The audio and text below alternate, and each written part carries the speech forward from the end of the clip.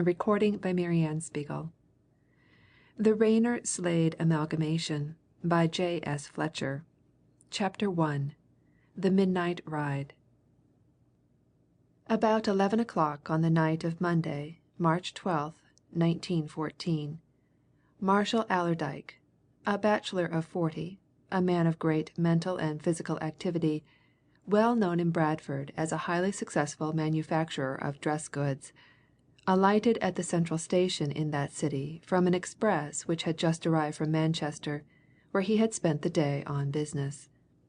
He had scarcely set foot on the platform when he was confronted by his chauffeur, a young man in a neat dark green livery, who took his master's travelling rug in one hand, while with the other he held out an envelope.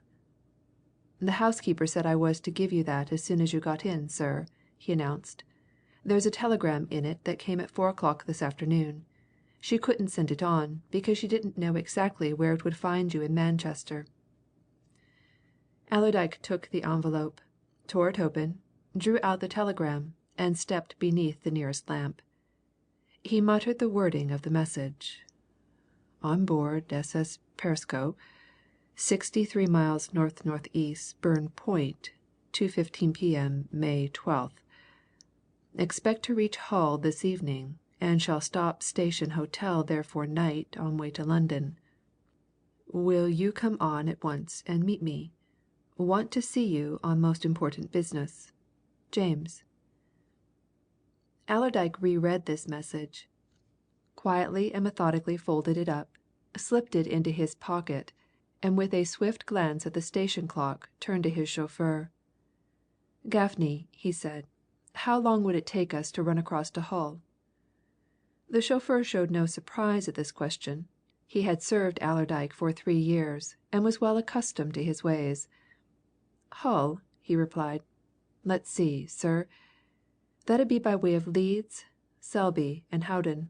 About 60 miles in a straight line, but there's a good bit of in and out work after you get past Selby, sir. I should say about 4 hours." "Plenty of petrol in the car?" asked Allerdyke, turning down the platform. "There is? What time did you have your supper?" "10 o'clock, sir," answered Gaffney with promptitude. "Bring the car round to the hotel door at the station yard," commanded Allerdyke. "You'll find a couple of thermos flasks in the locker. Bring them into the hotel lounge bar." The chauffeur went off down the platform. Allerdyke turned up the covered way to the Great Northern Hotel. When the chauffeur joined him there a few minutes later, he was giving orders for a supply of freshly cut beef sandwiches and hard boiled eggs. The thermos flasks he handed over to be filled with hot coffee. "Better get something to eat now, Gaffney," he said. "Get some sandwiches, or some bread and cheese, or something. It's a longish spin." He himself, waiting while the chauffeur ate and drank, and the provisions were made ready, took a whisky and soda to a chair by the fire, and once more pulled out and read the telegram. As he read, he wondered why his cousin, its sender, wished so particularly to see him at once. James Allerdyke, a man somewhat younger than himself, like himself a bachelor of ample means and of a similar temperament, had of late years concerned himself greatly with various business speculations in Northern Europe, and especially in Russia. He had just been over to St. Petersburg in order to look after certain of his affairs in and near that city, and he was returning home by way of Stockholm and Christiania, in each of which towns he had other ventures to inspect. But Marshall Allerdyke was quite sure that his cousin did not wish to see him about any of these matters. Anything connected with them would have kept until they met in the ordinary way, which would have happened within a day or two. No. If James had taken the trouble to send him a message by wireless from the North Sea, it meant that James was really anxious to see him at the first available moment, and would already have landed in Hull, expecting to find him there. However, with a good car, smooth roads, and a fine moonlit night. It was not yet 12 o'clock when Allerdyke wrapped himself up in a corner of his luxurious Rolls Royce, saw that the box of eatables and the 2 thermos flasks were safe in the locker, and told Gaffney to go ahead. He himself had the faculty of going to sleep whenever he pleased, and he went to sleep now. He was asleep as Gaffney went through Leeds and its suburbs.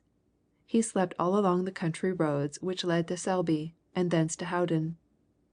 But in the silent streets of Howden he woke with a start, to find that Gaffney had pulled up in answer to a question flung to him by the driver of another car, which had come alongside their own from the opposite direction. That car had also been pulled up. Within it Allerdyke saw a woman, closely wrapped in furs. "What is it, Gaffney?" he asked, letting down his own window and leaning out. "Wants to know the best way to get across the Ouse, sir," answered Gaffney. "I tell him there's two ferries close by, one at Bow, the other at Langrick, but there'll be nobody to work them at this hour. Where do you want to get to?" he went on, turning to the driver of the other car. "Want to strike the Great Northern main line somewhere," answered the driver. "This lady wants to catch a Scotch express. I thought of Doncaster, but " The window of the other car was let down, and its occupant looked out. The light of the full moon shone full on her, and Allerdyke lifted his cap to a pretty, alert looking young woman of apparently 25, who politely returned his salutation. "Can I give you any advice?" asked Allerdyke. "I understand you want " "An express train to Scotland Edinburgh," replied the lady. "I made out, on arrival at Hull, that if I motored across country I could get a train at some station on the Great Northern line a morning express. Doncaster, Selby, York which is nearest from wherever we are?" "This is Howden," said Allerdyke, looking up at the great tower of the old church, "and your best plan is to follow this road to Selby and then to York. All the London expresses stop there, but they don't all stop at Selby or at Doncaster, and there's no road bridge over the Ouse nearer than Selby in any case." "Many thanks," responded the lady. "Then," she went on, looking at her driver, "you will go on to York that is, how far?" she added, favouring Allerdyke with a gracious smile. "Very far?" "Less than an hour's run," answered Gaffney for his master, "and a good road." The lady bowed. Allerdyke once more raised his cap and the two cars parted company. And Allerdyke stopped Gaffney as he was driving off again, and produced the provisions. "2:30," he remarked, pulling out his watch. "You've come along in good style, Gaffney. We'll have something to eat and drink. Queer thing, eh, for anybody to motor across from Hull to catch a Great Northern express on the main line?" "Mayn't be any trains out of Hull during the night, sir," answered Gaffney, taking a handful of sandwiches. "They'll get one at York, anyway. Want to reach Hull at any particular time, sir?" "No," answered Allerdyke. "Go along as you've come. You'll have a bit of uphill work over the edge of the wolds now. When we strike Hull, go to the Station Hotel." He went to sleep again as soon as they moved out of Howden, and he only awoke when the car stopped at the hotel door in Hull. A night porter, hearing the buzz of the engine, came out. "Put the car in the garage, Gaffney, and then get yourself a bed and lie as long as you like," said Allerdyke. "I'll let you know when I want you." He turned to the night porter. "You've a Mr. James Allerdyke stopping here, I think?" he went on. "He'd come in last night from the Christiania steamer." The night porter led the way into the hotel, and towards the office. "Mr. Marshall Allerdyke?" he asked of the new arrival. "The gentleman left a card for you. I was asked to give it to you as soon as you came." Allerdyke took the visiting card which the man produced from a letter rack, and read the lines hastily scribbled on the back. "If you land here during the night, come straight up to my room, 263, and rouse me out. Want to see you at once.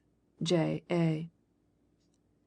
Allerdyke slipped the card into his pocket and turned to the night porter. "My cousin wants me to go up to his room at once," he said. "Just show me the way. Do you happen to know what time he got in last night?" he continued as they went upstairs. "Was it late?"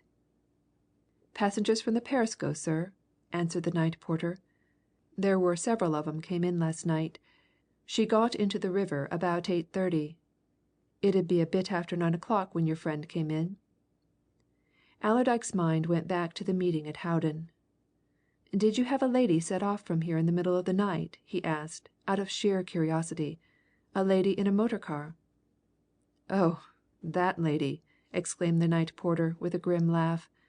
"Ah, nice lot of bother she gave me, too. She was one of those Perisco passengers. She got in here with the rest and booked a room, and went to it all right, and then at 12:30 down she came and said she wanted to get on, and as there weren't no trains she'd have a motor car and drive to catch an express at Selby or Doncaster or somewhere. Nice job I had to get her a car at that time of night, and me single-handed. There wasn't a soul in the office then. Meet her anywhere, sir?" "Met her on the road," replied Allerdyke laconically. "Was she a foreigner, do you know?"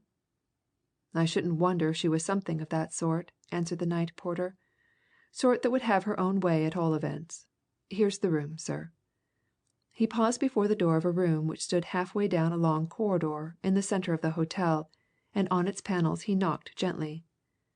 "Every room's filled on this floor, sir," he remarked.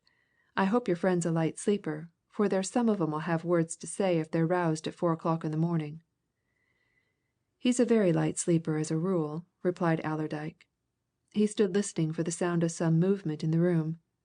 "Knock again," he said when a minute had passed without a response on the part of the occupant. "Make it a bit louder." The night porter, with evident unwillingness, repeated his summons, this time loud enough to wake any ordinary sound sleeper. But no sound came from within the room, and after a third and much louder thumping at the door, Allerdyke grew impatient and suspicious. "This is queer," he growled. "My cousin's one of the lightest sleepers I ever knew. If he's in there, there's something wrong. Look here, you'll have to open that door. Haven't you got a key?" "Key'll be inside, sir," replied the night porter. "But there's a master key to all these doors in the office. Shall I fetch it, then?" "Do," said Allerdyke curtly. He began to walk up and down the corridor when the man hurried away, wondering what this soundness of sleep in his cousin meant. James Allerdyke was not a man who took either drink or drugs, and Marshall's experience of him was that the least sound awoke him. "Queer," he repeated as he marched up and down.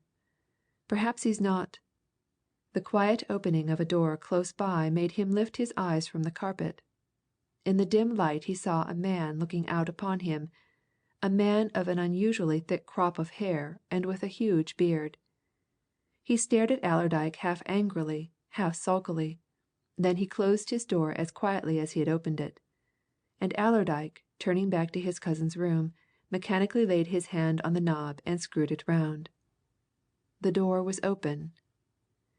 Allerdyke drew a sharp breath as he crossed the threshold.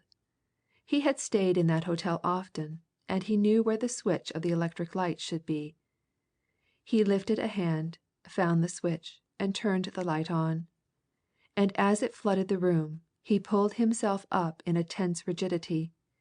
There, sitting fully dressed in an easy chair, against which his head was thrown back, was his cousin, unmistakably dead.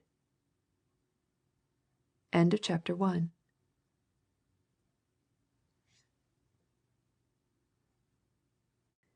Chapter 2. The Dead Man. For a full minute Marshall Allerdyke stood fixed, staring at the set features before him. Then, with a quick catching of his breath, he made one step to his cousin's side, and laid his hand on the unyielding shoulder. The affectionate, familiar terms in which they had always addressed each other sprang involuntarily to his lips. "Why, James, my lad!" he exclaimed. "James, lad! James!" Even as he spoke, he knew that James would never hear word or sound again in this world.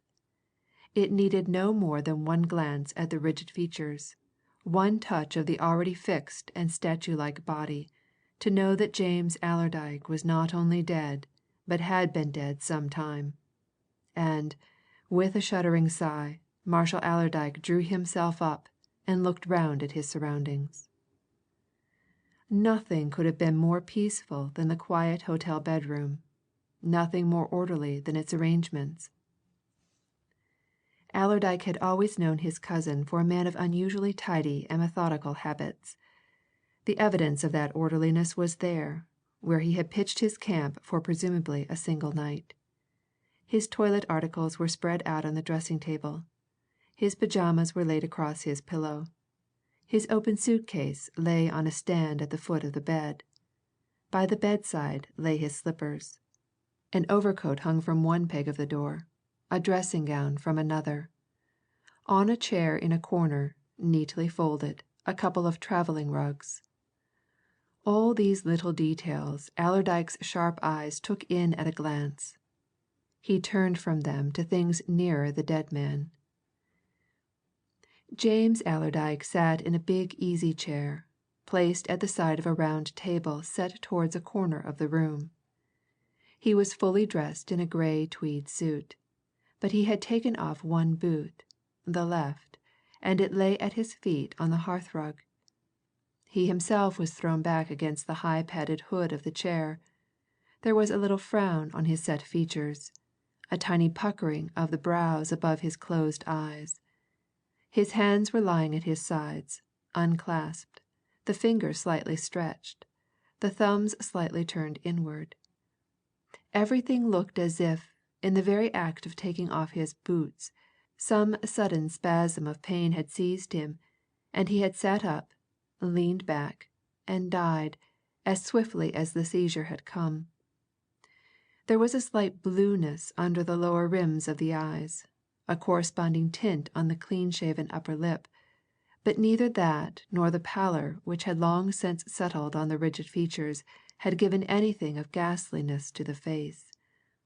The dead man lay back in his chair in such an easy posture that but for his utter quietness, his intense immobility, he might have well been taken for one who was hard and fast asleep. The sound of the night porter's returning footsteps sent Allerdyke out into the corridor. Unconsciously he shook his head and raised a hand, as if to warn the man against noise. "Sh!" he said, still acting and speaking mechanically. I knew something was wrong. The fact is, my cousin's dead." In his surprise the night porter dropped the key which he had been to fetch. When he straightened himself from picking it up, his ruddy face had paled. "Dead!" he exclaimed in a whisper. "Him! Why, he looked the picture of health last night. I noticed that of him, anyway." "He's dead now," said Allerdyke. "He's lying there, dead. Come in." The door along the corridor from which the man of the shock head and great beard had looked out, opened again, and the big head was protruded. Its owner, seeing the two standing there, came out. "Anything wrong?" he asked, advancing toward them in his pajamas. "If there's any illness, I'm a medical man. Can I be of use?" Allerdyke turned sharply, looking the stranger well over. He was not sure whether the man was an Englishman or a foreigner. He fancied that he detected a slightly foreign accent. The tone was well-meaning and even kindly. "I'm obliged to you," replied Allerdyke in his characteristically blunt fashion. "I'm afraid nobody can be of use. The truth is, I came to join my cousin here, and I find him dead. Seems to me he's been dead some time. As you're a doctor, you can tell, of course. Perhaps you'll come in." He led the way back into the bedroom, the other two following closely behind him. At sight of the dead man the bearded stranger uttered a sharp exclamation. "Ah!" he said. "Mr. Allerdyke!" "You knew him, then?" demanded Marshall. "You've met him?" The other, who had stooped over the body, bestowing a light touch on face and hand, looked up and nodded. "I came over with him from Christiania," he answered. "I met him there, at a hotel. I had several conversations with him. In fact, I warned him." "Warned him? Of what?" asked Allerdyke. "Over exertion," replied the doctor quietly. "I saw symptoms of heart strain. That was why I talked with him. I gathered from what he told me that he was a man who lived a very strenuous life, and I warned him against doing too much. He was not fitted for it." "Good Lord!" exclaimed Allerdyke, with obvious impatience. "Why, I always considered him as one of the fittest men I ever knew." "Perhaps you did," said the doctor. "Laymen, sir, do not see what trained eyes see. The proof in his case is there." He pointed to the dead man, at whom the night porter was staring with astonished eyes. Allerdyke stared, too, or seemed to stare. In reality he was gazing into space, wondering about what had just been said. "Then you think he died a natural death?" he asked, suddenly turning on his companion. "You don't think there's anything wrong?" The doctor shook his head calmly. "I think he died of precisely what I should have expected him to die of," he answered. "Heart failure. It came upon him quite suddenly. You see, he was in the act of taking off his boots. He is a little fleshy, stout. The exertion of bending over and down that was too much. He felt a sharp spasm. He sat back. He died there and then."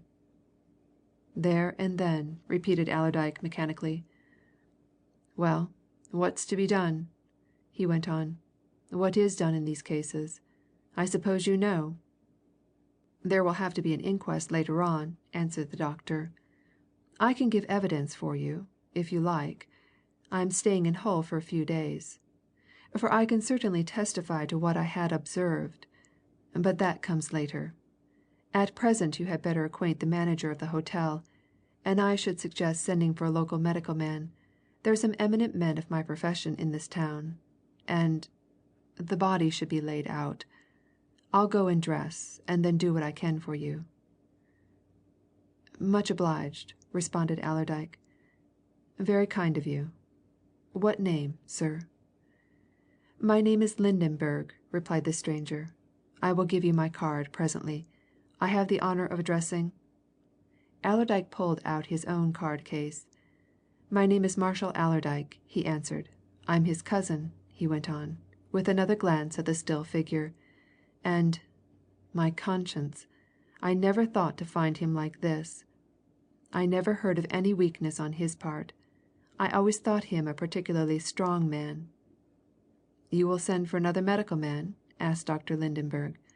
"It will be more satisfactory to you." "Yes, I'll see to that," replied Allerdyke. He turned to look at the night porter, who was still hanging about as if fascinated. "Look here," he said. "We don't want any fuss. Just rouse the manager quietly and ask him to come here. And find that chauffeur of mine and tell him I want him. Now, then, what about a doctor? Do you know a real first class one?" "There's several within 10 minutes, sir," answered the night porter. "There's Dr. Orwin, in Coltman Street. He's generally fetched here. I can get a man to go for him at once." "Do," commanded Allerdyke. "But send me my driver first. I want him. Tell him what's happened." He waited, standing and staring at his dead cousin, until Gaffney came hurrying along the corridor. Allerdyke beckoned him into the room and closed the door. "Gaffney," he said, "you see how things are. Mr. James is dead. I found him sitting there dead. He's been dead some time hours. There's a doctor, a foreigner, I think, across the passage there, who says it's been heart failure. I've sent for another doctor. Now in the meantime I want to see what my cousin's got on him, and I want you to help me. We'll take everything off him in the way of valuables, papers, and so on, and put 'em in that small handbag of his." Master and man went methodically to work, and an observer of an unduly sentimental shade of mind might have said that there was something almost callous about their measured, businesslike proceedings. But Marshall Allerdyke was a man of eminently thorough and practical habits, and he was doing what he did with an idea and a purpose. His cousin might have died from sudden heart failure. Again, he might not. There might have been foul play. There might have been one of many reasons for his unexpected death. Anyway, in Allerdyke's opinion it was necessary for him to know exactly what James was carrying about his person when death took place. There was a small handbag on the dressing table. Allerdyke opened it and took out all its contents. They were few a muffler, a travelling cap, a book or two, some foreign newspapers, a Russian word book, a flask, the various odds and ends, small unimportant things which a voyager by sea and land picks up. Allerdyke took all these things out, and laying them aside on the table, directed Gaffney to take everything from the dead man's pockets, and Gaffney, solemn of face and tight of lip, set to his task in silence. There was comparatively little to bring to light a watch and chain, the small pocket articles which every man carries, keys, a monocle eyeglass, a purse full of gold, loose silver, a note case containing a considerable sum in bank notes, some English, some foreign, letters and papers, a pocket diary. These were all. Allerdyke took each as Gaffney produced them, and placed each in the bag with no more than a mere glance. "Everything there is, sir," whispered the chauffeur at last. "I've been through every pocket."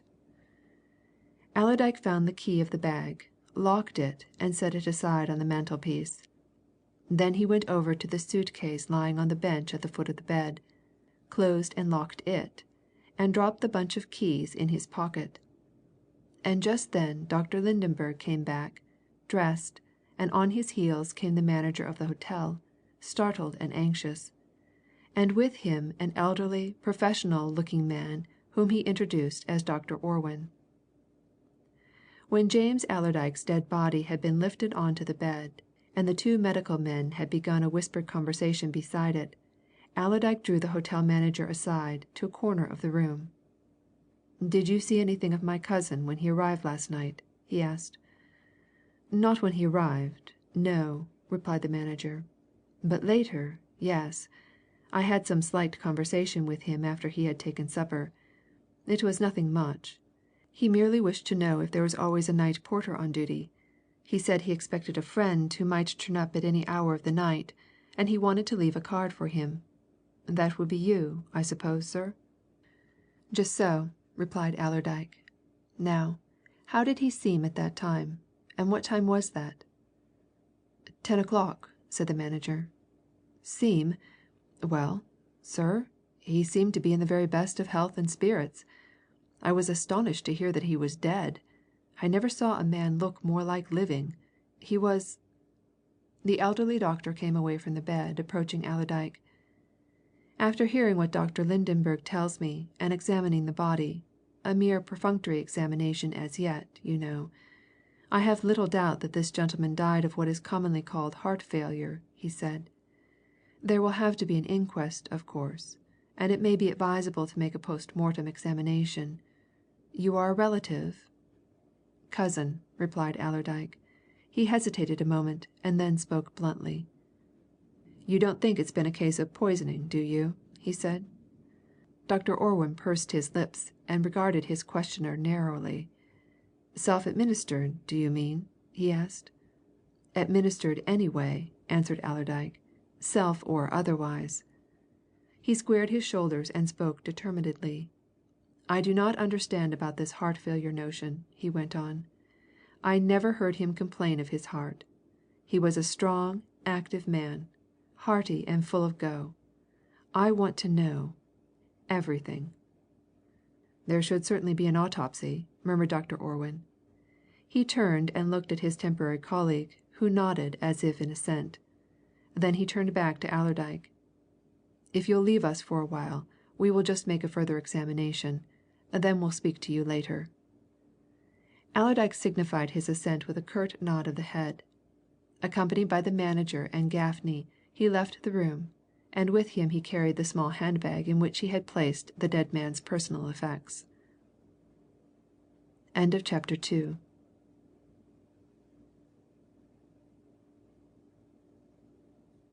Chapter 3. The Shoe Buckle. Once outside the death chamber, Allerdyke asked the manager to give him a bedroom with a sitting room attached to it, and to put Gaffney in another room close by. He should be obliged, he said, to stay at the hotel until the inquest was over and arrangements had been made for his cousin's funeral. The manager at once took him to a suite of 3 rooms at the end of the corridor which they were then in. Allerdyke took it at once, sent Gaffney down to bring up certain things from the car, and detained the manager for a moment's conversation. "I suppose you'd a fair lot of people come in last night from that Christiania boat?" he asked. "Some 15 or 20," answered the manager. "Did you happen to see my cousin in conversation with any of them?" inquired Allerdyke. The man shrugged his shoulders. He was not definitely sure about that. He had a notion that he had seen Mr. James Allerdyke talking with some of the Perisco passengers, but the notion was vague. "You know how it is," he went on. "People come in they stand about talking in the halls. Groups, you know. They go from one to another. I think I saw him talking to that doctor who's in there now, with Dr. Orwin, the man with the big beard, and to a lady who came in at the same time. There were several ladies in the party. The passengers were all about in the hall, and in the coffee room, and so on. There are a lot of other people in the house, too, of course." "It's this way," said Allerdyke. "I'm not at all satisfied about what these doctors say so far. They may be right, of course probably are. Still, I want to know all I can, and, naturally, I'd like to know who the people were that my cousin was last in company with. You never know what may have happened there's often something that doesn't show at first." "There was nothing missing from his room, I hope?" asked the manager with professional anxiety. "Nothing that I know of," answered Allerdyke. "My man and I have searched him and taken possession of everything. All that he had on him is in that bag, and I'm going to examine it now. No, I don't think anything had been taken from him, judging by what I've seen." "You wouldn't like me to send for the police?" suggested the manager. "Not at present," replied Allerdyke. "Not, at any rate, until these doctors say something more definite. They'll know more presently, no doubt. Of course, you've a list of all the people who came in last night?" "They would all register," answered the manager. "But then, you know, sir, many of them will be going this morning most of them are only breaking their journey. You can look over the register whenever you like." "Later on," said Allerdyke. "In the meantime I'll examine these things. Send me up some coffee as soon as your people are stirring." He unlocked the hand bag when the manager had left him. It seemed to his practical and methodical mind that his first duty was to make himself thoroughly acquainted with the various personal effects which he and Gaffney had found on the dead man. Of the valuables he took little notice. It was very evident, in his opinion, that if James Allerdyke's death had been brought about by some sort of foul play, a suspicion which had instantly crossed his mind as soon as he discovered that his cousin was dead, the object of his destroyer had not been robbery. James had always been accustomed to carrying a considerable sum of money on him. Gaffney's search had brought a considerable sum to light.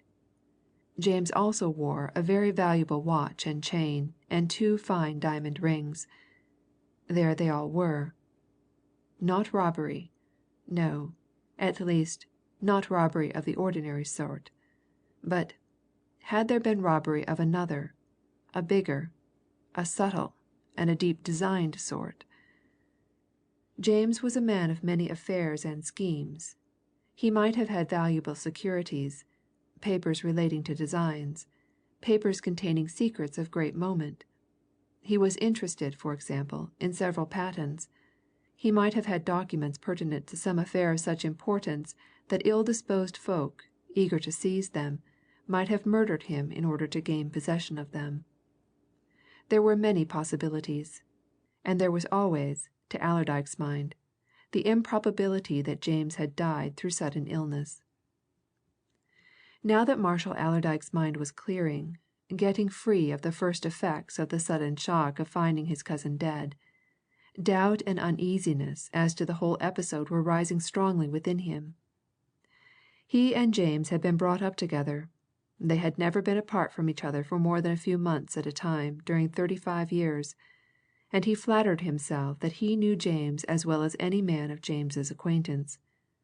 He could not remember that his cousin had ever made any complaint of illness or indisposition, and he had certainly never had any serious sickness in his life.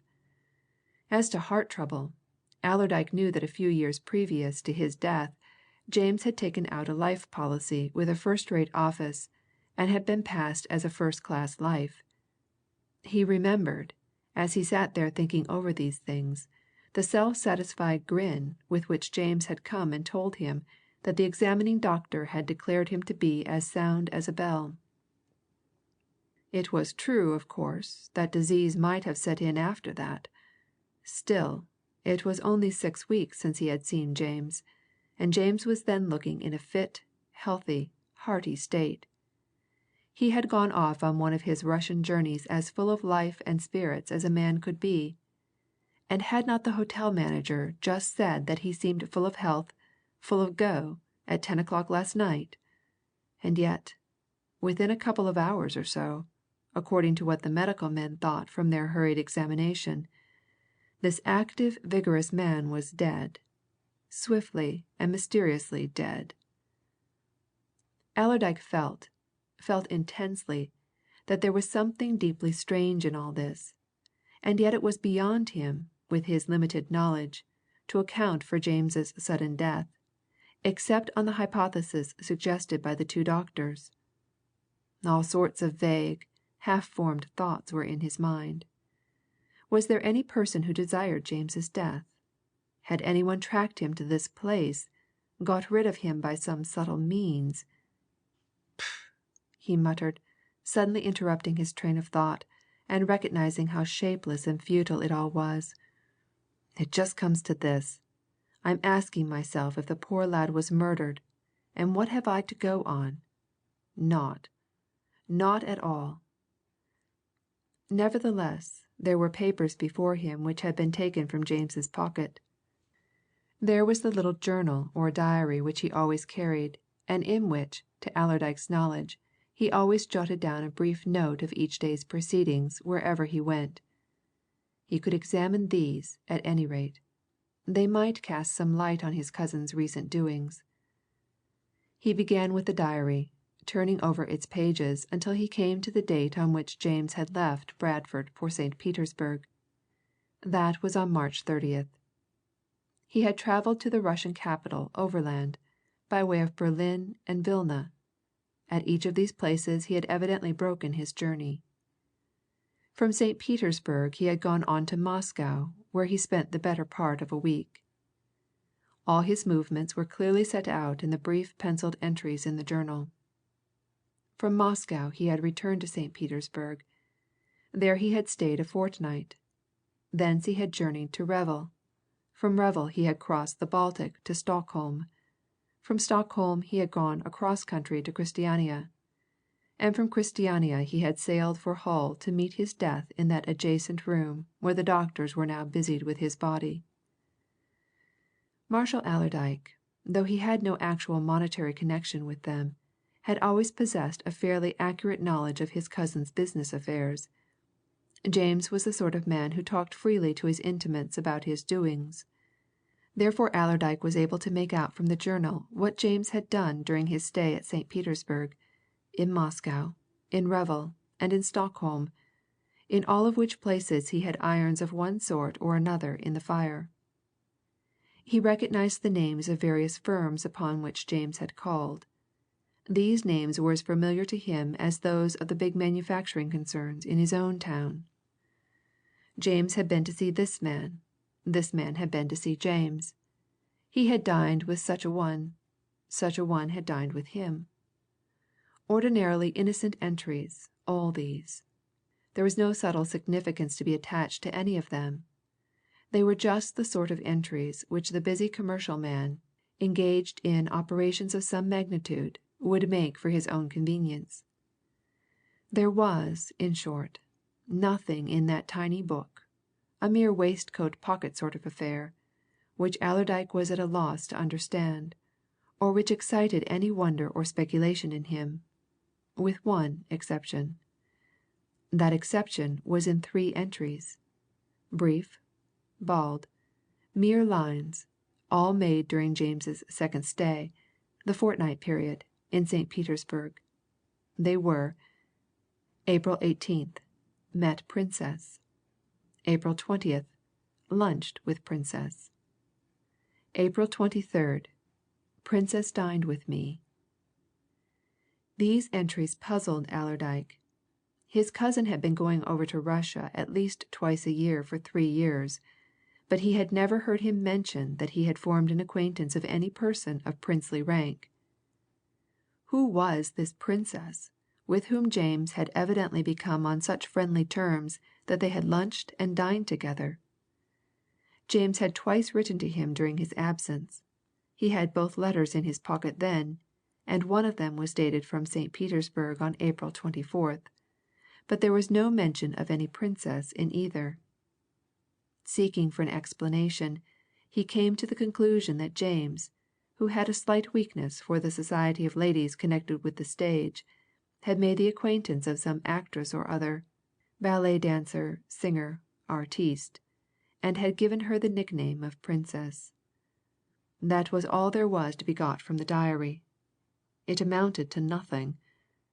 There were, however, the loose papers. These he began to examine methodically. They were few in number. James was the sort of man who never keeps anything which can be destroyed. Allerdyke knew from experience that he had a horror of accumulating what he called rubbish.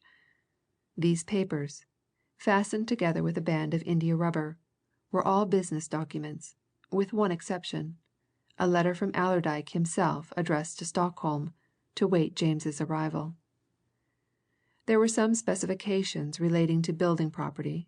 There was a schedule of the timber then standing in a certain pine forest in Sweden in which James had a valuable share. There was a balance sheet of a Moscow trading concern in which he had invested money. There were odds and ends of a similar nature, all financial. From these papers Allerdyke could only select one which he did not understand, which conveyed no meaning to him. This was a telegram, dispatched from London on April 21st at 11 o'clock in the morning. He spread it out on the table and slowly read it. To James Allerdyke, Hotel Grand Monarch, St. Petersburg. Your wire received. If Princess will confide goods to your care to personally bring over here, have no doubt matter can be speedily and satisfactorily arranged. Have important client now in town until middle of May who seems to be best man to approach and is likely to be a generous buyer. Franklin Fullaway, Waldorf Hotel, London. Here was another surprise. Allerdyke had never in his life heard James mention the name Franklin Fullaway. Yet here Mr. Franklin Fullaway, whoever he might be, was wiring to James as only a business acquaintance of some standing would wire. And here again was the mention of a princess, presumably, nay, evidently, the princess to whom reference was made in the diary. And there was mention, too, of goods, probably valuable goods, to be confided to James's care for conveyance to England, to London, for sale to some prospective purchaser. If James had brought them, where were they? So far as Allerdyke had ascertained, James had no luggage beyond his big suitcase and the handbag which now stood on the table before his own eyes. He was a man for travelling light, James, and never encumbered himself with more than indispensable necessities. Where, then? A tap at the door of the sitting room prefaced the entry of the two medical men. "We heard from the manager that you were in this room, Mr. Allerdyke," said Dr. Orwin. "Well, we made a further examination of your relative, and we still incline to the opinion expressed already. Now, if you approve it, I will arrange at once for communicating with the coroner, removing the body, and having an autopsy performed.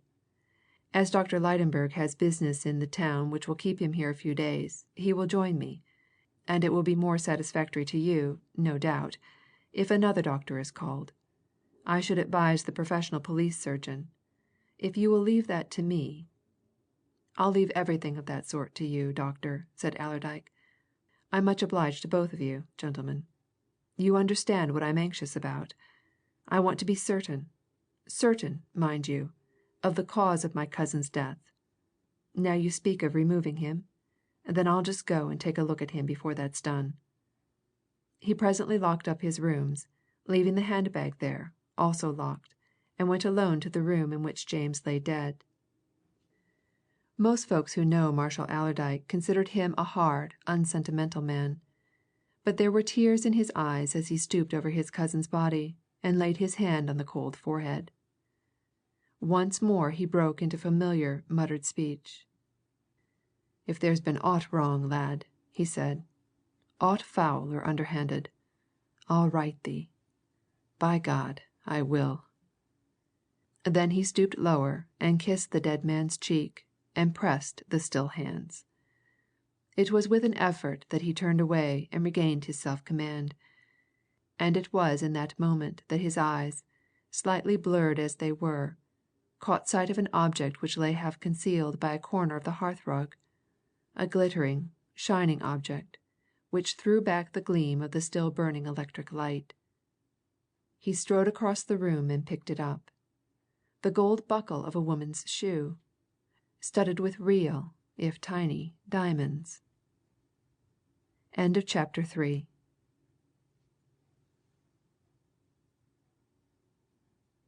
Chapter 4. Mr. Franklin Fullaway. Allerdyke carried his find away to his own room and carefully examined it. The buckle was of real gold. The stones set in it were real diamonds, small though they were. He deduced two ideas from these facts. One, that the owner was a woman who loved pretty and expensive things. The other, that she must have a certain natural carelessness about her not to have noticed that the buckle was loose on her shoe. But as he put the buckle safely away in his own travelling bag, he began to speculate on matters of deeper import. How did it come to be lying there in James Allerdyke's room? How long had it been lying there? Had its owner been into that room recently?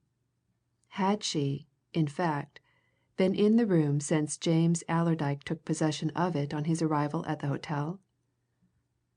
He realized the possibility of various answers to these questions. The buckle might have been dropped by a former occupant of the room. But was that likely? Would an object sparkling with diamonds have escaped the eyes of even a careless chambermaid? Would it have escaped the keener eyes of James Allerdyke? Anyhow, that question could easily be settled by finding out how long that particular room had been unoccupied before James was put into it. A much more important question was, had the owner of the buckle been in the room between 9 o'clock of the previous evening and 5 o'clock that morning? Out of that, again, rose supplementary questions. What had she been doing there? And most important of all, who was she?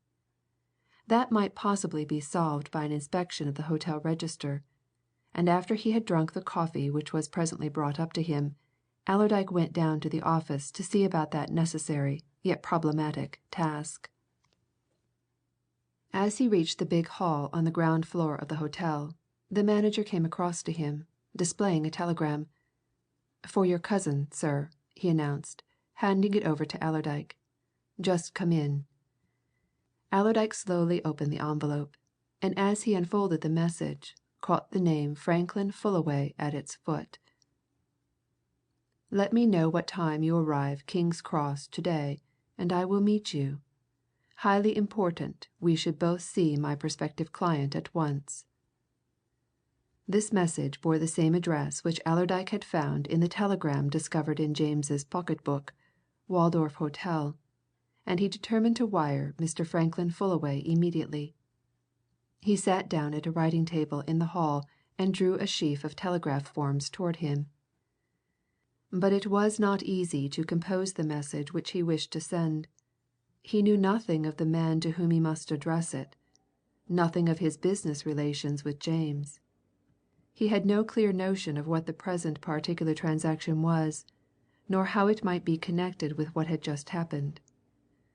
After considerable thought, he wrote out a telegram of some length, and carried it himself to the telegraph office in the station outside. To Franklin Fullaway, Waldorf Hotel, London. Your wire to James Allerdyke opened by the undersigned, his cousin. James Allerdyke died suddenly here during the night. Circumstances somewhat mysterious. Investigation proceeding. Have found on body your telegram to him of April 21. Glad if you can explain business referred to therein, or give any other information about his recent doings abroad. From Marshall Allerdyke, Station Hotel, Hull. It was by that time 8 o'clock, and the railway station and the hotel had started into the business of another day. There were signs that people who had stayed in the hotel overnight were about to take their departure by early trains, and Allerdyke hastened back to the office to look over the register. He was anxious to know who and what the folk were who had been near and about his cousin in his last hours. But a mere glance at the big pages showed him the uselessness of his task. There were some 70 or 80 entries made during the previous 24 hours. It was impossible to go into the circumstances of each. He turned with a look of despair to the manager at his elbow. "Nothing much to be made out of that," he muttered. "Still, which are the people who came off the Perisco last night?" The manager summoned a clerk. The clerk indicated a sequence of entries, amongst which Allerdyke at once noticed the name of Dr. Lydenberg. The rest were, of course, unfamiliar to him. "There was a lady here last night, who, according to your night porter, changed her mind about staying, and set off in a motor car about midnight," observed Allerdyke. "Which is she, now, in this lot?" The clerk instantly pointed to an entry, made in a big, dashing, artistic looking handwriting. "That," he answered. "Miss Celia Lennard, number 265. 2 numbers away from James Allerdyke's room, number 263. The inquirer pricked his ears. "It was she who went off in the middle of the night," continued the clerk. "She pestered me with a lot of questions as to how she could get north, to Edinburgh. That would be about 11 o'clock. I told her she couldn't get a train until morning. I saw her going upstairs just before I went off duty, soon after 11. It seems, according to the night porter " "I know, he told me," said Allerdyke, interrupting him. "He got her a car she wanted to be driven to some station on the Great Northern main line. I met her on the road at 2:30. I suppose the driver of that car can be found? He'll have returned by this, I should think." "Oh, you can find him all right," answered the clerk. "The car was got from a garage close by." Allerdyke jotted down the name of the garage in his pocket book, and proceeded to make further inquiries about his cousin's movements on the previous night. He interviewed various hotel servants, waiters, chambermaids, porters. All could tell him something, and the sum total of what they could tell amounted, for all practical purposes, to next to nothing. James Allerdyke had come to the hotel just as several other people had come. He had been served with a light supper in the coffee room. He had been seen chatting with 1 or 2 people in the lounge and in the smoking room. A chambermaid had seen him in his own room. According to all these people there was nothing in his appearance or his behaviour that was out of the common, and all agreed that he looked very well. The manager, who accompanied Allerdyke in his round of these inquiries, glanced at him with a puzzled expression when they came to an end. "Of course, sir, if you would like the police to be summoned," he suggested for the second time, "perhaps " "No, not yet," answered Allerdyke. "I dare say they'll have to be called in. Indeed, I suppose it's absolutely necessary, because of the inquest. But I'll wait until I hear what these doctors have to say. And, besides that, I want to get some news from London. It's a queer business altogether, and if there has been any foul play, why " He paused and looked round at the people who were passing in and out of the hall, in a corner of which he and the manager were standing. "We can't hold up all these folks and ask 'em if they know anything, you know," he added with a grim smile. "That's the devil of it. If there has, as I say, been aught wrong murder, to put it plainly why, the criminal or criminals may already be off or going off just now, amongst these people, and I can't stop them. In a few hours they may be where nobody can find them. Don't you see?" The manager did see, and shrugged his shoulders with a gesture of helplessness. Again he could only suggest expert help from the police, but this time he added to his suggestion the remark that he understood there was nothing for the police to take hold of, no clue, no signs of foul play. "Not yet," agreed Allerdyke. "But there may be. Well, I'm afraid that register is no good. It's meaningless. A list of names conveys nothing, except for future reference. For the present we must wait. But, in any way you can, keep your eyes open. There's one thing you can do. There was a lady in here last night who took room 265 and left it at midnight to go away in a motor car which your night porter got for her. I particularly want to see the chambermaid who attended that lady. Let me see her privately. I have a question to ask her." "She shall be sent up to your sitting room as soon as I've found her," responded the manager. "This is the servants' breakfast hour, but " "Send her up there after 9 o'clock," said Allerdyke. "In the meantime I've another inquiry to make elsewhere." He found Gaffney and sent him round to the garage from which Miss Celia Lennard had obtained her midnight car, with instructions to find the chauffeur who had driven her, and to get from him what information he could as to her movements subsequent to the reconnoitre at Howden. "Don't excite any suspicions," said Allerdyke, "but pump him for any news he can give you. I want to know what became of her." Gaffney speedily returned, fully informed of Miss Lennard's movements up to a certain point. The chauffeur had just got back, and was about to seek the bed from which he had been pulled at 1 o'clock in the morning. He had taken the lady to York, only to find that there was no train thence to Edinburgh until after 9 o'clock. She had turned into the station hotel at York to wait, and there he had left her.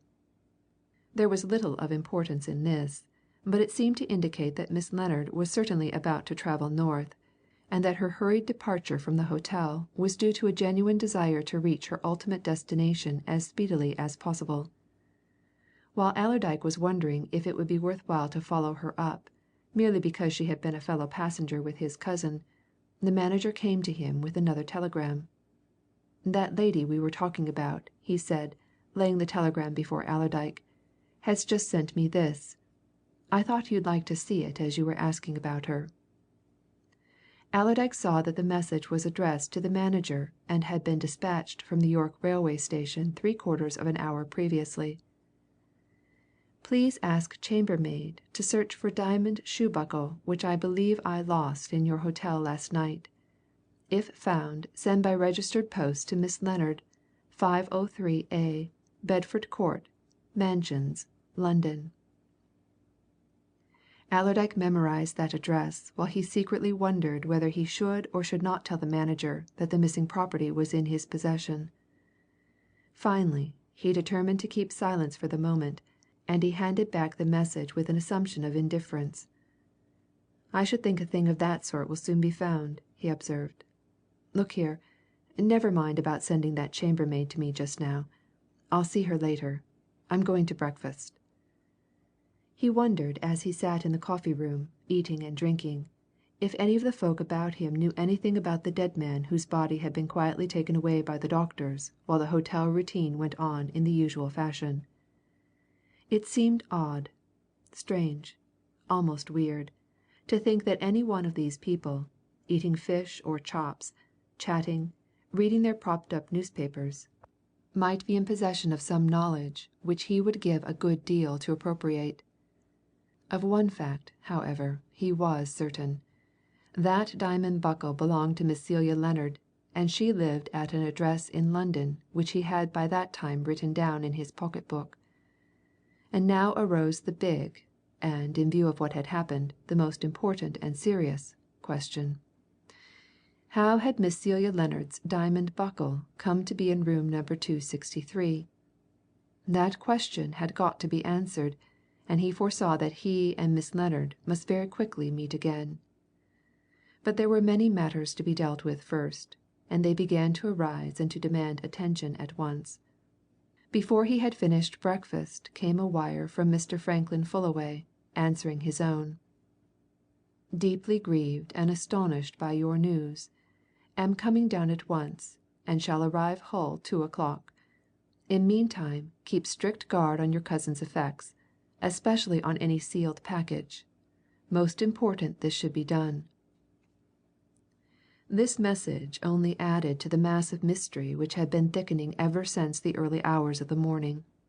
Strict guard on James's effects. Any unsealed package. What did that mean?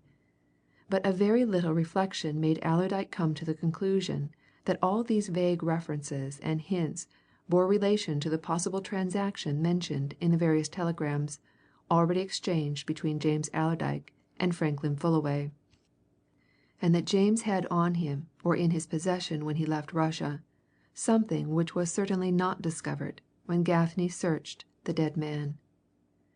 There was nothing to do but wait. To wait for two things: the result of the medical investigation and the arrival of Mr. Franklin Fullaway. The second came first. At 2:10 a bustling, quick-mannered American strode into Marshal Allerdyke's private sitting-room, and at the instant that the door was closed behind him, asked a question which seemed to burst from every fibre of his being. "My dear sir, are they safe?" End of chapter 4.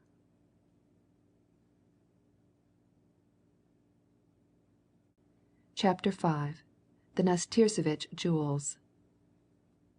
Allerdyke, like all true Yorkshiremen, had been born into the world with a double portion of caution and a triple one of reserve, and instead of answering the question he took a leisurely look at the questioner. He saw before him a tall, good-looking, irreproachably attired man, of from 30 to 35 years of age, whose dark eyes were ablaze with excitement, whose equally dark, carefully trimmed moustache did not conceal the agitation of the lips beneath. Mr. Franklin Fullaway, in spite of his broad shoulders and excellent muscular development, was evidently a highly strung, nervous, sensitive gentleman. Nothing could be plainer than that he had travelled from town in a state of great mental activity which was just arriving at boiling point. Everything about his movements and gestures denoted it. The way in which he removed his hat, laid aside his stick and gloves, ran his fingers through his dark, curly hair, and, more than anything, looked at Marshal Allerdyke. But Allerdyke had a habit of becoming cool and quiet when other men grew excited and emotional, and he glanced at his visitor with seeming indifference. "Mr. Fullaway, I suppose?" he said phlegmatically. "Aye, to be sure. Sit you down, Mr. Fullaway. Will you take anything? It's a longish ride from London, and I daresay you do with a drink, what?" "Nothing, nothing, thank you, Mr. Allerdyke," answered Fullaway, obviously surprised by the other's coolness. "I had lunch on the train." "Very convenient, that," observed Allerdyke. "I can remember when there wasn't a chance of it. Aye, and what might this be you're asking about, now, Mr. Fullaway? What do you refer to?" Fullaway, after a moment's surprised look at the Yorkshireman's stolid face, elevated his well-marked eyebrows and shook his head. Then he edged his chair nearer to the table at which Allerdyke sat. "You don't know, then, that your cousin had valuables on him?" he asked in an altered tone. "I know exactly what my cousin had on him, and what was in his baggage, when I found him dead in his room," replied Allerdyke drily. "And what that was just what I should have expected to find. But nothing more." Fullaway almost leapt in his chair. "Nothing more!" he exclaimed. "Nothing more than you would have expected to find? Nothing?" Allerdyke bent across the table, giving his visitor a keen look. "What would you have expected to find if you'd found him as I found him?" he asked. "Come, what now?" He was watching the American narrowly, and he saw that Fullaway's excitement was passing off, was being changed into an attentive eagerness. He himself thrust his hand into his breast pocket and drew out the papers which had been accumulating there since his arrival and discovery. "We'd best be plain, Mr. Fullaway," he said. "I don't know you, but I gather that you knew James, and that you'd done business together." "I knew Mr. James Allerdyke very well, and I've done business with him for the last 2 years," replied Fullaway. "Just so," assented Allerdyke. "And your business is That of a general agent, an intermediary, if you like," answered Fullaway. "I arrange private sales a good deal between European sellers and American buyers. Pictures, curiosities, jewels, antiques, and so on. I'm pretty well known, Mr. Allerdyke, on both sides of the Atlantic." "Quite so," said Allerdyke. "I'm not in that line, however, and I don't know you.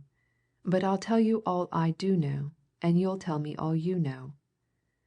When I searched my cousin for papers, I found this wire from you, sent to James at St. Petersburg. Now then, what does it refer to?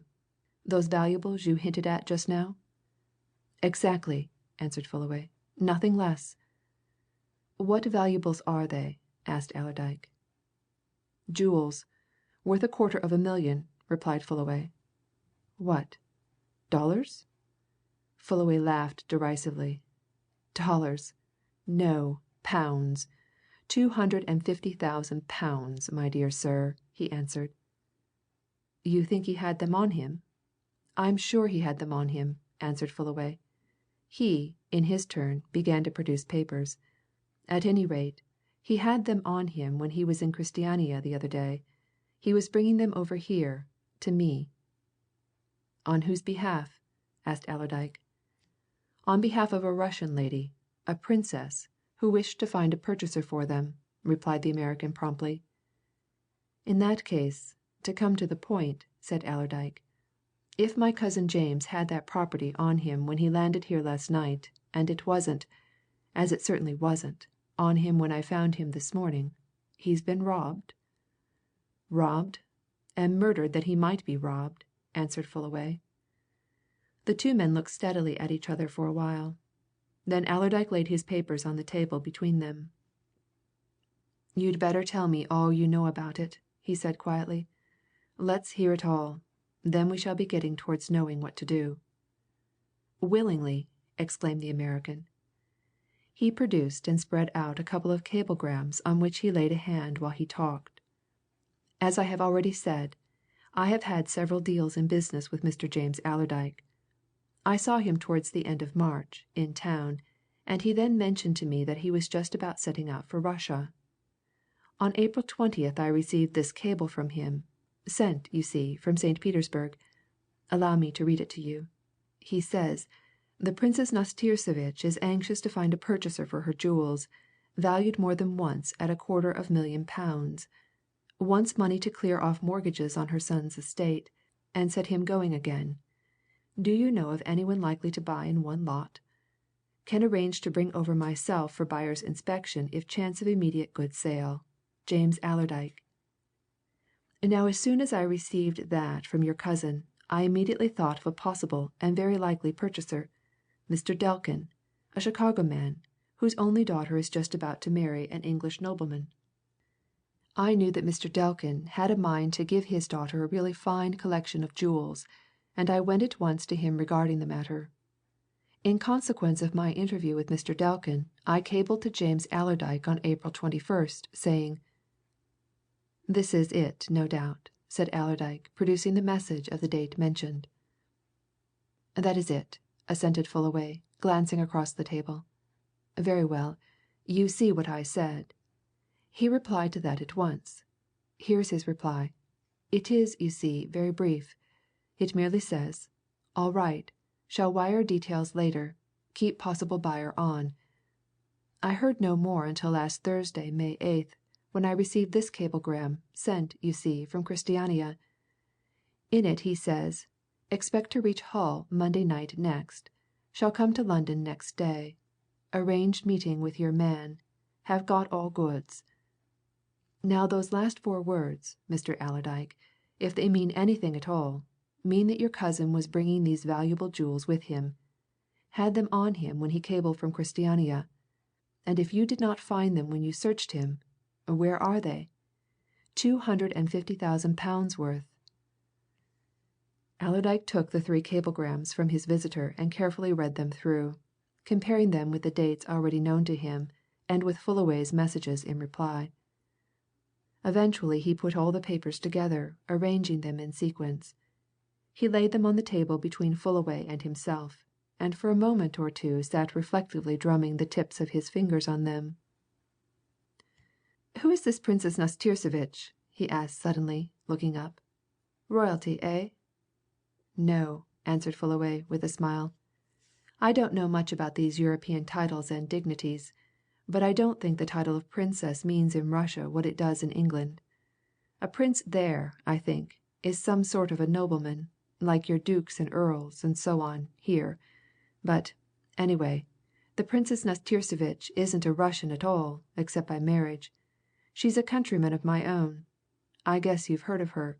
She was Helen Hamilton, the famous dancer." Allerdyke shook his head. "Not my line at all," he said. "It was a bit in James's, though. Dancer, eh? And married a prince?" "25 years ago," replied Fullaway. "Ancient history, that. But I know a good deal about her. She made a big fortune with her dancing, and she invested largely in pearls and diamonds I know that. I also happen to know that she'd one son by her marriage, of whom she's passionately fond. And I read this thing in this way.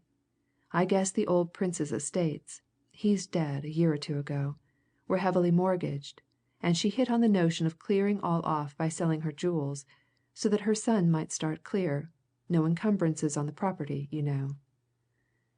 Allerdyke pursed his lips and rubbed his chin.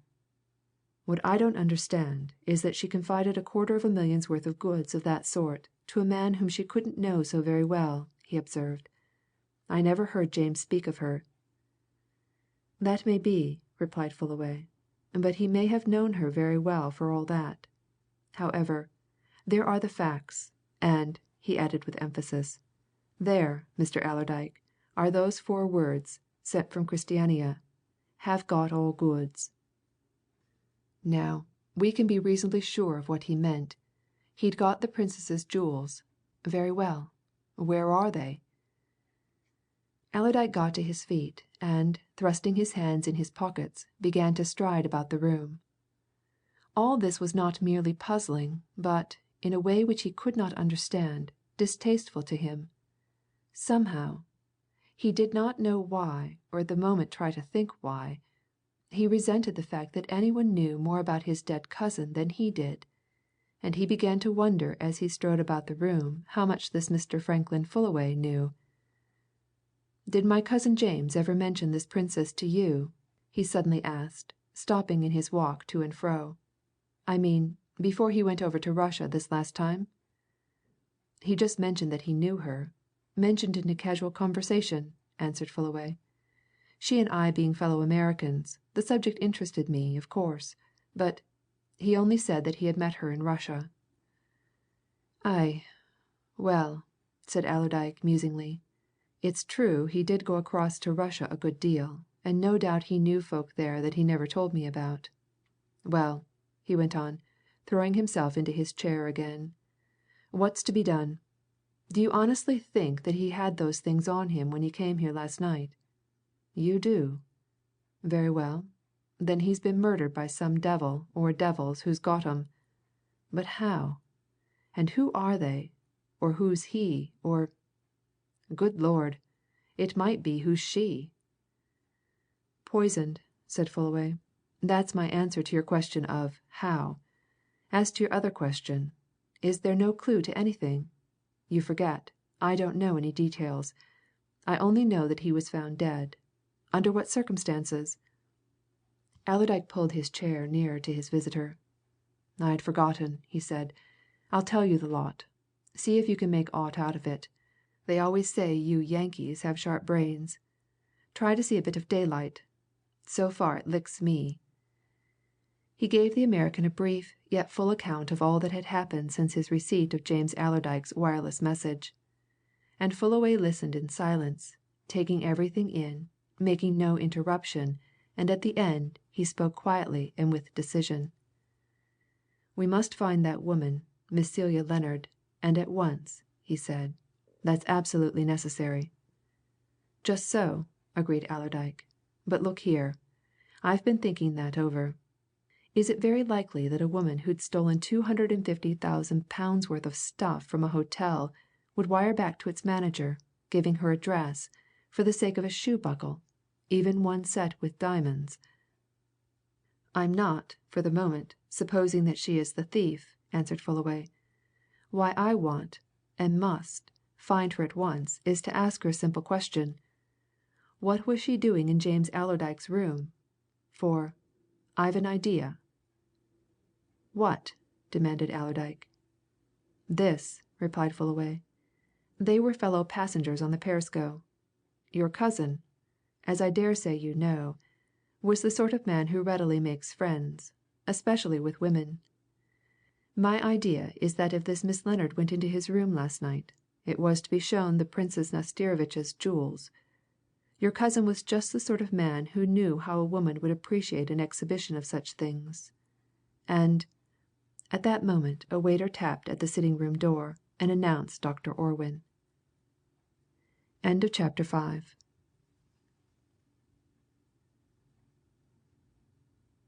Chapter VI. The Prima Donna's Portrait.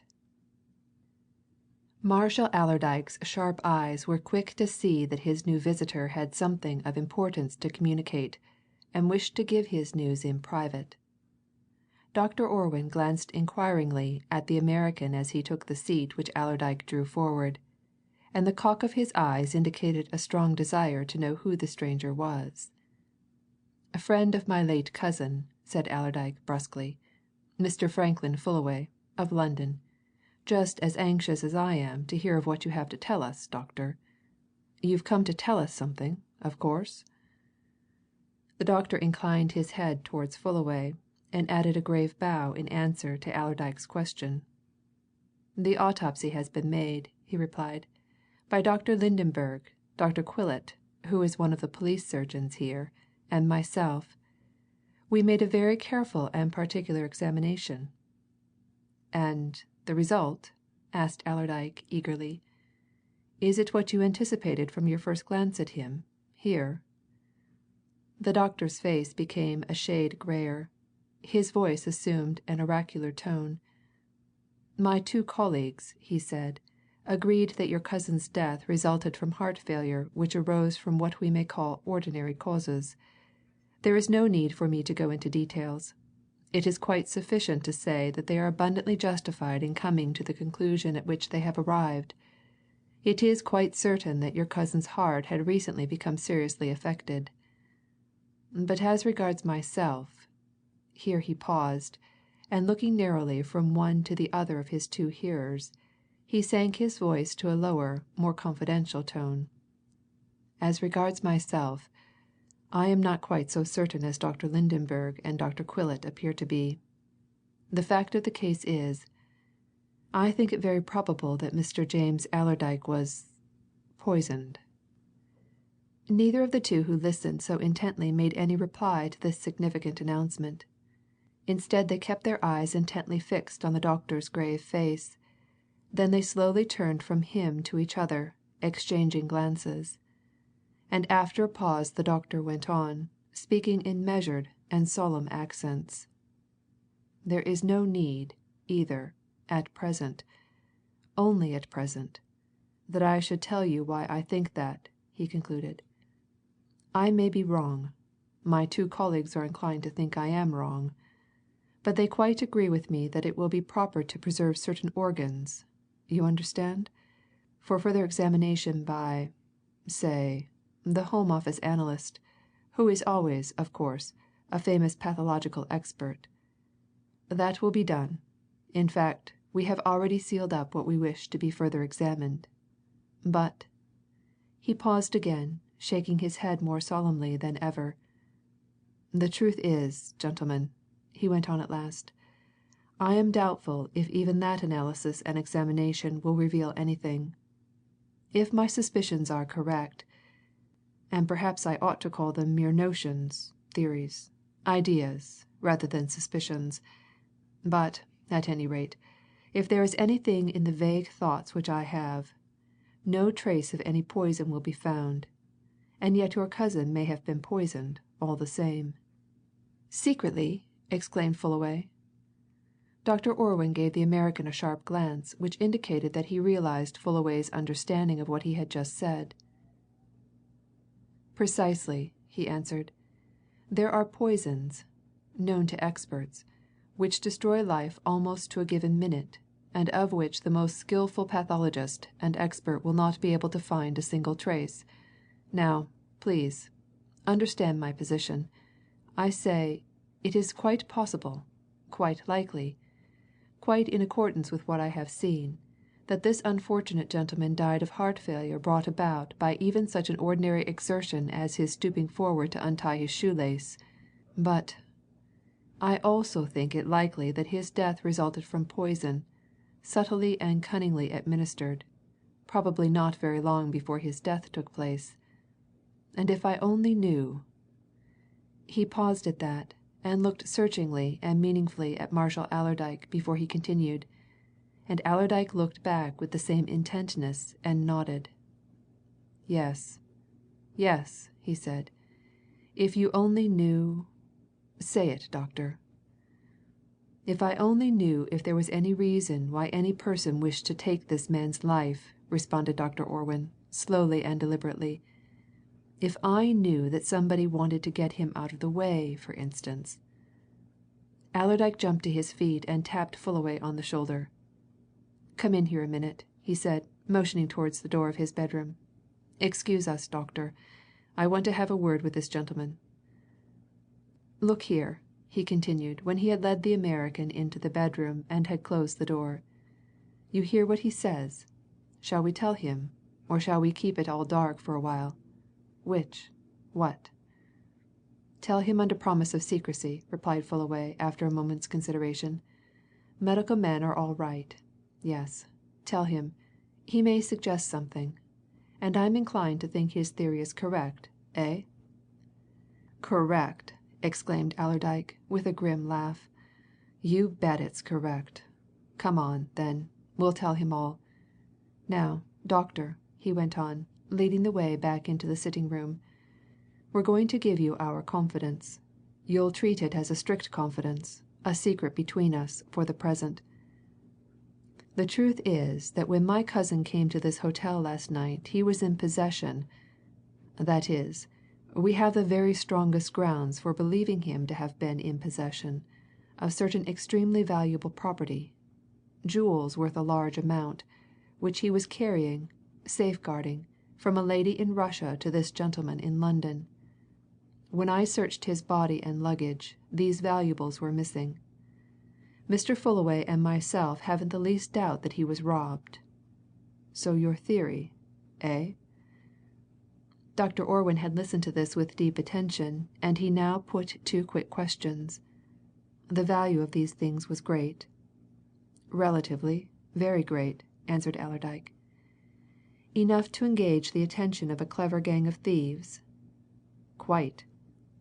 "Then," said the doctor, "I am quite of opinion that my ideas are correct.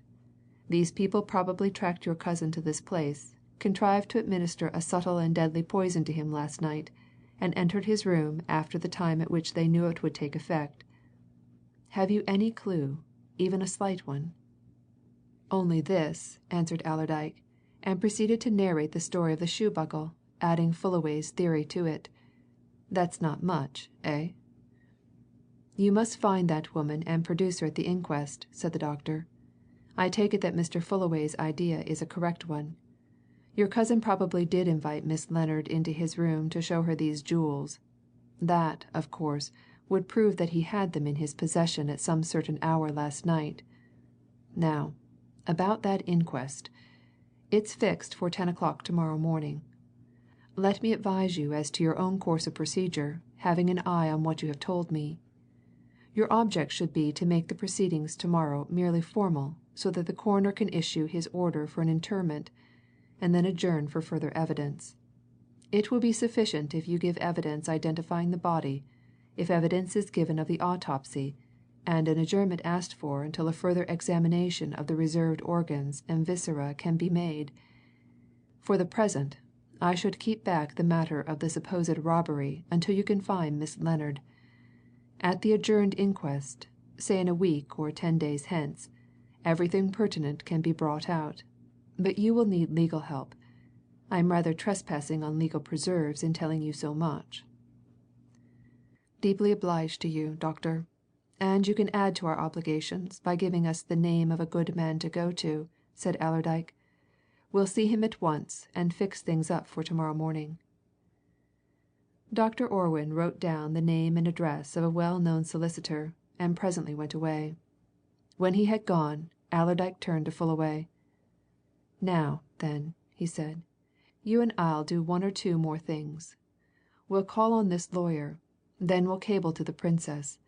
But how shall we get her address?" "There's sure to be a Russian consul in the town," suggested Fullaway. "Good idea.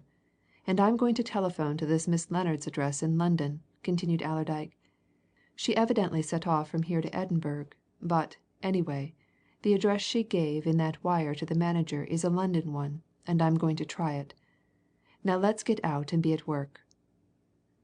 The ensuing conversation between these two and a deeply interested and much impressed solicitor resulted in the dispatch of a lengthy cablegram to St. Petersburg, a conversation over the telephone with the housekeeper of Miss Celia Lennard's London flat, and the interviewing of the captain and stewards of the steamship on which James Allerdyke had crossed from Christiania. The net result of this varied inquiry was small, and produced little that could throw additional light on the matter in question. The Perisco officials had not seen anything suspicious in the conduct or personality of any of their passengers. They had observed James Allerdyke in casual conversation with some of them; they had seen him talking to Miss Lennard, to Dr. Lydenberg, to others, ladies and gentlemen who subsequently put up at the Station Hotel for the night. Nothing that they could tell suggested anything out of the common. Miss Lennard's housekeeper gave no other information than that her mistress was at present in Edinburgh, and was expected to remain there for at least a week. And towards night came a message from the Princess NASTIRSEVITCH confirming Fullaway's conviction that James Allerdyke was in possession of her jewels, and announcing that she was leaving for England at once, and should travel straight via Berlin and Calais to meet Mr. Franklin Fullaway at his hotel in London. The solicitor agreed with Dr. Orwin's suggestions as to the course to be followed with regard to the inquest. It would be wise, he said, to keep matters quiet for at any rate a few days, until they were in a position to bring forward more facts. Consequently, the few people who were present at the coroner's court next morning gained no idea of the real importance of the inquiry which was then opened. Even the solitary reporter who took a perfunctory note of the proceedings for his newspaper gathered no more from what he heard than that a gentleman had died suddenly at the Station Hotel, that it had been necessary to hold an inquest, that there was some little doubt as to the precise cause of his death, and that the inquest was accordingly adjourned until the medical men could tell something of a more definite nature. Nothing sensational crept out into the town. No bold lettered headlines ornamented the afternoon editions. An hour before noon, Marshal Allerdyke entrusted his cousin's body to the care of certain kinsfolk who had come over from Bradford to take charge of it. By noon he and Fullaway were slipping out of Hull on their way to Edinburgh, to search for a witness who, if and when they found her, might be able to tell them what? "Seems something like a wild goose chase," said Allerdyke, as the train steamed on across country towards York and the north. "How do we know where to find this woman in Edinburgh?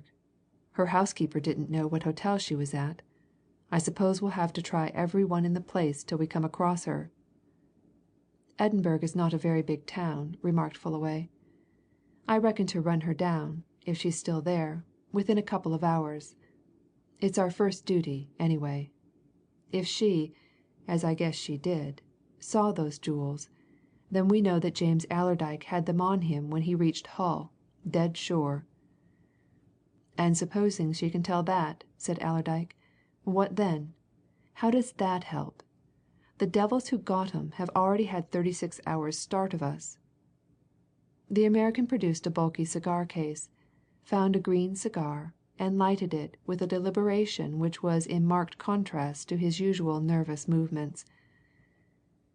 "Seems to me," he said presently, "seems very much to me that this has been a great thing. I figure it out like this.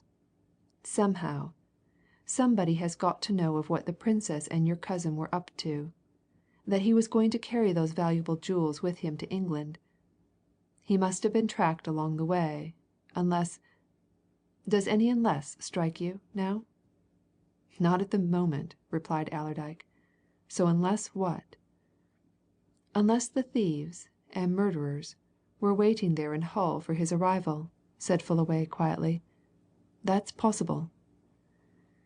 "Strikes me a good many possibilities are knocking around," remarked Allerdyke, with more than his usual dryness. "As for me, I want to know a lot about these valuables and their consignment before I make up my mind in any way. I tell you frankly, I'm not running after them. I'm wanting to find the folk who killed my cousin, and I only hope this young woman'll be able to give me a hand. And the sooner we get to the bottle of hay and begin prospecting for the needle the better."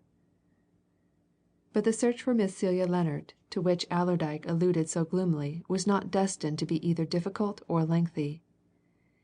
As he and his companion walked along one of the platforms in the Waverley Station in Edinburgh that evening, on their way to a cab, Allerdyke suddenly uttered a sharp exclamation and seized the American by the elbow, twisting him round in front of a big poster which displayed the portrait of a very beautiful woman. "Good Lord!" he exclaimed. "There she is! See? That's the woman! Man alive, we've hit it at once! Look!" Fullaway turned and stared, not so much at the portrait as at the big lettering above and beneath it. "Zélie de Longarde, the world famed soprano. Recently returned from Moscow and St. Petersburg. Only visit to Edinburgh this year. Tonight at 8." End of chapter 6.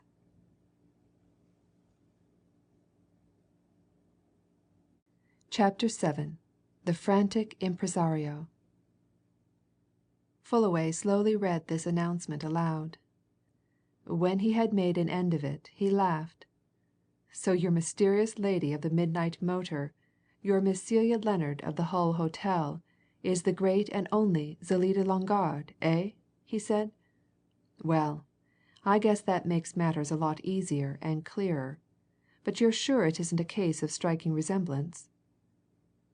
"I only saw that woman for a minute or two, by moonlight, when she stuck her face out of her car to ask the way," replied Allerdyke. "But I'll lay all I'm worth to a penny piece that the woman I then saw is the woman whose picture we're staring at. Great Scott! She's so famous a singer, is she? You know of her, of course? That sort of thing is not in my line. Never was. I don't go to a concert or a musical party once in 5 years." "Oh, she's great, sure," responded Fullaway. "Beautiful voice divine. And, as I say, things are going to be easy. I've met this lady more than once, though I didn't know that she'd any other name than that, which is presumably her professional one, and I've also had one or two business deals with her. So all we've got to do is to find out which hotel she's stopping at in this city, and then we'll go round there, and I'll send in my card. But I say do you see? This affair's to night, this very evening, and at 8 o'clock. And it's past 7 now. She'll be arraying herself for the platform. We'd better wait until " Allerdyke's practical mind asserted itself. He twisted the American round in another direction and called to a porter who had picked up their bags. "All that's easy," he said. "We'll stick these things in the left luggage spot, dine here in the station, and go straight to the concert. There, perhaps, during an interval, we might get in a word with this lady who sports 2 names. Come on, now." He hurried his companion from the cloak room to the dining room, gave a quick order on his own behalf to the waiter, left Fullaway to give his own, and began to eat and drink with the vigour of a man who means to waste no time. "There's one thing jolly certain, my lad," he said presently, leaning confidentially across the table after he had munched in silence for a while. "This Miss Lennard, or Mamselle, or Signor de Longarde, or whatever her real label is, hasn't got those jewels, Confound 'em! Folks who steal things like that don't behave as she's doing." "I never thought she'd stolen the jewels," answered Fullaway. "What I want to know is, has she seen them, and when, and where, and under what circumstances? You've got her shoe buckle all safe?" "Waistcoat pocket just now," replied Allerdyke laconically. "That'll be an extra passport," observed Fullaway. "Not that it's needed, because, as I said, I've done business for her. Oddly enough, that was in the jewel line. I negotiated the sale of Pinkie Pell's famous pearl necklace with Mademoiselle de Longarde. You've heard of that, of course?" "Never a whisper," answered Allerdyke. "Not in my line, those affairs. Who was Pinkie Pell, anyhow?" "Pinkie Pell was a well known music hall artiste, my dear sir once a great favourite, who came down in the world and had to sell her valuables," replied the American. "To the last she stuck to a pearl necklace, which was said to have been given to her by the Duke of Bendlecombe. Pinkie, they said, attached a sentimental value to it. However, it had to be sold, and I sold it for Pinkie to the lady that we're going to see to night. 7,500. It's well worth 10. Mademoiselle will be wearing it, no doubt. She generally does, anyway, so you'll see it." "Not unless you get a front pew," said Allerdyke. "Hurry up, and let's be off.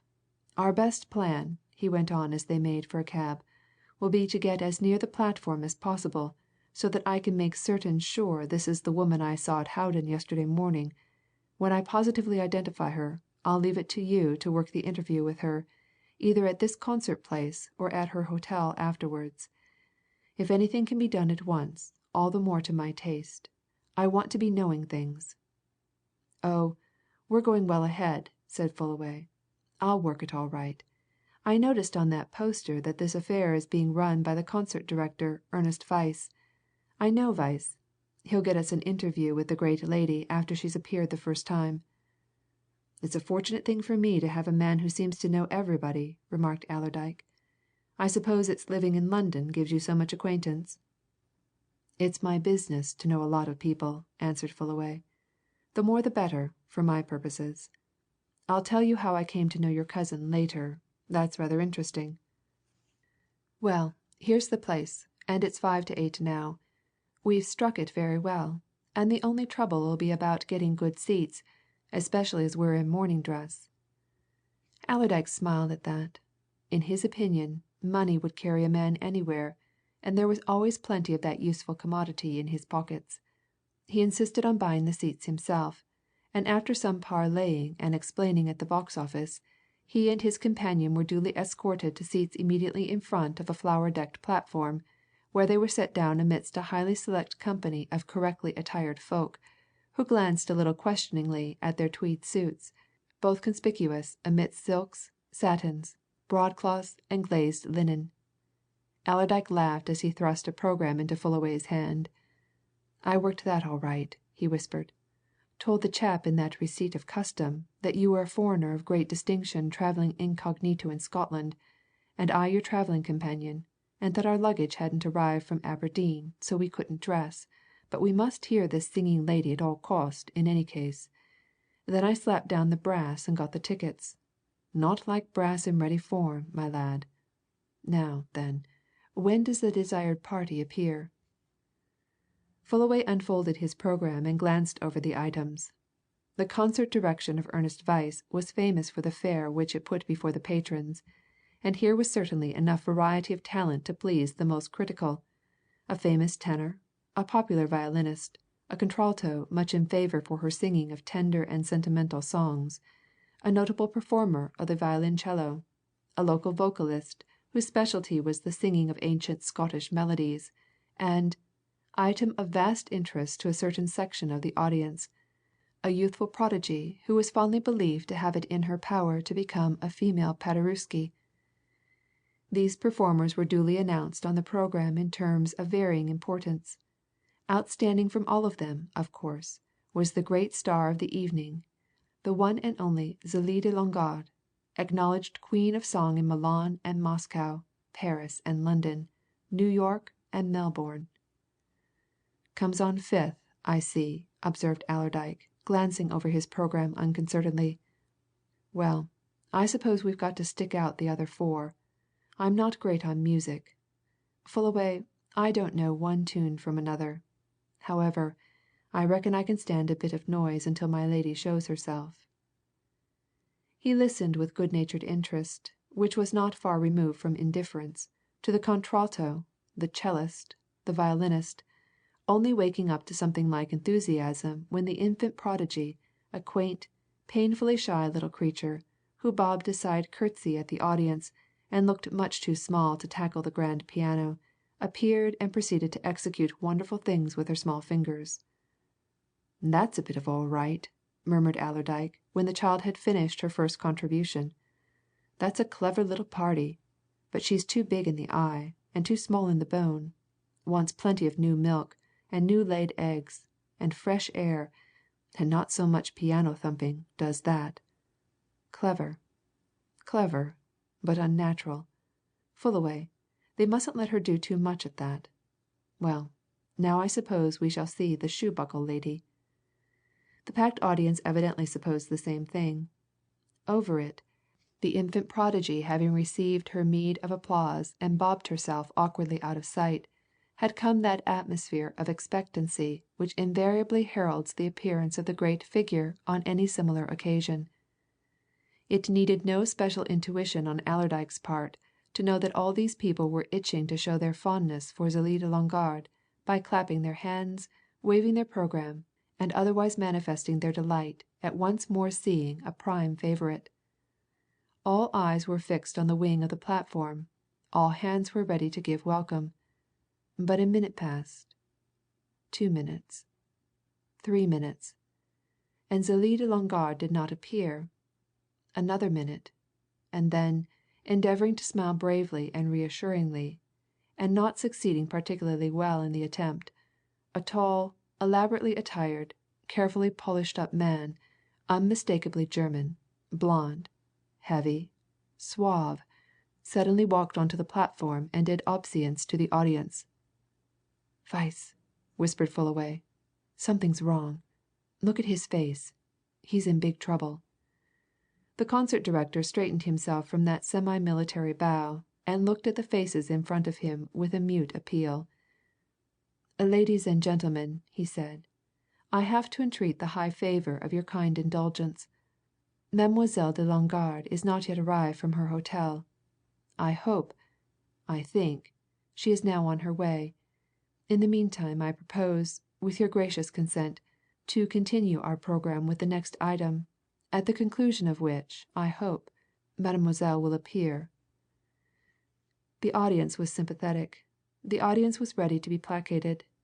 It gave cordial hearing and warm favour to the singer of Scottish melodies. It even played into Mr. Concert Director Weiss's hands by according the local singer an encore. But when he had finally retired there was another wait, a longer one which lengthened unduly. A note of impatience sounded from the gallery it was taken up elsewhere. And suddenly Weiss came again upon the platform, this time with no affectation of suave entreaty. He was plainly much upset. His elegant waistcoat seemed to have assumed careworn creases, his mop of blond hair was palpably rumpled, as if he had been endeavouring to tear some of its wavy locks out by force. And when he spoke his fat voice shook with a mixture of chagrin and anger. "Ladies and gentlemen," he said, "I crave 10,000, a million, pardons for this so unheard of state of affairs. The truth is, Mademoiselle de Longarde is not yet here. What is more, I have to tell you the truth. Mademoiselle refuses to come, refuses to fulfil her honourable engagement. We have been for some time, on the telephone with her. Mademoiselle is at her hotel. She declares she has been robbed. Her jewels have all been stolen from their case in her apartments. She is how shall I say turning the hotel upside down. She refuses to budge 1 inch until her jewels are restored to her. How then? I cannot restore her jewels. I say to her, my colleagues say to her, It is not your jewels we desire. It is your so beautiful, so incomparable voice." She reply, I cannot tell you what she reply. In effect, no jewels, no song. Ladies and gentlemen, once more, your most kind, most considerate indulgence. I go there just now. I fly, swift, to the hotel, to entreat Mademoiselle on my knees to return with me. In the meantime, as Weiss retired from the platform and the long haired cellist came upon it, Fullaway sprang up, dragging Allerdyke after him. He led the way to a side door, whispered something to an attendant, and was quickly ushered through another door to an anteroom behind the wings, where Weiss, livid with anger, was struggling into an opera cloak. The concert director gasped as he caught sight of the American. "Ah, my dear Mr. Fullaway!" he exclaimed. "You here? You have heard? You have been in front? You hear? Then she will not come to sing because her jewels are missing, eh? She " "What hotel is Mademoiselle de Longarde stopping at, Weiss?" asked Fullaway quietly. "The North British and Caledonian. I go there just now," answered Weiss. "I am ruined if she will not appear. Ruined, disgraced. Jewels ah!" "Come on, we're going with you," said Fullaway. "Quick, now." Allerdyke got some vivid impressions during the next few minutes, impressions various, startling. They began with a soft whirl through the lighted streets of the smoky old city, of a dash upstairs at a big hotel. They ended with a picture of a beautiful, highly enraged woman who was freely speaking her mind to a dismayed hotel manager and a couple of men who were obviously members of the detective force. End of chapter 7.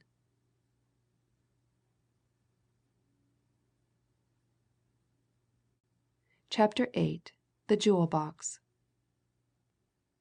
Mademoiselle Zélie de Longarde, utterly careless of the fact that her toilette was but half complete, that she wore no gown, and that the kimono which she had hastily assumed on discovering her loss had slipped away from her graceful figure to fall in folds about her feet, interrupted the torrent of her eloquence to stare at the three men whom a startled waiter ushered into her sitting room. Her first glance fell on the concert director, and she shook her fist at him. "Go away, Weiss!" she commanded, accompanying the vigorous action of her hand with an equally emphatic stamp of a shapely foot. "Go away at once! Go and play on the French horn! Go and do anything you like to satisfy your audience! Not one note do I sing until somebody finds me my jewels. Edinburgh stole them, and Edinburgh'll have to give them back. It's no use your waiting here. I won't budge an inch. She paused abruptly, suddenly catching sight of Fullaway, who at once moved toward her with a confidential and reassuring smile. "You!" she exclaimed. "What brings you here? And who's that with you? Surely the gentleman of whom I asked my way in some wild place the other night. What " "Mademoiselle," said Fullaway, with a deep bow, "let me suggest to you that the finest thing in this mundane state of ours is reason. Suppose, now, that you complete your toilet. Tell us what it is you have lost. Leave us, your devoted servants, to begin the task of finding it, and while we are so engaged, hasten with Mr. Weiss to the hall to fulfill your engagement. A packed audience awaits you, palpitating with sympathy and curiosity," interjected the aggrieved prima donna, as she threw a hasty glance at her deshabille and snatched up the kimono. "Pretty talk, Fullaway, very, and all intended to benefit Weiss there. Lost, indeed!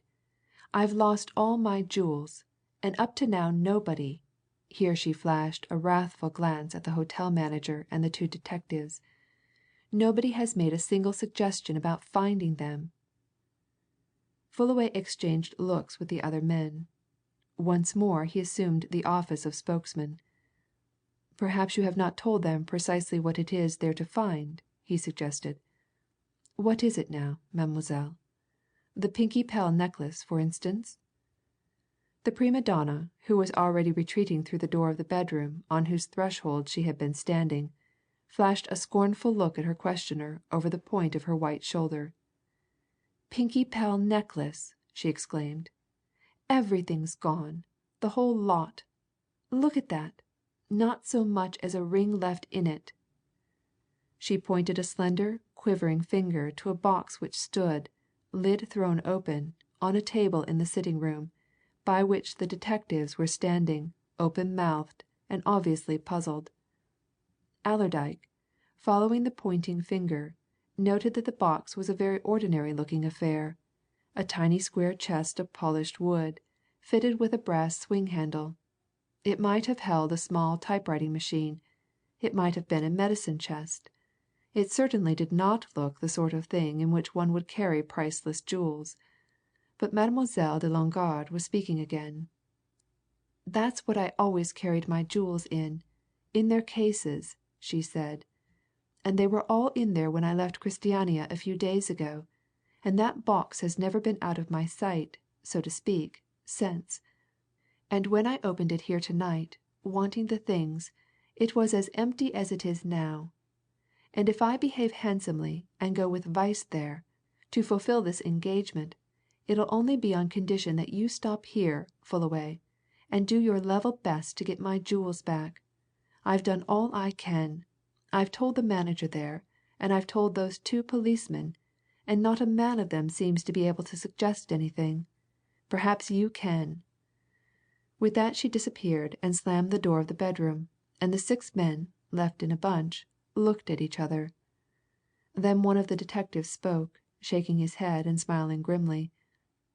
"It's all very well to say we suggest nothing," he said. "We want some facts to go on first. Up to now, all the lady's done is to storm at us and at everybody. She seems to think all Edinburgh's in a conspiracy to rob her. We don't know any circumstances yet, except that she says she's been robbed. Perhaps " "Wait a bit," interrupted Fullaway. "Let us get her off to her engagement. Then we can talk. I suppose," he continued, turning to the manager, "she first announced her loss to you?" "She announced her loss to the whole world, in a way of speaking," answered the manager, with a dry laugh. "She screamed it out over the main staircase into the hall. Everybody in the place knows it by this time she took good care they should. I don't know how she can have been robbed. So far as I can learn she's scarcely been out of these rooms since she came into them yesterday afternoon. The grand piano had been put in for her before she arrived, and she's spent all her time singing and playing. I don't believe she's ever left the hotel. And as I pointed out to her when she fetched me up, she found the box locked when she went to it. Why didn't the thieves carry it bodily away? Why " "Just so, just so," broke in Fullaway. "I quite appreciate your points. But there is more in this than meets the first glance. Let us get Mademoiselle off to her engagement, I say. That's the first thing. Then we can do business. Weiss," he continued, drawing the concert director aside, "you must arrange to let her appear as soon as possible after you get back to the hall, and to put forward her appearance in the second half of your programme, so that she can return here as soon as possible. She'll only be in irrepressible fidgets until she knows what's been done, and you know what she is. You ought to be very thankful that she's allowed herself to be persuaded to go with you. Mademoiselle," he went on, as the prima donna, fully attired, but innocent of jewelled ornament, swept into the room, "you are doing the right thing bravely. Go sing your best, your divinest. Let your admiring audience recognize that you have a soul above even serious misfortune. Meanwhile, allow me to order your supper to be served in this room, for 11 o'clock, and permit me and my friend, Mr. Allerdyke, to invite ourselves to share it with you. Then, we will give you some news that will interest and astonish you." "That only makes me all the more frantic to get back!" exclaimed the prima donna. "Come along, now, Weiss you've got a car outside, I suppose? Hurry, then, and let me get it over." When the vastly relieved concert director had led his bundle of silks and laces safely out, Fullaway laughed and turned to the other men. "Now, gentlemen," he said, "perhaps we can have a little quiet talk about this affair." He flung himself into a seat and nodded at the hotel manager. "Just tell us exactly what's happened since Mademoiselle arrived here," he said. "Let's get an accurate notion of all her doings. She came when?" "She got here about the beginning of yesterday afternoon," answered the manager, who did not appear to be too well pleased about this disturbance of his usual proceedings. "She has always had this suite of rooms whenever she has sung in Edinburgh before, and it was understood that whenever she wrote or wired for them we were to arrange for a grand piano, properly tuned to concert pitch, to be put in for her. She wrote for the suite over a fortnight ago from Russia, and, of course, we had everything in readiness for her.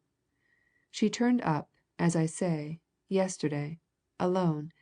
She explained something about her maid having been obliged to leave her on arrival in England, and since she came she's had the services of one of our smartest chambermaids, whom she herself picked out after carefully inspecting a whole dozen of them.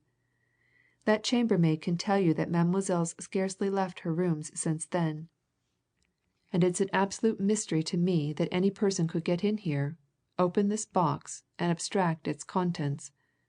As I say, if anybody wanted to steal her jewels, why didn't he pick up this box and carry it bodily off, instead of hanging about to pick the lock? I don't believe " "Ah, quite so," interrupted Fullaway. "I quite agree with you. Now, at what time did Mademoiselle announce the loss of her jewels?" "Oh, about, say, an hour ago. This chambermaid she's there in the bedroom now was helping her to dress for the concert. She Mademoiselle went to this box to get out what ornaments she wanted. According to the girl, she let out an awful scream, and, just as she was, rushed to the head of the main stairs these rooms, as you see, are on our first floor and began to shout for me, for anybody, for everybody. The hall below was just then full of people, coming in and out of the dining room and so on. She set the whole place going with the noise she made," added the manager, visibly annoyed. "It would have been far better if she'd shown some reserve." "Reserve is certainly an admirable quality," commented Fullaway, "but it's foreign to young ladies of Mademoiselle's temperament. Well, and then?" "Oh, then, of course, I came up to her suite. She showed me this box. It had stood, she declared, on a table by her bedside, close to her pillows, from the moment she entered her rooms yesterday. She swore that it ought to have been full of her jewels, in cases. When she had opened it, just before this, it was empty. Of course, she demanded the instant presence of the police.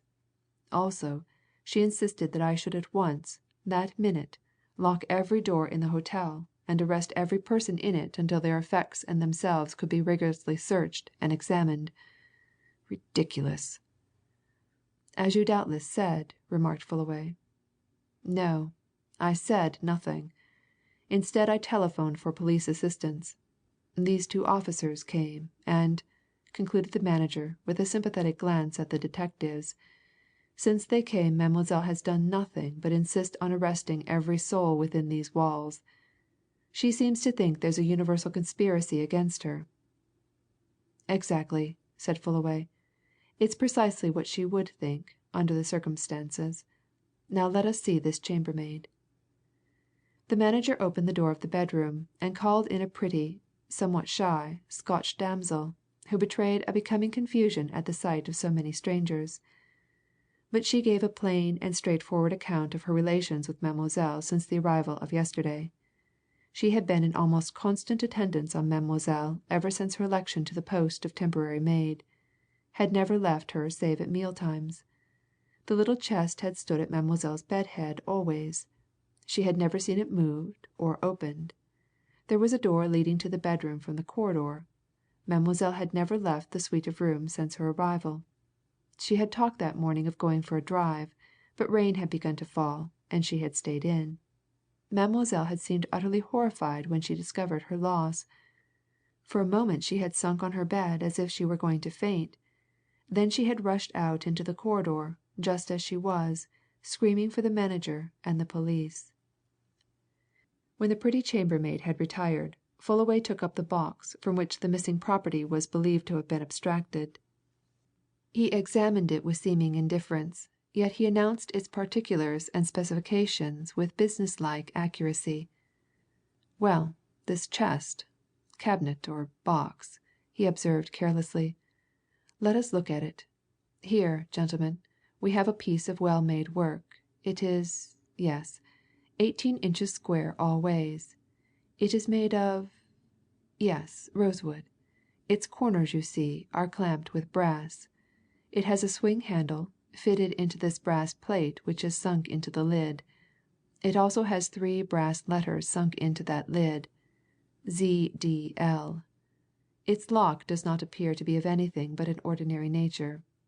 Taking it all together, I don't think this is the sort of thing in which you would believe a lady was carrying several £1,000s worth of pearls and diamonds, eh?" One of the detectives stirred uneasily. He did not quite understand the American's light and easy manner, and he seemed to suspect him of persiflage. "We ought to be furnished with a list of the missing articles," he said. "That's the first thing." "By no means," replied Fullaway. "That, my dear sir, is neither the first, nor the second, nor the third thing. There is much to do before we get to that stage. At present, you, gentlemen, cannot do anything. Tomorrow morning, perhaps, when I have consulted with Mademoiselle de Longarde, I may call you in again, or call upon you. In the meantime there's no need to detain you. Now," he continued, turning to the manager, when the detectives, somewhat puzzled and bewildered, had left the room, "will you see that your nicest supper is served, for 3, in this room at 11 o'clock, against Mademoiselle's return? Send up your best champagne. And do not allow yourself to dwell on Mademoiselle's agitation on discovering her loss. That agitation was natural. If it is any consolation to you, I will give you a conclusion which may be satisfactory to your peace of mind as a manager." "What is it?" "Merely this that though Mademoiselle de Longarde has undoubtedly lost her jewels, they were certainly not stolen from her in this hotel." Chapter IX.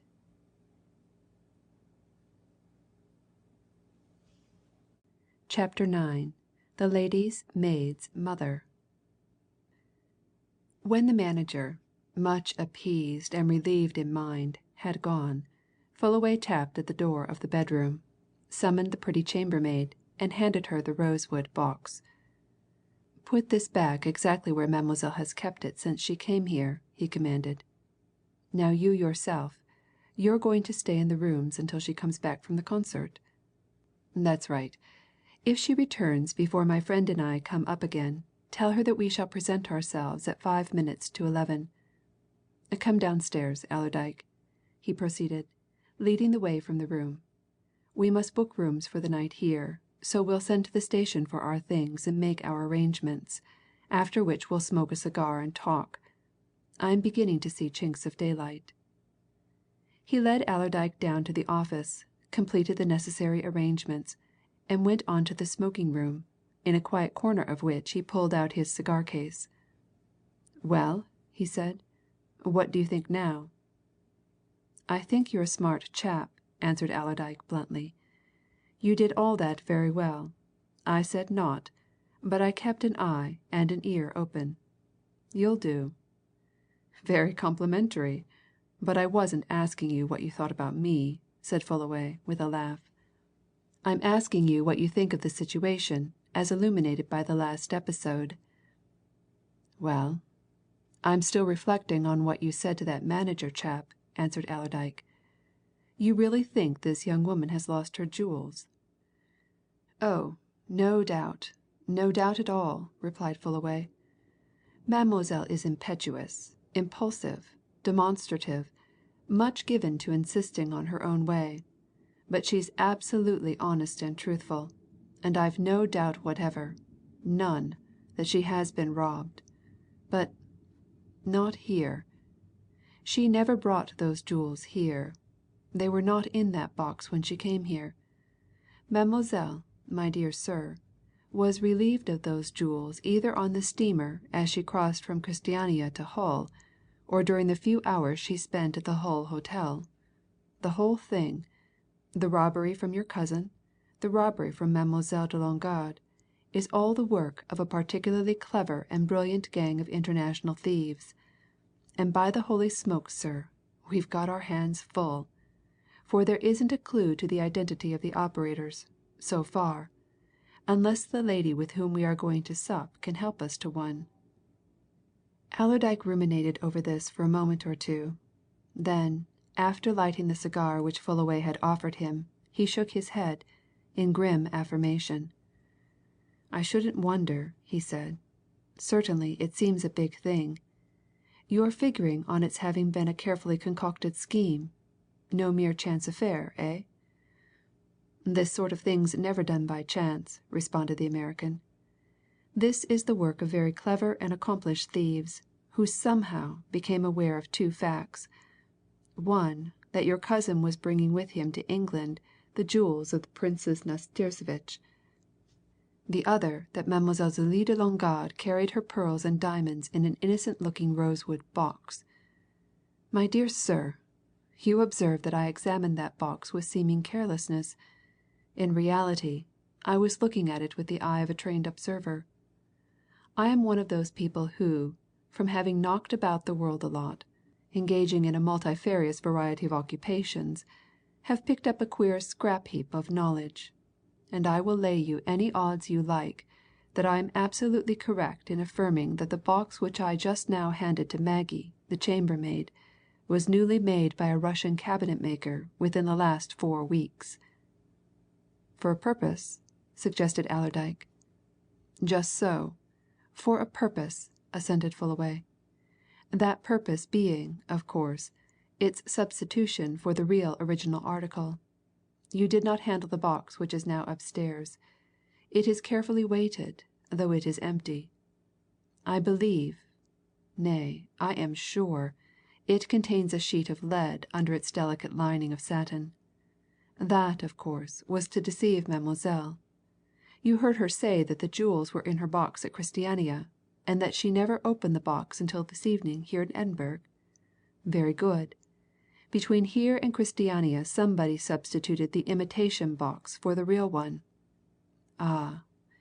In all these great criminal operations there is nothing like sticking to the old, well-worn, tried and proved tricks of the trade. They are like well-oiled, well-practised machinery. And now we come back to the real, great, anxious question. Who did it? And there, Allerdyke, we are at present only at present, mind up against a very big, blank wall. On the other side of which, my lad, lies the secret of the murder of my cousin," said Allerdyke grimly. "Mind you that that's what I'm after, Fullaway. Damn all these jewels and things in comparison with that. It's that I'm after, I tell you again, and 1,000 times again. And I'm considering if I'm doing any good hanging round here after this singing woman when the probable sphere of action lies yonder away at Hull, eh?" "The proper, not probable, sphere of action, my dear sir, is the supper table to which we're presently going," answered Fullaway, with supreme assurance. "What the singing woman, as you call her, can tell us will most likely make all the difference in the world to our investigations. Remember the shoe buckle have it ready to exhibit when I lead up to it.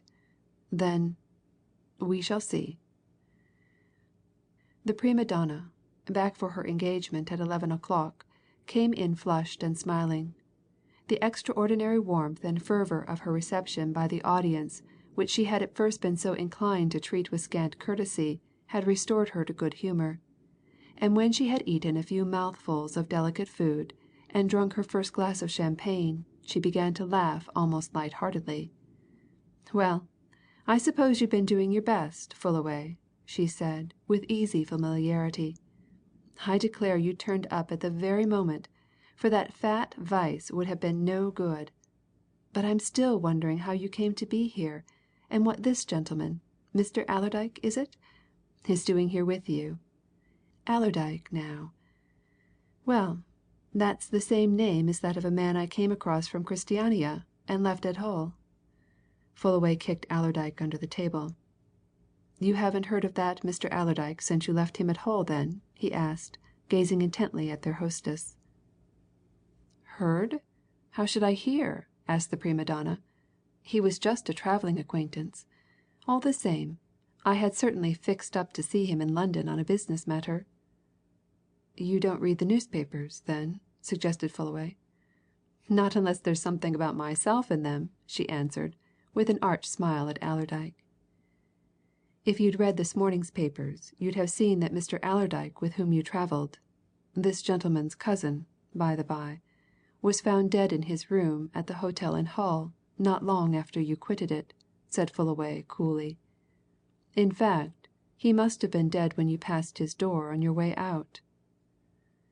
The prima donna was genuinely shocked. She set down the glass which she was just lifting to her lips.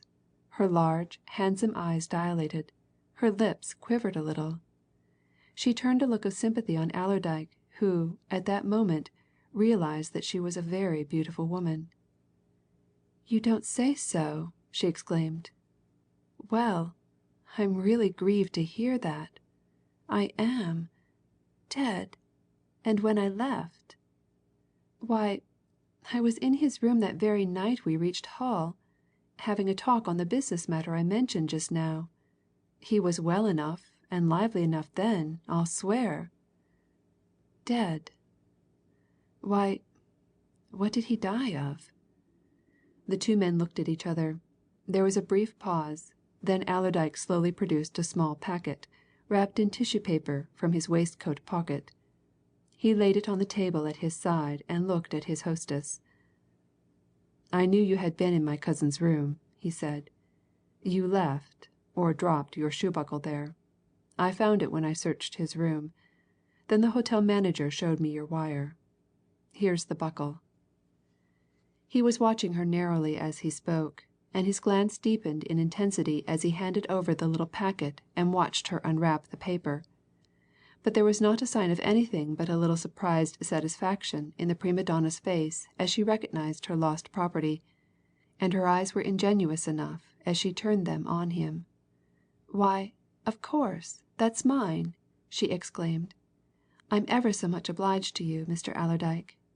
Yes, I wired to the hotel in my proper name. You know, Zélie de Longarde is only my professional name. I didn't want to lose that buckle. It was part of a birthday present from my mother. But you don't mean to say that you travelled all the way to Edinburgh to hand me that? Surely not!" "No," replied Allerdyke. He wanted to take a direct share in the talking, and went resolutely ahead now that the chance had come. "No, not at all. I knew you'd come to Edinburgh found it out from that chauffeur who was driving you when you and I met at Howden the night before last, and so I came on to find you. I want to ask you some questions about my cousin, and maybe to get you to come and give evidence at the inquest on him." "Inquest!" she exclaimed. "I know what that means, of course. Why, you don't say there's been anything wrong?" "I believe my cousin was murdered that night," answered Allerdyke. "So, too, does Fullaway there. And you were probably the last person who ever spoke to him alive. Now, you see, I'm a plain, blunt spoken sort of chap. I ask people straight questions. What did you go into his room to talk to him about?" "Business," she replied, with a directness which impressed both men. "Mere business. He and I had several conversations on board the Perisco. I made out he was a clever business man. I want to invest some money. He advised me to put it into a development company in Norway which is doing big things in fir and pine. I went into his room to look at some plans and papers. He gave me some prospectuses which are in that bag there just now. I was reading them over again only this evening. That's all. I wasn't there many minutes, and, as I told you, he was very well, very brisk and lively then." "Did he show you any valuables that he had with him jewels?" asked Allerdyke brusquely. "Jewels? Valuables?" she answered. No, certainly not. Nor when you were on the steamer? No, nor at any time, she said. Jewels? Why, what makes you ask such a question? Because my cousin had in his possession a consignment of such things, of great value, and we believe that he was murdered for them. That's why, replied Allerdyke. He had them when he left Christiania. He had them when he entered the Hull Hotel. Fullaway, who had been listening intently, leaned forward with a shake of his head. Stop at that, Allerdyke, he said. We don't know, now, that he did have them when he entered the hotel at Hull. He mayn't have had. Miss Lennard we'll drop the professional name and turn to the real one, he said with a bow to the prima donna. Miss Lennard here thinks she had her jewels in her little box when she entered the Hull Hotel, and also when she came to this hotel, here in Edinburgh, but You mean to say that I hadn't? She exclaimed. Do you mean I mean, replied Fullaway, that, knowing what I now know, I believe that both you and the dead man, James Allerdyke, were robbed on the Perisco, and I want to ask you a question at once. Where is your maid?" Celia Lennard dropped her knife and fork and sat back, suddenly turning pale. "My maid," she said faintly. "Good heavens! You don't think Oh, you aren't suggesting that she's the thief? Because Oh, this is dreadful. You see, I never thought of it before. When she and I arrived at Hull that night she was met by a man who described himself as her brother. He was in a great state of agitation. He said he'd rushed up to Hull to meet her, to beg her to go straight with him to their mother, who was dying in London. Of course I let her go at once. They drove straight from the riverside at Hull to the station to catch the train. What else could I do? I never suspected anything." "Oh!" Fullaway leaned across the table and filled his hostess's glass. "Now," he said, motioning her to drink, "you know your maid's name and address, don't you? Let me have them at once, and within a couple hours we'll know if the story about the dying mother was true." End of chapter 9.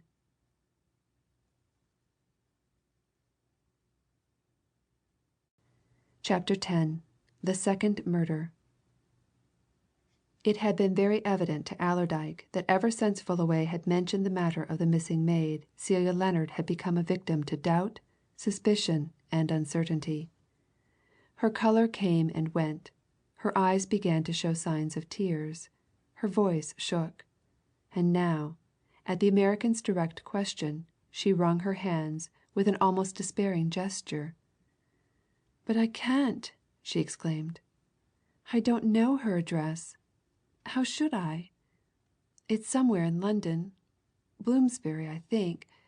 But even then I don't know if that's where her mother lives, to whom she said she was going. I did know her address. I mean, I remembered it for a while, at the time I engaged her, a year ago, but I've forgotten it.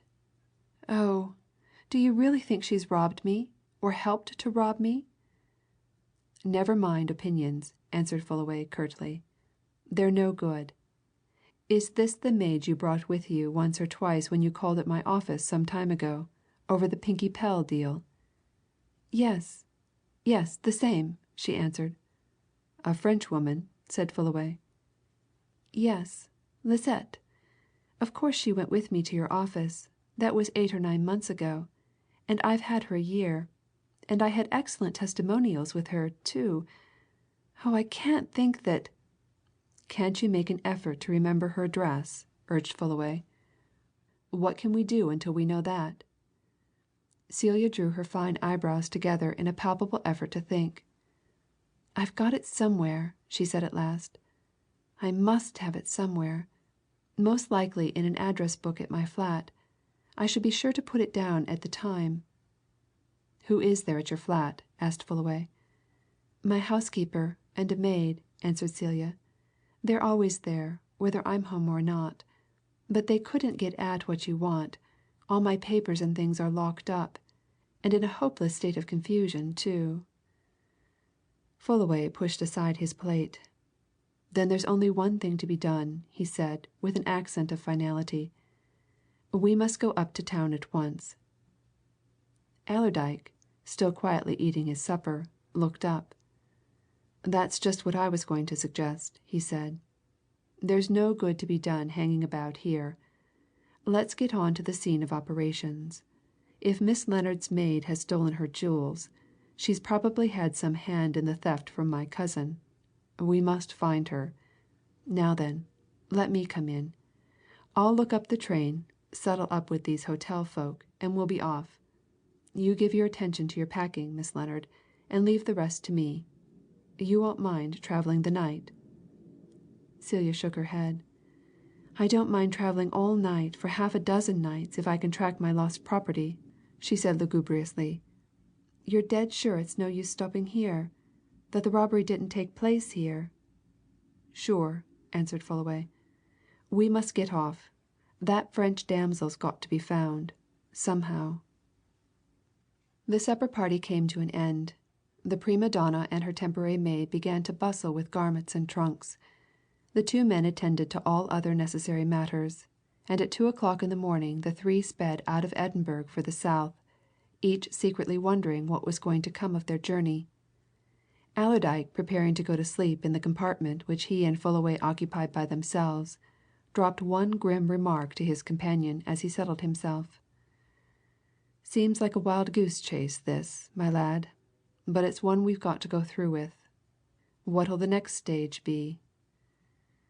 The next stage was an arrival in London in the middle of a lovely May morning, a swift drive to Celia Lennard's flat in Bedford Court Mansions, the hurried rummaging of its owner amongst an extraordinary mass of papers, books, and documents, and the ultimate discovery of the French maid's address. Celia held it up with a sigh of vast relief, which changed into a groan of despairing doubt. "There it is!" she exclaimed. "Lisette Beaurepaire, 911 Bernard Street, Bloomsbury. I knew it was Bloomsbury. That's where she lived when I engaged her, anyhow, but then her sick mother mayn't live there. The man who met her at Hull, who said he was her brother, didn't say where the mother lived, except that it was in London." "We must go to Bernard Street, anyway, at once," said Fullaway. "We may get some information there." But such information as they got on the doorstep of 911 Bernard Street was scanty and useless. The house was a typical Bloomsbury lodging place, let off in floors and rooms. Its proprietor, summoned from a neighbouring house, recollected, with considerable difficulty and after consultation of a penny pocket book, that he had certainly let a top floor room to a young Frenchwoman about a year ago, but he had never caught her name properly, and simply had her noted down as Mamselle. She had paid her rent regularly and had remained in the house 5 weeks. That was all he knew about her. Had he ever seen her since? Not that he knew of. In face, he shouldn't know her if he saw her. They were all pretty much alike, these young Frenchwomen. Did he know where she came from to his house, where she went from his house? Not he! He knew no more than what he had just told. "What now?" asked Allerdyke, as the three searchers paced dejectedly up the street. "This is doing no good. It's worse than the Hull affair. However, there's one thing suggests itself to me. Didn't you say," he went on, turning to Celia, "that you had some very good testimonials with this young woman? If so, and you've still got them, we might trace her in that way." "I had some, and I may still have them, but you saw just now what an awful mess all my letters and papers are in," replied Celia, almost tearfully. "I always do get things like that into hopeless confusion. I never know what to destroy and what to keep, and they accumulate so. It would take hours upon hours to look for those letters, and in the meantime " "In the meantime," remarked Fullaway as he signalled to a taxi cab, "there's only one thing to be done. We must go to the police. Get in, both of you, and let's make haste to New Scotland Yard." Once more Allerdyke received an impression of the American's usefulness and practical acquaintance with things. Fullaway seemed to know exactly what to do, whom to approach, how to go about the business in hand. Within a few minutes all three were closeted with a high official of the Criminal Investigation Department, a man who might have been a barrister, a medical specialist, or a scientist of distinction, and who maintained an unmoved countenance and perfect silence while Fullaway unfolded the story. He and Allerdyke had held a brief consultation as they drove from Bloomsbury to Whitehall, and they had decided that as things had now reached a critical stage, it would be best to tell the authorities everything. Therefore the American narrated the entire sequence of events as they related not only to Mademoiselle de Longarde's loss, but to the death of James Allerdyke and the disappearance of the NASTIRSEVITCH valuables.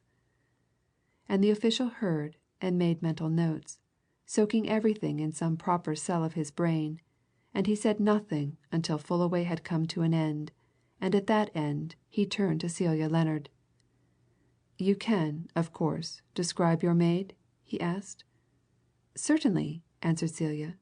"To every detail." "Do so, if you please," continued the official, producing a pile of papers from a drawer and turning them over until he came to one which he drew from the rest. "A Frenchwoman," said Celia. "Aged, I should say, about 26. Tall. Slender, but not thin. Of a very good figure. Black hair, a quantity of it. Black eyes, very penetrating. Fresh colour. Not exactly pretty, but attractive, in the real Parisian way. She is a Parisian. Dressed, when she left me at Hull, in a black tailor-made coat and skirt, and carrying a travelling coat of black, lined with fur, one I gave her in Russia." "Her luggage?" asked the official. "She had a suitcase, a medium-sized one." "Large enough, I presume, to conceal the jewel box your friend has told me about just now?" "Oh, yes, certainly." The official put his papers back in the drawer and turned to his visitors, with a business-like look which finally settled itself on Celia's face. "You must be prepared to hear some serious news," he said. "I mean about this woman. I have no doubt from what you have just told me that I know where she is." "Where?" demanded Celia excitedly. "You know? Where, then?" "Lying in the mortuary at Paddington," answered the official quietly. In spite of Celia's strong nerves, she half rose in her seat, only to drop back with a sharp exclamation. "Dead. Probably murdered. And I should say," continued the official, with a glance at the two men, "murdered in the same way as the gentleman you have told me of was murdered at Hull by some subtle, strange, and secret poison." No one spoke for a minute or two. When the silence was broken it was by Allerdyke. "I should like to know about this," he said in a hard, keen voice. "I'm getting about sick of delay in this affair of my cousin's, and if this murder of the young woman is all of a piece with his, why, then, the sooner we all get to work the better. I'm not going to spare time, labour, nor expense in running that lot down, d'ye understand? Money's naught to me. I'm willing " "We are already at work, Mr. Allerdyke," said the official, interrupting him quietly. "We've been at work in the affair of the young woman for 24 hours, and although you didn't know of it, we've heard of the affair of your cousin at Hull, and the two cases are so similar that when you came in I was wondering if there was any connection between them. Now, as regards the young woman. You may or may not be aware that in Eastbourne Terrace, Paddington, a street of houses which runs alongside the departure platform of the Great Western Railway, there are a number of small private hotels, which are largely used by railway passengers. To one of these hotels, about 9 o'clock on the evening of May 13th, just about 24 hours after you, Miss Lennard, landed in Hull, there came a man and a woman who represented themselves as brother and sister, and took 2 rooms for the night. The young woman answers the description of your maid. As to the man, I will give you a description of him later. These two, who had for luggage such a medium-sized suitcase as Miss Lennard has spoken of, partook of some supper, and retired. There was nothing noticeable about them. They seemed to be quiet, respectable people, foreigners who spoke English very well. Nothing was heard of them until next morning at 8 o'clock, when the man rang his bell and asked for tea to be brought up for both. This was done. He took it in at his door, and was seen to hand a cup in at his sister's door, close by. An hour later he came downstairs and gave instructions that his sister was not to be disturbed. She was tired and wanted to rest, he said, and she would ring when she wanted attendance. He then booked the 2 rooms again for the succeeding night, and, going into the coffee room, ate a very good breakfast, taking his time over it. That done, he lounged about a little, smoking, and eventually crossed the road towards the station, since when he has not been seen. The day passed on. The woman neither rang her bell nor came down. When evening arrived, as the man had not returned, and no response could be got to repeated knocks at the door, the landlady opened it with a master key and entered the room. She found the woman dead, and according to the medical evidence, she had been dead since 10 or 11 o'clock in the morning. Then, of course, the police were called in. There was nothing in the room or in the suitcase to establish or suggest identity. The body was removed and an autopsy has been held, and the conclusion of the medical men is that this woman has been secretly and subtly poisoned. Here the official paused, rang a bell, and remained silent until a quiet-looking, middle-aged man, who might have been a highly respectable butler, entered the room. Then he turned again to his visitors. "I want you, Miss Lennard, to accompany this man, one of my officers, to the mortuary, to see if you can identify the body I have told you of. Perhaps you gentlemen will accompany Miss Lennard? Then," he continued, rising, "if you will all return here, we will go into this matter further and see if we can throw more light on it." Allerdyke's next impressions were of a swift drive across London to a quiet retreat in Paddington, where, in a red brick building set amidst trees, official-faced men conducted him and his 2 companions into a sort of annex, one side of which was covered with sheet glass. On the other side of that glass he became aware of a still figure, shrouded and arranged in formal lines, of a white face set amidst dark hair. Then as in a dream he heard Celia Lennard's frightened whisper, "That's she. That's Lisette. Oh, for God's sake, take me out." End of chapter 10.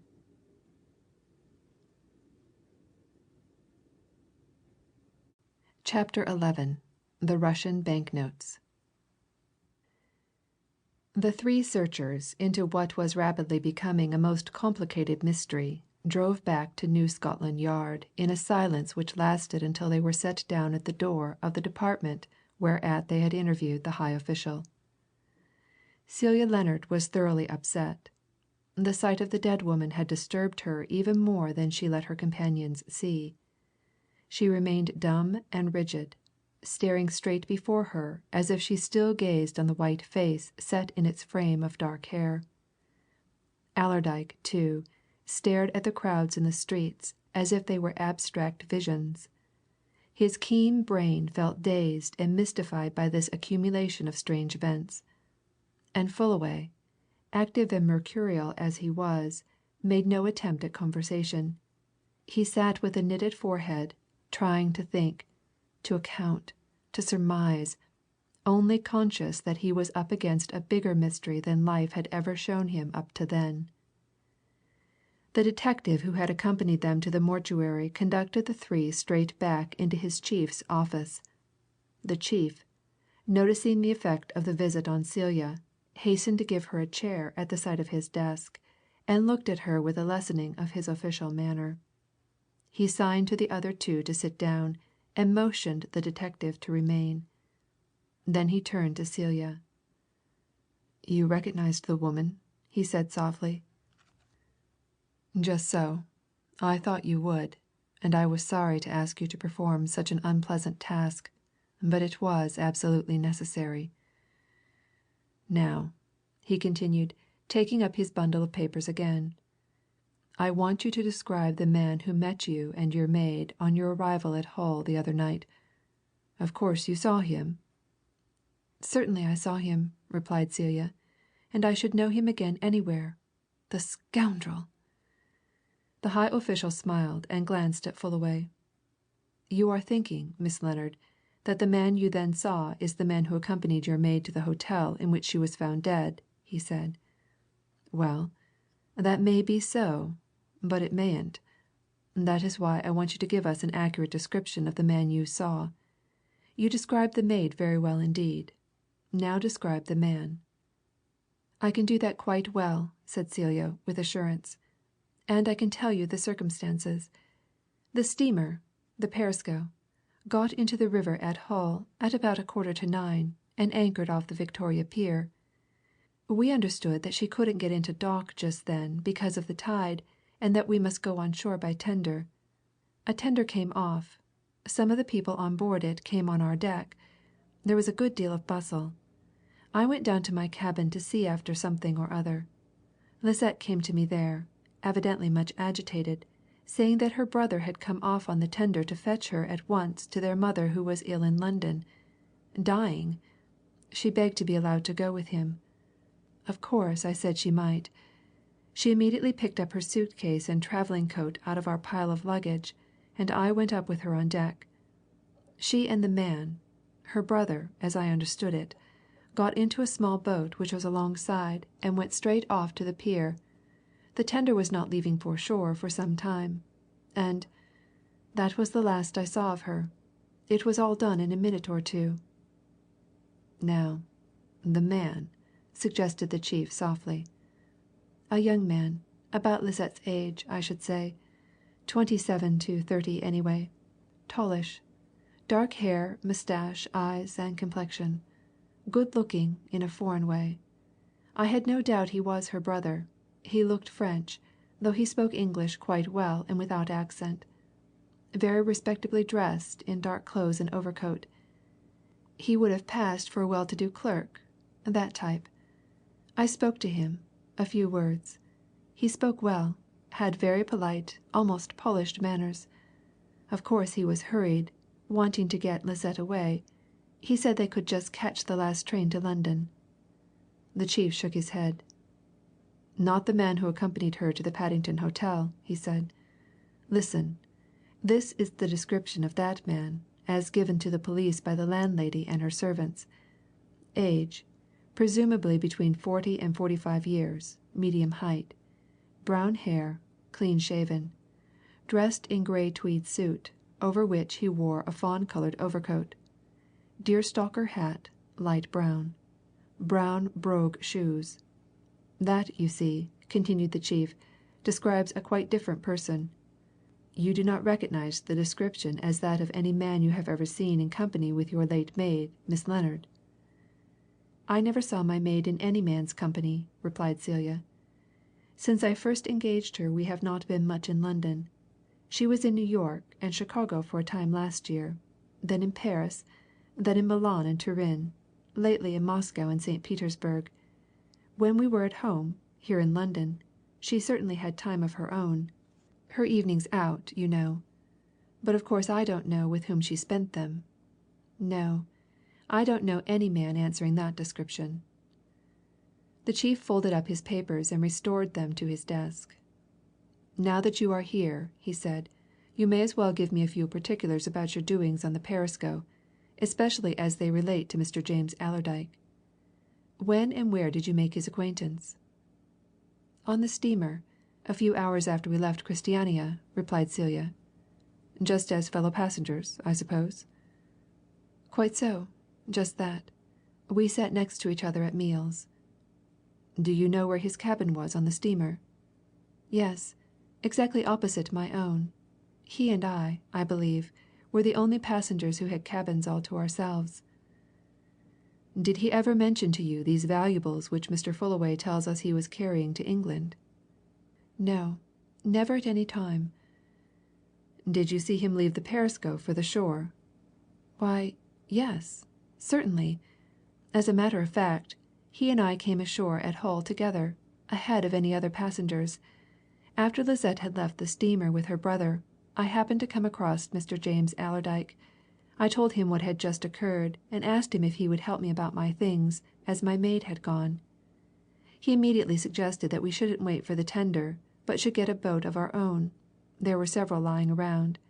He said he was in a great hurry to get ashore, because he'd a friend awaiting him at the station hotel. So he got a boat, and his things and mine were put into it, and we left the steamer and were rowed to the landing stage just opposite.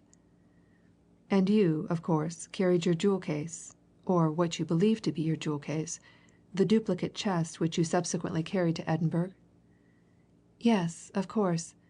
I had it in my hand when Lisette left, and I never left hold of it until I got to the hotel. Do you remember if Mr. James Allerdyke carried anything in his hand? Yes, he carried a handbag. He had that bag in his hand when I met him on deck. He kept it on his knee in the boat, and in the cab in which we drove to the hotel from the landing stage. I saw him carrying it upstairs after we got to the hotel. What is more, I saw him bring it into the coffee room later on, and place it on the table at which he had some supper. I saw it again in his room when I went in there to look at the plans of the Norwegian estate which he had told me about. He didn't take those plans out of that handbag. He took them out of a side flap pocket in a suitcase. Did you have supper with him that night? No. I was sitting at another table, talking to a lady who had been with us on the Perisco. A lot of Perisco passengers, 20 at least, had come to the hotel by that time.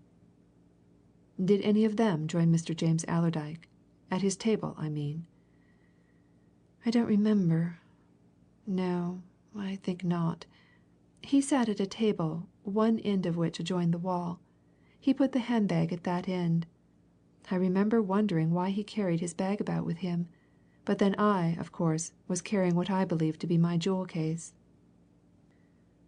Did you see him talking to any of your fellow passengers that night? Oh, yes, 2 or 3 of them, in the hall of the hotel. I don't know who they were, particularly, except the doctor with the big beard. I saw him talking to Mr. Allerdyke at the door of the smoking room. Had you taken any special notice of your fellow passengers on board the Perisco? No, not at all. They were just the usual sort of passengers. I wasn't interested in them. Of course, I talked to some of them, in the ordinary way, as one does talk on board ship. But I don't remember anything particular about them, nor any of their names, even if I ever knew their names. Of course I remember Mr. James Allerdyke's name because of the business talk. The chief, who had been making shorthand notes of this conversation, paused for a moment, evidently considering matters, and then turned to Celia with a smile. Why did you leave the hotel at Hull so suddenly? He asked. I dare say you had good reasons, but I should just like to know what they were, if you don't mind. I'd no reason at all, replied Celia, with almost blunt directness. At least, if I had, they were only a woman's reasons.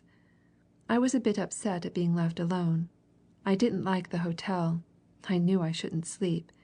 It was a most beautiful moonlight night, and I suddenly thought I'd like to go motoring. I knew enough of the geography of those parts to know if I motored across country I should strike the Great Northern Main Line somewhere and catch a train to Edinburgh in the morning. So I just cleared out. Ah, you see you had quite a number of reasons, said the chief, smiling again. Very well. Now then, before you go, Miss Lennard, I want you to do just one more thing which may be useful to us in our work. He turned to the detective. Get those things, he said quietly. Bring the lot in here. Celia made a little sound of distaste as the detective presently returned to the room carrying in one hand a brown leather suitcase and in the other a cardboard dress box, to which was strapped a travelling coat lined with fur. Her face, which had regained its colour, paled again. Lisette's things, she muttered. Oh, I don't like to see them. What is it you want? We want you to identify them, and, if you will, to look them over, replied the chief. The cardboard box contains everything she was wearing when she went to the hotel in Eastbourne Terrace, The suitcase and coat are what she took in with her. Spread the things out on that side table," he continued, turning to the detective. "Let Miss Lennard look them over." Celia performed the task required of her with dislike. It seemed somehow as if she were inspecting the dead woman afresh. She hurried over the task. "All these things are hers, of course," she said. "That's the suitcase she had with her when she left me at Hull, and that's the coat I gave her. And the other things are hers, too. Oh, I don't like looking at them. Can't we go, please?" "One moment," said the chief. "I wanted to tell you that amongst all these things there is nothing that establishes the woman's identity. I mean in the way of papers or anything of that sort. There were no letters in this case, not a scrap of paper. There is money in that purse, 2 or 3 pounds in gold, some silver. There is her watch, a good gold watch, and there are 2 or 3 rings she was wearing. Now, we've only made a superficial examination of all these personal belongings. Can you, as her mistress, suggest if she was likely to hide anything in her clothing, and if so, in what article? You might save us some trouble, Miss Lennard." Allerdyke, who was more interested in Celia than in what was going on, saw a sudden gleam come into her eyes. Her feminine spirit of curiosity was aroused.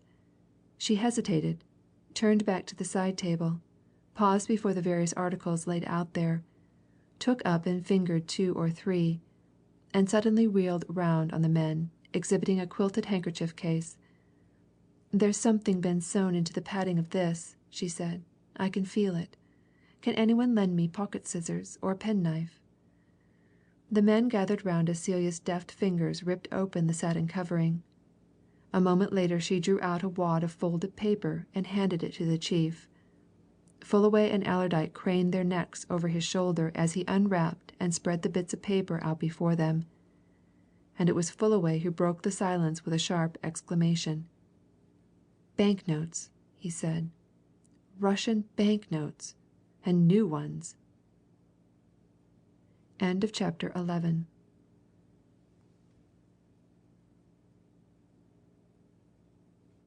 Chapter 12. The Third Murder. Fullaway's exclamation was followed by a murmur of astonishment from Celia, and by a low growl which meant many things from Allerdyke. The chief turned the bank notes over silently, moved to his desk, and picked up a reference book. "I'm not very familiar with Russian money, paper or otherwise," he remarked. "How much does this represent in ours, now?" "I can tell you that," said Fullaway, taking the wad of notes and rapidly counting them. £500 English," he announced. "And you see that all the notes are new. Don't forget to note that." "Yes? And what do you argue from it?" asked the chief, with obvious interest. "It proves what?" "That these new notes were given to this woman in Russia, recently, most likely in St. Petersburg," replied the American. "And, in my opinion, their presence, their discovery, proves more. It suggests at any rate that this woman, the dead maid, was a tool in the conspiracy to rob Miss Lennard and Mr. James Allerdyke, that this money is her reward, or part of it, and that the whole scheme was hatched and engineered in Russia." "Good!" muttered Allerdyke. "Now we're getting to business."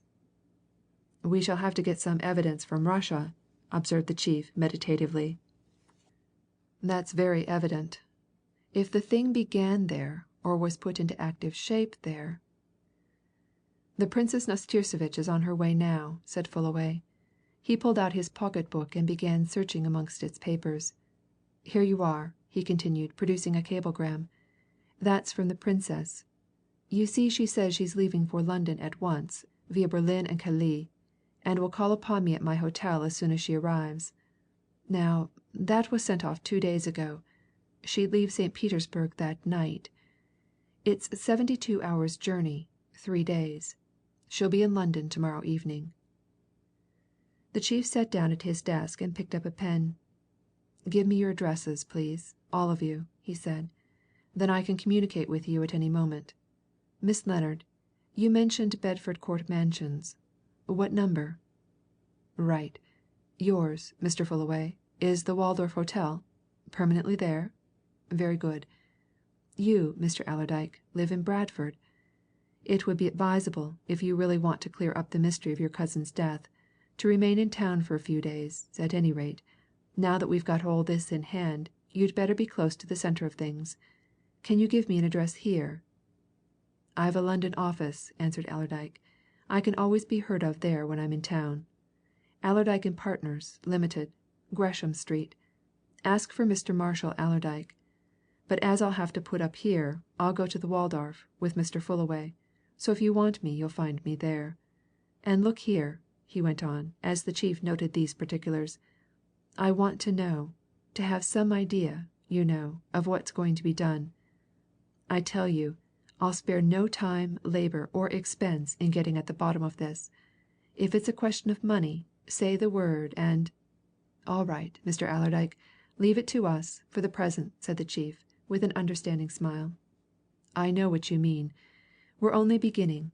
This affair is doubtless a big thing, as Mr. Fullaway has suggested, and will need some clever work. Now, at present, this case the joint case of the Hull affair and the Eastbourne Terrace affair, for they're without a doubt both parts of one serious whole, is in the hands of two of my best men.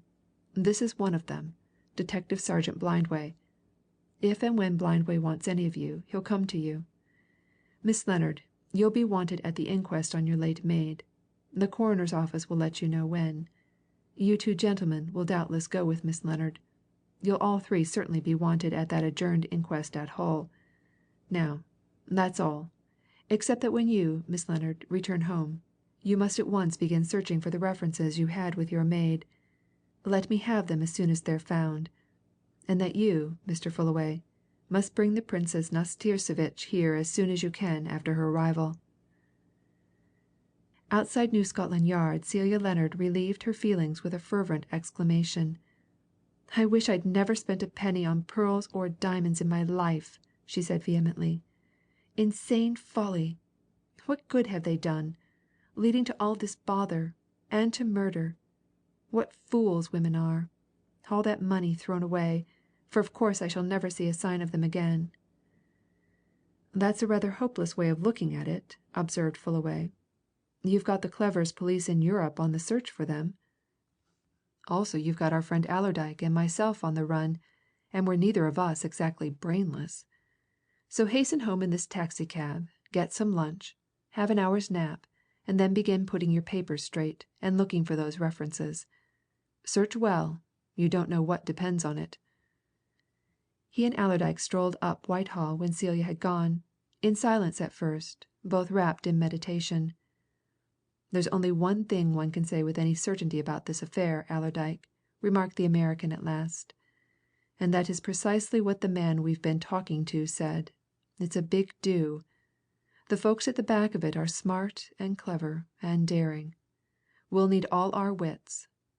Well, come along to the Waldorf and let's lunch. Then we'll talk some more. There's little to be done till the Princess turns up tomorrow." "There's one thing I want to do at once," said Allerdyke. "If I'm going to stop in town I must wire to my housekeeper to send me clothes and linen, and to the manager at my mill. Then I'm with you, and I wish to heaven we'd something to do.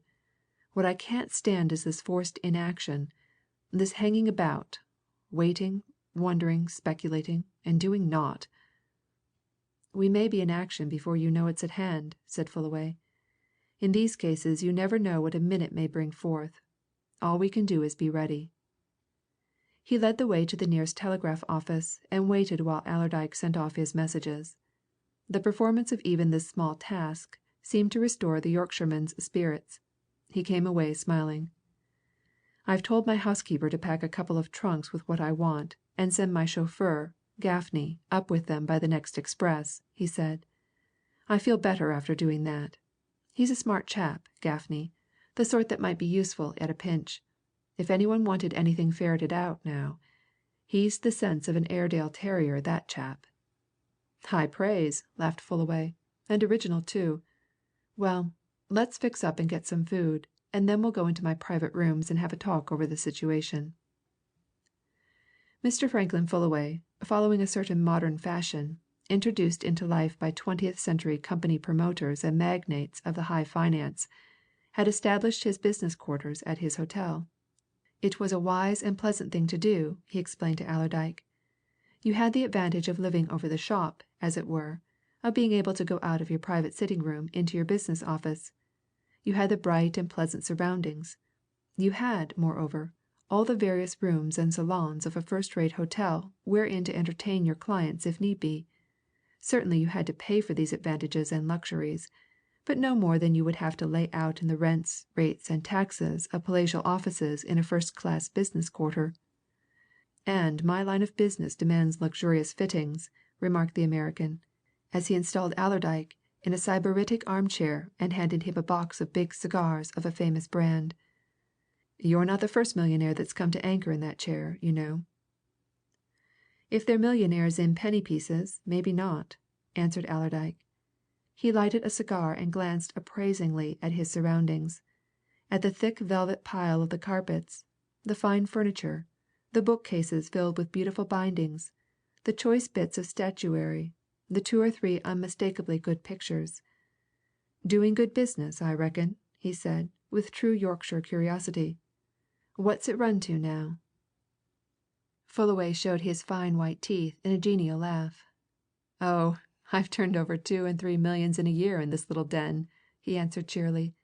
Varies, you know, according to what people have got to sell and what good buyers there are knocking around. You keep a bit of sealing wax, of course, suggested Allerdyke.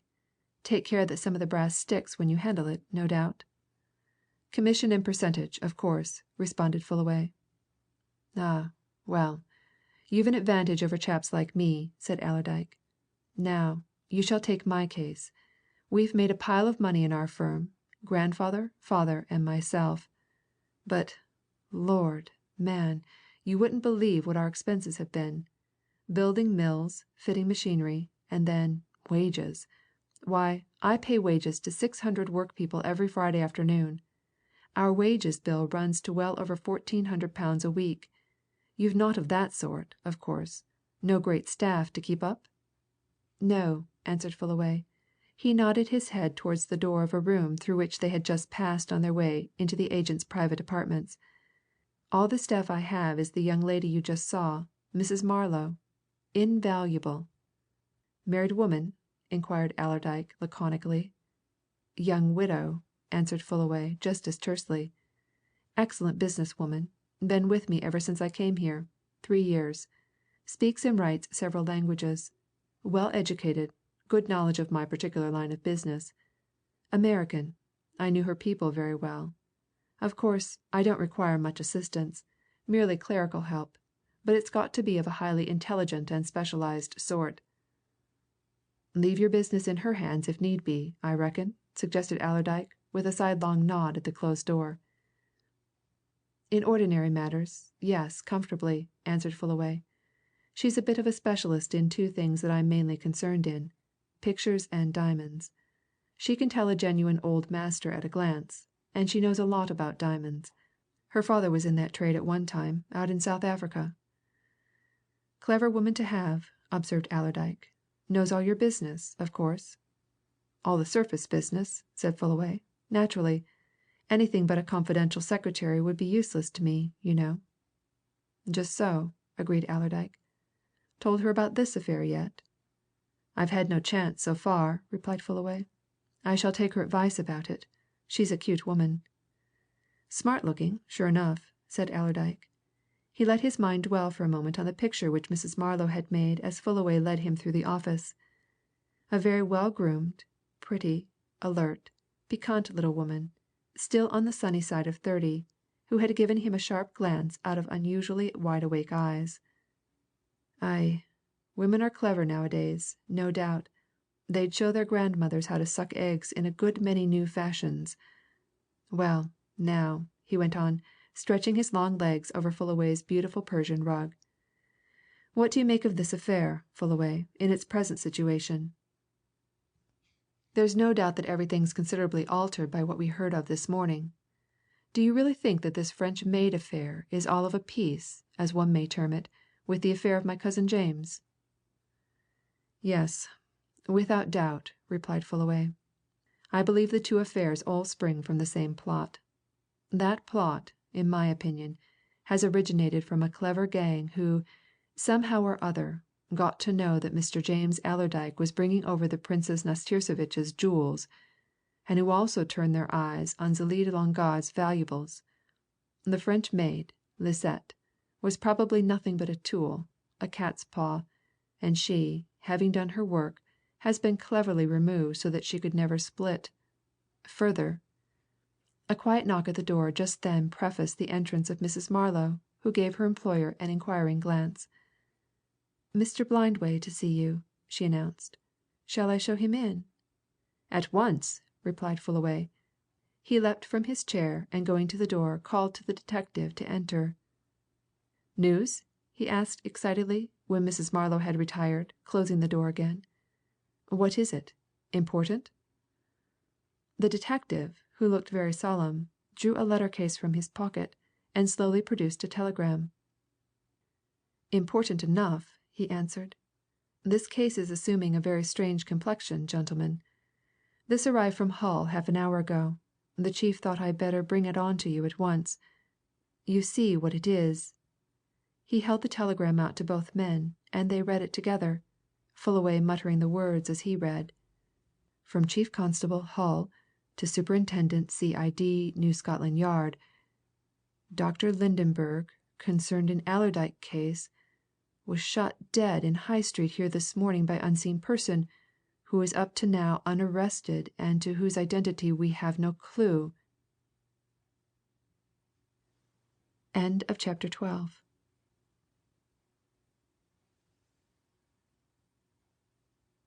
Chapter 13. AMBLER Appleyard. Fullaway laid the telegram down on his table and looked from it to the detective. "Shot dead High Street this morning?" he said wonderingly. "Why, that means, of course, in broad daylight, in a busy street, I suppose? And yet, no clue. How could a man be shot dead under such circumstances without the murderer being seen and followed?" "You don't know Hull very well," remarked Allerdyke, who had been pulling his moustache and frowning over the telegram. "Else you'd know how that could be done easy enough in High Street. High Street," he went on, turning to the detective, "is the oldest street in the town. It's the old Merchant Street. Half of it, lower end, is more or less in ruins. There are old houses there which aren't tenanted. Back of these houses are courts and alleys and queer entries, leading on one side to the river and on the other to side streets.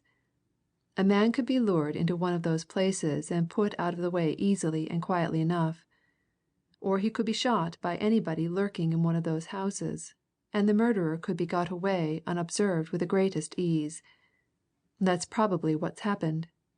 I know that street as well as I know my own house. I'm not surprised by that. What I'm surprised about is to hear that Lydenberg has been shot at all. And the question is his murder of a piece with all the rest of this damnable mystery, or is it clean apart from us? Understand, Fullaway?" "I'm thinking," answered the American. "It takes a lot of thinking, too. You see," continued Allerdyke, turning to Blindway again, "we're all in a hole in a regular fog. We know naught literally naught. This Lydenberg was a foreigner Swede, Norwegian, Dane, or something. We know nothing of him except that he'd come to Hull on business. He may have been shot for all sorts of reasons private, political we don't know. But, mark me, if his murder's connected with the others, if it's all of a piece with my cousin's murder and that French girl's, why then " He paused, shaking his head emphatically, and the other two, impressed by his earnestness, waited until he spoke again. "Then," he continued at last, after a space of silence during which he seemed to be reflecting with added strenuousness, "then, by heaven, we're up against something that's going to take it out of us before we get at the truth. That's a dead certainty. If this is all conspiracy, it's a big 'un, a colossal thing. What say, Fullaway?" "I should say you're right," replied Fullaway. I've been trying to figure things up while you talked, though I gave you both ears. It looks as if this Lydenberg had been shot in order to keep his tongue quiet forever. Maybe he knew something, and was likely to split. What are your people going to do about this?" he asked, turning to the detective. "I suppose you'll go down to Hull at once?" "I shan't," answered Blindway. "I've enough to do here. One of our men has already gone. He's on his way. We shall have to wait for news. I'm inclined to agree with Mr. Allerdyke. It's a big thing, a very big thing. If Mr. Allerdyke's cousin was really murdered, and if the Frenchwoman's death arose out of that, and now Lydenberg's, there's a clever combination at work. And where's the least clue to it?" Allerdyke helped himself to a fresh cigar out of a box which lay on Fullaway's table, lighted it, and smoked in silence for a minute or two. The other men, feeling instinctively that he was thinking, waited. "Look you here!" he exclaimed suddenly. "Clue? Yes, that's what we want. Where's that clue likely to be found? Why, in this, and this only. Who knew, a person or persons, that my cousin was bringing those jewels from the Princess NASTIRSEVITCH to this country? Get to know that, and it narrows the field, d'ye see?" "There's the question of Miss Lennard's jewels, too," remarked Fullaway. "That may be perhaps was a side issue," said Allerdyke. "It may have come into the big scheme as an afterthought. But, anyway, that's what we want, a first clue. And I don't see how that's to be got at until this Princess arrives. You see, she may have talked, and she may have let it out in confidence, to somebody who abused her confidence. What is certain is that somebody must have got to know of this proposed deal between the Princess and your man, Fullaway, and have laid plans accordingly to rob the Princess's messenger, my cousin James. D'ye see? The deal was known of at two ends to you here, to this Princess, through James, over there, in Russia. Now, then, where did the secret get out? Did it get out there, or here?" "Not here, of course," answered Fullaway, with emphasis. "That's dead sure. Over there, of a certainty. The robbery was engineered from there." "Then, in that case, there's aught to do but wait the arrival of the Princess," said Allerdyke. "And you say she'll be here to morrow night. In the meantime, no doubt, you police gentlemen'll get more news about this last affair at Hull, and perhaps Miss Lennard'll find those references about the Frenchwoman, and maybe we shall mop things up bit by bit. For mopped up they'll have to be, or my name isn't what it is. Fullaway," he went on, rising from his chair, "I'll have to leave you. Yon man of mine'll be arriving from Yorkshire with my things before long, and I must go down to the hotel office and make arrangements about him. See you later at dinner to night here, eh?" He lounged away through the outer office, giving the smart lady secretary a keen glance as he passed her, and getting an equally scrutinizing, if swift, look in return. "Clever," mused Allerdyke as he closed the door behind him. "Deuced clever, that young woman. Well, it's a pretty coil, to be sure."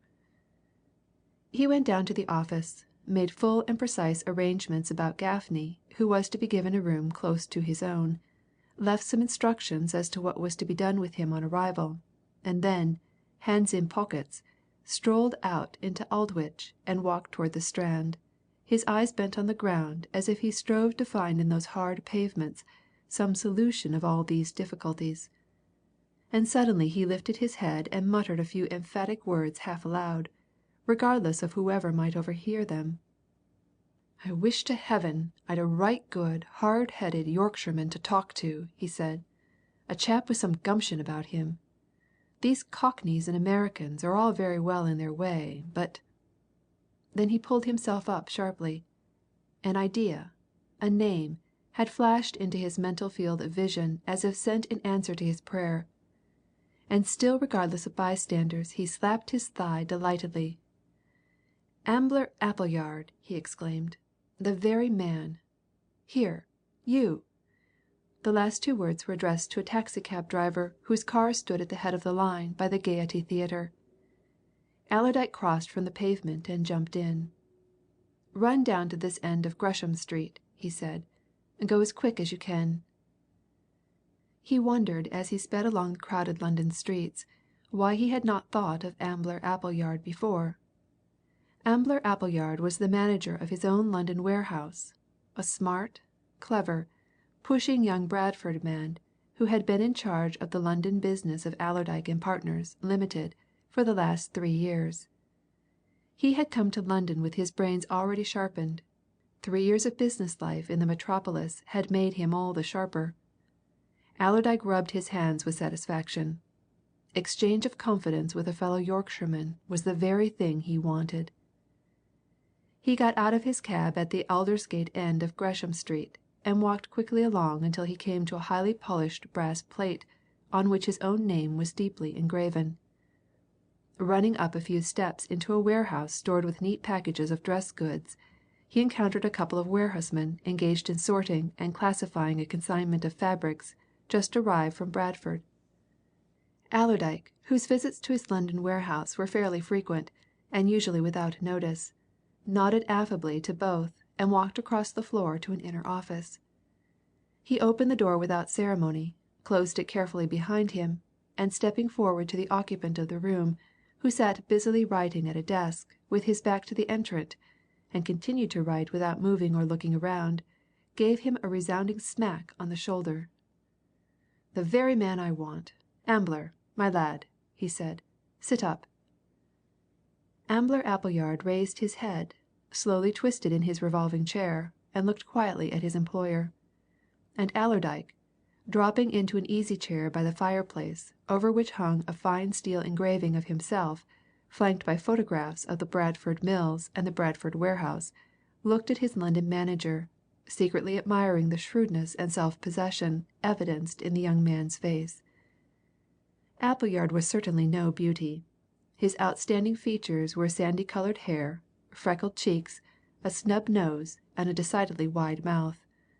Moreover, his ears, unusually large, stood out from the sides of his head in very prominent fashion, and gave the beholder the impression that they were perpetually stretched to attention.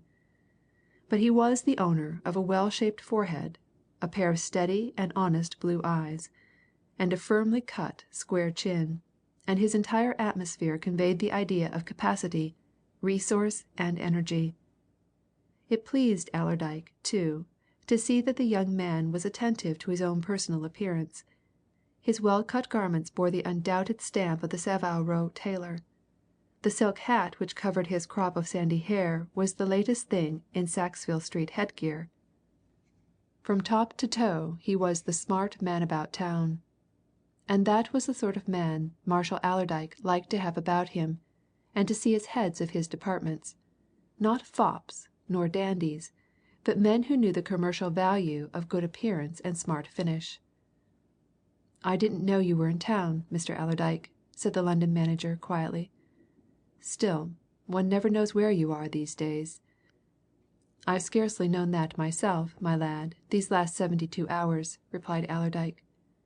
"You mightn't think it, but at this time yesterday I was going full tilt up to Edinburgh. I want to tell you about that, Ambler. I want some advice. But business first. Aught new?" "I've brought that South American contract off," replied Appleyard. "Fixed it this morning." "Good!" said Allerdyke. "What's it run to, like?" "75,000," answered Appleyard. "Nice bit of profit on that, Mr. Allerdyke." "Good! Good!" repeated Allerdyke. "Aught else?" "Naught at present. Naught out of the usual, anyway," said the manager. He took off his hat, laid aside the papers he had been busy with on Allerdyke's entrance, and twisted his chair round to the hearth. "This advice, then?" he asked quietly. "I'm free now." "Aye," said Allerdyke. He sat reflecting for a moment, and then turned to his manager with a sudden question. "Have you heard all this about my cousin James?" he asked with sharp directness. Appleyard lifted a couple of newspapers from his desk. "No more than what's in these," he answered. One tells of his sudden death at Hull, the other begins to hint that there was something queer about it." "Queer!" exclaimed Allerdyke. "Aye, and more than queer, my lad. Our James was murdered. Now, then, Ambler, I've come here to tell you all the story. You must listen to every detail. I know your brains. Keep 'em fixed on what I'm going to tell you. Hear it all, weigh it up, and then tell me what you make of it. For I'm damned if I can make either head or tail, back, side, or front of the whole thing so far. Happen you can see a bit of light. Listen, now." Allerdyke, from long training in business habits, was a good teller of a plain and straightforward tale. Appleyard, for the same reason, was a good listener. So one man talked, in low, earnest tones, checking off his points as he made them, taking care that he emphasized the principal items of his news and dwelt lightly on the connecting links, and the other listened in silence, keeping a concentrated attention and storing away the facts in his memory as they were duly marshalled before him. For a good hour one brain gave out and the other took in, and without waste of words. It came to an end at last, and master looked at man. "Well?" said Allerdyke, after a silence that was full of meaning. "Well?" "Takes some thinking about," answered Appleyard tersely. "It's a big thing a devilish clever thing, too. There's one fact that strikes me at once, though. The news about the NASTIRSEVITCH jewels leaked out somewhere, Mr. Allerdyke, that's certain. Either here in London or over there in Russia, it leaked out. Now until this Princess comes, you've no means of knowing if the leakage was over yonder. But there's one thing you do know now, at this very minute. There were 3 people here in England who knew that the jewels were on the way from Russia in Mr. James Allerdyke's charge.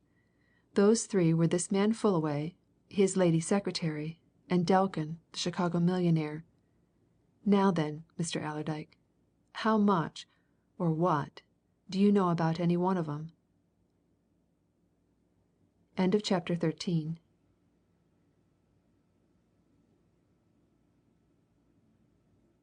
Chapter 14 £50,000 Reward. Allerdyke encountered this direct question with a long, fixed stare of growing comprehension. His silence showed that he was gradually taking in its significance. "Aye, just so," he said at last. "Just so. How much do I know of any of 'em? Well, of Fullaway no more than I've seen, of his secretary no more than what I've seen and heard, of Delkin no more than such a man exists. Sum total what?" "Next to naught," said Appleyard. "In a case like this you ought to know more. Fullaway may be all right. Fullaway may be all wrong. His lady secretary may be as right as he is, or as wrong as he is. As to Delkin, he might be a creature of Fullaway's imagination. Put it all to yourself now, Mr. Allerdyke. On the face of what you've told me, these 3 people, 2 of 'em, at any rate, for a certainty, knew about these valuables coming over in Mr. James's charge. So far as you know, your cousin had 'em when he left Christiania and reached Hull. There they disappear. So far as you're aware, nobody but these people know of their coming. No other people in England knew, at any rate, so far, I repeat, as your knowledge goes. I should want to know something about these 3, if I were in your place, Mr. Allerdyke." "Aye, aye," replied Allerdyke. "I see your point. Well, I've been in Fullaway's company now for 2 days. There's no denying he's a smart chap, a clever chap, and he seems to be doing good business. Moreover, Ambler, my lad, James knew him, and James wasn't the sort to take up with the wrong 'uns. As to the secretary, I can't say. Besides, Fullaway said this afternoon that he hadn't told her all about it yet."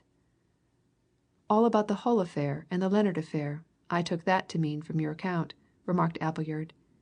"If she's his confidential secretary, with access to his papers and business, she'd know all about the Princess transaction. Now, of course, an inquiry or two of the usual sort would satisfy you about Fullaway. I mean as a business man. An inquiry or two would tell you all about Delkin, but you can't get to know all about Mrs. Marlow from an inquiry, and you can't find out all about Fullaway from an inquiry. He may be the straightest business man in all London, and yet have a finger in this pie, and his secretary with him. £250,000 worth of jewels, Mr. Allerdyke, is a temptation. And these folks knew the jewels were on their way. What's more, they'd time to intercept their bearer, Mr. James." Allerdyke rubbed his chin and knitted his brows in obvious bewilderment. "There must have been more than them in at it," he said musingly. "A regular gang of 'em, judging by results." "Every gang has its ganger," replied Appleyard, with a knowing smile. "There's no doubt this is a big thing, but there must be a central point, a head, a controlling authority in it.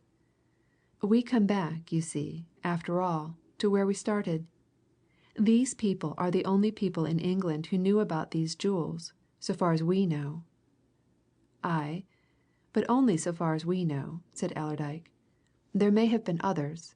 There may have been folks who got to know about them over there in Russia, and who communicated their knowledge to some folks here. And there's always this to be borne in mind the affair, the plot, may have been originated there and worked from here. Remember that." "Quite so and you can't decide on anything relating to that until this Princess comes," agreed Appleyard. "It'll have to rest till you've heard all she has to say, and then you'll know where you are. But in the meantime you can find out a bit about Fullaway and this millionaire man. I can find out for you, if you like, in a few hours." "Do, my lad," said Allerdyke. "It's always well to know what you're dealing with. Aye, make an inquiry or two." "But remember that all I can inquire about will be in the ordinary business way," continued Appleyard. "I can ascertain if there's a Delkin in town who's a Chicago millionaire, and if Fullaway's a reputable business man, but that'll be all. As to the secretary, I can't do anything." "I'll keep an eye on her myself," said Allerdyke. "Well, do this, then, and let me know the results. I've put up at the Waldorf, and there I shall stop while all this is being investigated here in London. But I shall pop in and out here, of course. And now I'll go back there and find out if there's any fresh news from the police or from Hull. I reckon there'll be some fine reading in the newspapers in a day or two, Ambler. It'll all have to come out now." In this supposition Allerdyke was right. The police authorities, finding that the affair had assumed dimensions of an astonishing magnitude, decided to seek the aid of the press and to publish the entire story in the fullest possible fashion. And Allerdyke and all London woke next morning to find the newspapers alive with a new sensation, and every other man asking his neighbour what it all meant. 3 mysterious murders, 2 big thefts. Together, the newspaper world had known nothing like it for years, and the only regrets in Fleet Street were those of the men who would have sacrificed their very noses to have got the story exclusively to themselves. But the police authorities had exercised a wise generosity, and no one newspaper knew more than another at that stage. They all, as Fullaway said to Allerdyke at breakfast, got a fair start, and from that one could run their own race. "We shall be to these pressmen as a pot of honey to flies," he observed. "Take my advice, Allerdyke see none of them, and if you should, as you will, get buttonholed and held up, refuse to say a word." "You can leave that to me," answered Allerdyke with a twitch of his determined jaw. "It'd be a clever newspaper chap that would get aught out of me. I've other fish to fry than to talk to these gentry. And what good will all this newspaper stuff do?" "Lots," replied Fullaway. "It will draw attention. There'll already be a few thousand amateur detectives looking out for the man who left the French maid dead in Eastbourne Terrace, and a few hundred amateur criminologists racking their brains for a plausible theory of the whole thing. Oh, yes, it's a good thing to arouse public interest, Allerdyke. All that's wanted now is a rousing reward. Have you thought of that?" "Didn't I mention it to the man at Scotland Yard yesterday?" said Allerdyke. "I'm game to find aught reasonable in the way of brass. But," he added with a touch of true Yorkshire caution, I've been thinking that over during the night, and it seems to me that there are two other parties who ought to come in at it, with me, of course Miss Lennard and the Princess, d'ye see? If they're willing, I am." "You mean a joint reward for the detection of the murderer and the recovery of the jewels?" suggested Fullaway. "Well, you can be pretty certain, by now, that the murders and the thefts are all the work of one gang," replied Allerdyke. "So it's long as it's short. These two women want their pearls and their diamonds back. I want to know who killed my cousin James. We're all three in the same boat, really, so if we make up a good, substantial purse between us what?" "Good!" agreed Fullaway. "We'll hear what the Princess says when she arrives to night. I guess we shall all know better where we exactly are when we've heard what she has to say." "If she's like most women that's lost aught in the way of finery," replied Allerdyke dryly, "she'll have plenty to say." That night he had abundant opportunity of hearing the Princess Nastirsevitch's views on the situation, freely expressed. He himself fetched Celia Lennard to the conference at New Scotland Yard. They found Fullaway and the Princess already there, in full blast of debate. Allerdyke inspected the new arrival with keen interest and found her a well preserved, handsome woman of middle age, sharp, smart, and American to the finger tips. The official whom they had met before was already questioning her, and for Allerdyke's benefit he repeated what had already transpired. "The Princess affirms, Mr. Allerdyke, that not a soul but herself and your cousin, Mr. James Allerdyke, knew of this affair," he said. "I am right, am I not, madam," he went on, turning to the Princess, "in saying that not one word of this transaction, or proposed transaction, was ever mentioned by you to any person but Mr. James Allerdyke?" "To no other person than Mr. James Allerdyke," assented the Princess firmly. "It would have been strange conduct on my part, I think, if I had told anybody else anything about it my object, of course, being secrecy. From the moment I first mentioned it to Mr. James Allerdyke until I arrived here just now and met Mr. Fullaway there, I never spoke of the matter to any one." The official looked at Allerdyke as if inviting him to ask any question that occurred to him, and Allerdyke immediately brought up that which had been in his mind ever since his discovery of James Allerdyke's pocket diary. "How came you to repose such confidence in my cousin, ma'am?" he asked brusquely. "I always thought I was pretty deep in his counsels, but I never heard him mention your name. Did he know you well?" "I had known Mr. James Allerdyke for a little over a year," replied the Princess. "I met him first in Paris, then on the Riviera, then in Russia. The fact is, he did some business for me. I had every confidence in him the fullest confidence. I knew he was a thoroughly straight man, and just as I had decided to sell these jewels all my own property, mind in order to clear off the whole lot of the mortgages on my son's estate, so's he could come into them quite unencumbered, I happened to meet Mr. James Allerdyke in St. Petersburg that's, of course, a few weeks ago and I immediately took him into my confidence and asked his help. With the result," added the Princess, "that he cabled to Mr. Fullaway there, and that all this has come about. I tell you in the most emphatic manner at my command," she went on, turning to the official and tapping the edge of his desk as if to accentuate her words. "It's impossible that anybody over there in Russia could have known of my arrangements with Mr. James Allerdyke utterly impossible. For I never spoke of them to any one there, and I'm sure he would not." "Impossible is a big word, Princess," said the official. "There may have been ways of leakage. Did you exchange any correspondence on the matter?" "Not a line," replied the Princess. "There was no need. We met 3 times and arranged everything. The only correspondence there was, if you could call it correspondence, was the exchange of cablegrams between Mr. James Allerdyke and Mr. Fullaway. I saw those cablegrams of course the jewels were mentioned. But I don't believe Mr. James Allerdyke was the sort of man to leave his cablegrams lying around for somebody else to see. I know he had them in his pocket book.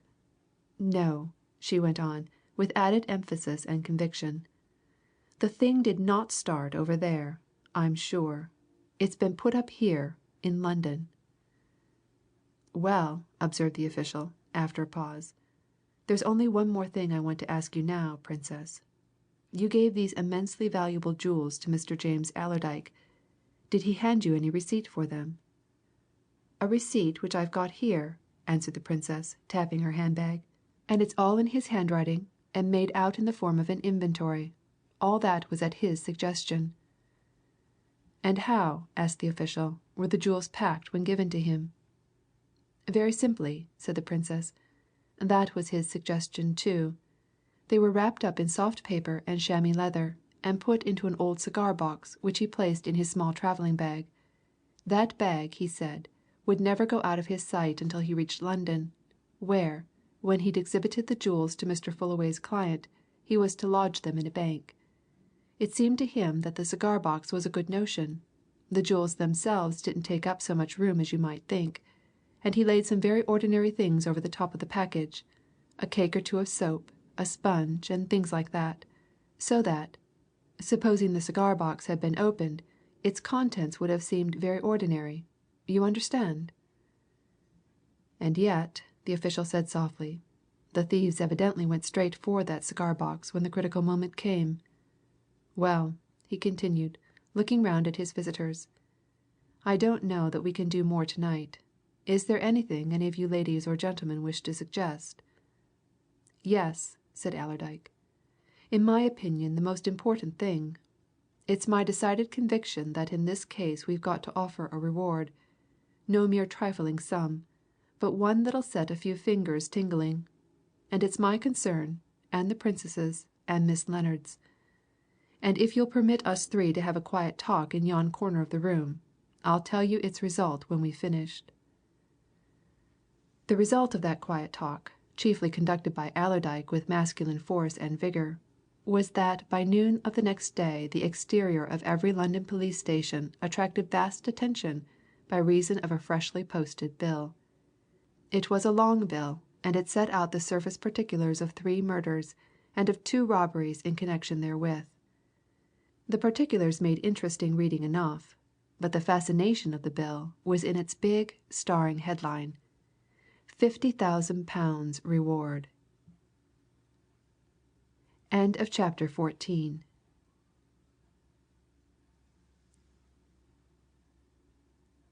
Chapter 15. The Bayswater Boarding House.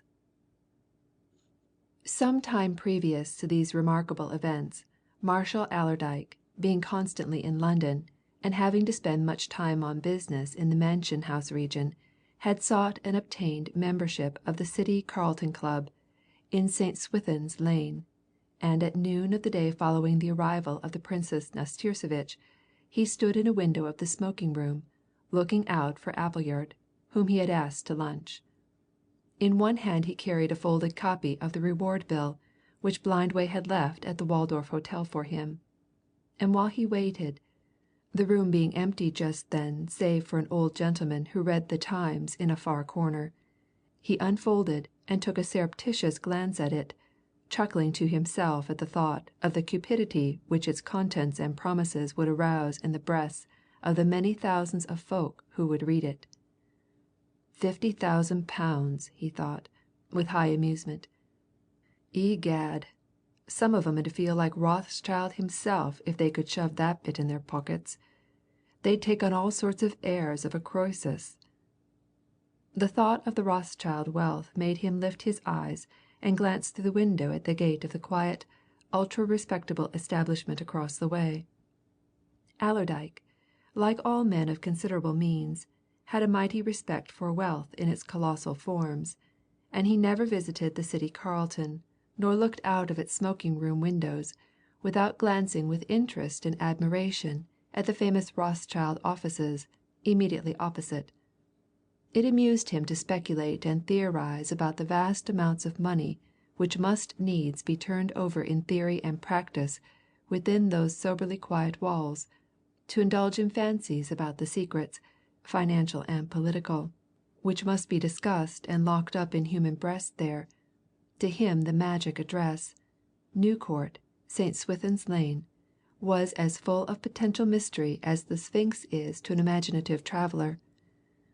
He glanced at its gates, and at its sign now with an almost youthful awe and reverence, the reverence of the man of considerable wealth for the men of enormous wealth, and while his eyes were thus busy a taxi cab came along the lane, stopped by the entrance to New Court, and set down Mrs. Marlow. Allerdyke instinctively shrank back within the curtains of the smoking room window. There was no reason why he should have done so. He had no objection to Franklin Fullaway's secretary seeing him standing in a window of the City Carlton Club. He knew no reason why Mrs. Marlow should object to being seen getting out of a cab in St. Swithin's Lane. Yet he drew back, and, from his concealed position, watched. Not that there was anything out of the ordinary to watch. Mrs. Marlow, who looked daintier, prettier, more charming than ever, paid her driver, gave him a smiling nod, and tripped into New Court, a bundle of papers in her well-gloved hand. "Business with Rothschilds, eh?" mused Allerdyke. "Well, I dare say there's a vast lot of folk in this city who do business across there. Smart little woman that, and no doubt as clever as she's smart. I'd like to know." Just then the ancient hall porter of the club, who surely missed his vocation in life and should have been a bishop, or at least a dean, ushered in Appleyard, whom Allerdyke immediately beckoned to join him amongst the window curtains. "I say," he whispered, with a side glance at the Times reading old gentleman, "you remember me telling you yesterday about the lady secretary of Fullaway's, Mrs. Marlow? What a smart bit she looked to be, eh?"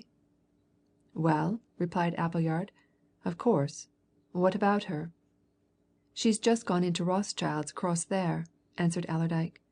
"Come here this corner. She'll be coming out before long, no doubt, and then you'll see her. As I told you about her, I want you to take a look at her. She's worth seeing for more reasons than one." Appleyard allowed himself to be drawn into the embrasure. He waited patiently and in silence.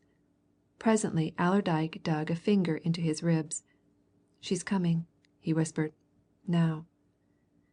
Appleyard looked half carelessly across the street.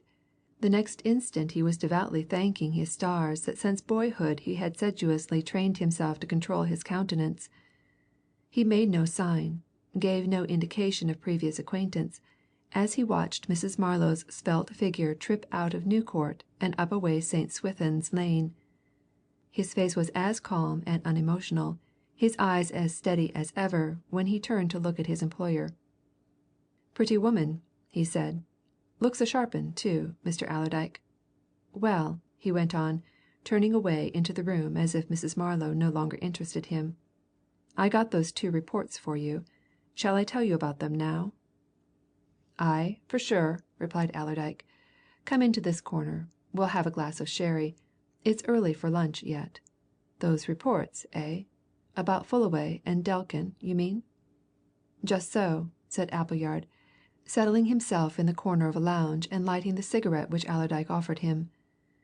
"They're ordinary business reports, you know, got through the usual channels. Fullaway's all right, so far as the various commercial agencies know. Nothing ever been heard against him, anyhow. The account of himself and his business which he gave you is quite correct. To sum up, he's a sound man, quite straight, on the business surface, which is, of course, all we can get at. As for Delkin, that's a straight story, too. Anyway, there's a Chicago millionaire of that name been in town some weeks. He's stopping at the Hotel Cecil, has a palatial suite there, and his daughter's about to marry Lord Hexwater. All correct there, Mr. Allerdyke, too.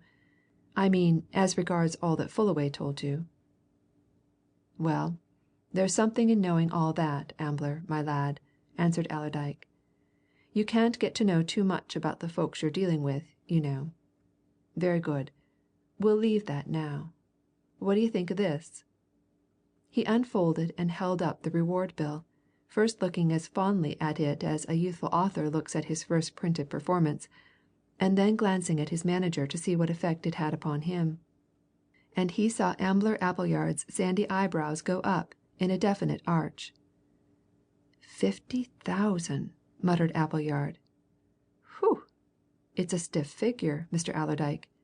You've put a thick finger in that pie, I'm thinking."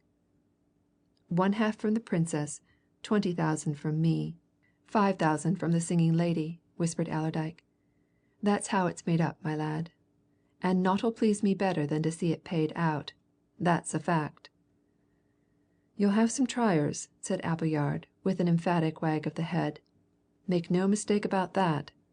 50,000! Gosh! Why, anybody that's got the least clue, the slightest idea, and there must be somebody, 'll have a go in for all he or she's worth."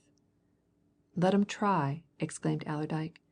"The welcome man's the chap that enables us to recover and convict. Here, shove that bill in your pocket, and read it at your leisure. There's something to think about in what it says, I promise you." Appleyard went away from the club an hour and a half later, thinking hard enough. But he was not thinking about the reward bill. What he was thinking about, had been thinking about from the moment in which Allerdyke had drawn him into the smoking room window and pointed her out to him, was Mrs. Marlow. For Appleyard knew Mrs. Marlow well enough, but always those buts in life, he reflected with a cynical laugh as he threaded his way back to Gresham Street. He knew her by another name, Miss Slade. And now he was wondering why Miss Slade or Mrs. Marlow had two names, and why she appeared to be one person as he knew her in private life, and another as he had seen her that very morning. On Appleyard's first coming to town in the capacity of sole manager of the London warehouse of Allerdyke and Partners Limited, he had set himself up in 2 rooms in a Bloomsbury lodging house. He knew little of London life at that time, or he would have known that he was thus condemning himself to a drab and dreary existence. As it was, he quickly learnt by experience, and within 6 months, having picked up a comfortable knowledge of things, he transferred himself to one of those well equipped boarding establishments, in the best part of Bayswater, wherein bachelors, old maids, young women, widowers, and married couples without encumbrance, can live together in as much or as little friendship and intercourse as pleases their individual tastes. Ambler Appleyard took his time and selected the likeliest place he could find after much inspection of many similar places. His salary of 1,000 a year, to which was to be added a handsome if varying commission, enabled him to pick and choose. The house which he did choose, in the immediate neighbourhood of Lancaster Gate, was of the luxurious order. Its private rooms were models of the last thing in comfort. Its public rooms were equal to those of the best modern hotels. If you wanted male society, you could find it in the smoking room and the billiard room. If you desired feminine influences, there was a pleasing variety in the drawing room and the lounges. You could be just as much alone, and just as much in company as you pleased. Anyway, the place suited Ambler Appleyard, and there he had lived for 2.5 years. And during a good 2 of them, the young lady whom he knew as Miss Slade had lived there too. With Miss Slade, Appleyard, as a fellow resident in the same house, was on quite friendly terms. He sometimes talked to her in one of the drawing rooms. He knew her for a clever, rather brilliant young woman, with ideas, and the power to express them. It was evident to him that she had travelled and had seen a good deal of the world and its men and women. She could talk politics with far more knowledge and insight than most women. She knew more than a little of economic matters, and was inclined, like Appleyard himself, to utilitarianism in all things affecting government and society. But of herself she never spoke directly. All Appleyard knew of her concerns was that she was engaged in business of some nature, and went to it every morning as regularly and punctually as he went to his. He judged that whatever her business was she must be well paid for it, or must possess means of her own. Nobody, man or woman, could possibly live at that boarding house, or private hotel, as its proprietors preferred to call it, for anything less than 4 guineas a week. Well, here was the explanation of Miss Slade's business. She was evidently private secretary to Mr. Franklin Fullaway, and competent to do business at a place like Rothschild's. And why not? Yet, why did she call herself Miss Slade at the boarding house, and Mrs. Marlow in her business capacity? And yet, why shouldn't she? Asked Appleyard of himself. A woman's a right to do what she likes in that way, and she isn't necessarily deceitful because she passes as a single woman in one place and a widow in another. I dare say she could give a very good reason for all this. But who's got any right to ask her for one? Not me, certainly. He had no intention of asking Miss Slade anything when he left the city for Bayswater that evening, but chance threw him into her immediate company in one of the lounges, where, after dinner, they met at a table on which the evening newspapers were laid out. As Miss Slade picked one up, Appleyard picked up another. Certain big, strong letters on the front sheets of both gave him an opening. "Have you read anything about this affair?" he asked, with apparent carelessness, pointing to a row of capitals. "This extraordinary murder-robbery business which is becoming the talk of the town? Murders of 3 people, theft of nearly £300,000 worth of jewels, and £50,000 reward. It's colossal." Miss Slade, without showing the slightest shade of interest, shook her head. "I don't read murders," she answered. £50,000 reward? That's an awful lot, isn't it?" "Worth trying for, anyway," replied Appleyard. He gave her a sly look and smiled grimly. "I think I'll try for it," he said. 50,000. "How could any one try unless he or she's some clue?" she asked. "If you don't know anything about it, or any of the persons concerned, where would you begin?" "There are plenty of persons named in these accounts about whom one could find something out, at any rate," replied Appleyard, tapping the newspaper with his finger. "There's a Russian princess with a sleazy sort of name, a Yorkshire manufacturer named Allerdyke, an American man called Franklin Fullaway all seem to be well-known people in town. You ever hear of any of them?" Miss Slade turned a face of absolute indifference on him and the paper to which he was pointing. "Never," she answered calmly. "But I dare say I shall hear of them now, for 9 days." Then she went off with her own newspaper, and Appleyard carried his to a corner and sat down. "That's a lie," he said to himself, "and a woman who will tell a lie as calmly and quietly as that will tell 1,000 with equal assurance and cleverness. She " There he stopped. In the doorway Miss Slade had also stopped to speak to another resident, a man, about whom Ambler Appleyard had often wondered as keenly as he was now wondering about Miss Slade herself. End of chapter 15.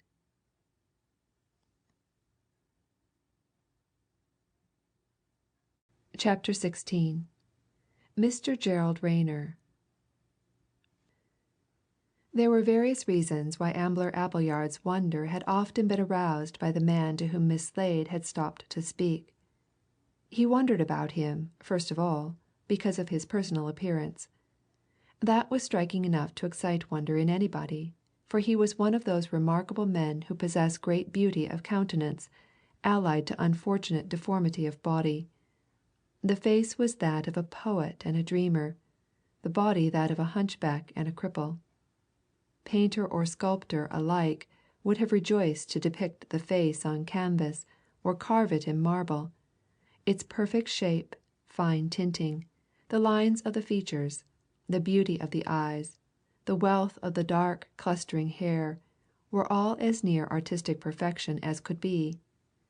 But all else spoke of deformity, the badly bent back, the twisted body, the short leg, the misshapen foot.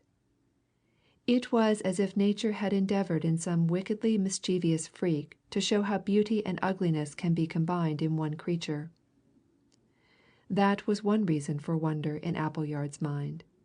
He had never come across quite this type before, though he knew that hunchbacks and cripples are often gifted with unusual strength, and more than usual good looks, as if in ironic compensation for their other disadvantages. But there were others. Mr. Gerald Rayner, everybody knew everybody else's name in that private hotel, for they were all more or less permanent residents, was something of a mystery man. In spite of his deformity, he was the best dressed man in the house. They were all smart men there, but none of them came up to him in the way of clothes, linen, and personal adornment, always in the best and most cultured taste. Also, it was easy to gather that he was a young man of large means. Although he made full use of the public rooms, and was always in and about them of an evening, from dinner time to a late hour, he tenanted a private suite of apartments in the hotel. Those residents, few in number, who had been privileged to obtain entrance to them spoke with almost awed admiration of their occupants' books, pictures, and objects of art. Mr. Gerald Rayner, it was evident, was a man of culture. That, indeed, was shown by his conversation. And at first Appleyard had set him down as a poet, or an artist, or a writing man of some sort, a dilettante who possessed private means. Then, being a sharp observer of all that went on around his own centre, he began to perceive that he must be mistaken in that. Rayner was obviously a business man, like himself, for every morning, at precisely 9:30, a smart motor brougham arrived at the door of the private hotel and carried Rayner off citywards. Every afternoon at exactly 5:30 the same conveyance brought him back. Only business men, said Appleyard, are so regular, so punctual. Therefore Rayner must be a business man. But nobody in that hotel knew anything whatever of Rayner, beyond what they saw of him within its walls. Nobody knew whither the motor brougham carried him, what he did when he reached his destination. Nobody knew what or who he was. Appleyard, who was always knocking about the heart of the city, who was forever in its business streets, who knew all the city clubs, all the best city restaurants, and was familiar with all sorts and shades of life in the city, never saw Rayner in any of his own purlieus. Accordingly, he came to the conclusion that Rayner's business, whatever it was, did not take him to the city. Nevertheless, it was certain, in Appleyard's opinion, that he was in business, and paid scrupulous attention to his daily duties. Over the edge of his newspaper he watched Rayner and Miss Slade meet, exchange a word or two, and retire to a corner of an inner lounge in which they often sat talking together. He had often seen them talking together, and it had struck him that they seemed to talk with more than ordinary confidence. The hunchback was on terms of easy familiarity with everybody in the house, and he had a remarkable range of topics. He could talk sport, books, finance, politics, art, science, history, theology. The variety of his conversation was astonishing. But Appleyard had begun to notice that he rarely talked to any single person with the exception of Miss Slade. He would join a group in smoking room or drawing room and enter gaily into whatever was being discussed, but he seemed to have no desire to hold a tête-à-tête talk with any one except this young woman, who was now as much an object of mystery and speculation to Appleyard as he himself was. They were often seen talking together in quiet corners, and some of the old maids and eligible widows were already saying that Miss Slade was setting her cap at Mr. Rayner's evident deep purse. Ambler Appleyard went to bed that night wondering greatly about two matters. First, why Miss Slade was Miss Slade in Bayswater and Mrs. Marlowe at Fullaway's office. Second, if Miss Slade, or Mrs. Marlowe, whichever she really was, had any secrets with the mysterious Mr. Rayner. From that he got to wondering who Rayner really was, and what his business was. And this process of speculation began again next morning, and continued all the way to the Gresham Street warehouse, and by the time he had arrived there he had half determined to find out more about Miss Slade than was known to him up to then, and also, since he appeared to be such great friends with Miss Slade, about Mr. Gerald Rayner. But how? He mused as he ran up the steps to the warehouse. I'm not a private detective, and I don't propose to employ one. If I knew some sharp fellow. Just then he caught sight of Gaffney, who sat on a bale of goods within the warehouse door, holding a note in his hand. He stood up with a grin of friendly recognition when he saw Appleyard. "Morning, sir," he said. "Letter from Mr. Allerdyke for you. No answer, but I was to wait till you'd read it." Appleyard opened the note there and then. It was just a mere hurried scrawl, saying that Allerdyke was just setting off for Hull in obedience to a call from the police, As Gaffney had nothing to do, would Appleyard make use of him during Allerdyke's absence? Appleyard bade Gaffney wait a while, went into his office, ran through his correspondence, gave the morning's orders out to the warehouseman, and called the chauffeur inside. "Gaffney," he said as he carefully closed the door on them, "you're a Londoner, aren't you?" Gaffney smiled widely. "Ought to be, Mr. Appleyard," he answered. "I was born within sight of Bow Bells, anyhow off Aldersgate Street, sir. Yes, I'm a Cockney, right enough." "Then you know London well, of course," suggested Appleyard. "Never went out of it much, sir, till I went down to Bradford to this present job," replied Gaffney. "I shouldn't have left it if Mr. Allerdyke hadn't given me extra good wages and a real good place." Appleyard tossed Allerdyke's note across his desk. "You see what Mr. Allerdyke says," he remarked. "Wants me to find you something to do while he's off. How long is he likely to be off?" "He said that he might be back to morrow night, sir," answered Gaffney, glancing at the note, "but possibly not till the day after to morrow." "Well, I don't know that there's anything you can do here," said Appleyard. "We're not particularly busy, and we've a full staff. But," he continued, with a sharp glance at the chauffeur, "there's something you can do for me, privately, to morrow morning a quite private matter a matter entirely between ourselves. I'll account to Mr. Allerdyke for your time, but I don't want even him to know about this job that you can do for me. I'll pay you for doing it out of my own pocket." "Just as you think right, sir," answered Gaffney. "So long as you make it right with the governor, I'm willing." "Very well," said Appleyard. He paused a moment and then lowered his voice. "You've seen about this tremendous reward that's being offered in Mr. James Allerdyke's case?" he asked, with another sharp look. "You know what I mean?" Gaffney's shrewd face grew shrewder, and he nodded knowingly. "I know," he said. 50,000. A fortune, sir." "What I want you to do," continued Appleyard, "may lead to something relating to that, and it mayn't. Anyway, I'll make you all right. Now, listen carefully. Do you think you could get hold of a private motor to morrow morning? A smart, private cab in which you could put a friend of yours well dressed, would be the thing early?" "Easy as winking, sir," answered Gaffney. "Know the cab, and a friend of mine who'd sit in it, as long as you like." "Very good," said Appleyard. "Now, then, do you know Lancaster Gate?" "Do I know St. Paul's?" exclaimed Gaffney, half derisively. "Used to drive for an old gent who lived in Porchester Terrace." "Oh," replied Appleyard. "Then I dare say you know the Pompadour Private Hotel?" "As well as I know my own fingers," responded Gaffney. "Driven to and from it many 100 times."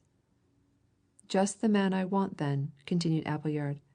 "Now, to morrow morning, get your cab early, put your friend in it, dressed up, of course, and at 9:30 to the very minute drive slowly past the front door of the Pompadour. You'll see a private motor brougham there dark green. You'll also see a hunchbacked gentleman enter it you can't mistake him. Follow him. Never mind where he goes, or how long it takes to get there or how few minutes it takes to get there, for that matter. Follow him and find out where that private cab puts him down. Then come and report to me. Is that all clear?" "Clear as noonday, sir," answered Gaffney. "I understand. I've been at that sort of game more than once." "All right," said Appleyard. "I leave it to you. Take every care. I don't want this man to get the least suspicion that he's followed. And " he hesitated, considering his plans over again. "Yes," he went on, "there's just another detail that I may mention. It'll save time. This hunchbacked gentleman's name is Rayner Mr. Gerald Rayner. Can you remember it?" "As well as my own," answered Gaffney. "Mr. Gerald Rayner. I've got it." "Very good. Now then, can you trust this friend of yours?" asked Appleyard. "Is he a chap of common sense?" "It's my own brother," replied Gaffney. "Some people say I'm the sharper of the two, some say he is. There's a pair of us, anyhow." "That'll do," said Appleyard. "Now, Wherever you see this Mr. Rayner set down, let your brother get out of your cab and take particular notice if he goes into any shop, office, flats, buildings, anything of that sort, which bears his name, Rayner. D'ye see? I want to know what his business is. And now that you know what I want, you and your brother put your heads together and try to find it out, and come to me when you've done, and I'll make it worth your while. You'd better go now and make your arrangements." Gaffney went away, evidently delighted with his commission, and Appleyard turned to his business of the day, wondering if he was not going to waste the chauffeur's time and his own money. Next morning he purposely hung about the Pompadour until the time for Rayner's departure arrived. From one of the front windows he saw the hunchback enter his brougham and drive away. At the same moment he saw a neat private cab, driven by Gaffney, and occupied by a smart-looking young gentleman in a silk hat, come along and follow in quite an ordinary and usual manner. And on that he himself went to Gresham Street and waited. Gaffney and his brother turned in during the morning, both evidently primed with news. Appleyard shut himself into his office with them. "Well?" he asked. "Easy job, Mr. Appleyard," replied Gaffney. "Drove straight through the Park, Constitution Hill, the Mall, Strand, to the top of Arundel Street. There he got out. Brougham went off. Back he walked down the street. So my brother here he got out too, and strolled down street after him. He'll tell you the rest, sir." "Just as plain as what he's told," said the other Gaffney. "I followed him down the street. He walked one side, I t'other side." "He went into Clytemnestra House, one of those big houses of business flats and offices, almost at the bottom. I waited some time to see if he was settled like, or if it was only a call he was making. Then I went into the hall of Clytemnestra House, as if I was looking for somebody. There are 2 boards in that hall with the names of tenants painted on 'em, but there's not that name, Gerald Rayner. Still, I tell you what there is, sir. There's a name that begins with the same initials, G.R." "What name?" asked Appleyard. "The name," replied the second Gaffney, "is Gavin Ramsay, agent." End of chapter 16.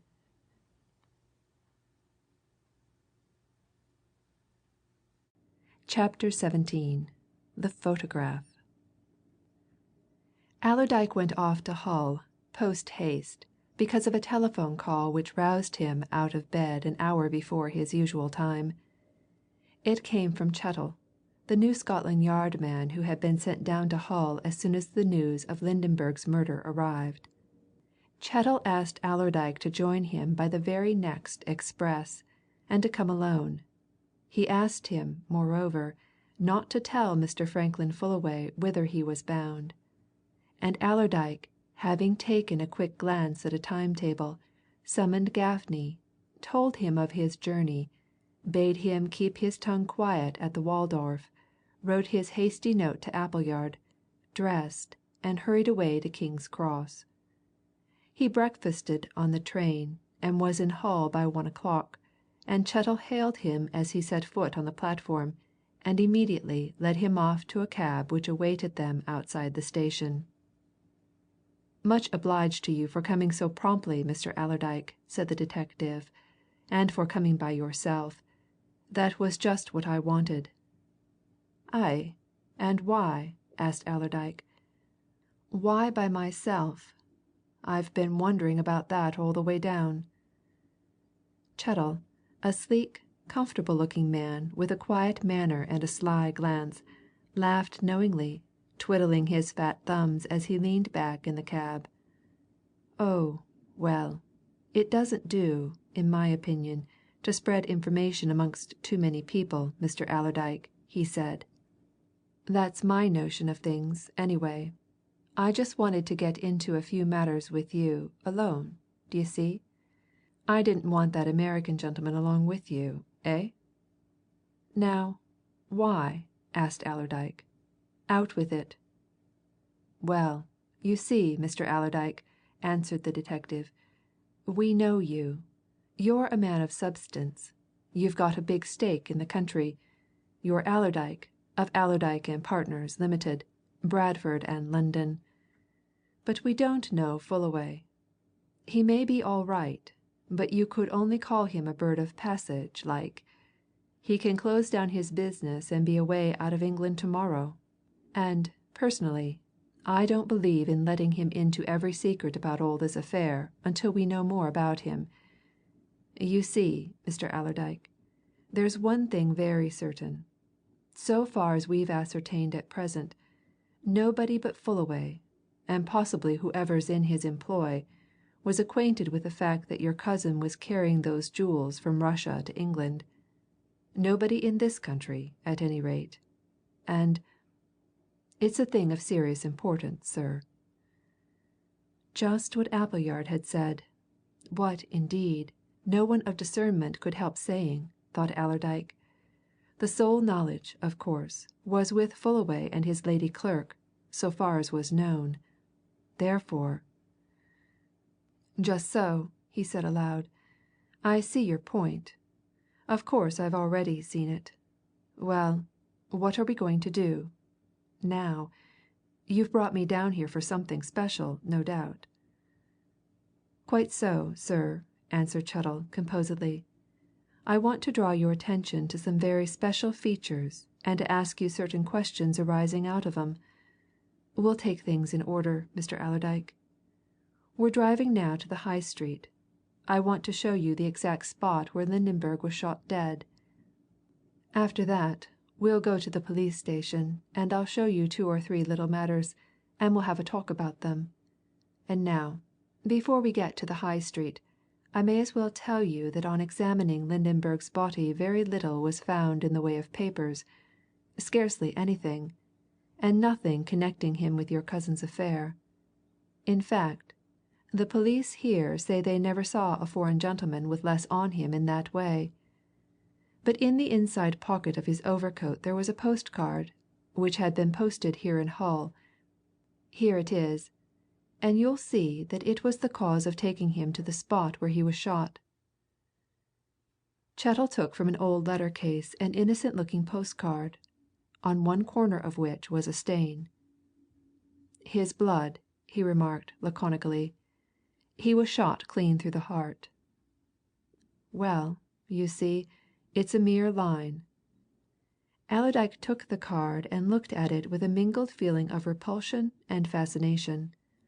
The writing on it was thin, angular, upright, and it suggested foreign origin. And the communication was brief, and unsigned.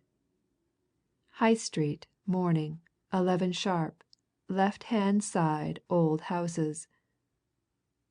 "You don't recognize that handwriting, of course, Mr. Allerdyke?" asked Chettle. "Never seen it before, I suppose?" "No," replied Allerdyke. "Never. But I should say it's like a foreigner's." "Very likely," assented Chettle. "Aye. Well, sir, it lured the man to his death. And now I'll show you where he died, and how easy it was for the murderer to kill him and get away unobserved." He pulled the cab up at the corner of the High Street and turned southward towards the river, looking round at his companion with one of his sly smiles. "I dare say that you, being a Yorkshireman, Mr. Allerdyke, know all about this old street," he remarked as they walked forward. "I never saw it, never heard of it, until the other day, when I was sent down on this Lydenberg business, but it struck me at once. I should think it's one of the oldest streets left in England." "It is," answered Allerdyke. "I know it well enough, and I've seen it changed. It used to be the street of the old Hull merchants. They had their houses and warehouses all combined, with gardens at the back running down to the river Hull. Queer old places there used to be in this street, I can tell you when I was a lad. Of late years they've pulled a lot of property down that had got what you might call thoroughly worm eaten. Oh, yes, the place isn't half as ancient or picturesque as it was even 20 years ago." "There's plenty of the ancient about it still, for all that," observed Chettle, with a dry laugh. "There was more than enough of it for Lydenberg the other day, at any rate. Now then, You remember what it said on the postcard. He was to walk down the High Street on the left-hand side, at 11 o'clock? Very well. Down the High Street he walks, on this side which we are now. He strolls along by these old houses, looking about him, of course, for the person he was to meet. The few people who were about down here that morning, and who saw him, said that he was looking about from side to side. And all of a sudden a shot rang out, and Lydenberg fell, just here, right on this very pavement. He pulled Allerdyke up in a narrow part of the old street, pointed to the flags and then to the house behind them, an ancient, ramshackle place, the doors and windows of which were boarded up, the entire fabric of which showed unmistakable readiness for the pick and shovel of the housebreaker. And he laid a hand on one of the shattered windows, close by a big hole in the decaying wood. There's no doubt the murderer was hidden behind this shutter, and that he fired at Lydenberg from it, through this hole, he said. So, you see, he'd only be a few feet from his man. He was evidently a good shot, and a fellow of resolute nerve, for he made no mistake. He only fired once, but he shot Lydenberg clean through the heart. Dead. Anybody see it happen? Asked Allerdyke, staring about him at the scene of the tragedy, and thinking how very ordinary and commonplace everything looked. I suppose there'd be people around, though the street, at this end anyway, isn't as busy as it once was. Several people saw him fall, answered Chettle. They say he jumped, spun round, and fell across the pavement, and they all thought it was a case of suicide. That, of course, gave the murderer a bigger and better chance of making off. You see, as these people saw no assailant, it never struck 'em that the shot had been fired from behind this window. When they collected their thoughts, found it wasn't suicide, and realized that it was murder, the murderer was, Lord knows where. From behind these old houses, Mr. Allerdyke, there's a perfect rabbit warren of alleys, courts, slums, twists and turns. The man could slip out at the back, go left or right, mix himself up with the crowd on the quays and wharves, walk into the streets, go anywhere, all in a minute or two.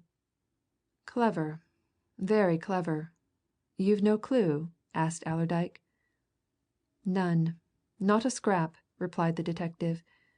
Bless you, there's scores of foreigners knocking about Hull. Scores, hundreds. We've done all we can, the local police and myself. We've no clue whatever. But, of course, it was done by one of the gang. By one of the gang? Exclaimed Allerdyke. Ah, you've got a theory of your own, then? Chettle laughed quietly as they turned and retraced their steps up the street. It'd be queer if I hadn't by this time, he answered. Oh, yes, I've thought things out pretty well, and I should say our people at the Yard have come to the same conclusion that I have. I'm not conceited enough, Mr. Allerdyke, to fancy that I'm the only person who's arrived at a reasonable theory. Not I. Well, what is your theory? asked Allerdyke. This, replied the detective. The whole thing, the theft of the Princess Nastirsevitch's jewels from your cousin, of Mr. Lingard's or Leonard's jewels, was the work of a peculiarly clever gang, though it may be of an individual, who made use both of Lydenberg and the French maid as instruments, and subsequently murdered these two in order to silence them for ever. I say it may be the work of an individual. It's quite possible that the man who killed the Frenchwoman is also the man who shot Lydenberg, but it may be the work of one, two, or three separate persons, acting in collusion. I believe that Lydenberg was the actual thief of the Princess's jewels from your cousin, that the Frenchwoman actually stole her mistress's jewels. But as to how it was worked, as to who invented and carried out the whole thing, and to that, to the real secret of the whole matter, we haven't got the ghost of a clue, muttered Allerdyke. That's about it, eh? Chettle laughed, a sly, suggestive laugh. He gave his companion one of his half apologetic looks. I'm not so sure, Mr. Allerdyke, he said. We may have, and that's why I wanted to see you by yourself.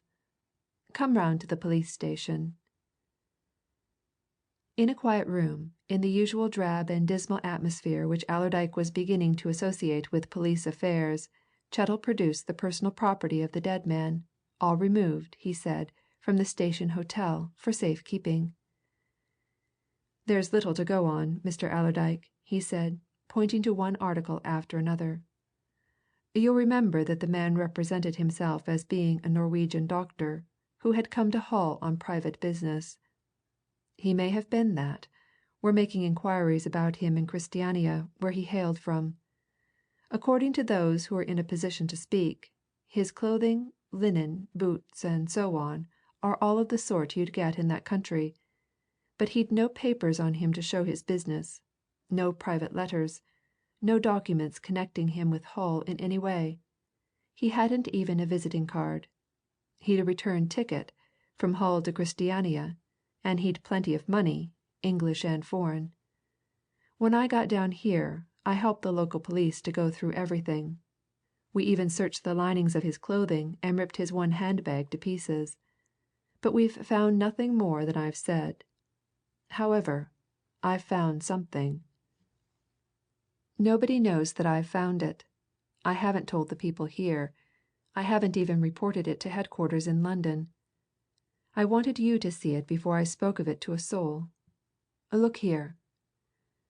Chettle opened a square cardboard box in which certain personal effects belonging to Lydenberg had been placed, 1 or 2 rings, a pocket knife, his purse and its contents, a cigar case, his watch and chain. He took up the watch, detached it from the chain, and held it towards Allerdyke, who was regarding these proceedings with intense curiosity. "You see this watch, Mr. Allerdyke?" he said. "It's a watch of foreign make, Swiss, and it's an old one, a good many years old, I should say. Consequently, it's a bit what we might call massive. Now, I was looking at it yesterday, late last night, in fact, and an idea suddenly struck me. In consequence of that idea, I opened the back of the watch and discovered that." He snapped open the case of the watch as he spoke and showed Allerdyke, neatly cut out to a circle, neatly fitted into the case, a photograph. The photograph of James Allerdyke. And Allerdyke started as if he had been shot, and let out a sharp exclamation. "My God!" he cried. "James! James! By all that's holy! And in there!" "You recognize it, of course?" said Chettle, with a grim smile. "No doubt of it, eh?" "Doubt! Recognize!" exclaimed Allerdyke. "Lord, man! Why, I took it myself, not 2 months ago!" End of chapter 17.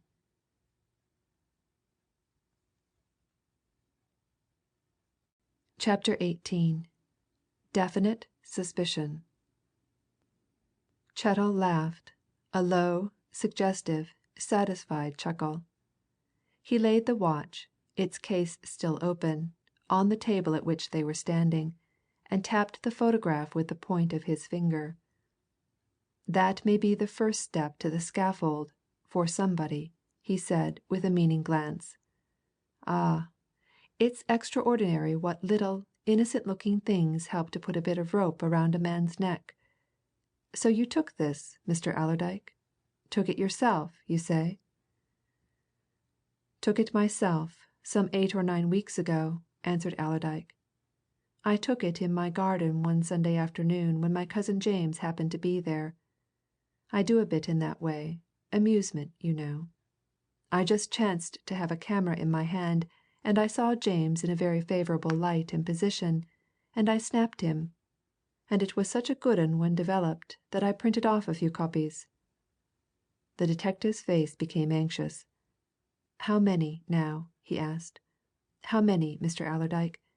I hope you can remember. It's a point of the utmost seriousness." "Not easier," answered Allerdyke readily. "I've a good memory for little things as well as big 'uns. I printed off 4 copies. One of 'em I pasted into an album in which I keep particularly good photographs of my own taking. The other 3 I gave to him. He put 'em in his pocket book." "All unmounted, like this?" asked Chettle. "All unmounted, like that," affirmed Allerdyke. "And now, then, since it seems to be a matter of importance, I can tell you what James did with at any rate 2 of 'em. He gave one to our cousin Grace, Mrs. Henry Mallins, a Bradford lady. He gave another to a friend of my own, another amateur photographer, Wilson Firth. Gave it to him in my presence at the Midland Hotel one day, when we were all 3 having a cigar together in the smoking room there. Wilson Firth's a bit of a rival of mine in the amateur photographic line we each try to beat the other, you understand. Now, then, James pulled one of these snapshots out and handed it over to Wilson with a laugh. 'There,' he says, 'that's our Marshal's latest performance. You'll have a job to do aught better than that, Wilson, my lad,' he says. 'So that accounts for 2. And this is the 3rd. And the question, Mr. Allerdyke, the big question, a most important question, is how did it come into this man Lydenberg's possession?" said the detective anxiously. "If we can find that out " "I've been thinking," interrupted Allerdyke. "There's this about it, you know. James and this Lydenberg came over together from Christiania to Hull on the Perisco.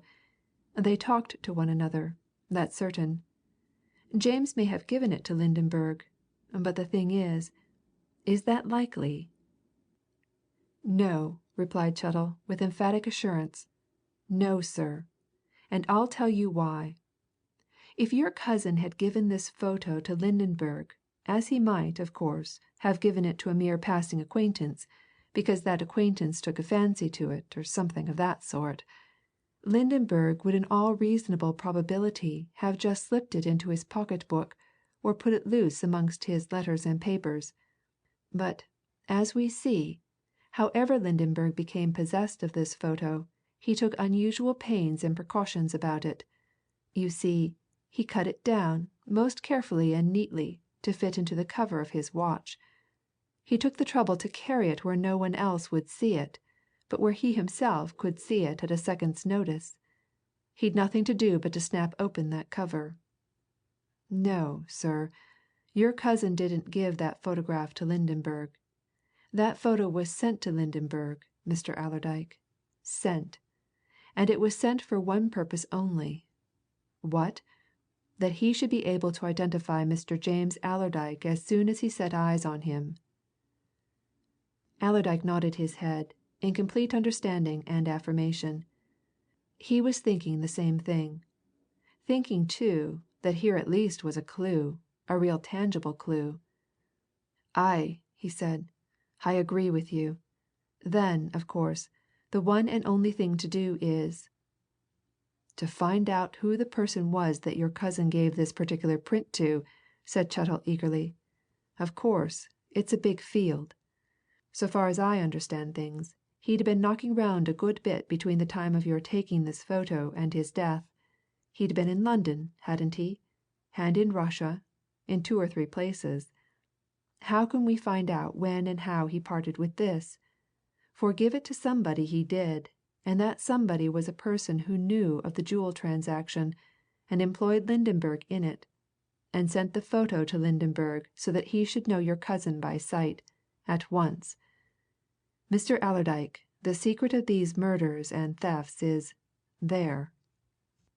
Chettle replaced the watch in the cardboard box from which he had taken it, produced a bit of sealing wax from his pocket, sealed up the box, and put it and the other things belonging to Lydenberg back in the small trunk from which he had withdrawn them to show his companion. And Allerdyke watched him in silence, wondering and speculating about this new development. "What do you want me to do?" he asked suddenly. "You've got some scheme, of course, or you wouldn't have got me down here alone." "Just so," agreed Chettle. "I have a scheme, and that's why I did get you down here alone.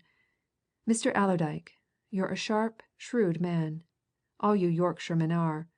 At least, all that I've ever come across. You're good hands at ferreting things out. Now, Mr. Allerdyke, let's be plain. There's no two ways about it, no doubt whatever of it. The only people in England who we're aware of who knew about this NASTIRSEVITCH jewel transaction are Fullaway and whoever he has in his employ. We know of nobody else, unless, indeed, it's the Chicago millionaire, Delkin, and he's not very likely to have wanted to go in for a job of this sort. No, sir. Fullaway is the suspected person, in my opinion, though I'm going to take precious good care to keep that opinion to myself yet a while, I can tell you. Fullaway, Mr. Allerdyke. Fullaway. Well, demanded Allerdyke. And so I want to use your utmost ingenuity to find out if your cousin James gave that photo to Fullaway, continued Chettle. We know very well that he was in touch with Fullaway before he went off to Russia. I have it in my notes that when Fullaway came to see you here in Hull, at the Station Hotel, the day of your cousin's death, he told you that he and Mr. James Allerdyke had been doing business for a couple of years, and that they'd last met in London about the end of March, just before your cousin set off on his journey to Russia. Is that correct? Quite correct. To the letter, answered Allerdyke. Very well, said Chettle. Now, according to you, that'd be not so very long after you took that snapshot of your cousin. So, he'd probably have the third print of it, the one we've just been looking at, on him when he was in London at that time? Very likely, assented Allerdyke. Then, said Chettle, with great eagerness, try, Mr. Allerdyke, try your best and cleverest to find out if he gave it to Fullaway. You can think, you with a sharp brain, of some cunning fashion of finding that out. What? I don't know, replied Allerdyke, slowly and doubtfully. He possessed quite as much ingenuity as Chettle credited him with, but his own resourcefulness in that direction only inclined him to credit other men with the possession of just the same faculty. I don't know about that. If James did give that print to Fullaway, and if Fullaway made use of it as you think, Fullaway'll be far too cute ever to let on that it was given to him. See? I can see that. Been seeing it all through, answered Chettle. All the same, there's ways and means. Think of something. You know Fullaway a bit by this time. Try it. Oh, I'll try it, you bet, exclaimed Allerdyke. I'll try it for all it's worth, and as cleverly as I can. In fact, I've already thought of a plan, and if you don't want me any more just now, I'll go to the post office and send off a telegram that's something to do with it. Nothing more now, sir, answered Chettle. But look here, you're not going back to town tonight? Why, that's just what I meant to do, replied Allerdyke. There's naught to stop here for, is there? I'm expecting a message from the Christiania police sometime this afternoon or evening, said Chettle. I cabled to them yesterday making full inquiries about Lydenberg. He represented himself here, to Dr. Orwin and the police surgeons especially, as being a medical man in practice in Christiania, who had come across to Hull on some entirely private family business. Now, we've made the most exhaustive inquiries here in Hull. There isn't a soul in the town knows anything whatever of Lydenberg. I'm as certain as I am that I see you that he'd no business here at all, except to kill and rob your cousin. And so, of course, we want to know if he really was what he said he was, over there. I pressed upon the Christiania police to let me know all they could within 36 hours. So if you'll stop the night here, I'll likely be able to show you their reply to me. Right, answered Allerdyke. I'll put up at the Station Hotel. You come and have your dinner with me there at 7 o'clock. Much obliged, Mr. Allerdyke, replied Chettle. I'll come. Then Allerdyke went off to the General Post Office and sent a telegram to his housekeeper in Bradford. Send off at once by registered parcel post to me at Waldorf Hotel, London, the Morocco-bound photograph album lying on right-hand corner of my writing desk in the library. Marshall Allerdyke.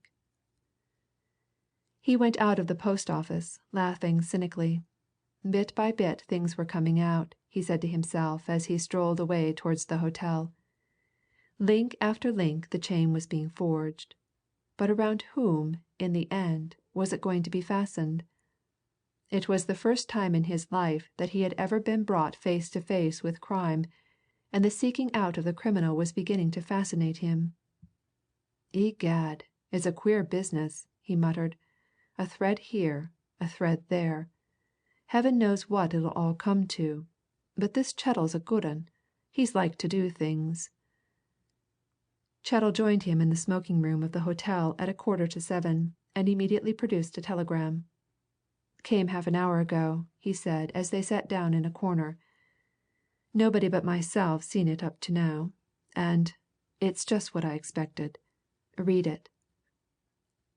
Allerdyke slowly read the message through, pondering over it. "We have made fullest inquiries concerning Lydenberg. He was certainly not in practice here either under that or any other name. Nothing is known of him as a resident in this city. We have definitely ascertained that he came to Christiania from Copenhagen, by land, via Lund and Copenhagen, arriving Christiania May 7th, and that he left here by steamship Perisco for Hull May 10th. "You notice the dates?" observed Chettle. "May 7th and 10th. Now, it was May 8th that your cousin wired to Fullaway from Christiania. Mr. Allerdyke, there's no doubt about it.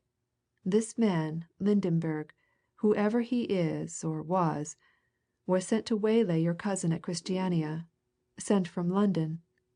I've worked it out he went overland. Belgium, Holland, Germany, Denmark, Sweden, Norway. Sounds a lot, but it's a quick journey. Sir, he was sent, and the sooner we find out about that photograph the better." "I'm at work," answered Allerdyke. "Leave it to me." He found his morocco-bound photograph album awaiting him when he arrived at the Waldorf Hotel next day, and during the afternoon he took it in his hand and strolled quietly and casually into Franklin Fullaway's rooms. Everything there looked as he had always seen it. Mrs. Marlow, charming as ever, was tapping steadily at her typewriter. Fullaway, himself a large cigar in his mouth, was reading the American newspapers, just arrived in his own sanctum. He greeted Allerdyke with enthusiasm. "Been away since yesterday, eh?" he said after warm greetings. "Home?" "Aye, I've been down to Yorkshire," responded Allerdyke offhandedly. "One or two things I wanted to see to, and some things I wanted to get. This is one of 'em." "Family Bible?" inquired Fullaway, eyeing the solemnly bound album. "No photos," answered Allerdyke. He was going to test things at once, and he opened the book at the fateful page. "I'm a bit of an amateur photographer," he went on, with a laugh. "Here's what's probably the last photo ever taken of James. What do you think of it?" Fullaway glanced at the photograph, all unconscious that his caller was watching him as he had never been watched in his life. He waved his cigar at the open page. "Oh," he said airily, "a remarkably good likeness. Wonderful! I said so when I saw it before. Excellent likeness, Allerdyke, excellent! Couldn't be beaten by a professional. Excellent!" Marshall Allerdyke felt his heart beating like a sledge-hammer as he put his next question, and for the life of him he could not tell how he managed to keep his voice under control. "Ah!" he said. "You've seen it before, then? James show it to you?" Fullaway nodded towards the door of the outer room, from which came the faint click of the secretary's machine. "He gave one to Mrs. Marlow the very last time he was here," he answered. "They were talking about amateur photography, and he pulled a print of that out of his pocket and made her a present of it. Said it couldn't be beaten. You're a clever hand, Allerdyke. Most lifelike portrait I ever saw. Well, any news?" End of chapter 18.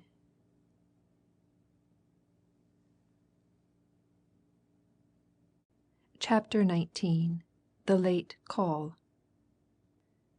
It was with a mighty effort of will that Allerdyke controlled himself sufficiently to be able to answer Fullaway's question with calmness.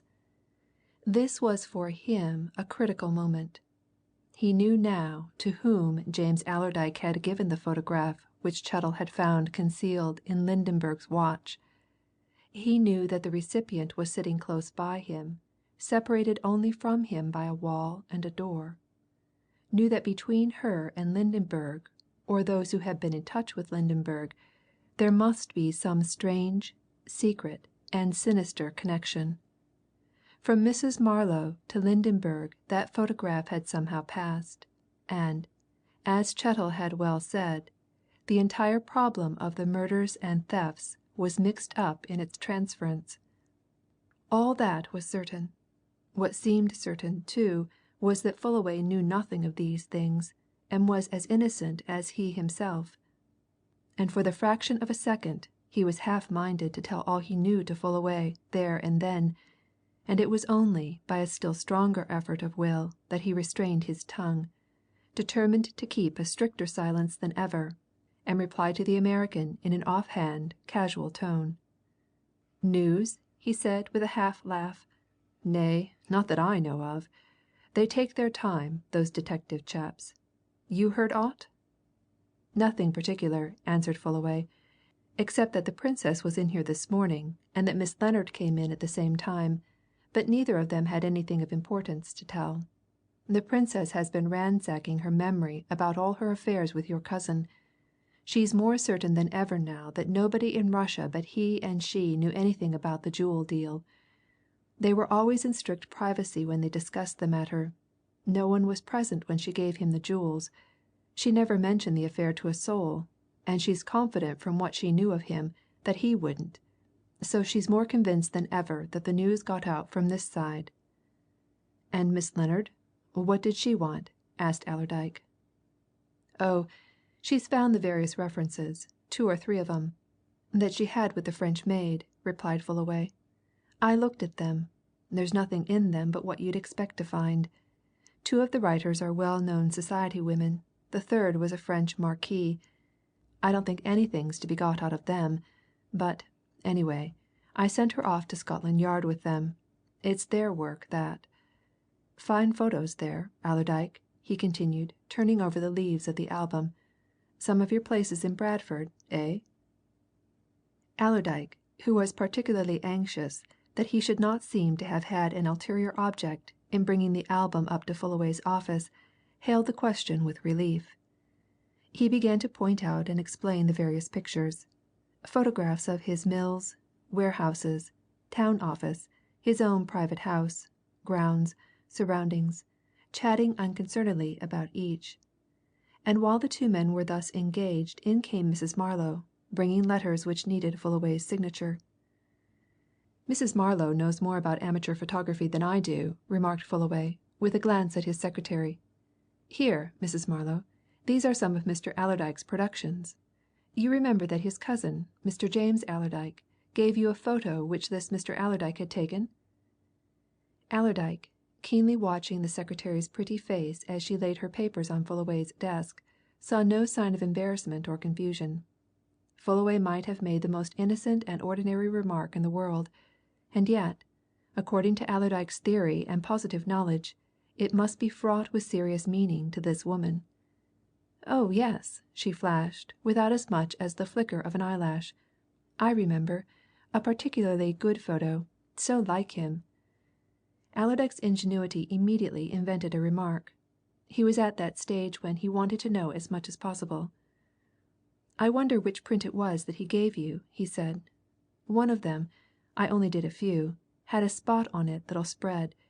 If that's the one you've got, I'll give you another in its place, Mrs. Marlow. Have you got it here?" But Mrs. Marlow shook her head and presented the same unabashed front. "No," she answered readily enough. "I took it home, Mr. Allerdyke. But there's no spot on my print I should have noticed it at once. May I look at your album when Mr. Fullaway's finished with it?"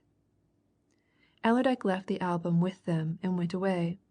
He was utterly astonished by Mrs. Marlow's coolness. If, as he already believed, she was mixed up in the murders and robberies, She must know that the photograph which James Allerdyke had given her was a most important factor, and yet she spoke of it as calmly and unconcernedly as if it had been a mere scrap of paper. Of course she hadn't got it at the office, nor at her home either. It was there at Hull, fitted into the cover of Lydenberg's old watch. A cool hand, soliloquized Allerdyke as he went downstairs. Cool, clever, calm, never off her guard. A damned dangerous woman. That's the long and short of it. And what next? Experience and observation of life had taught Marshall Allerdyke that good counsel is one of life's most valuable assets. He could think for himself and decide for himself at any moment, but he knew the worth and value of putting two heads together, especially at a juncture like this.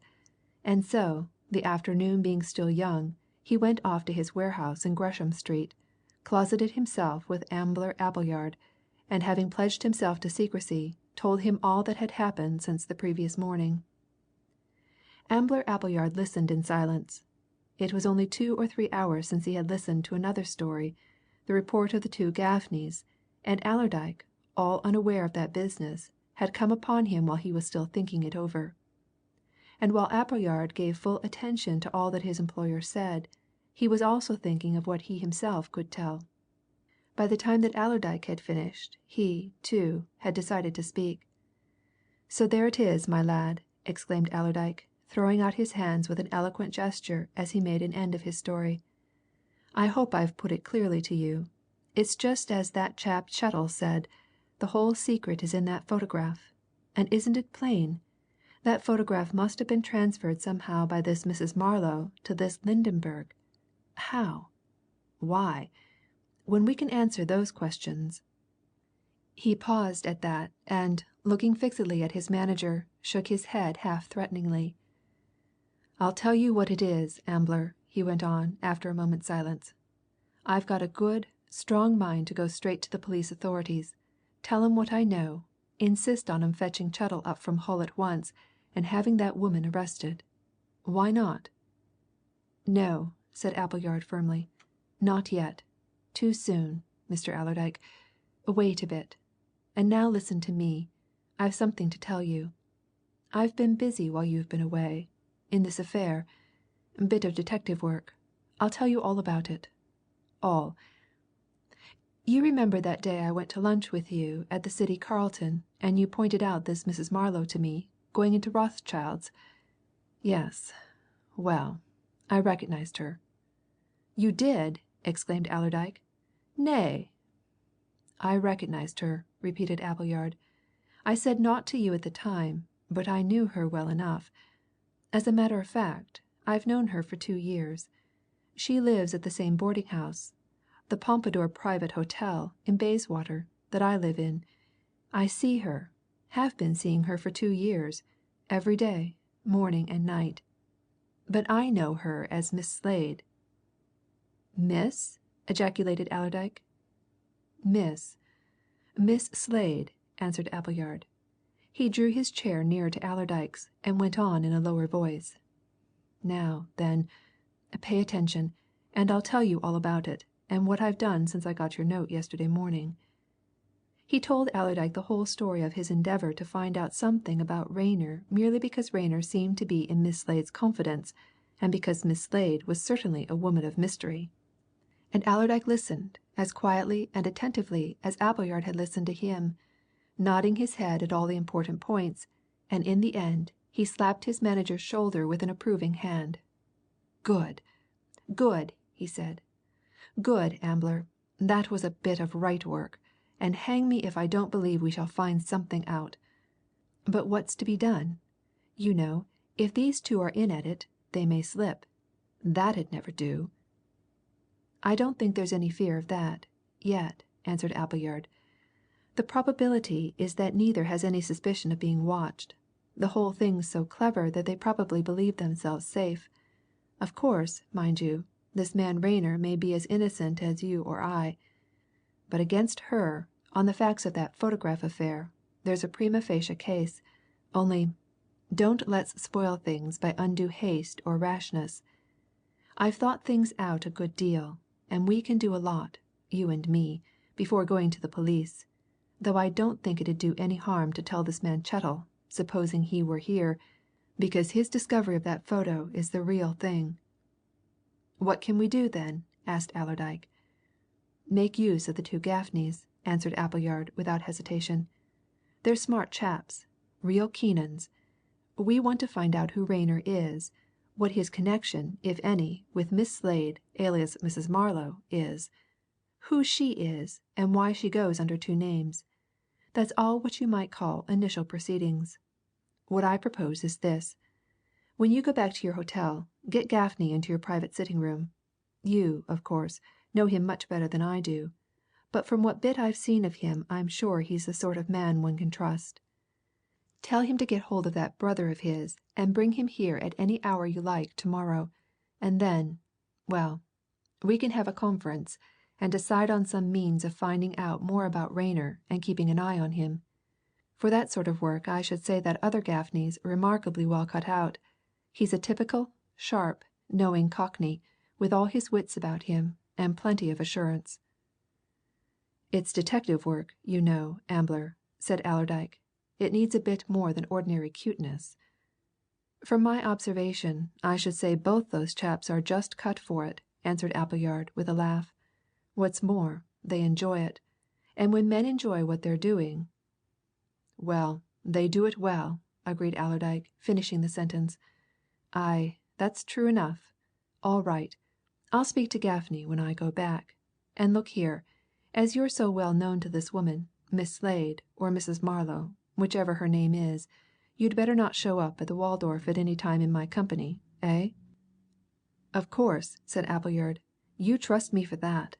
What we've got to do must be done as secretly as possible." Allerdyke rose to go, but turned before he reached the door. "There's one thing I'm uneasy about," he said. "If I say if, of course if these folks I mean the lot that's behind this woman, for I can't believe that she's worked it all herself have got those jewels, won't they want to clear out with them? Isn't delay dangerous?" "Not such delay as I'm thinking of," answered Appleyard firmly. "She's cute enough, this lady, and if she made herself scarce just now, she'd know very well that it would excite suspicion. Don't let's spoil things by being too previous. We've got a pretty good watch on her, you know. I should know very quickly if she cleared out of the Pompadour you'd know if she didn't turn up at Fullaway's.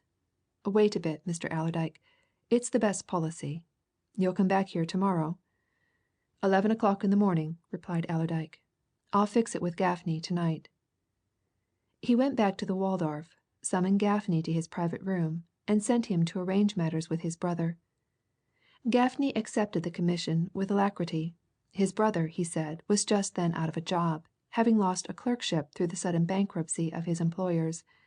Such a bit of business as that which Mr. Appleyard had entrusted to him was so much meat and drink to one of his tastes, in more ways than one. "It's the sort of thing he likes, sir," remarked Gaffney confidentially. "He's always been a great hand at reading these detective tales, and to set him to watch anybody is like offering chickens to a nigger. He fairly revels in it." "Well, there's plenty for him to revel in," observed Allerdyke grimly. "Plenty," he said to himself with a cynical laugh when Gaffney had left him. "Aye, plenty, and to spare." He spent the whole of that evening alone, turning every detail over in his mind. He was still thinking and speculating and putting two and two together when he went to bed at 11 o'clock. And just as he was about to switch off his light, a waiter knocked on his door. "Gentleman downstairs, sir, very anxious to see you at once," he said when Allerdyke opened it. "His card, sir." Allerdyke gave one glance at the card, a plain bit of pasteboard on which one word had been hastily pencilled. Chettle. End of chapter 19.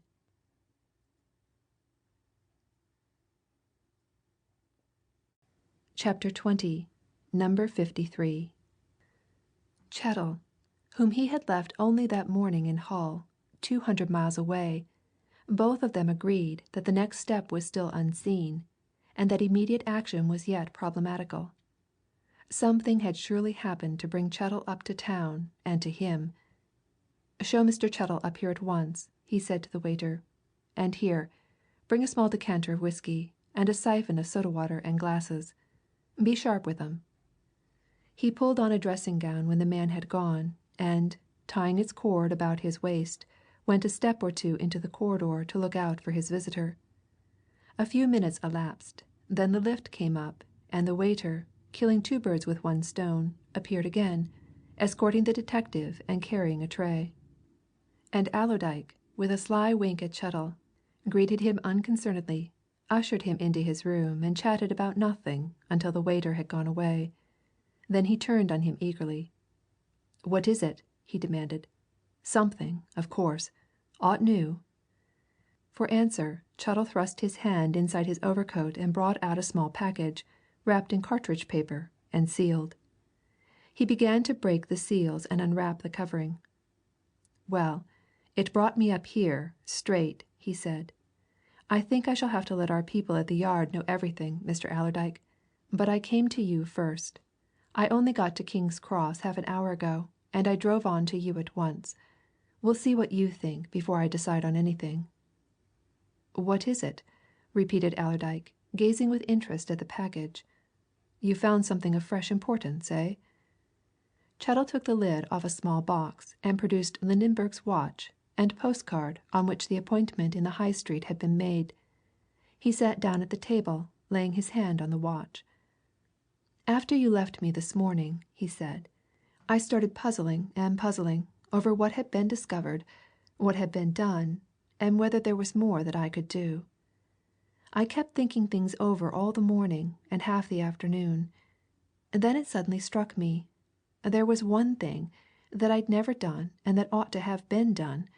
I don't know why I'd never thought of it till then, but I'd never had this photograph out of the watch. And so I went back to the police station and got the watch and opened it, and look there, Mr. Allerdyke." He had snapped open the case of the watch as he talked, and now he detached the photograph, and turning it over, laid the reverse side down on the table by the postcard. "Look at it," he went on. "Don't you see? There's writing on it. You see what it says? This is J.A. Burn this when made use of. You see? And it's the same handwriting as that on this card, making the appointment. Here, look at both for yourself. Hold 'em closer to the light. Mr. Allerdyke, that was all written by the same hand, or I'm no good." Allerdyke went close to the electric globe above his dressing table, the photograph in one hand, the postcard in the other. He looked searchingly at both, brought them back, and laid them down again. "No doubt of it, Chettle," he said. "No doubt of it. It doesn't need any expert to be certain sure of that. The same identical fist, without a shadow of a doubt. Well, what do you make of it? Here, have a drink." He mixed a couple of drinks, pushed one glass to the detective, and took the other himself. "Egad," he muttered, after drinking. "Things are getting hottish, anyway. As I say, what do you make of this? Of course, you've come to some conclusion?" "Yes," answered Chettle, taking up his glass and silently bowing his acknowledgments. "I have. The only one I could come to. The man who sent this photograph to Lydenberg, to help him to identify your cousin at sight, is the man who afterwards lured Lydenberg into that part of Hull High Street and shot him dead. In plain words, the master shot his man when he'd done with him, just as he poisoned the Frenchwoman when he'd done with her. Mr. Allerdyke, I'm more than ever convinced that these two murders, Lydenberg's and the French maid's, were the work of one hand." "Likely," assented Allerdyke. "It's getting to look like it. But whose? That's the problem, Chettle. Well, I've done a bit since I got back this afternoon. You've had something to tell me, now I've something to tell you. I've found out who it was that James gave the photograph to." Chettle showed his gratification by a start of pleased surprise. "You have? Already?" he exclaimed. "Already," replied Allerdyke. "Found it out within an hour of getting back here. He gave it." Here, though the door was closed and bolted, and there was no fear of eavesdroppers, he sank his voice to a whisper. He gave it to Fullaway's secretary, the woman we discussed, Mrs. Marlowe. That's a fact. He gave it to her just before he set off for Russia." Chettle screwed up his lips to whistle. Instead of whistling, he suddenly relaxed them into a comprehending smile. "Aye, just so," he said. "I was sure it lay somewhere here. Fullaway himself, now does he know?" "James gave it to her in Fullaway's presence," replied Allerdyke. "She's a bit of a photographer, I understand. They were talking about photography, I gathered, one day when James was in Fullaway's office, and James pulled that out and gave it to her as a specimen of my work." "And that came out in talk this afternoon?" asked Chettle. "Just so ordinary, casual talk," assented Allerdyke. "No suspicion roused?" suggested Chettle. "I don't think so. Of course, you never can tell. I should say," continued Allerdyke, "that she's as deep and clever as ever they make 'em. But it was all so casual and so natural that I don't think she'd the slightest idea that I was trying to get at anything. However, I found this much out she couldn't produce the photograph. Said she'd taken it home. Well, there we are. That's part one of my bit of news, Chettle. Now for part two. This woman's leading a double life. She's Mrs. Marlowe, as Fullaway's secretary, and here at his rooms and on his business. Where she lives, she's Miss Slade, eh?" Chettle pricked his ears. "When did you find that out?" he asked. "Since you left me this morning?" "Found it out this afternoon," replied Allerdyke, with something of triumph. He had been strolling about the bedroom up to that moment, but now he drew a chair to the table at which Chettle sat, and dropped into it close beside his visitor. "I'll tell you all about it," he went on. "You said at Hull yesterday that you'd always found Yorkshiremen sharp and shrewd. Well, this is a bit more Yorkshire work work of my manager here in town, Mr. Appleyard. Listen." He gave the detective a clear and succinct account of all that Appleyard and his satellites had done, and Chettle listened with deep attention, nodding his head at the various points. "Yes," he said, when Allerdyke had made an end. "Yes, that's all right, so far. Good, useful work. The thing is, can you fully trust these two young men, your chauffeur and his brother?" "I could and would trust my chauffeur with my last shilling," answered Allerdyke. "And as for his brother, I'll take my man's word for him. Besides, they both know, or Mr. Gaffney knows, that I'm a pretty generous paymaster. If a man does aught for me, and does it well, he profits to a nice penny." "A good argument," agreed Chettle. "I don't know that you could beat it, Mr. Allerdyke. Well, well, we're getting to something, and to somewhere. Now, as you've told me all this, I'll just keep things quiet until I've met you and your manager to morrow with these two Gaffneys. We'll have a conference. I won't go near the Yard until after that. 11 o'clock to morrow, then, at your warehouse in Gresham Street." He presently replaced the watch and the postcard in an inner pocket, and took his leave, and Allerdyke, letting him out, walked along the corridor with him as far as the lift. And as Allerdyke turned back into his own room, the third event of that day happened, and seemed to him to be the most surprising and important one of all. What made Allerdyke pause as he retraced his steps along the corridor, pause to look over the balustrade to the floor immediately below his own, he never knew nor could explain. But just as he was about to re enter his room, he did so pause, leaning over the railings and looking down for a moment. In that moment he saw Mrs. Marlowe.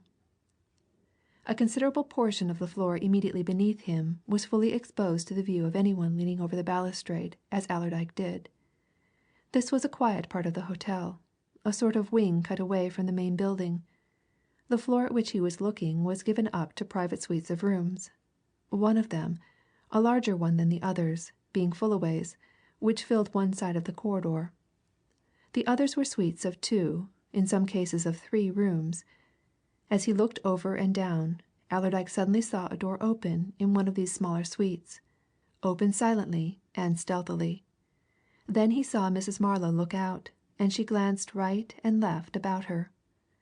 The next instant She emerged from the room with the same stealthiness, closed and locked the door with a key which she immediately pocketed, slipped along the corridor, and disappeared into Franklin Fullaway's suite.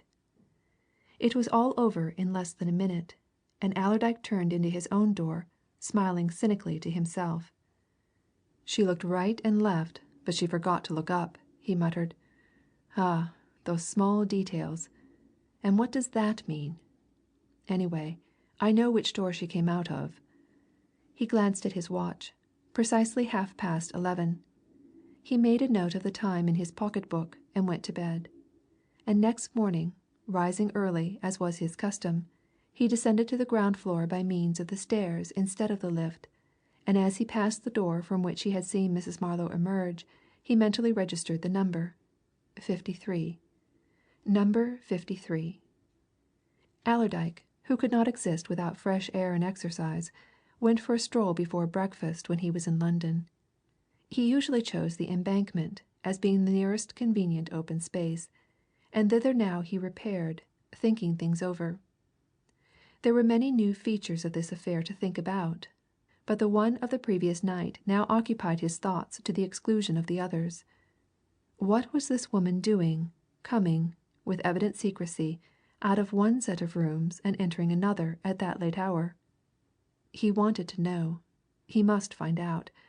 And he would find out with ease, and indirectly, from Fullaway. Fullaway always took his breakfast at a certain table in a certain corner of the coffee room at the hotel. There Allerdyke had sometimes joined him. He found the American there, steadily eating, when he returned from his walk, and he dropped into a chair at his side with a casual remark about the fine morning.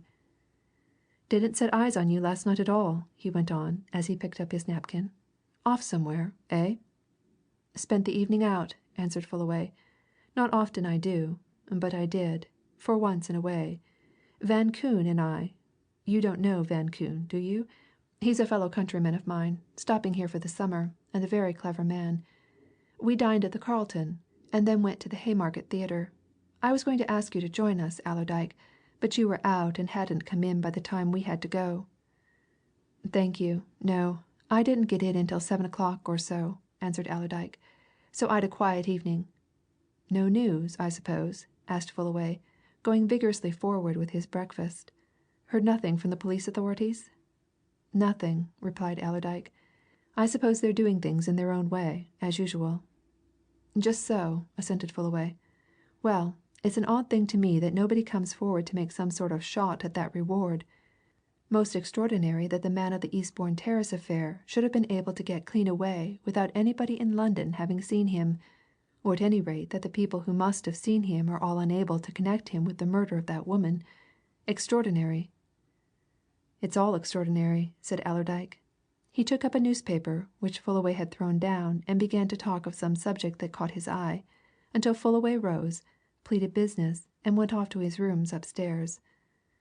When he had gone Allerdyke reconsidered matters. So Fullaway had been out the night before, had he? Dining out and at a theatre? Then, of course, it would be quite midnight before he got in. Therefore, presumably, he did not know that his secretary was about his rooms, and entering and leaving another suite close by. No, Fullaway knew nothing. That seemed certain. The remembrance of what he had seen sent Allerdyke, as soon as he had breakfasted, to the hall of the hotel, and to the register of guests. There was no one at the register at that moment, and he turned the pages at his leisure until he came to what he wanted, and there it was, in plain black and white. Number 53, Mr. John Van Koon, New York City, USA. End of chapter 20.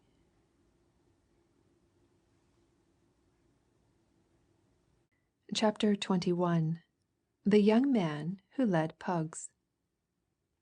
Allerdyke, with a gesture peculiar to him, thrust his hands in the pockets of his trousers, strolled away from the desk on which the register lay open, and going over to the hall door stood there a while, staring out on the tide of life that rolled by, and listening to the subdued rattle of the traffic in its ceaseless traverse of the Strand. And as he stood in this apparently idle and purposeless lounging attitude, he thought thought of a certain birthday of his, a good 30 years before, whereon a kind, elderly aunt had made him a present of a box of puzzles. There were all sorts of puzzles in that box, things you had to put together, things that had to be arranged, things that had to be adjusted. But there was one in particular which had taken his youthful fancy, and had at the same time tried his youthful temper. A shallow tray, wherein were a vast quantity of all sorts and sizes of bits of wood, gaily coloured. There were quite 100 of those bits, and you had to fit them one into the other. When, after much trying of temper, much exercise of patience, you had accomplished the task, there was a beautiful bit of mosaic work, a picture, a harmonious whole, lovely to look upon, something worthy of the admiring approbation of uncles and aunts, grandmothers and grandfathers. But the doing of it! Not, however, to this confounded thing, mused Allerdyke, gazing at and not seeing the folk on the broad sidewalk. When all the bits of this puzzle have been fitted into place, I dare say one'll be able to look down on it as a whole, and say it looks simple enough when finished, but, egad, they're of so many sorts and shapes and queer angles that they're more than a bit difficult to fit at present. Now who the deuce is this Van Koon, and what was that Mrs. Marlowe, alias Miss Slade, doing in his rooms last night when he was out? He was exercising his brains over a possible solution of this problem when Fullaway suddenly appeared in the hall behind him, accompanied by a man whom Allerdyke at once took to be the very individual about whom he was speculating. He was a man of apparently 40 years of age, of average height and build, of a full countenance, sallow in complexion, clean shaven, wearing gold-rimmed spectacles over a pair of sapphire blue eyes. A shrewd, able-looking man, clad in those loose-fitting, square-cut garments just then affected by his fellow-countrymen, and having a low-crowned, soft straw hat pulled down over his forehead. His hands were thrust into the pockets of his jacket. A long, thin, black cigar stuck out of a corner of his humorous-looking lips. He cocked an intelligent eye at Allerdyke as he and Fullaway advanced to the door. "Hullo, Allerdyke!" said Fullaway in his usual vivacious fashion. "Viewing the prospect, eh? Allow me to introduce Mr. Van Koon, whom I don't think you've met, though he's under the same roof. Van Koon, this is the Mr. Allerdyke I've mentioned to you." The two men shook hands and stared at each other. Whoever and whatever this man may be, thought Allerdyke, he gives you a straight look and a good grip, two characteristics which in his opinion went far to establish any unknown individual's honesty. "No," remarked Van Koon, "I haven't had the pleasure of meeting Mr. Allerdyke before, but I'm out a great deal. I don't spend much time indoors this fine weather. You gentlemen know your London well. I don't, and I'm putting in all the time I can to cultivate her acquaintance." "Been in town long?" asked Allerdyke, wanting to say something and impelled to this apparently trite question by the New Yorker's own observations. "Since the first week in April," answered Van Koon. "And as this is my first visit to England, I'm endeavouring to do everything well. Fullaway tells me, Mr. Allerdyke, that you come from Bradford, the big manufacturing city up north. Well, now, Bradford is one of the places on my list. Hullo!" he exclaimed, breaking off short. "I guess there's a man who's wanting you, Fullaway, in a considerable bit of a hurry." Fullaway and Allerdyke looked out on to the pavement and saw Blindway, who had just jumped out of a taxi cab and was advancing upon them. He came up and addressed them jointly. Would they go back with him at once to New Scotland Yard? The chief wanted to see them for a few minutes. "Come on, Allerdyke," said Fullaway. "We'd better go at once. Van Koon," he continued, turning to his compatriot, "do me a favour. Just look in at my rooms upstairs and tell Mrs. Marlowe, if she's come she hadn't arrived when I was up there 10 minutes ago that I'm called out for an hour or so. Ask her to attend to anything that turns up until I come back. Shan't be long." Van Koon nodded and walked back into the hotel, while Allerdyke and Fullaway joined the detective in the cab and set out westward. "What is it?" asked Fullaway. "Something new?" "Can't say, exactly," replied Blindway. The chief's got some woman there who thinks she can tell something about the French maid, so he sent me for you, and he's sent another man for Miss Lennard. It may be something good, it mayn't. Otherwise," he continued with a shake of the head that was almost dismal, "otherwise, I don't know of anything new. Never knew of a case in my life, gentlemen, in which less turned up than's turning up in this affair, and £50,000 going a begging." "I suppose this woman's after it," remarked Fullaway. "You didn't hear of anything she had to tell?" "Nothing," answered Blindway. "You'll hear it in a minute or two." He took them straight up into the same room, and the same official whom they had previously seen, and who now sat at his desk with Celia Lennard on one side of him, and a middle-aged woman, evidently of the poorer classes, on the other. Allerdyke and Fullaway, after a brief interchange of salutations with the official and the prima donna, looked at the stranger, a quiet, respectably dressed woman who united a natural shyness with an evident determination to go through with the business that had brought her there. She was just the sort of woman who can be seen by the hundred, laundress, seamstress, charwoman, caretaker, got up in her Sunday best. Odd, indeed, it would be, thought Allerdyke, if this quiet, humble-looking creature should give information which would place £50,000 at her command. "This is Mrs. Perrigo," said the chief pleasantly, as he motioned the two men to chairs near Celia's and beckoned Blindway to his side. "Mrs. Perrigo of where is it, ma'am?" "I live in Alpha Place, off Park Street, sir," announced Mrs. Perrigo, in a small, quiet voice. "Number 14, sir. I'm a clear starcher by trade, sir." "Put that down, Blindway," said the chief, "and take a note of what Mrs. Perrigo tells us. Now, Mrs. Perrigo, you think you've seen the dead woman, Lisette Beaurepaire, at some time or another, in company with a young man. Where and when was this?" "Well, 3 times, sir. 3 times that I'm certain of. There was another time that I wasn't certain about, at least, that I'm not certain about now. If I could just tell you about it in my way, sir." "Certainly, certainly, Mrs. Perrigo. Exactly what I wish. Tell us about it in your own way. Take your own time."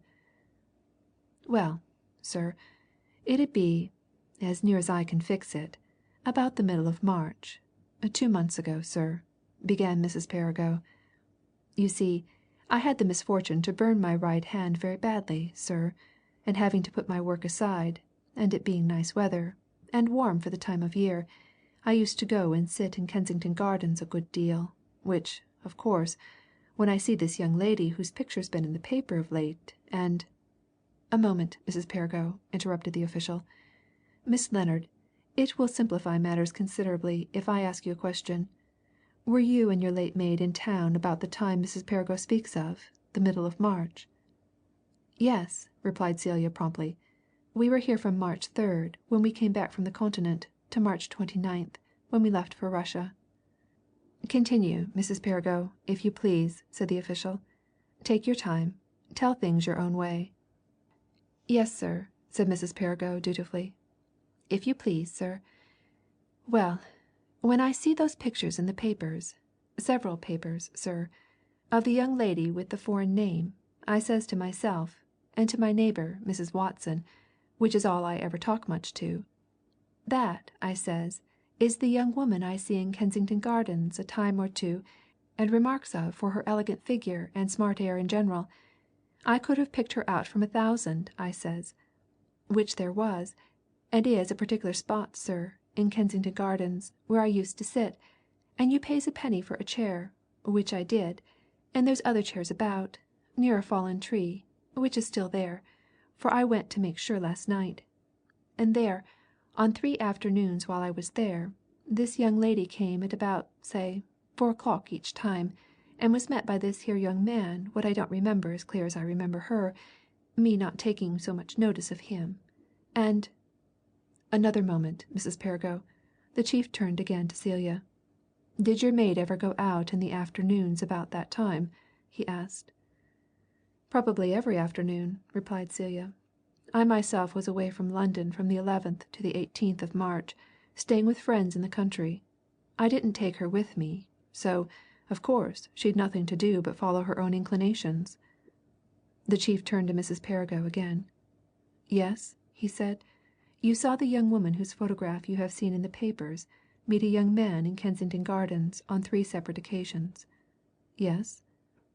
"3 separate occasions, close by, on penny chairs, sir, where they sat and talked foreign, which I didn't understand, and on another occasion, when I see 'em walking by the Round Pond, me being at some distance, but recognizing her by her elegant figure.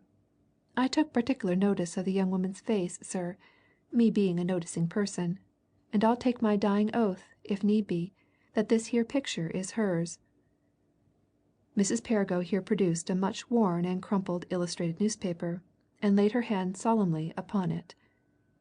That done, she shook her head. "But I ain't so certain about the young man as met her," she said sorrowfully. "Him I did not notice with such attention, being, as I say, more attracted to her. All the same, he was a young man, and spoke the same foreign language as what she did. Of them facts, sure I am, sir." "They sat near you, Mrs. Perrigo?" "As near, sir, as I am now to that lady, and paid their pennies for their chairs in my presence. Leastways, the young man paid. Always the same place it was, and always the same time. 3 days, all within a week, and then the day when I see 'em walking at a distance." "Can't you remember anything about the young man, Mrs. Perrigo?" asked the chief. "Come, try to think. This is the really important thing. You must have some recollection of him, you know, some idea of what he was like." Mrs. Perrigo took a corner of her shawl between her fingers and proceeded to fold and pleat it while she thoughtfully fixed her eyes on Blindway's unmovable countenance, as if to find inspiration there. And after a time she nodded her head as though memory had stirred within her. "Which every time I see him," she said with an evident quickening of interest, "he had 2 of them dogs with him that has turned up noses and twisted tails." "Pugs?" suggested the chief. "No doubt that is their name, sir, but unbeknown to me as I never kept such an animal," answered Mrs. Perrigo. "My meaning being clear, no doubt, and there being no mistaking of 'em, their tails and noses being of that order, and had 'em always on a chain. Gentlemen's dogs you could say they was, and carefully looked after with blue bows at the back of their necks, same as if they were Christians. And him, I should say, speaking from memory, a dark young man. Such is my recollection." "It comes to this," remarked the chief, looking at the 3 listeners with a smile. "Mrs. Perrigo says that she is certain that upon 3 occasions about the middle of March last, she witnessed meetings at a particular spot in Kensington Gardens between a young woman answering the description and photographs of Lisette Beaurepaire, and a young man of whom she cannot definitely remember anything, except that she thinks he was dark, spoke a foreign language, and was in charge of 2 pug dogs which wore blue ribbons. That's it, isn't it, Mrs. Perrigo?" "And willing to take my solemn oath of the same whenever convenient, sir," replied Mrs. Perrigo. "And if so be as what I've told you should lead to anything, gentlemen and lady, I can assure you that me being a poor widow, and—" 5 minutes later, Mrs. Perrigo, with some present reward in her pocket, was walking quietly up Whitehall with a composed countenance, while Allerdyke, already late for his Gresham Street appointment, sped toward the city as fast as a hastily chartered taxicab could carry him, and all the way thither, being alone, he repeated certain words over and over again. "A dark young man who led 2 pugs. A dark young man who led 2 pugs, with blue ribbons on their necks. With blue ribbons on their necks, same as Christians." End of chapter 21.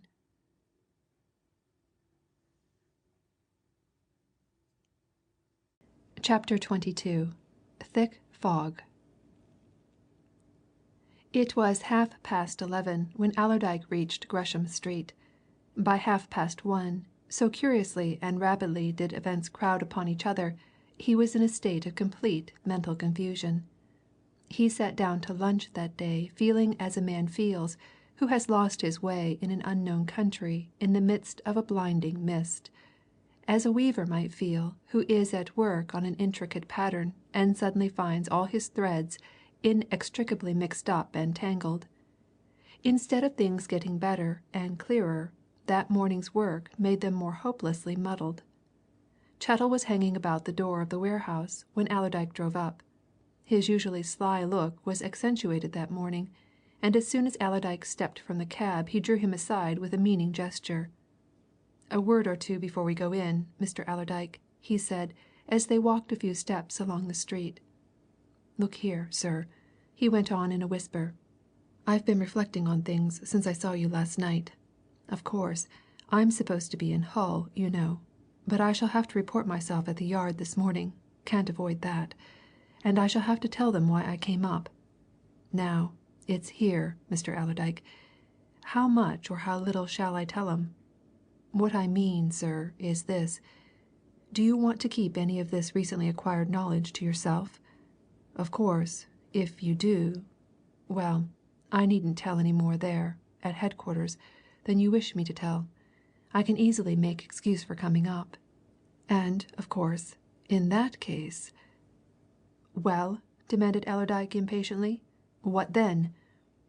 Chettle gave him another look of suggestive meaning, and taking off his square felt hat, wiped his forehead with a big coloured handkerchief. "Well, of course, Mr. Allerdyke," he said insinuatingly. "Of course, sir, I'm a poor man, and I've a rising family that I want to do my best for. I could do with a substantial amount of that reward, you know, Mr. Allerdyke. We've all a right to do the best we can for ourselves, sir. And if you're wanting to follow this affair out on your own, sir, independent of the police, eh?" Allerdyke's sense of duty arose in strong protest against this very palpable suggestion. He shook his head. "No, no," he said. "That won't do, Chettle. You must do your duty to your superiors. You'll find that you'll be all right. If the police solve this affair, that reward'll go to the police, and you'll get your proper share.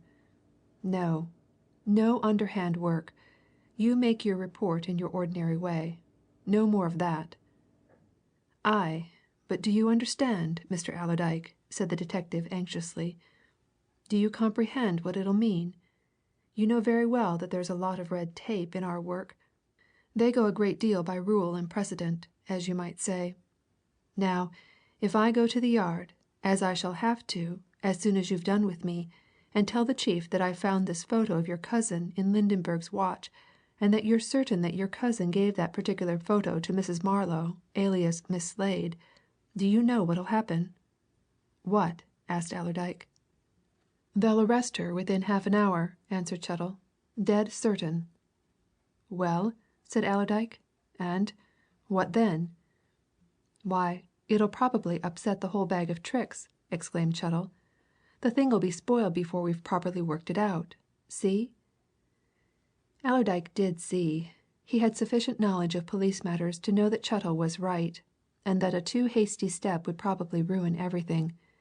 He turned towards the warehouse. "Just so," he said. "I take your meaning. Now then, come in, and we'll put it before my manager, Mr. Appleyard. I've great faith in his judgment. Let's see what he's got to say." The two Gaffneys were waiting just within the packing room of the warehouse. Allerdyke bade them wait a little longer, and took the detective straight into Appleyard's office. There, behind the closed door, he told Appleyard of everything that had happened since their last meeting, and of what Chettle had just said. The problem was, in view of all that, of the mysterious proceedings of Mrs. Marlow the night before, and of what Allerdyke had just heard at New Scotland Yard, what was best to be done, severally and collectively, by all of them? Ambler Appleyard grasped the situation at once and solved the problem in a few direct words. There was no need whatever, he said, for Chettle to do more than his plain duty, no need for him to exceed it. He was bound, being what he was, to make his report about his discovery of the photograph and the writing on it. That he must do. But he was not bound to tell anything that Allerdyke had told him. He was not bound to give information which Allerdyke had collected. Let Chettle go and tell the plain facts about his knowledge of the photo, and leave Allerdyke, for the moment, clean out of the question. Allerdyke himself could go with his news in due course. And, wound up Appleyard, who had a keen knowledge of human nature and saw deep into Chuttle's mind, Mr. Allerdyke would doubtless see that Chettle lost nothing by holding his tongue about anything that wasn't exactly ripe for discussion. At present, he repeated, let Chettle do his duty, not exceed it. That's it, agreed Allerdyke. You've hit it, Ambler. You go and tell what you know of your own knowledge, he went on, turning to Chettle. Leave me clean out for the time being. I'll come in at the right moment. Say naught about me or what I've told you. And if you're sent back to Hull, just contrive to see me before you go. And, as Mr. Appleyard says, I'll see you're all right, anyhow. When Chettle had gone, Allerdyke closed the door on him and turned to his manager with a knowing look. That chap's right, you know, Ambler, he said. A false move, a too hasty step'll ruin everything. If that woman's startled, if she gets a suspicion, egad, it's all mixed up about as badly as can be. Now, about these Gaffneys. Wait a while, said Appleyard. I don't know that we want their services just yet. I've found out a thing or two that may be useful. About this man Rayner, now, who's in evident close touch with Miss Slade. By the by, you saw her at the Waldorf at 11:30 last night, and I saw her come into the Pompadour at 12:30, with Rayner. And about whom we accordingly want to know something. I've found out, through ordinary business channels, that he does carry on a business at Clytemnestra House, in Arundel Street, under the name of Gavin Ramsay. And, if we want to know more of him, I've an idea. You go and see him, Mr. Allerdyke, on business. I? Business? exclaimed Allerdyke. What sort of business? He's an inventor's agent, replied Appleyard. It's a profession I never heard of before, but he seems to act as a go-between. Folks that have got an invention go to him. He helps 'em about it, helps 'em to perfect it, patent it, get it on the market. You've a good excuse. There's that patent railway chair of your man Gank Rogers, been lying there in that corner for the past year, and you promised Gank Rogers you'd help him about it. Put it in a cab and go to this Rayner, or Ramsay. There's your excuse, and you can say you heard of him in the city, from Wilmington's. It was they who told me what he was. It's a good notion, Mr. Allerdyke. What object? asked Allerdyke. Simply to get a look at him, replied Appleyard. Look here. You know very well that there's a strong suspicion against Miss Slade. Miss Slade, to my knowledge, is in close touch with Rayner. Therefore, let's know what we can about Rayner. You're the man to go and see him at his own place. Do it, and we'll consider the question of having him watched by the two Gaffneys when you've seen and talked to him. Allerdyke considered this somewhat strange proposal in silence for a while. At last he rose with a look of decision. Well, I've certainly a good excuse, he said. Here, have that thing packed up and put in a cab. I'll go. Half an hour later he found himself shown into a smartly furnished office where Mr. Gavin Ramsay sat at a handsome desk surrounded by shelves and cabinets, whereon and wherein were set out the products of the brains of many inventors. Models of machines, mechanical toys, labour-saving notions, things plainly useful, things obviously extravagant. The occupant of this museum glanced at Allerdyke and the box which he carried with an amused smile, and Allerdyke said to himself that Appleyard was right in his description. If the man was crippled and deformed, he certainly possessed a beautiful face. Mr. Marshall Allerdyke, said the hope of inventors, glancing at the card which his visitor had sent in. The same, sir, replied Allerdyke, setting down his box. Mr. Ramsay, I presume. I heard of you, Mr. Ramsay, through Wilmington's in the city. Heard you can be of great use to inventors. I have here, he continued, opening the box, a railway chair, invented by one of my workmen, a clever fellow. You see, it'd do away with the present system of putting wooden blocks in the chairs now used. This would fasten the sleepers and rails together automatically. It is patented, provisionally protected, anyhow, but my man's never got a railway company to try it, so far. Think you can do anything, Mr. Ramsay?" The hunchback got up from his desk, took the invention out of its box, and carefully inspected it, asking Allerdyke a few shrewd questions about the thing's possibilities, which showed the caller that he knew what he was talking about. Then he sat down again and went into business details in a way which impressed Allerdyke. Clearly this man, whoever he was, and whatever mystery might attach to him, was a smart individual. Also, he had a frank, direct way of talking which gave his visitor a very good first opinion of him. "Very well, Mr. Allerdyke," he said in conclusion. "Leave the thing with me, and I will see what I can do. As I say, the proper course would be to get it tried on one of the smaller railway lines. If it answers there, we can, perhaps, induce one of the bigger companies to take it up. I'll do my best." Allerdyke thanked him and rose. He had certainly done something for his man, Gank Roger, and he had seen Ramsay, or Rayner, at close quarters. But Ramsay was speaking again. He had picked up Allerdyke's card and glanced from it to its presenter, half shyly.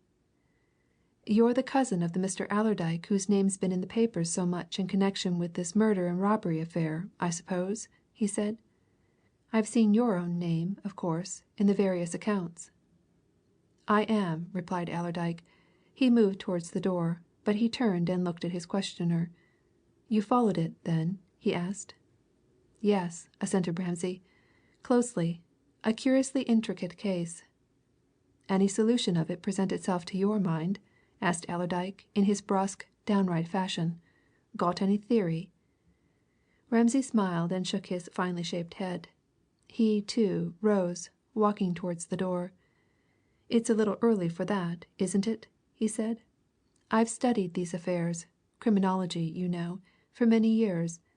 In my opinion, it's a mistake to be too hasty in trying to arrive at solutions. But," he added, with a shrug of his misshapen shoulders, "it's always the way of the police, and of most folks who try to get at the truth. Things that are deep down need some deep digging for." "There's the question of the present whereabouts of nearly £300,000 worth of jewels," remarked Allerdyke grimly. "Remember that." "Quite so," agreed Ramsay. "But your own particular and personal desire, as I gather from the newspapers, is to find the murderer of your cousin?" "Ah!" said Allerdyke. "And it is. Got any ideas on that point?" Ramsay smiled as he opened the door. "I think," he said, with a quiet significance, "I think that you'll be having all this mystery explained and cleared up all of a sudden, Mr. Allerdyke, in a way that'll surprise you. These things are like warfare there's a sudden turn of events, a sudden big event just when you're not expecting it. Well, good bye. Thank you for giving me a chance with your man's invention." Allerdyke found himself walking up Arundel Street before he had quite realized that this curious interview was over. At the top he paused, staring vacantly at the folk who passed and repassed along the Strand.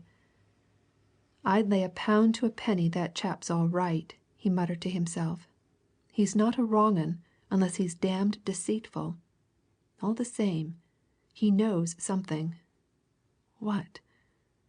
My conscience, was there ever such a confounded muddle in this world as this is?" But the muddle was a deeper one within the next few minutes. He crossed over to his hotel, and as he was entering he met Mrs. Marlow coming out, fresh, dainty, charming as usual. She stopped at sight of him and held up the little handbag which hung from her wrist. "Oh, Mr. Allerdyke," she said, opening the bag and taking an envelope from it. "I've something for you. See, here's the photograph your cousin gave me. You were wrong, you see. There's no spot in it. It's a particularly clear print. Look." In Allerdyke's big palm she laid the very photograph which, according to all his reckoning, was that which Chettle had found within the cover of Lydenberg's watch. End of chapter 22.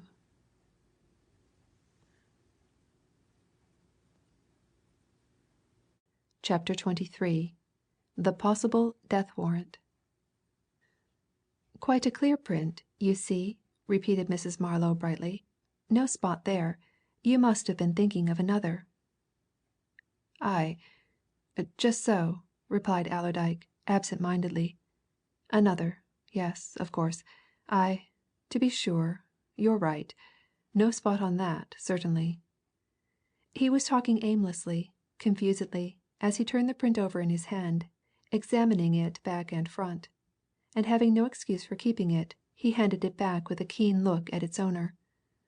What the devil, he asked himself, was this mysterious woman playing at? "I'm going to have this mounted and framed," said Mrs. Marlow, as she put the photograph back in her bag and turned to go.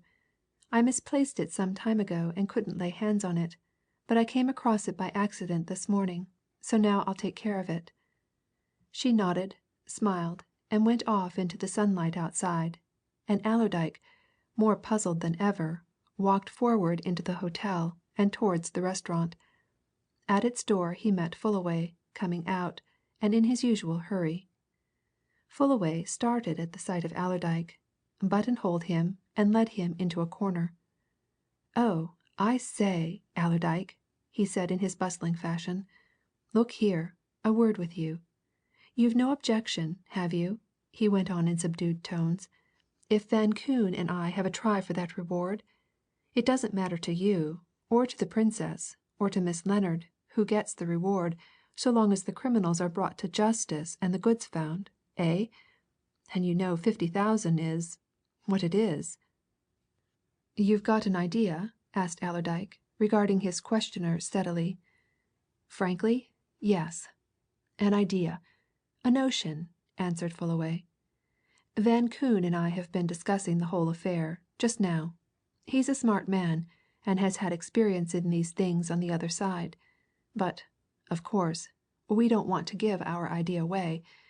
We want to work in entire independence of the police, for instance. What we're thinking of requires patience and deep investigation. So we want to work on our own methods. See?" "It doesn't matter to me who gets the reward, as you say," said Allerdyke slowly. "I want justice. I'm not so much concerned about the jewels as about who killed my cousin. I believe that man Lydenberg did the actual killing, but who was at Lydenberg's back? Find that out, and " "Exactly! Exactly!" broke in Fullaway. "The very thing. Well, you understand, Allerdyke. Van Koon and I will want to keep our operations to ourselves. We don't want police interference. So, if any of these Scotland Yard chaps come to you here for talk or information, don't bring me into it. And don't expect me to tell what we're doing until we've carried out our investigations. No interim reports, you know, Allerdyke. Personally, I believe we're on the track." "Do just what you please," replied Allerdyke. "You're not the only two who are after the reward. Go ahead, your own way." He turned into the restaurant and ordered his lunch, and while it was being brought sat drumming his fingers on the table, staring vacantly at the people about him and wondering over the events of the morning. Rayner's, or Ramsay's, vague hint that something might suddenly clear everything up, Fullaway's announcement that he and Van Koon had put their heads together, Mrs. Perrigo's story of the French maid and the young man who led blue-ribboned pug dogs. But all these were as nothing compared to the fact that Mrs. Marlow had actually shown him the photograph, which he had until then firmly believed to lie hidden in the case of Lydenberg's watch. That beat him. "Is my blessed memory going wrong?" he said to himself. "Did I actually print more than 4 copies of that thing? No, I'm shot if I did. My memory never fails. I did not print off more than 4. James had 3, I had 1. Mine's in my album upstairs. I know what James did with his. Cousin Grace has 1. Wilson Firth has another. He gave the third to this Mrs. Marlow, and she's got it. Then, how the devil did that photograph, which looks to be of my taking, which I'd swear is of my taking, come to be in Lydenberg's watch? Gad, it's enough to make a man's brain turn to pap." He was moodily finishing his lunch when Chettle came in to find him. Allerdyke, who was in a quiet corner, beckoned the detective to a seat, and offered him a drink. "Well?" he asked. "What's been done?" "It's all right," answered Chettle. "I've told no more than was necessary just what we agreed upon. To tell you the truth, our folks don't attach such tremendous importance to it. They will, of course, when you tell them your story about the photo. Just at present they merely see the obvious fact that Lydenberg was furnished with the photo as a means of ready identification of your brother. No, at this moment they're full of the Perrigo woman's story. They think that's a sure clue, a good beginning. Somebody, they say, must own, or have owned, those pugs. Therefore they're strong on that. Meanwhile, I'm going back to Hull for at any rate a few days." "You've still got that watch on you?" asked Allerdyke. "Certainly," answered Chettle, clapping his hand to his breast pocket. "Technically speaking, it's in charge of the Hull police. It'll have to be produced there. Did you want to see it again, Mr. Allerdyke?" "Finish your drink and come up to my sitting room," said Allerdyke. "I'll give you a cigar up there. Yes," he added, as they left the restaurant and went upstairs. "I do want to see it again. Or, rather, the photograph. You're in no hurry?" "A good hour to spare yet," replied Chettle. Allerdyke locked the door of the sitting room when they were once inside it, and that done he placed a decanter, a siphon, and a glass on his table, and flanked them with a box of cigars. He waved a hospitable hand toward these comforts. "Sit down and help yourself, Chettle," he said. "A drop of my whisky'll do you no harm. That's some I got down from home, and you'll not find its like everywhere. Light a cigar, and put a couple in your pocket to smoke in the train. Now then, let's see that photograph once more." Chettle handed over the watch, and Allerdyke, opening the case, delicately removed the print. He sat down at the table with his back to the light, and carefully examined the thing back and front, while the detective, glass in hand, cigar in lips, and thumb in the armhole of his waistcoat, watched him appreciatively and inquisitively. "Make aught new out of it, sir?" he asked after a while.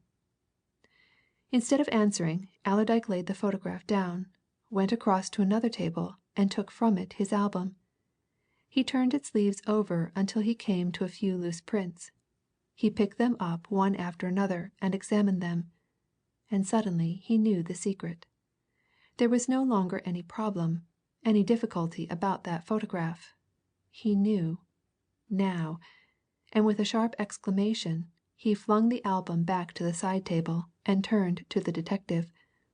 "Chettle," he said, "you know me well enough to know that I can make it well worth any man's while to keep a secret until I tell him he can speak about it. What?" "I should think so, Mr. Allerdyke," responded Chettle, readily enough. "And if you want me to keep a secret " "I do for the time being," answered Allerdyke. He sat down again and picked up the photograph which had exercised his thoughts so intently. "I've found out the truth concerning this," he said, tapping it with his finger. "Yes, I've hit it. Listen, now. I told you I'd only made 4 prints of this photo, and that I knew exactly where they all were. One in my own album there, 2 given by James to friends in Bradford, one, as we more recently found out, given by James to Mrs. Marlow. That one, the Mrs. Marlow one, we believed to be this. This." "And isn't it, Mr. Allerdyke?" asked Chettle wonderingly. Allerdyke laughed, a laugh of relief and satisfaction. "Less than an hour ago," he replied. "In fact, just before you came in, Mrs. Marlow showed me the photo which James gave her. Showed it to me, out below there in the hall. No mistaking it. And so, when you came, I was racking my brains to rags trying to settle what this photo this was. And now I know what it is. And damn me if I know whether the discovery makes things plainer or more mixed up. But I know what this is, anyway." "And what is it, sir?" asked Chettle eagerly, eyeing the photo as if it were some fearful living curiosity. "What, Mr. Allerdyke?" "Why, It's a photograph of my photograph!" almost shouted Allerdyke, with the thump of his big hand on the table. "That's the truth. This has been reproduced from mine. D'ye see? Look here happen you don't know much about photography, but you'll follow me. I always use a certain sort of printing out paper. I've stuck to one particular sort for years. All the photos in that album are done on that particular sort. The 4 prints I made of James's last photo were done on that paper. Now then, this photo, this print that you found in Lydenberg's watch, is not done on that paper. It's a totally different paper. Therefore, this is a reproduction. It is not my original print at all. It's been copied from it. See?"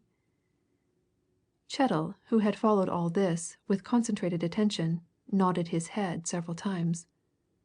"Clever clever clever," he said with undisguised admiration. "Clever indeed.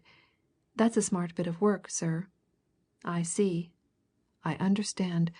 Bless my soul! And what do you gather from that, Mr. Allerdyke?" "This," answered Allerdyke. "Just now Mrs. Marlow said to me, speaking of her photo, the 4th print, you know, 'I misplaced it some time ago,' she said, 'and couldn't lay hands on it, but I came across it accidentally this morning.' Now then, Chettle, here's the thing. Somebody took that 4th print from Mrs. Marlow, reproducing it. And that print which you found in Lydenberg's watch is the reproduction." "So that," began Chettle suggestively, "so that the thing is now to find who it is that made the reproduction," said Allerdyke. "When we've found him, or her, I reckon we shall have found the man who's at the heart of all this. Leave that to me. Keep this a dead secret until I tell you to speak. We shall have to tell all this, and a bonny sight more, to your bosses at headquarters. Off you go to Hull, and do what you have to do, and I'll get on with my work here. I said I didn't know whether this discovery makes things thicker or clearer, but, by George, it's a step forward, anyway." Chettle put the reproduction back into the case of the watch and bestowed it safely in his pocket. "One step forward's a good deal in a case like this, Mr. Allerdyke," he said. "What are you going to do about the next step, now?" "Try to find out who made that reproduction," replied Allerdyke bluntly. "No easy job, either. The ground's continually shifting and changing under one's very feet. But I don't mind telling you my present theory. Somebody's got information of that jewel deal from Fullaway's office. Somebody who had access to his papers. Somebody who managed to steal that photo of mine from Mrs. Marlow for a few days, or until they could reproduce it. What I want to find now is an idea of that somebody. And I'll get it. I'll move heaven and earth to get it. But other matters. You say your folks at the Yard are going to follow up that Perrigo woman's clue. They think it important, then?" "In the case of the Frenchwoman, yes," answered Chettle. He thrust his hand into a side pocket and brought out a crumpled paper. "Here's a proof of the bill they're getting out," he said. "They set to work on that as soon as they'd got the information. That'll be up outside every police station in a few hours, and it's gone out to the press, too." Allerdyke took the proof, still damp from the machine, and looked it over. It asked, in the usual formal language, for any information about a young man, dark, presumably a foreigner, who, about the middle of March, was in the habit of taking 2 pug dogs, generally bedecked with blue ribbons, into Kensington Gardens. "There ought to be some response to that, you know, Mr. Allerdyke," remarked Chettle. "Somebody must remember and know something about that young fellow. But, upon my soul, as I said to Blindway just now, I don't know whether that bill's a mere advertisement or a death warrant." "Death warrant!" exclaimed Allerdyke. "What do you mean?" Chettle chuckled knowingly. "Mean?" he said. "Why, this. If that young fellow who led Pugs about and talked to Mademoiselle Lisette in Kensington Gardens is another of the cat's paws that this gang evidently made use of, I should say that when the gang sees he's being searched for, they'll out him, just as they outed her and Lydenberg. That's what I mean, Mr. Allerdyke. They'll do him in themselves before anybody else can get at him. See?" Allerdyke saw, and when the detective had gone, he threw himself into a chair, lighted one of his strongest cigars, drew pen, ink, and paper to himself, and began to work at his problem with a grim determination to evolve at any rate a clear theory of its possible solution. End of chapter 23.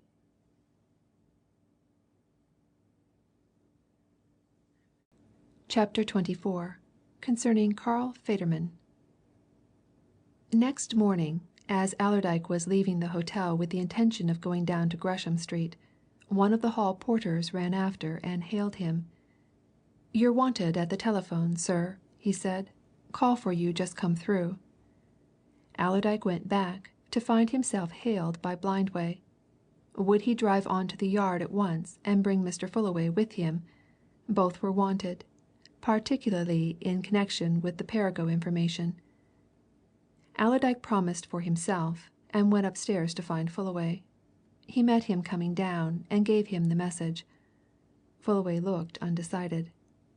"You know what I told you yesterday, Allerdyke," he said. "I didn't want to be bothered further with those police chaps. Van Koon and I are on a line of our own, and " "As you like," interrupted Allerdyke. "But all the same, if I were in your place, I shouldn't refuse a chance of acquiring information. Even if you don't want to tell the police anything, there's no reason why you shouldn't learn something from them." "There's that in it, certainly," assented Fullaway. "All right. You get a taxi, and I'll join you in a minute or two." As they got out of one cab at the police headquarters, Celia Lennard appeared in another. She made a little grimace as the two men greeted her. "Again!" she exclaimed. "What are we going to be treated to now? More old women with vague stories, I suppose. What good is it at all? And when am I going to hear something about my jewels?" "You never know what you're going to hear when you visit these palatial halls," answered Fullaway. "You may be going to have the biggest surprise of your life, you know. They sent for you?" "Rang me up in the middle of my breakfast," answered Celia. "Well, let's find out what new sensation this is. Some extraordinary creature on view again, of course." The creature on view proved to be a little fat man, obviously French or Swiss, who sat, his rotund figure tightly enveloped in a frock coat, the lapel of which was decorated with a bit of ribbon, on the edge of a chair facing the chief's desk. He was a nervous, alert little man. His carefully trimmed moustache and pointed beard quivered with excitement. His dark eyes blazed. And at sight of the elegantly attired lady, he bounced out of his chair, swept his silk hat to the ground, and executed a deep bow of the most extreme politeness. "This," observed the chief, with a smile at his visitors, "is Monsieur Aristide Bonnechose. Monsieur Bonnechose believes that he can tell us something. It is a supplement to what Mrs. Perrigo told us yesterday." "It relates, of course, to the young man whom Mrs. Perrigo told us of, the young man who led PUGS in Kensington Gardens." "The PUGS of Madame, my spouse," said Monsieur Bonnechose, with a bow and a solemn expression. "Two PUGS, Fifi and Chow Chow." "Monsieur Bonnechose," continued the chief, regarding his company with yet another smile, "is the proprietor of a what is your establishment, monsieur?"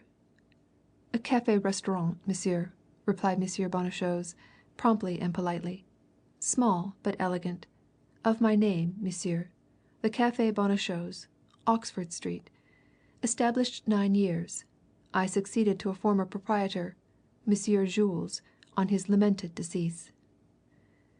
"I think Monsieur Bonnechose had better tell us his history in his own fashion," remarked the chief, looking around. "You are aware, Mr. Allerdyke, and you too, Mr. Fullaway, and I suppose you are, Miss Lennard, that after hearing what Mrs. Perrigo had to tell us, I put out a bill asking for information about the young man Mrs. Perrigo described, and the matter was also mentioned in last night's and this morning's papers. Monsieur Bonnechose read about it in his newspaper, and so he came here at once. He tells me that he knew a young man who was good enough during the early spring to occasionally take out Madame Bonnechose's prize dogs for an airing. That seemed to have been the same man referred to by Mrs. Perrigo. Now, Monsieur Bonnechose, give us the details." Monsieur Bonnechose set down his tall, very Parisian hat on the edge of the chief's desk, and proceeded to use his hands in conjunction with his tongue. "With pleasure, monsieur," he responded. "It is this way, then. You will comprehend that Madame, my spouse, and myself are of the busiest. We do not keep a great staff. Accordingly, we have much to do ourselves. Consequently, we have not much time to go out, to take the air. Madame, my spouse, she has a love for the dogs. She keeps two, Fifi and Chow Chow, PUGS, what they call pedigree dogs, valuable, beautiful animals, but needing exercise. It is a trouble to Madame that they cannot disport themselves more frequently. Now, about the beginning of this spring, a young man, compatriot of my own, a Swiss from the Vaud Canton, he begins coming to my café. Sometimes he comes for his lunch, sometimes he drops in, as they say, for a cup of coffee. We find out, he and I, that we come from the same district. In the event, we become friendly." "This young man's name, Monsieur Bonnechose?" asked the chief. "What we knew him by, FEDERMAN," replies Monsieur Bonnechose. "Carl Federman. He told me he was looking out for a job as valet to a rich man. He had been a waiter, somewhere in London, some hotel, I think. I did not pay much attention. Anyway, while he was looking for his job he certainly had plenty of money. Plenty. He do himself very well with his lunches. Sometimes he come and have his dinner at night. We are not expensive, you understand. Nice lunch for 2 shillings, nice dinner for 3. Nothing to him, that. He always carry plenty of money in his pockets. Well, then, of course, having nothing to do, often he talks to me and Madame. One day we talk of the PUGS, then walking about the establishment. He remarks that they are too fat. Madame sighs and says the poor darlings do not get sufficient exercise. He is good-natured, this Federman. He say at once, 'I will exercise them. I, myself.' So he come next day, like a good friend.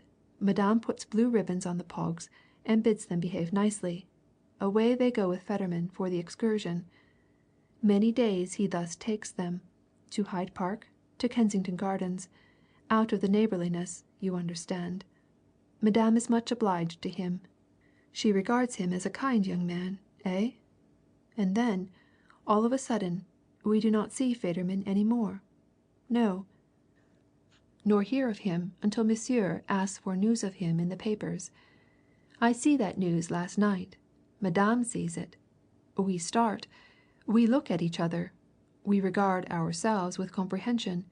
We both make the same exclamation. It is Federman. He is wanted. He has done something. Then Madame says, 'Aristide, in the morning you will go to the police commissary.' I say, 'It shall be done. We will have no mystery around the Café Bonnechose. Monsieur, I am here, and I have spoken.'" "And that is all you know, Monsieur Bonnechose?" asked the chief.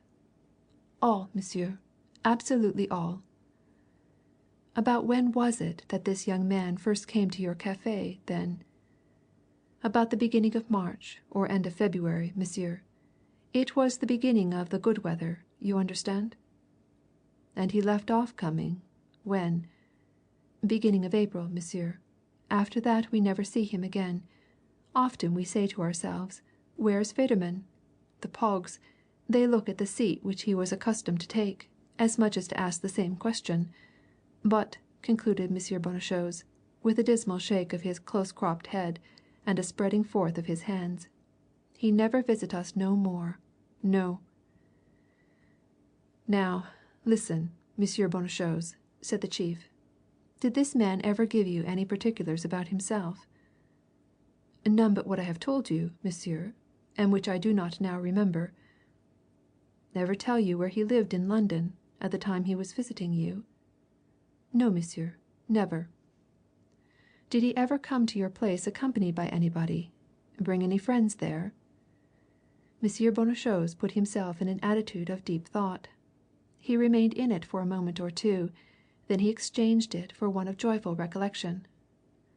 On one occasion a lady, he exclaimed, a Frenchwoman, tall, that is, taller than is usual amongst Frenchwomen, slender, elegant, dark, dark black eyes, not beautiful, you understand, but engaging. Lisette, muttered Celia. On only one occasion, you say, Monsieur Bonnechose? Asked the chief. When was it? About the time I speak of, monsieur. They came in one night, rather late. They had a light supper, nothing much. He did not tell you who she was?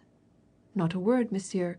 He was, as a rule, very secretive, this FEDERMAN, saying little about his own affairs. You don't remember that he ever brought any one else there? No men, for instance? Monsieur Bonnechose shook his head. Then, once again, his face brightened. No, he said, but once, just once, I saw FEDERMAN talking to a man in the street. Shaftesbury Avenue. A clean-shaven man, well built, brown hair, a Frenchman, I think, but of course a stranger to me. The chief exchanged a glance with Allerdyke and Fullaway. Both knew what that glance meant. Monsieur Bonnechose's description tallied remarkably with that of the man who had gone to Eastbourne Terrace Hotel with Lisette Beaurepaire. A clean-shaven man, with brown hair and well built, eh? Said the chief. And when? Just then an interruption came in the person of a man who entered the room and gave evident signs of a desire to tell something to his superior. The chief left his chair, went across to the door, and received a communication which was evidently of considerable moment. He turned and beckoned Blindway, and the three went out of the room. Several minutes passed. Then the chief came back alone and looked at his visitors with a glance of significance. We have just got news of something that relates, I think, to the very subject we were discussing, he said. A young man has been found dead in a bed at a city hotel this morning under very suspicious circumstances. Circumstances very similar to those of the Eastbourne Terrace affair. And, he went on, glancing at a scrap of paper which he held in his hand, the description of him very closely resembles that of this man FEDERMAN. Of course, it's not an uncommon type, but Another of 'em! Exclaimed Allerdyke. He had suddenly remembered what Chettle had said about the new bill being a possible death warrant, and the words started irrepressibly to his lips. Good Lord! The chief gave him a quick glance. It seemed as if he instinctively divined what was passing in Allerdyke's mind. I'm sorry to trouble you, he said, without referring to Allerdyke's interruption, but I'm afraid I must ask you, all of you, to run down to this city hotel with me. We mustn't leave a stone unturned, and if any of you can identify this man. Oh, you don't want me, surely, cried Celia. Please let me off. I do so hate that sort of thing. Naturally, remarked the chief, but I'm afraid I want you more than anyone, Miss Lennard. You and Monsieur Bonnechose. Come, we'll go at once. Blindway has gone down to get 2 cabs for us.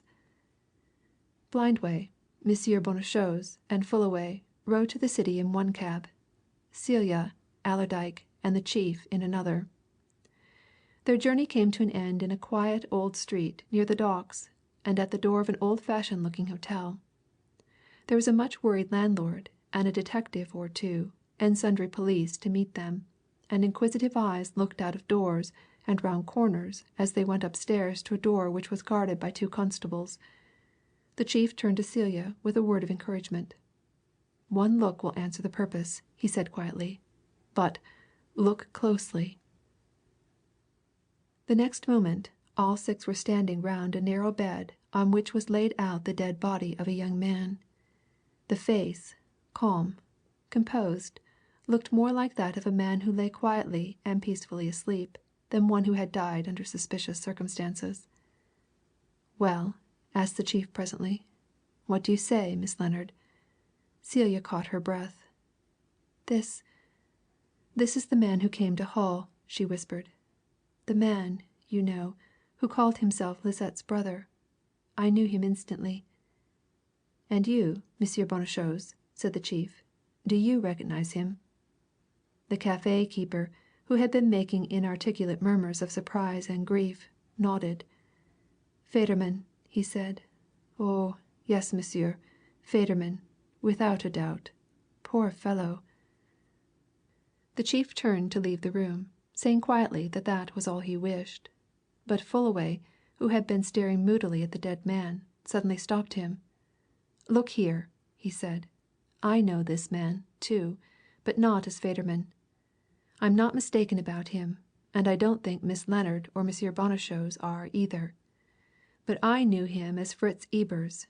He acted as my valet at the Waldorf from the beginning of April to about the end of the first week in May last, and, since we now know what we do, it's my opinion that there in the dead man, is the last of the puppets. The Frenchwoman, Lydenberg, now this fellow, all 3 got rid of. Now, then, where's the man who pulled the strings? Where's the arch murderer?" End of chapter 24.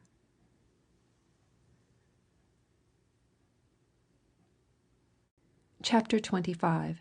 The Card on the Door. The chief made no immediate reply to Fullaway's somewhat excited outburst.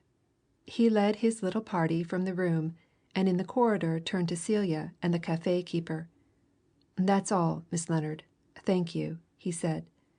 "Sorry to have to ask you to take part in these painful affairs, but it can't be helped. Monsieur Bonnechose, I'm obliged to you.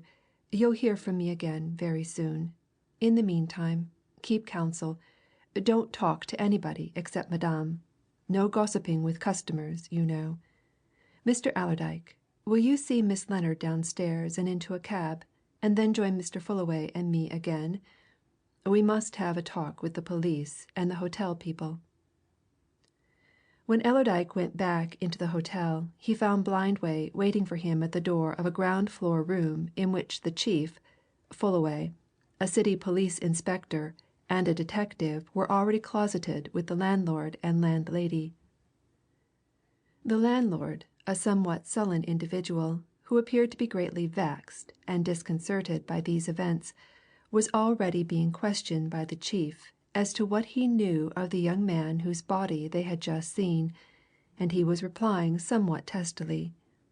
"I know no more about him than I know of any chance customer," he was saying when Allerdyke was ushered in by Blindway, who immediately closed the door on this informal conclave. "You see what this house is? A second-class house for gentlemen having business in this part, round about the docks. We get a lot of commercial gentlemen, seafaring men, such like. Lots of our customers are people who are going to foreign places Antwerp, Rotterdam, Hamburg, and so on. They put up here just for the night, before sailing. I took this young man for one of that sort. In fact, I think he made some inquiry about one of the boats." "He did," affirmed the landlady. "He asked William, the head waiter, what time the Rotterdam steamer sailed this morning." "And that's about all we know," continued the landlord. "I never took any particular notice of him, and " "Just answer a few more questions," said the chief, interrupting him quietly. "We shall get at what we want to know more easily that way. What time did this young man come to the hotel yesterday?" The landlord turned to his wife with an expressive gesture. "Ask her," he answered. "She looks after all that. I'm not so much in the office." "He came at 7 o'clock last night," said the landlady. "I was in the office, and I booked him and gave him his room, 27." "Was he alone?" "Quite alone. He'd the suitcase that's upstairs in the room now, and an overcoat and an umbrella." "Of course," said the chief. "He gave you some name, some address?" "He gave the name and address of Frank Herman, Walthamstow," replied the landlady, opening a ledger which she had brought into the room. "There you are that's his writing." The chief drew the book to him, glanced at the entry, and closed the book again, keeping a finger in it. "Well, what was seen of him during the evening?" he asked. "Nothing much," replied the landlady. "He had his supper in the coffee room a couple of chops and coffee. He was reading the papers in the smoking room until about 10:30. I saw him myself going upstairs between that and 11. As I didn't see him about next morning and his breakfast wasn't booked, I asked where he was, and the chambermaid said there was a card on his door saying that he wasn't to be called till 11. "Where's that card?" asked the chief. "It's here, in this envelope," answered the landlady, who seemed to be much more alert and much sharper of intellect than her husband. "I took care of it when we found out what had happened. I suppose you'll take charge of it?" "If you please," answered the chief. He took the envelope, looked inside it to make sure the card was there, and turned to the landlady again. "Yes?" he said. "When you found out what had happened.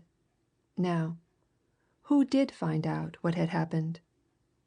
"Well," answered the landlady, "the chambermaid came down soon after 11, and said she couldn't get 27 to answer her knock. Of course, I understood that he wanted to catch the Rotterdam boat which sailed about noon, so I sent my husband up, and as he couldn't get any answer—" "I went in with the chambermaid's key," broke in the landlord, "and there he was, just as you've seen him. Dead. And if you ask me, he was cold, too. Been dead some time, in my opinion." "The surgeon said 7 hours 6 or 7," remarked the inspector in an aside to the chief. "Thought he'd been dead since 4 o'clock." "No signs of anything in the room, I suppose?" asked the chief. "Nothing disturbed, eh?" "Nothing," replied the landlord stolidly. "The room was as you'd expect to find it tidy enough and nothing touched, as the police that were called in at first can testify.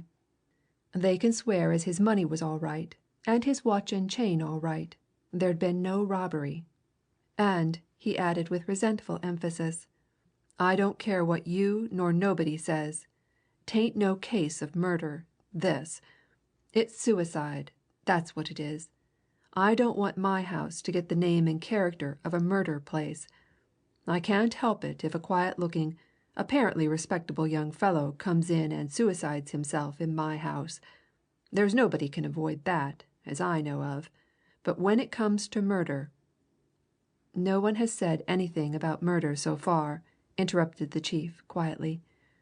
"But since you suggest it, perhaps we'd better ask who you'd got in the house last night." He opened the register at the page in which he had kept his finger, and looked at the last entries. "I see that 3 no, 4 people came in after this young man who called himself Frank Herman. You booked them, I suppose?" he went on, turning to the landlady. "Were they known to you?" "Only one that one Mr. Peter Donaldson, Dundee," answered the landlady. "He's the representative of a jute firm. He often comes here. He's in the house now, or he was an hour ago. He'll be here for 2 or 3 days. Those two, Mr. and Mrs. Nielsen, they appeared to be foreigners. They were here for the night, had breakfast early, and went away by some boat. Our porter carried their things to it. Quiet, elderly folks, they were." "And the fourth, John Barcombe, Manchester. You didn't know him?" asked the chief, pointing to the last entry. "I see that you gave him number 29, 2 doors from Herman." "Yes," said the landlady. "No, I didn't know him. He came in about 9 o'clock and had some supper before he went up. He'd his breakfast at 8 o'clock this morning and went away at once.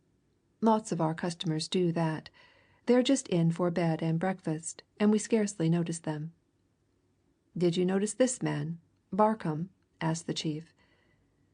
"Well, not particularly, but I've a fair recollection of him. A rather pale, stiffish built man, lightish brown hair and moustache, dressed in a dark suit. He'd no luggage, and he paid me for supper, bed, and breakfast when he booked his room," replied the landlady. "Quite a quiet, respectable man.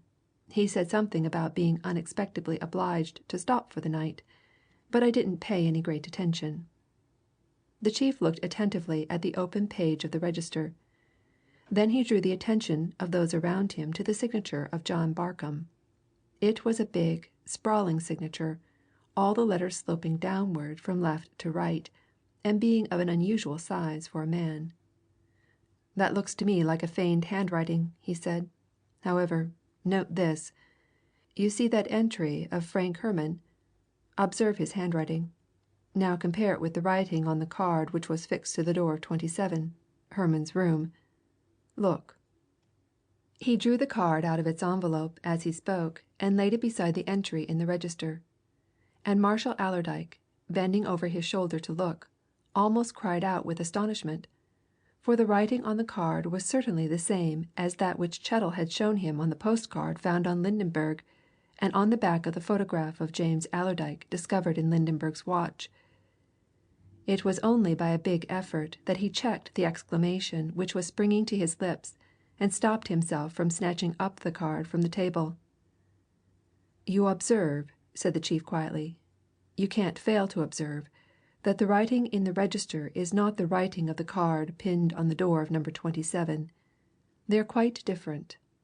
The writing of Frank Herman in the register is in thick, stunted strokes.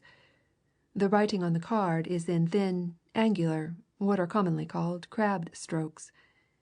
Yet it is supposed that Herman put that card outside his bedroom door. How is it, then, that Herman's handwriting was so thick and stunted when he registered at 7 o'clock, and slender and a bit shaky when he wrote this card at, say, 10:30 or 11? Of course, Herman, or whatever his real name is, never wrote the line on that card, and never pinned that card to his door." The landlord opened his heavy lips and gasped. The landlady sighed with a gradual awakening interest. Amidst a dead silence, the chief went on with his critical inspection of the handwriting. "But now look at the signature of the man who called himself John Barcombe, of Manchester.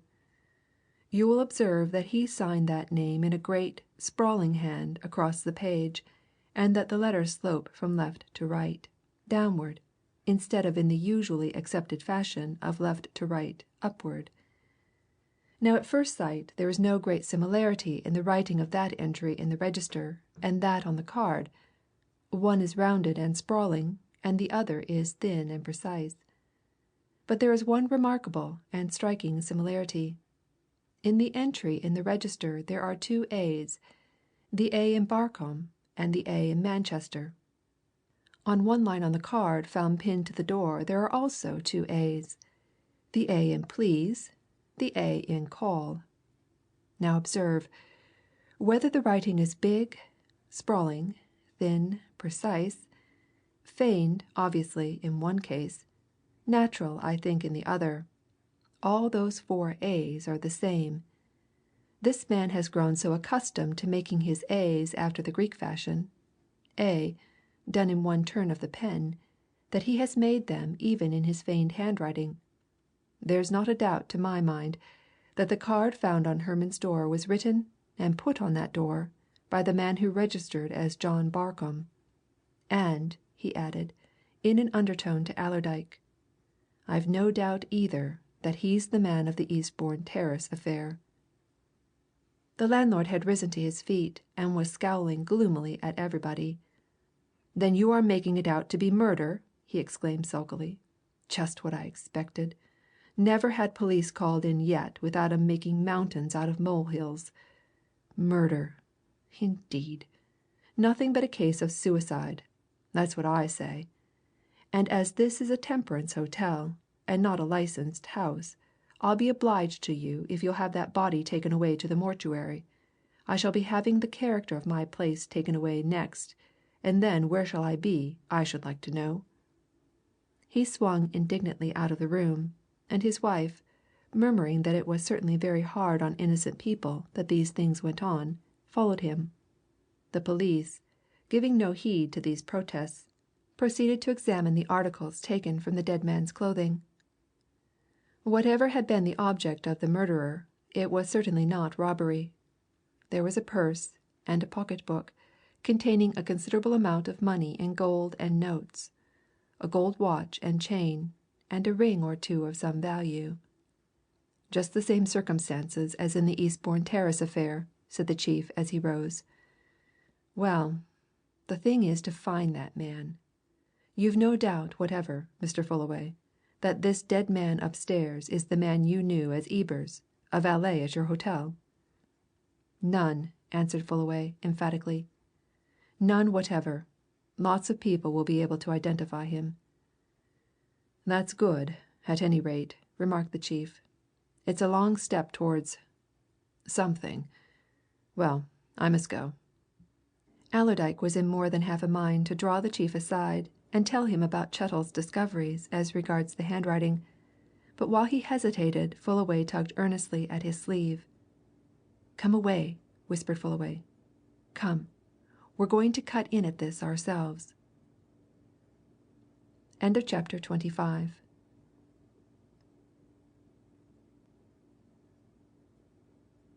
Chapter 26.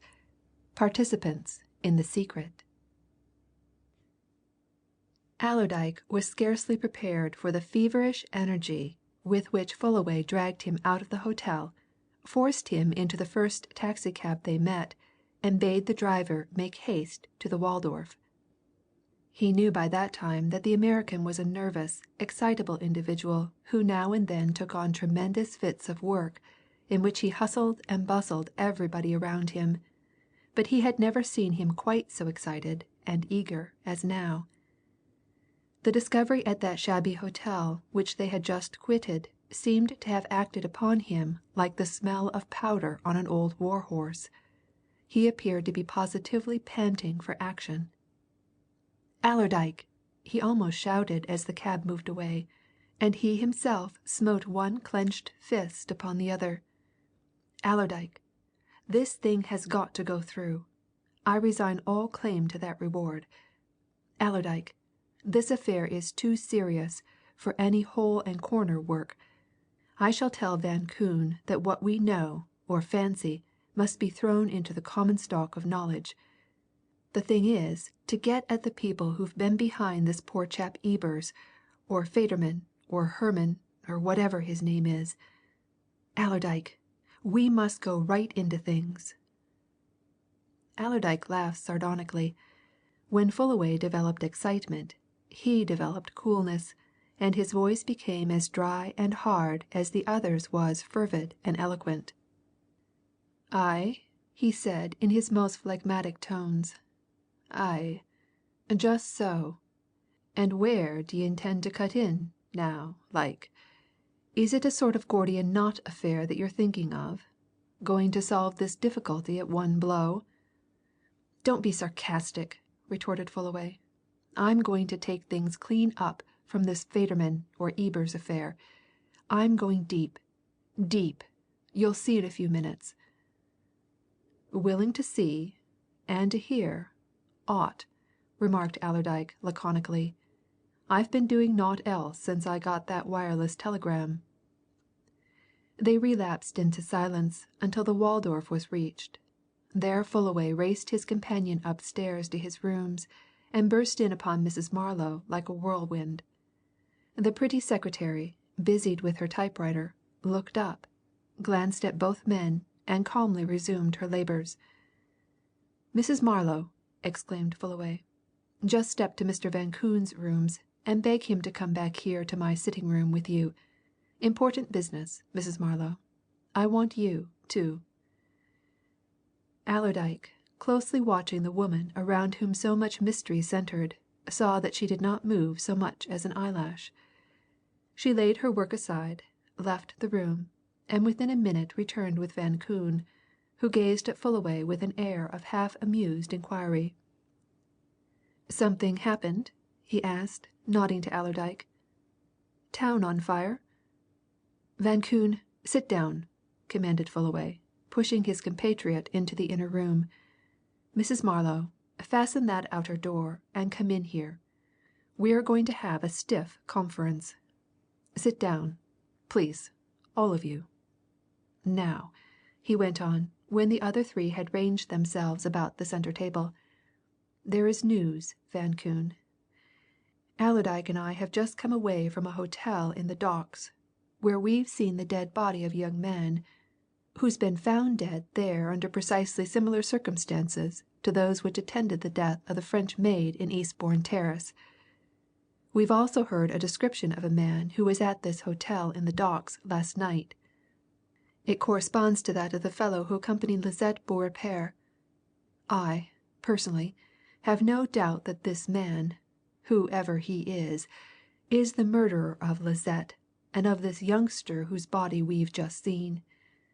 Mrs. Marlow, this dead young fellow, from whose death chamber we've just come, is that valet I used to have here, Ebers. You remember him?" "Sure," answered Mrs. Marlow, quite calmly and unconcernedly. "Very well indeed."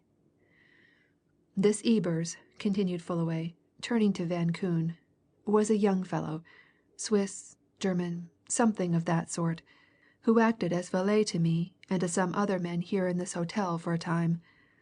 I needn't go into too many details now, but there's no doubt that he knew, and was in touch with, Lisette Beaurepaire.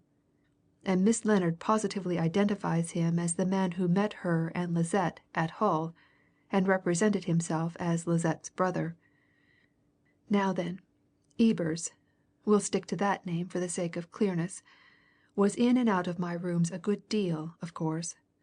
And what I want to know now, Mrs. Marlow, is do you think he got access to our letters, papers, books? Could he find out, for instance, that I was engaged in this deal between the Princess NASTIRSEVITCH and Mr. Delkin, and that Miss Lennard had bought the Pinkie Pell pearls? Think!" Mrs. Marlow had evidently done her thinking.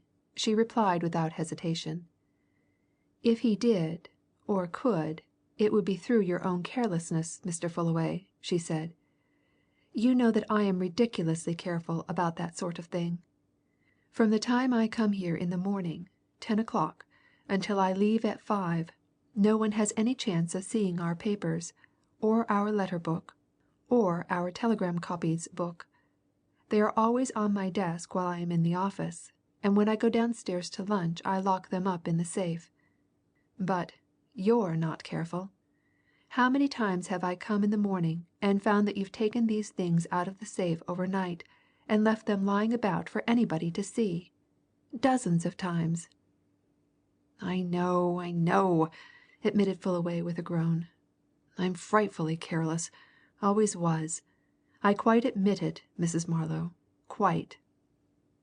"Of course," continued Mrs. Marlow, in precise, even tones, "of course, if you left the letter book lying around, and the book in which the duplicates of all our telegrams and cablegrams are kept, too, why, this Ebers man could easily read what he liked for himself when he was in here of a morning before you got up. He was in and out a great deal, that's certain. And as regards those two affairs, the documents we have about them are pretty plain, Mr. Fullaway. Anybody of average intelligence could find out in 10 minutes from our letter book and telegram book that we negotiated the sale of the Pinkie Pell pearls to Miss Lennard, and that Mr. James Allerdyke was bringing here a valuable parcel of jewels from Russia. And," concluded Mrs. Marlow quietly, "from what I saw of him, Ebers was a smart man." Van Koon, who had been listening attentively to all this, turned a half whimsical, half reproving glance on Fullaway, who sat in a contrite attitude, drumming his fingers on the polished table. "I guess you're a very careless individual, my friend," he said, shaking his head. "If you will leave your important papers lying about, as this lady says you're in the habit of doing, what do you expect? Now, you've been wondering who got wind of this jewel deal, and here's the very proof that you gave every chance to this Ebers to acquaint himself with it. And what I'd like to know now, Fullaway, is this. What use do you suppose this young fellow made of the information he acquired? That seems to me to be the point." "Yes!" exclaimed Allerdyke suddenly. "That is the point." Fullaway smote the table. "The thing's obvious!" he cried. "He sold his information to a gang. There must have been must be a gang. It's utterly impossible that all this could have been worked by one man. The man we've heard of in connection with the deaths of Lisette Beaurepaire and of Ebers himself is only one of a combination. I'm as sure of that as I am that I see you. But who are they?" Nobody answered this question. Allerdyke plunged his hands in his pockets and stared at Fullaway. Mrs. Marlow began to trace imaginary patterns on the surface of the table. Van Koon produced a penknife and began to scrape the edges of his filbert nails with a preoccupied air. "There's the thing I've insisted on all along, Fullaway, you know," he said at last, finding that no one seemed inclined to speak. "I've insisted on it, but you've always put it off. I don't care what you say. It'll have to come to it. Let me suggest it, now, to our friends here. They're both cute enough, I reckon." "Oh, as you please, as you please," replied Fullaway, with a wave of his hands. "Say anything you like, Van Koon. It seems as if too much couldn't be said at this juncture." "All right," answered Van Koon. He turned to Allerdyke and Mrs. Marlow. "Ever since this affair was brought under my notice," he said, "I've pointed out to Fullaway certain features in connection with it. First, there's no evidence whatever that this plot originated in, or was worked from, Russia. Second, there is evidence that it began here in London, and was carried out from London. And following on that second proposition comes another. Fullaway knew that these jewels were coming." He paused and gave the secretary a keen look, and Allerdyke, watching her just as keenly, saw her face and eyes as calm and inscrutable as ever. It was absolutely evident that nothing could move this woman, no chance word or allusion take her unawares. Van Koon smiled and leaned nearer. "But," he said, tapping the table in emphasis of his words, "there was somebody else who knew of this deal, somebody whose name Fullaway there steadily refuses to bring in. Delkin." Fullaway suddenly laughed, throwing up his arms. "Delkin!" he exclaimed satirically. "A millionaire several times over. The thing's ridiculous, Van Koon. Delkin would kick me out if I went and asked him." "Delkin will have to be asked," interrupted Van Koon. "You will not face the facts, Fullaway. Millionaire, multi-millionaire, Delkin was the third person. I'm leaving this valet, Ebers, clean out, though I've not the slightest doubt he was one of the pieces of the machine, who knew that James Allerdyke was bringing £250,000 worth of jewels for his, Delkin's, approval. That's a fact, Fullaway, which cannot be got over." "Pshaw!" exclaimed Fullaway. "I suppose you think Delkin, who could buy up the best jeweller's shop in London or Paris and throw its contents to the street children to play with." "What is it that's in your mind, Mr. Van Koon?" asked Allerdyke, interrupting Fullaway's eloquence. "You've some theory?" "Well, I don't know about theory," answered Van Koon, "but I guess I've got some natural common sense. If Fullaway there thinks I'm suggesting that Delkin organized a grand conspiracy to rob James Allerdyke, Fullaway's wrong. I'm not. What I am suggesting, and have been suggesting this last 3 days, is that Delkin should be asked a plain and simple question, which is this: did he ever tell anybody of this proposed deal? If so, whom did he tell?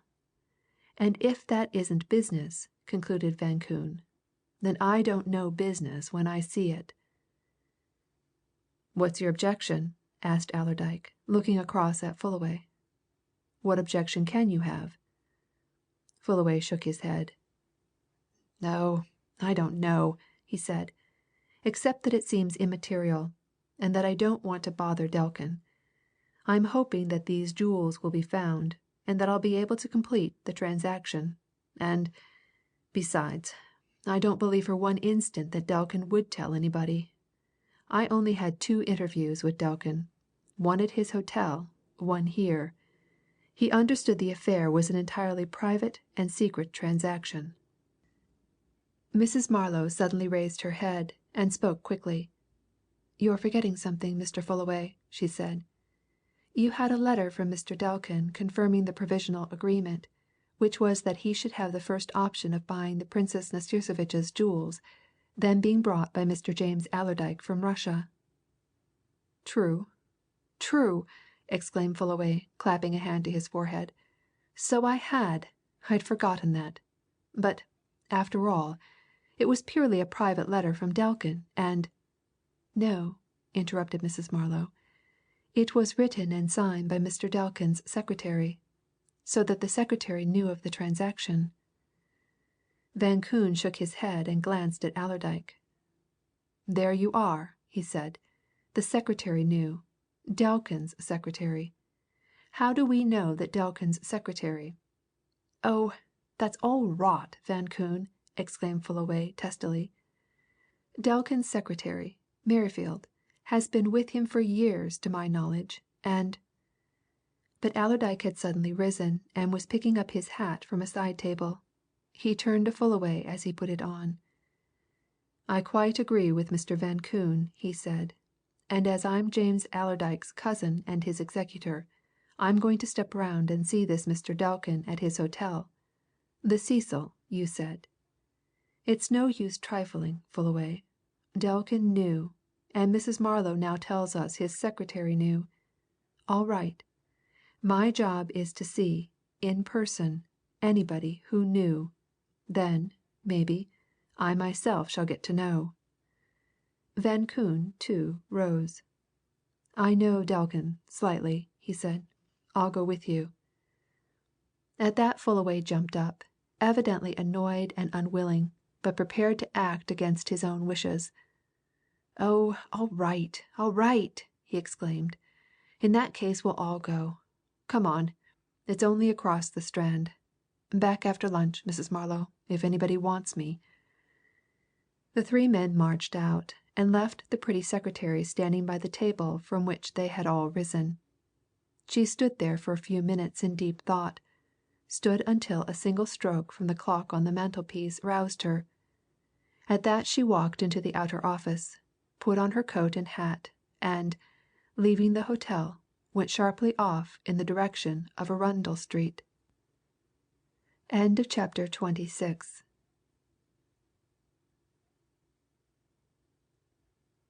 Chapter 27. The Millionaire, the Stranger, and the Princess. As the 3 men threaded their way through the crowded Strand and approached the Hotel Cecil, Fullaway suddenly drew their attention to a private automobile which was turning in at the entrance to the courtyard. "There's Delkin, in his car!" he exclaimed. "And great Scott! There's our Princess with him Nastirsevitch! But who's the other man? Looks like a compatriot of ours, Van Koon, eh?" Van Koon, who had been staring about him as they crossed over from the corner of Wellington Street, turned and glanced at the occupants of the car. Allerdyke was looking there, too. He had never seen Delkin as yet, and he was curious to set eyes on a man who had made several millions out of canning meat. He had no very clear conception of American millionaires, and he scarcely knew what he expected to see. But there were 2 men in the car with the Princess Nastirsevitch, and they were both middle aged. One man was a tall, handsome, military looking fellow, dressed in grey tweeds and wearing a Homburg hat of light grey with a darker band. His upturned, grizzled moustache gave him a smart, rather aggressive appearance. The monocle in his eye added to his general impressiveness. The other man was not particularly impressive. a medium-sized, rather plump little man, with a bland, smiling countenance and mild eyes beaming through gold-rimmed spectacles. He sat with his back to the driver, and was just then leaning forward to tell something to the Princess and the man in the Homburg hat, who were bending towards him and smiling at what he said. "Which of 'em is Delkin, then?" asked Allerdyke, as the automobile swept into the courtyard. "Big or little?" "The little fellow with the spectacles," replied Fullaway. "Quiet, unobtrusive man, Delkin, but cute as they're made. Know the other man, Van Koon?" Van Koon had twisted round and was staring back in the direction from which they had come. He shook his head, a little absent-mindedly. "Not from Adam," he answered. "But there's a man, Bostonian, just gone along there that I do know and want to see badly. Wait a bit for me in the courtyard there, Fullaway. Shan't be long." He turned as he spoke and darted off through the crowd, unusually dense at that moment because of the luncheon hour. Fullaway, making no comment, walked forward into the courtyard and looked about him. Suddenly he nodded his head towards a far corner. "There's Delkin and the Princess, and the man who was with them, sitting at a table over there," he said. "I didn't know that Delkin and the Princess were acquainted. But then, of course, they're both staying in this hotel, and they're both American. Well, shall we go over to them now, Allerdyke, or shall we sit down here and wait a bit for Van Koon?" "We'll wait," replied Allerdyke. He dropped into a chair and drew out his cigarette case. "Have a drink while we're waiting?" he suggested, beckoning a waiter who was passing. "What's it to be?" "Oh, something small, then," said Fullaway. "Dry sherry. Better bring 3. Van Koon won't be long." But the minutes passed and Van Koon was still absent. 10 minutes more went, and still he did not come. And Fullaway pulled out his watch with an air of annoyance. "Too bad of Van Koon," he said. "Time's going, and I know Delkin lunches at 2 o'clock. Come on, Allerdyke," he continued, rising. "We'll go over to Delkin. If Van Koon comes, he'll find us. He's probably gone off with that other man, though. He's an absent-minded chap in some things, and too much given to the affair of the moment. Come on, I'll introduce you." The Chicago millionaire, once put in possession of Allerdyke's name, looked at him with manifest curiosity, and motioned him and Fullaway to take seats with himself and his 2 companions. "We were just talking of your case, Mr. Allerdyke," he said quietly. "The Princess, of course, has told me about you. Fullaway, I don't know if you know this gentleman. His name's well enough known, anyway. This gentleman is Mr. Chilverton, the famous New York detective. Chilverton, Mr. Fullaway, Mr. Allerdyke." Fullaway and Allerdyke both looked at the man in the Homburg hat with great interest as they shook hands with him. Fullaway at any rate knew of his world-wide reputation. Allerdyke faintly remembered that he had heard of him in connection with some great criminal affair. "Been telling Mr. Chilverton about our business, Mr. Delkin?" asked Fullaway pleasantly. "Asking his expert advice?" "I've told him no more than what he could read for himself in the newspapers," answered Delkin. "He's got stuff of his own to attend to, here in London. About our affair, now, as you call it, Fullaway.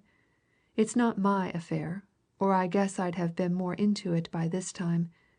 The Princess here thinks things are going real slow, and so do I. What do you think, Mr. Allerdyke?" "It's a case in which things go slow of sheer necessity," replied Allerdyke.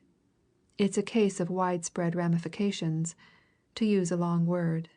But we keep having developments, Mr. Delkin. There's been one this morning. We came to see you about it, and perhaps you'll let Fullaway tell? He'll put things into fewer words than I should." "Sure," answered the millionaire. "Go ahead, Fullaway. We're all interested." Fullaway briefly told the story of the discovery at the hotel in the docks that morning, and explained the deductions which had been made from it. He detailed the connection of Ebers, alias Federman or Herman, with himself, and reported the conversation which had just taken place at his own rooms. And then he turned to Allerdyke with an expressive gesture. "I'll let Allerdyke say why we came here," he said. "It was his idea, and Van Koon's, not mine. Your turn, Allerdyke." "I shan't be slow to take it," responded Allerdyke, stirring himself. "I'm one business man, Mr. Delkin's another.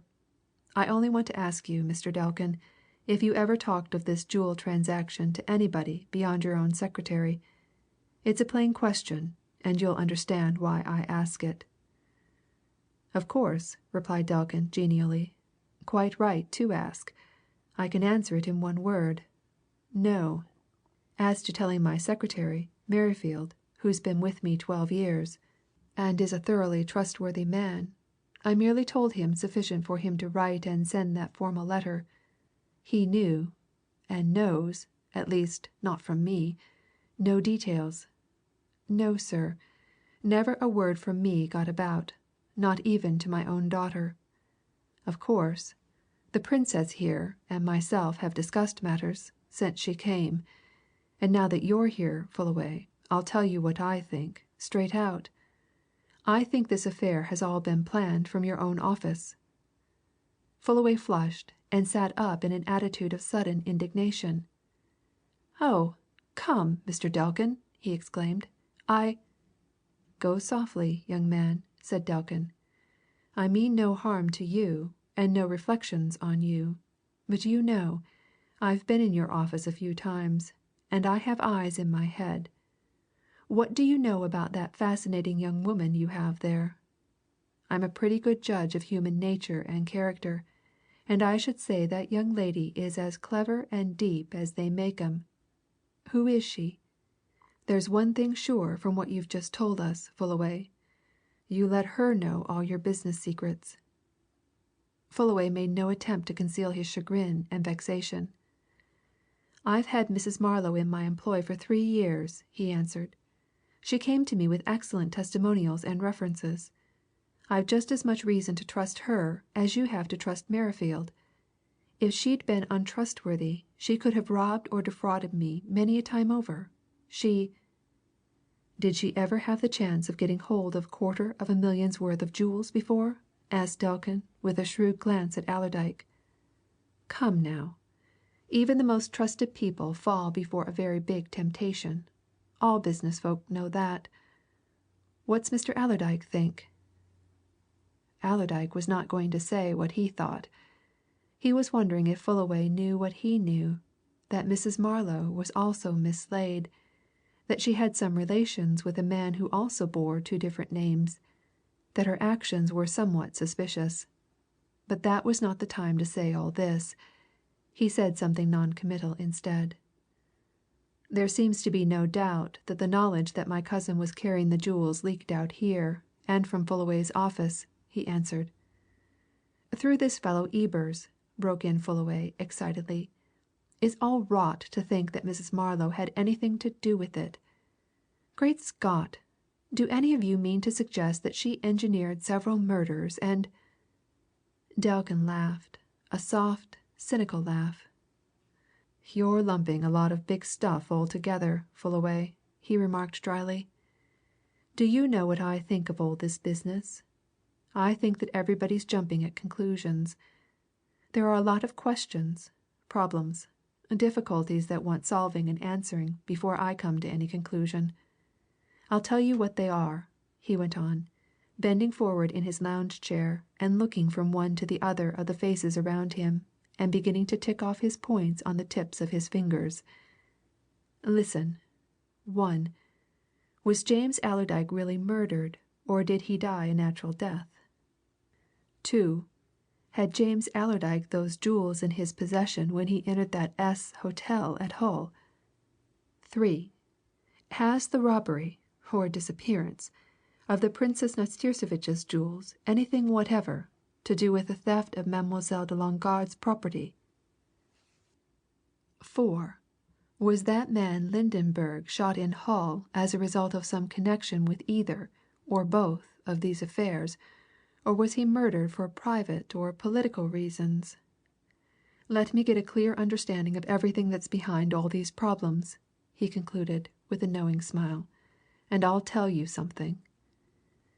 "You think it possible that the Nastirsevitch affair is the work of one lot, and that the Lennard affair the work of another?" asked Allerdyke thoughtfully. "In that case, I'll ask you a question, Mr. Delkin. How do you account for the fact that my cousin James, the Frenchwoman, Lisette Beaurepaire, and his valet, Ebers, or Federman, or Herman, were all found dead under similar circumstances? Come now." "Aye, but were they?" demanded Delkin, clapping his hands together with a smile of triumphantly suggestive doubt. "Were they? You don't know, and the expert analysts don't know yet, and perhaps never will. I'll grant you that there's a strong probability that Ebers and the French maid were victims of the same murderer. But that doesn't prove that your cousin was. No, sir. My impression is that everybody is taking too much for granted. And whether it offends you or not, Fullaway, and my intention's good, you ought to make drastic researches into your office procedure. You know what I mean. The leakage of the secret, sir, came from there." Fullaway rose. "Well, I shan't do any good sitting here," he said a little huffily. "If I'm going to begin these drastic researches, I'd better begin. Coming, Allerdyke?" The two men walked away together after taking leave of the millionaire and the Princess. But before they were clear of the courtyard, Chilverton caught them and tapped Fullaway on the elbow. "Say," he said confidentially, "you won't mind my asking you, who's this Van Koon that you mentioned?" "Man from our side who's been here in London all this spring," answered Fullaway promptly. "He was coming with Allerdyke and me just now, but he turned back, just when you and Delkin drove in here." Chilverton gave Fullaway a quick look. "Did he see me?" he asked. "Sure," replied Fullaway. "Asked who you were or I did." "You did," remarked Allerdyke. Then he went off. "Describe him," said Chilverton. He listened attentively while Fullaway gave him a sketch of Van Koon's appearance. He continued. "Do you mind my walking to your hotel with you? I believe I know that man, and I'd like to see him." A hall porter was standing at the door of the Waldorf who had been there when the three men went out together at 1 o'clock. Fullaway beckoned him. "Seen anything of Mr. Van Koon?" he asked. "Mr. Van Koon? Yes, sir. He came back a few minutes after you and Mr. Allerdyke and he had gone out. Got a suitcase from upstairs, left word that he'd be away for the night, and went off in a taxi, sir," answered the man. "Seemed to be in a great hurry, sir."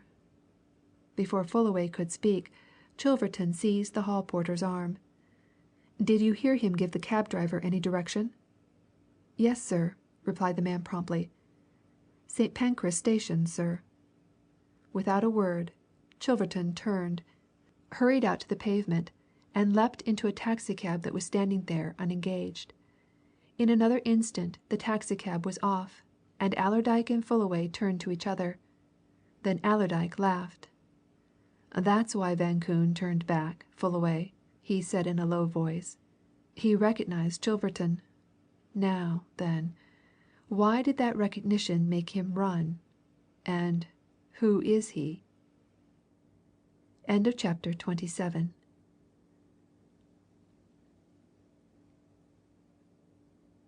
Chapter 28. The First Pursuit. For a moment Fullaway stood in the doorway of the hotel, staring towards the mouth of Kingsway, around the corner of which Chilverton's cab had already disappeared. Then he turned, gave Allerdyke a look of absolute non comprehension, and with a sudden gesture, as of surrender to circumstances, walked into the hotel and made for the stairs. "That licks everything," he muttered, as he and Allerdyke went up to the first floor. "Tell you what it is, Allerdyke my poor brain's getting into a whirl. We've had quite enough excitement this morning in all conscience, and now this comes on top of it. Now, how in creation do you explain this last occurrence?" Allerdyke laughed cynically. "I don't know so much of the world as you do, Fullaway," he said. but I don't think this needs much explanation. When a man makes himself suddenly scarce at sight of a well-known detective, I should say that man knows the detective wants him badly.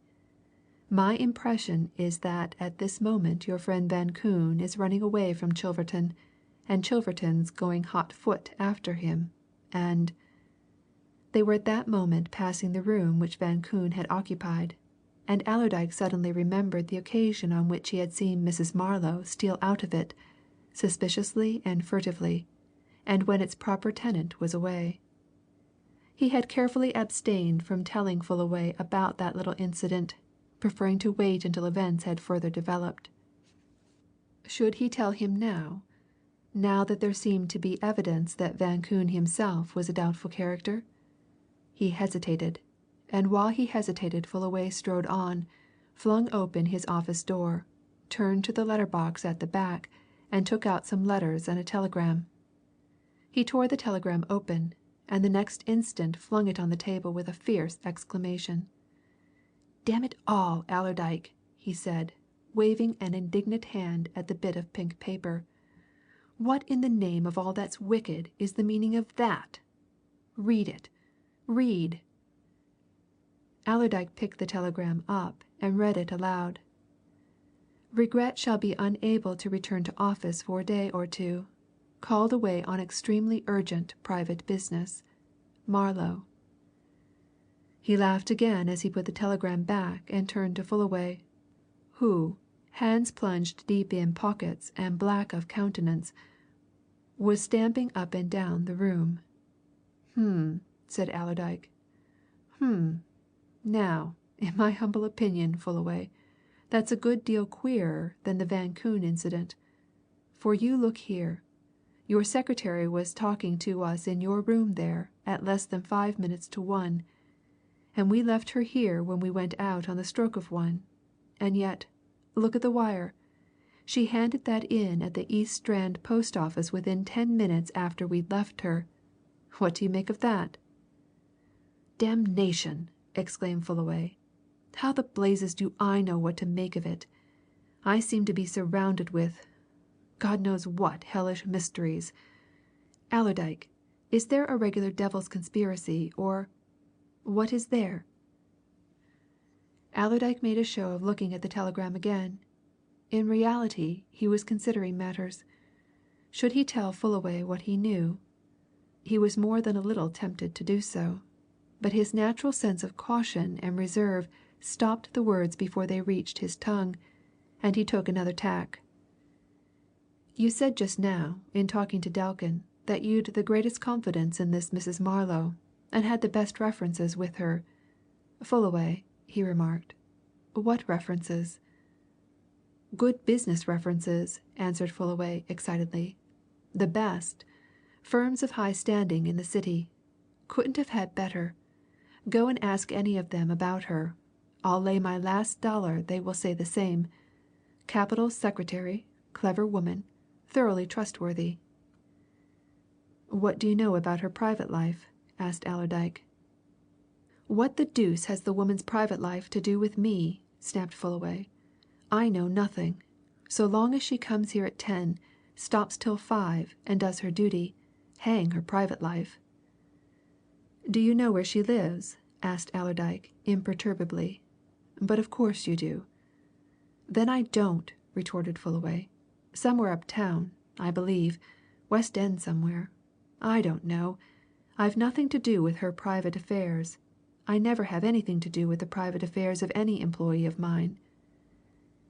"She makes her private affairs have something to do with you, though," said Allerdyke, tapping the telegram significantly. "But, in my opinion, that wire's nothing but an excuse. What are you going to do?" "Oh, I don't know!" exclaimed Fullaway. "I'm about sick of the whole thing." Allerdyke pulled out his watch. "I must go," he said. "I've a business appointment. I'll see you later." Fullaway made no reply, and Allerdyke left him, went downstairs, and sought Gaffney, whom, having found, he led outside to the street. "How soon can you lay hands on that brother of yours?" he asked. "20 minutes. In a cab, sir," replied Gaffney. "Get a cab, then, find him, and drive, both of you, to the warehouse," commanded Allerdyke. "You'll find me there." He himself got a cab, too, and went off to Gresham Street, more puzzled and doubtful than ever.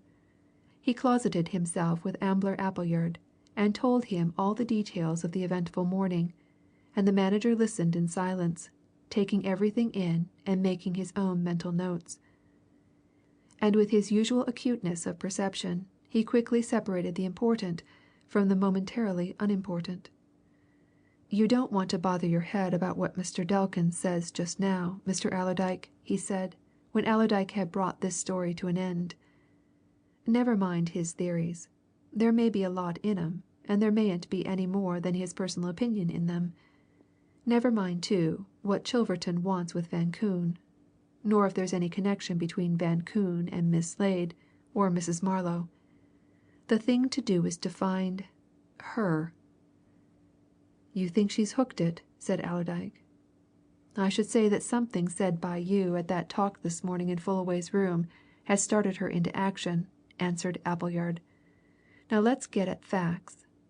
You say she sent that wire from the East Strand post office within 10 minutes of your leaving her? Very well. I should say she was on her way to Arundel Street to see Rayner, alias Ramsay. I wish we'd had a constant watch kept on him. But we'll soon repair that if you've sent for young Gaffney." The two Gaffneys arrived at that moment, and Appleyard, after some further talk, assigned them their duties. Gaffney, the chauffeur, was to go at once and get himself a room at an inn in close proximity to the Pompadour Hotel, so that he would be at Appleyard's disposal at any hour of the coming evening and night. Albert Gaffney, the clerk, was to devote himself to watching Rayner. He was to follow Rayner wherever Rayner went from the time of his leaving Clytemnestra House that afternoon. Even if Rayner should leave town by motor or by train, he was to follow. For, as Appleyard sagely observed, it was not likely that Mrs. Marlow, alias Miss Slade, would return to the Pompadour Hotel that night if her fears had been aroused by what had taken place that morning, and it was a reasonable presumption that if she and Rayner were in league she would have communicated with him on leaving Fullaway's house, and that they would meet again somewhere before the day was over. "The only thing now," said Appleyard, when the two Gaffneys had been presented with funds sufficient to carry each through all possible immediate emergencies, "is to arrange for a meeting to night. There are two matters we want to be certain about. First, if Albert Gaffney witnesses any meeting between Rayner and Miss Slade, and, in that case, if he can tell us where they go and what they do. Second, if they both return, or either of them returns to the Pompadour to night. So it had better be near the Pompadour, somewhere in that district, anyhow. Can you suggest any place?" he continued, turning to the chauffeur. "You know that district well, don't you?" "Tell you the very spot, sir," answered Gaffney promptly. "Lancaster Gate itself, sir. Close by there. Convenient pub, sir. Stands back a bit from the road. Bar parlour, sir. Quiet corners. What time, sir?" Appleyard fixed 11:30. By that time, he said, he should know if Mr. Rayner and Miss Slade had returned to the Pompadour. By that time, too, Albert Gaffney would be in a position to report his own doings and progress. And so the two Gaffneys went off on their respective missions, and Allerdyke looked at his manager and made a grimace. "It's like a lot of blind men seeking for something they couldn't see if it was shoved under their very noses, Ambler," he said cynically. "Is it any good?" "Maybe," replied Appleyard. "That Albert Gaffney's a smart chap. He'll not lose sight of Rayner once he begins to track him. And I'm certain as certain can be that if Miss Slade's in a hole it's Rayner she'll turn to. Well, we can only wait now. What are you going to do, Mr. Allerdyke?" "Let's have a bit of relief," answered Allerdyke suddenly. "Let's dine together somewhere and go to a theatre or something until it's time to keep this appointment. And not a word more of the whole thing till then." "You forget that I've got to look in at the Pompadour last thing to see if those two are there as usual," remarked Appleyard. but that'll only take a few minutes. I can call there on our way to the rendezvous. All right. No more of it until 11:30, then." Albert Gaffney was already in a quiet corner of the bar parlour of the appointed meeting place when the other three arrived there. Appleyard had already ascertained that neither Rayner nor Miss Slade had returned to the Pompadour. Gaffney, the chauffeur, who had been keeping an eye on the exterior of that establishment, had nothing to tell, and Albert's face was somewhat dismal, and his eye inclined to something like an aggrieved surliness as he joined the newcomers and answered their first question. "It's not my fault, gentlemen," he whispered, bending towards the others over the little table at which they were all seated. "But the truth is, I've been balked. At the last moment, as you may term it, just when things were getting really interesting." "Have you seen anything?" asked Appleyard. "I'll give you it in proper order, sir," replied Albert Gaffney. "I've seen both of 'em, followed 'em, until this confounded accident happened. This is the story of it. I kept watch there, outside C House, you know where I mean, till near on to 6 o'clock. Then he came out, but he didn't get into his motor, though it was waiting for him. He sent it away. Then he walked to the Temple Station, and I heard him book for Cannon Street. So did I, and followed him. He got out at Cannon Street, and went up into the main line station and to the bookstall. There he met her. She was waiting. They talked a bit, walking about. Then they went into the hotel. I had an idea that perhaps they were going to dine there. So as I was togged up for any eventualities, I followed 'em in. They did dine there. So did I, keeping an eye on 'em. They sat some time over and after their dinner, as if they were waiting for something or somebody. At last a man, better class commercial traveller looking sort of man, came in and went up to them. He sat down and had a glass of wine, and they all three talked, very confidential talk, you could see. At last they all left and went down to the yard outside the station and got into a taxicab. All three. I got another and gave the driver a quiet hint as to what I was after, and told him to keep the other cab in view. So he did, for a time. They went first to a little restaurant near Liverpool Street Station. She and the commercial-looking chap got out and went in. R stopped in the cab. The other two came back after a bit with another man, similar sort, and all three joined R. Then they went off towards Aldgate Way, and we were keeping nicely behind 'em when all of a sudden a bloomin' bus come to grief right between us and them and blocked the traffic. And though I nearly broke my neck in trying to get through and spot them, it was no use. They'd clean disappeared.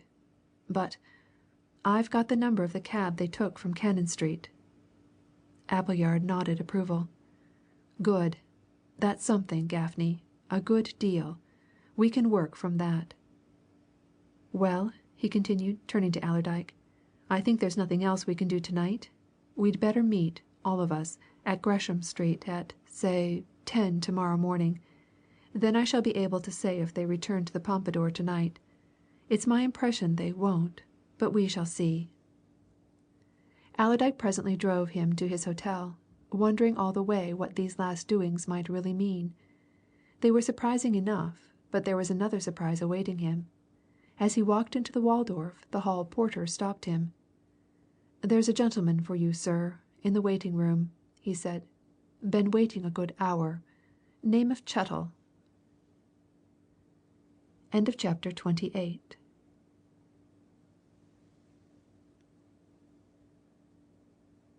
Chapter 29. The Parcel from Hull. Chettle sat alone in the waiting room, a monument of patient resignation to his fate. His hands were bunched on the head of his walking stick, his chin propped on his hands. His eyes were bent on a certain spot on the carpet with a fixed stare. And when Allerdyke entered he sprang up as if roused from a fitful slumber. "I should ha' been asleep in another minute, Mr. Allerdyke," he said apologetically. "Been waiting over an hour, sir, and I'm dog tired. I've been at it, hard at it, every minute since I left you. And I had to come. I've news." "Come up," said Allerdyke. "I've news, too. It's been naught else but news all day. You haven't seen Fullaway while you've been waiting?" "Seen nobody but the hotel folks," answered the detective. He followed Allerdyke up to his private sitting room and sighed wearily as he dropped into a chair. "I'm dog tired," he repeated. "Fair weary." "Have a drink," said Allerdyke, setting out his decanter and a siphon. "Take a stiff'un, and I'll have one myself. I'm tired, too. I wouldn't like this game to be on long, Chettle. It's too exhausting. But, by the Lord Harry, I believe it's coming to an end at last." The detective, who had gladly helped himself to Allerdyke's whisky, took a long pull at his glass and sighed with relief. "I believe so myself, Mr. Allerdyke," he said. "I do indeed. Things are clearing, sir, though heaven knows they're thick enough still. You say you've fresh news?" Allerdyke lighted a cigar and pushed the box to his guest. "Your news first," he said. "I daresay it's a bit out of the complete web. Let's see if we can fit it in." "It's this," answered Chettle, pulling his chair nearer to the table at which he and his host sat. "When I got back to Hull, they told me at the police headquarters that a young man had been in 2 or 3 times while I was away, asking if he could see the London detective who was down about the Station Hotel affair. They told him I'd gone up to town again, and tried to find out what he wanted, but he wouldn't tell them anything said he'd either see me or go up to London himself. So then they let him know I was coming back, and told him he'd probably find me there at noon today. And at noon today he turns up at the police station a young fellow about 25 or so, who looked like what he was, a clerk. A very cute, sharp chap he was, the sort that's naturally keen about his own interests. Name of Martindale. And before he'd said a word he wanted to see my credentials, and made me swear to treat what he said as private. And then he pulled out a copy of that reward bill of yours, and wanted to know a rare lot about that, all of which amounted to wanting to find out what chance he had of getting hold of some of the 50,000, if not all. And," continued Chettle, with a laugh, "I'd a lot of talking and explaining and wheedling to do before he'd tell anything." "Had he aught to tell?" asked Allerdyke. "So many of 'em think they have, and then they haven't." "Oh, he'd something to tell," replied Chettle. "Right enough. He'd a good deal to tell. This he told me at last, as if every word he let out was worth a ransom, that he was a parcels office clerk in the North Eastern Railway Station at Hull, and that since the 13th of May until the day before yesterday he'd been away in the north of Scotland on his holidays been home to his people, in fact. He is a Scotsman, which of course accounts for his keenness about the money. Now, then, on the night of May 12th, the night, as you know, Mr. Allerdyke, of your cousin's supposed murder, but anyway of his arrival at Hull, this young man Martindale was on duty in the parcels office till a very late hour. About 10 to a quarter past 10, as near as he could recollect, a gentleman came into the parcels office, carrying a small, square parcel, done up in brown paper and sealed in several places with black wax. He wanted to know when the next express would be leaving for London, and if he could send the parcel by it. Martindale told him there would be an express leaving for Selby very shortly, and there would be a connection there for a Great Northern express to King's Cross. The gentleman then wanted to know what time his parcel would be likely to be delivered in London if he sent it by that train. Martindale told him that as near as he could say it would be delivered by noon on the next morning, and added that he could, by paying an extra fee, have it specially registered and delivered. The gentleman at once acceded to this, handed the parcel over, paid for it, and left. And in a few minutes after that, Martindale himself gave the parcel to the guard of the outgoing train." Chettle paused for a moment and took a reflective pull at his glass. "Now, then," he went on, after an evident recollecting of his facts, "Martindale, of course, never saw the gentleman again, and dismissed such a very ordinary matter from his mind. Early next morning he went off on his holiday. Where he went, right away up in Sutherland, papers are few and far between. He only heard mere bits of news about all this affair. But when he got back he turned up the whole newspapers, and became convinced that the man who sent that parcel was your cousin." "Aye," said Allerdyke, nodding his head. "Aye, I expected that." "He was sure it was your cousin," continued Chettle, "from the description of him in the papers, and from one or two photos of him that had appeared, though, as you know, Mr. Allerdyke, those were poor things. But to make sure, I showed him the photo which is inside Lydenberg's watch case. 'That's the man,' he said at once. 'I should have known him again anywhere. I'd a particularly good look at him.' Very well that established who the sender of the parcel was. Now then, the next thing was, to whom was it sent? Well, this Martindale had copied down the name and address from the station books, and handed me the slip of paper. Can you make any guess at it, Mr. Allerdyke?" "Damn guesswork!" replied Allerdyke. "Speak out!" Chettle leaned nearer, with an instinctive glance at the door.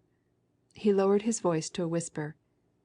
"That parcel was addressed to Franklin Fullaway, Esquire, the Waldorf Hotel, Aldwych, London," he said. "There!" Allerdyke slowly rose from his seat, stared at his visitor, half moved across the floor, as if he had some instinctive notion of going somewhere, and then suddenly sat down again. "Aye!" he said. "Aye! But was it ever delivered?" "I'm coming to that," replied Chettle. "That, of course, is the big thing, the prime consideration. I heard all this young fellow Martindale had to tell nothing much more than that, except small details as to what would be the likely progress of the parcel, and then I gave him strict instructions to keep his own counsel until I saw him again, after which I caught the afternoon train to town. Martindale had told me where the parcel would be delivered from, so as soon as I arrived at King's Cross I went to the proper place. I had to tell 'em, of course, who I was and what I was after, and to produce my credentials before they turned up their books and papers to trace the delivery of the parcel. That, of course, wasn't a long or difficult matter, as I had the exact date, May 13th. They soon put the delivery sheet of that particular morning before me, and there it all was. And it was delivered to and received by who?" broke in Allerdyke eagerly. "Who, man?" "Signed for by Mary Marlow for Franklin Fullaway," answered Chettle in the same low tones. "Delivered here about 12:30. So there you are that is, if you know where we are." Allerdyke, whose cigar had gone out, relighted it with a trembling hand. "My God!" he said in a fierce, concentrated voice, as he flung the match away. "This is getting You're sure there was no mistaking the signature?" he went on, interrupting himself.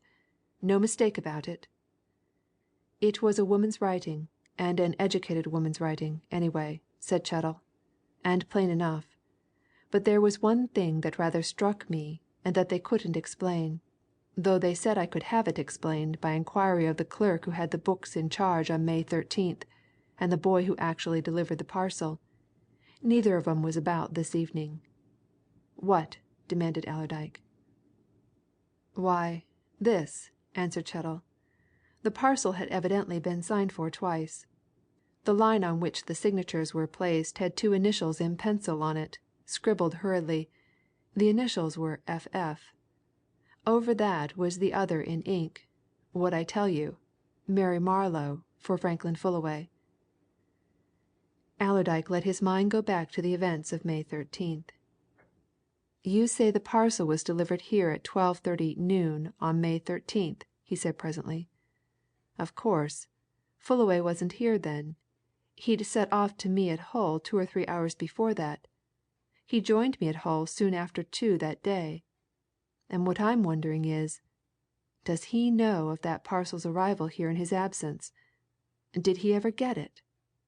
If he did, why has he never mentioned it to me, coming, as it did, from James?" "There's a much more important question than that, Mr. Allerdyke," said Chettle. "This what was in that parcel?" Allerdyke started.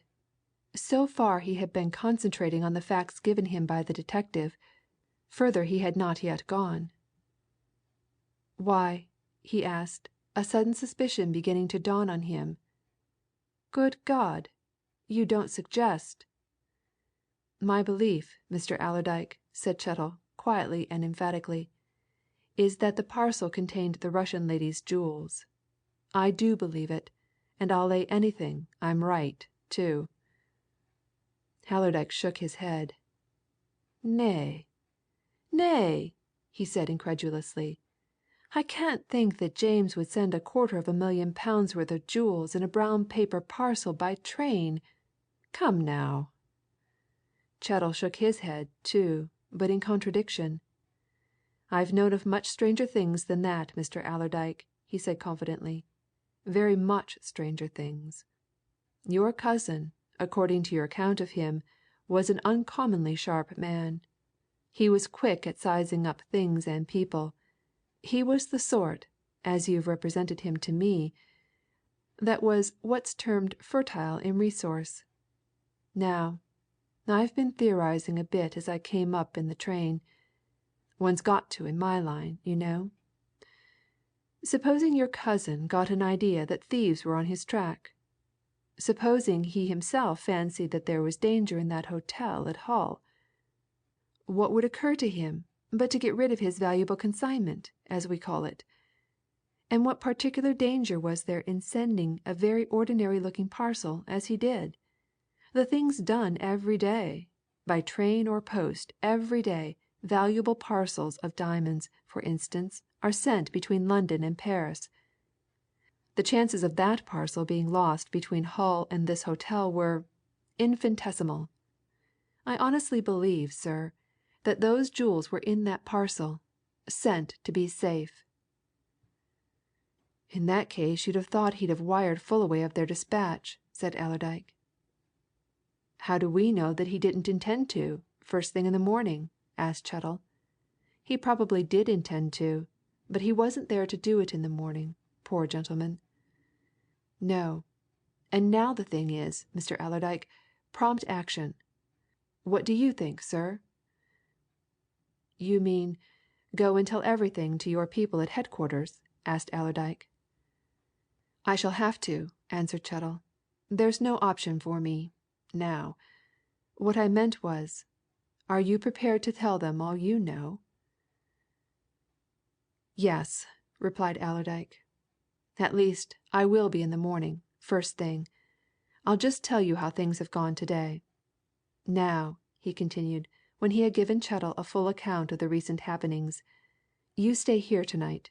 You can have my chauffeur's room, next to mine, and in the morning I'll telephone to Appleyard to meet us outside of New Scotland Yard, and after a word or two with him, we'll see your chief, and then " Chettle shook his head.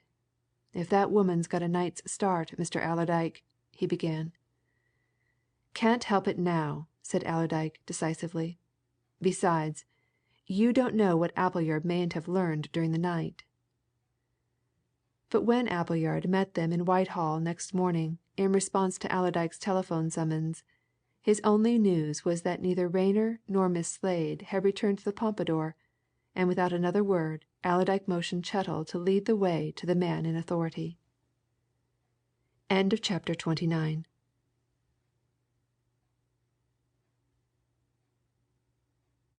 Chapter 30 The Packet in the Safe It was to a hastily called together gathering of high police officials that the three visitors told all they knew.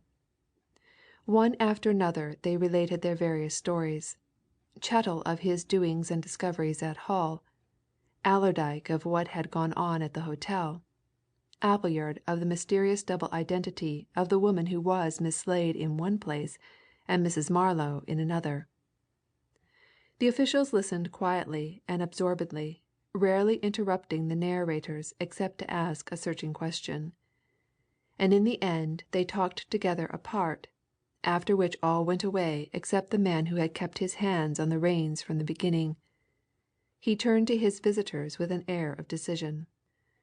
"Well, of course, there is but one thing to be done, now," he said. "We must get a warrant for this woman's arrest at once. We must also get a search warrant and examine her belongings at that private hotel you've told us of, Mr. Appleyard. All that shall be done immediately. But first I want you to tell me one or two things.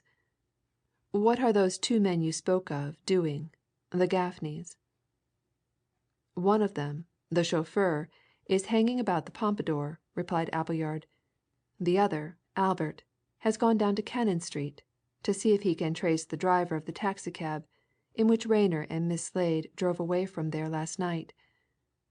"He'll do no harm in trying to find that out," observed the chief. "But I should like to see him. I want to ask some questions about the man who joined those two after dinner at Cannon Street last night, and the other man whom he saw them take up near Liverpool Street Station. Will he keep himself in touch with your warehouse in Gresham Street?" "Sure to," answered Appleyard. "Then just telephone to your people there, and tell them to tell him, if he comes in asking for you, to come along and seek you here," said the chief. "I'm afraid I can't spare either you or Mr. Allerdyke, for your joint information'll be wanted presently for these warrants, and when we've got them I want you to go with me, both of you, to the Pompadour." "You're going to search?" asked Allerdyke, when Appleyard had gone to the telephone. "You think you may find something there?" "There's enough evidence to justify a search," answered the chief.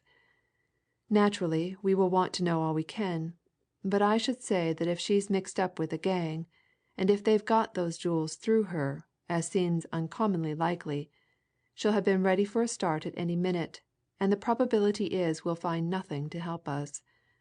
The great thing, of course, will be to get hold of the woman herself. It's a most unfortunate thing that Albert Gaffney was stopped from following that cab last night.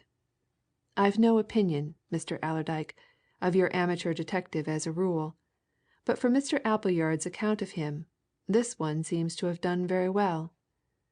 If we only knew where those two went." Appleyard presently came back from the telephone with a face alive with fresh news. "Albert Gaffney's at the warehouse now," he announced. "I've just had a word with him. He found the taxi cab driver an hour ago, and he's got the information he wanted. And I'm afraid it's nothing." "What is it, anyhow?" asked the chief with a smile. "Perhaps Albert Gaffney doesn't know its value." "The man drove them, all four, to the corner of Whitechapel Church," said Appleyard. "There he set them down, and there he left them. That's all." "Well, that's something, anyway," remarked the chief. "It carries the thing on another stage. Now we'll leave that, and attend to our own business." The Pompadour Private Hotel, like most establishments of its class in Bayswater, was a place of peace and of comparative solitude during the greater part of the day. It was busy enough up to 10 o'clock in the morning, and it began to be busy enough again by 6 o'clock in the evening. But from 10 to 6 more than 2/3 of its denizens were not to be found within its walls. The business man had gone to the city, the professional women had departed to their offices, nothing of humanity but a few elderly widows and spinsters, and an old gentleman or two were left in the various rooms. Everything, therefore, was quiet enough when the chief, accompanied by Chettle, drove up, entered the hall, and asked to see the manager and manageress. As for Allerdyke and Appleyard, who naturally felt considerable dislike to appearing on this particular scene of operations, they were a few hundred yards away, walking about just within the confines of Kensington Gardens, and waiting with more or less patience until the police officials came to them with news of the result of the search. The manageress of the hotel, a smart lady who wore dignified black gowns all day long, stuff in the morning and silk at night as if she were a barrister, gradually advancing in grandeur, gazed at the two callers with some suspicion as she ushered them into a private room at the back of her office. The chief, an irreproachably attired man, might have been an army gentleman, she thought. An instinctive wonder rose in her mind as to whether he was not some elderly man of standing who, accompanied by his valet, desired to arrange about a suite of rooms. But his first words gave her an unpleasant shock. She felt for all the world as if somebody had suddenly turned a shower of ice-cold water on her. "Now, ma'am," said the chief, "your husband the manager is out, and you are in sole and responsible charge, I understand? Pray, don't be alarmed. This is nothing that concerns you or your affairs, personally, and we will endeavour to arrange everything so that you have no annoyance. The fact of the case is, we are police officers from the Criminal Investigation Department at New Scotland Yard, and I hold 2 warrants, just granted by a Justice of the Peace, which are in relation to an inmate of your hotel." The manageress dropped into a chair and stared at her visitors. Police officers? Warrants? Justices? It was the first time in her highly respectable Bayswater existence that she had ever been brought into contact with these dreadful things, and an inmate of her establishment. "Oh, you must be mistaken!" she exclaimed in horror-stricken accents. "A warrant? That means you want to arrest somebody. An inmate? Surely none of my servants—" "Nothing to do with the servants," interrupted the chief. "I said an inmate. Pray don't be alarmed. We want a young lady who is known to you as Miss Mary Slade." The manageress got up as quickly as she had sat down. For one moment she gazed at her visitor as if he had demanded her very life. The next her lip curled in scorn. "Mary Slade!" she exclaimed. "Impossible, sir! Miss Slade is a young lady of the very highest respectability. She has resided in this hotel for 3 years." "I am quite prepared to believe that a residence of 3 months under your roof is enough to confer an irreproachable character on any one, ma'am," replied the chief with a polite smile. "But the fact remains. I have here a warrant for Miss Slade's arrest. Never mind on what charge. And here another empowering me to search her room or rooms, her trunk, any property she has in this house. And as time presses I must ask you to give us every facility in the performance of our unpleasant duty. But first a question or two. Miss Slade is not at home?" "She is not!" replied the manageress emphatically. "And I think she did not return home last night?" suggested the chief. "No, she didn't," assented the much perplexed woman. "That's quite true." "Was that unusual?" asked the chief. The manageress bit her lip. She did not want to talk, but she had a vague idea that the law compelled speech. "Well, I don't know what it's all about," she said, "and I don't want to say anything that would bring trouble to Miss Slade, but it was unusual, for 2 reasons. I've never known Miss Slade to be away from here for a night, except when she went for her usual month's holiday, and I'm surprised that she should stop away without giving me word or sending a telephone message." "Then her absence was unusual," said the chief, smiling. "Now, was there anything else that was unusual last night in connection with it?" The manageress started and looked at her visitor as if she half suspected him of possessing the power of seeing through brick walls. "Well," she said, a little reluctantly, "there was certainly another of our guests away last night, too. One who scarcely ever is away, and certainly never without letting us know that he's going away. And it's quite true he's a very great friend of Miss Slade's, Somebody did say, jokingly this morning, that perhaps they'd run away and got married." "Ah!" said the chief, with another smile. "I scarcely think Miss Slade would contract such an important engagement at this moment. She has evidently much else to think about. But now let us see Miss Slade's apartment, if you please, and I shall be obliged to you, ma'am, if you will accompany us." Not only did the manageress accompany them, but the manager also, who just then arrived and was filled with proper horror to hear that such things were happening.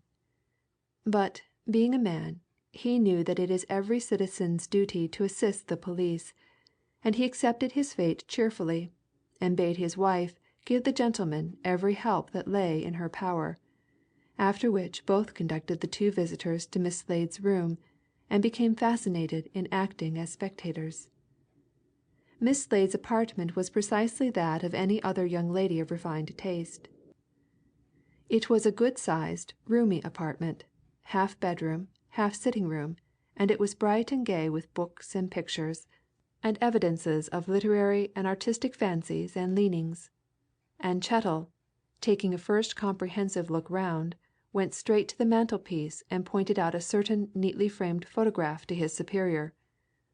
"That's it, sir," he said in a low voice. "That's what the other was taken from.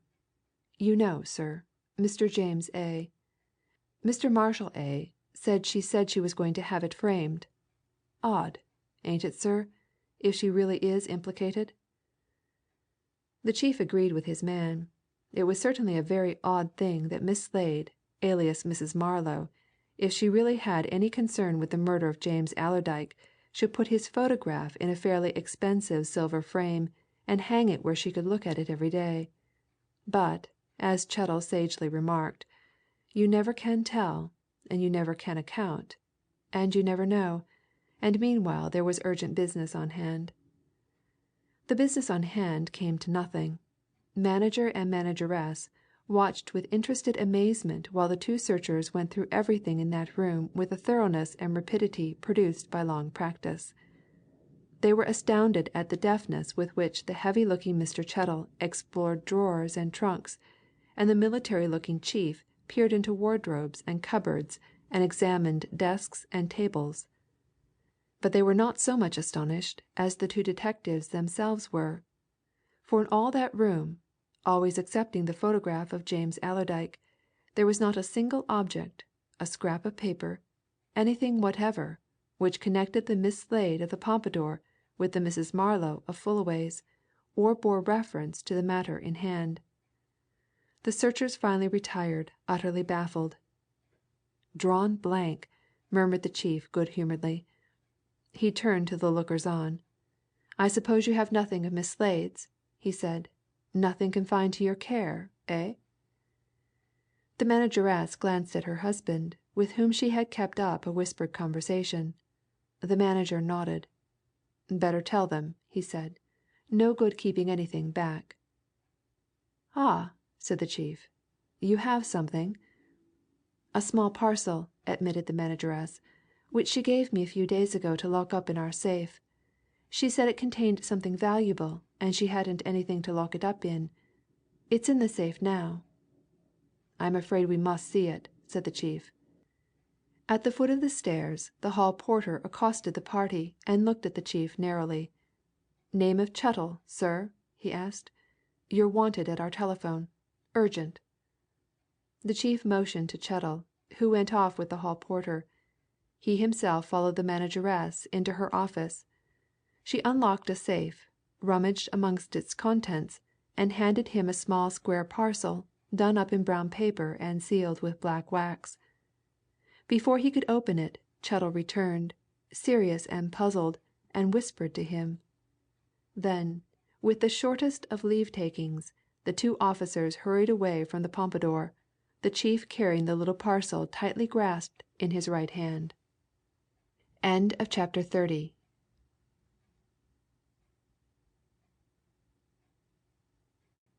Chapter 31. The Hyde Park Tea House.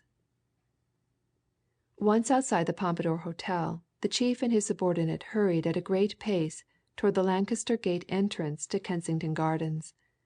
and when they had crossed Bayswater Road, the superior pulled himself up, took a breath, and looked around him.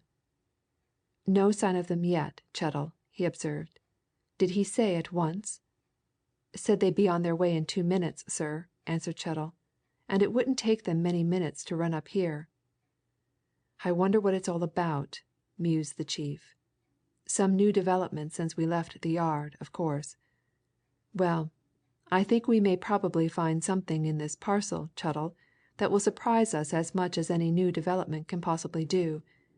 It strikes me " "Here they are, sir," interrupted Chettle. He had lingered on the curb, looking towards the rise of the road going towards the Marble Arch, and his quick eyes had spotted a closed taxi cab which came out of the Marlborough Gate at full speed and turned down in their direction. "Blindway and 2 others," he announced. "Seems to be in force, sir, anyhow." The taxi cab pulled up at the little gate leading into Kensington Gardens by the pumping station, and Blindway, followed by the other 2 men, hurriedly descended and joined his superior. "Well, what is it?" demanded the chief. "Something new? And about this affair?" Blindway made a gesture suggesting that they should enter the Gardens. Once within he drew the chief aside, leaving his companions with Chettle. "About half an hour ago," he said, "a telephone message came on from the City police. They said they'd received some queerish information about this affair, but only particularly about the death of that man down at the hotel in the Docks. Their information ran to this that the actual murderer has an appointment with some one of his associates this afternoon at that tea house in Hyde Park, and that if the City police would send some plain clothes men up there, he'll be pointed out. So the City lot want us to join them, and I was sent along to meet you here, sir. I've brought these 2 men, and of course there's Chettle. We're all going along to this tea house, not in a body, naturally, but to sort of drop in and wait events. Of course, sir, that last murder occurred in the City, and so the City police want to come in at it and " "No further details?" asked the chief, obviously puzzled. "Nothing as to who's going to point out the murderer, and so on?" "Nothing," replied Blindway. "At least, nothing reported to us. All we've got to do is to be there, on the spot, and keep our eyes open for the critical moment." "And what time is the critical moment to be?" asked the chief, a little superciliously. "It all seems remarkably vague, Blindway.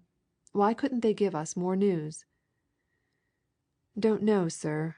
They seem purposely vague," replied the detective. "However, the time fixed is 2 o'clock. To be there about 2, that was the request. At least 4 of us." The chief turned and summoned the other 3 men. "You'd better break up," he said. "2 of you approach the place from one way, 2 from another. It's now 1:15. You've plenty of time. Stroll across the park to this spot. I'll join you by 2 o'clock. I believe you can get light refreshments at this tea house. Get yourselves something, so as to look like mere loungers, but keep your eyes open." "Do you want me, sir?" asked Chettle, eyeing the parcel with evident desire to know what mystery it contained. "No, you go with Blindway," answered the chief. "He'll tell you what's happened. I must join Mr. Allerdyke and Mr. Appleyard. Then we'll come over to you. Don't take any notice of us." The 4 detectives went off into Hyde Park, and there separated into couples. The chief turned and went along the straight path which runs parallel with Bayswater Road, just within the shrubberies of Kensington Gardens. Presently he caught sight of Allerdyke and Appleyard, who occupied 2 chairs under the shady hawthorn tree, and he laid hold of another, dragged it to them, and sat down. Each looked a silent inquiry, and the chief, with a smile, held up the parcel. "Chettle and I," he said, "have, in the presence of the manager and manageress of the Pompadour, made a thorough examination of the room and the belongings of the young lady who resides there under the name of Miss Slade. There is not a jot or tittle of anything there to show that she is also Mrs. Marlow. Except one thing. That, Mr. Allerdyke, is the all important photograph of your cousin James, which is hanging, in a neat silver frame, over her mantelpiece. What do you think of that, gentlemen?" "Odd," said Appleyard, after a moment's reflective silence. "Very queer," said Allerdyke, frowning. "Very queer, indeed, considering." "Queer and odd," assented the chief. "As to considering well, I don't quite know what it is that we are considering. If Miss Slade, alias Mrs. Marlow, is a member of the gang, if there is one, which killed and robbed James Allerdyke, it's a decidedly odd and queer thing that she should frame the victim's portrait and hang it where she'll see it last thing at night and first thing in the morning. Most extraordinary. And it's made me think a good deal. I believe you once said, Mr. Allerdyke, that your cousin was a bit of a ladies' man?" "Bit that way inclined, was James," replied Allerdyke laconically. "Yes, he fancied the ladies a bit, no doubt. In quite a proper way, you know. Liked their society, and so on." "Just so," assented the chief. "Well, I wonder if he and Miss Slade, alias Mrs. Marlow, knew each other at all outside business. But it's not much use to speculate on that just now. We've more urgent matters to attend to. And first this." He had put a copy of a morning newspaper round the small brown paper parcel, and now took it off and showed the parcel itself to the two wondering men. One of them, at any rate, uttered a sharp exclamation.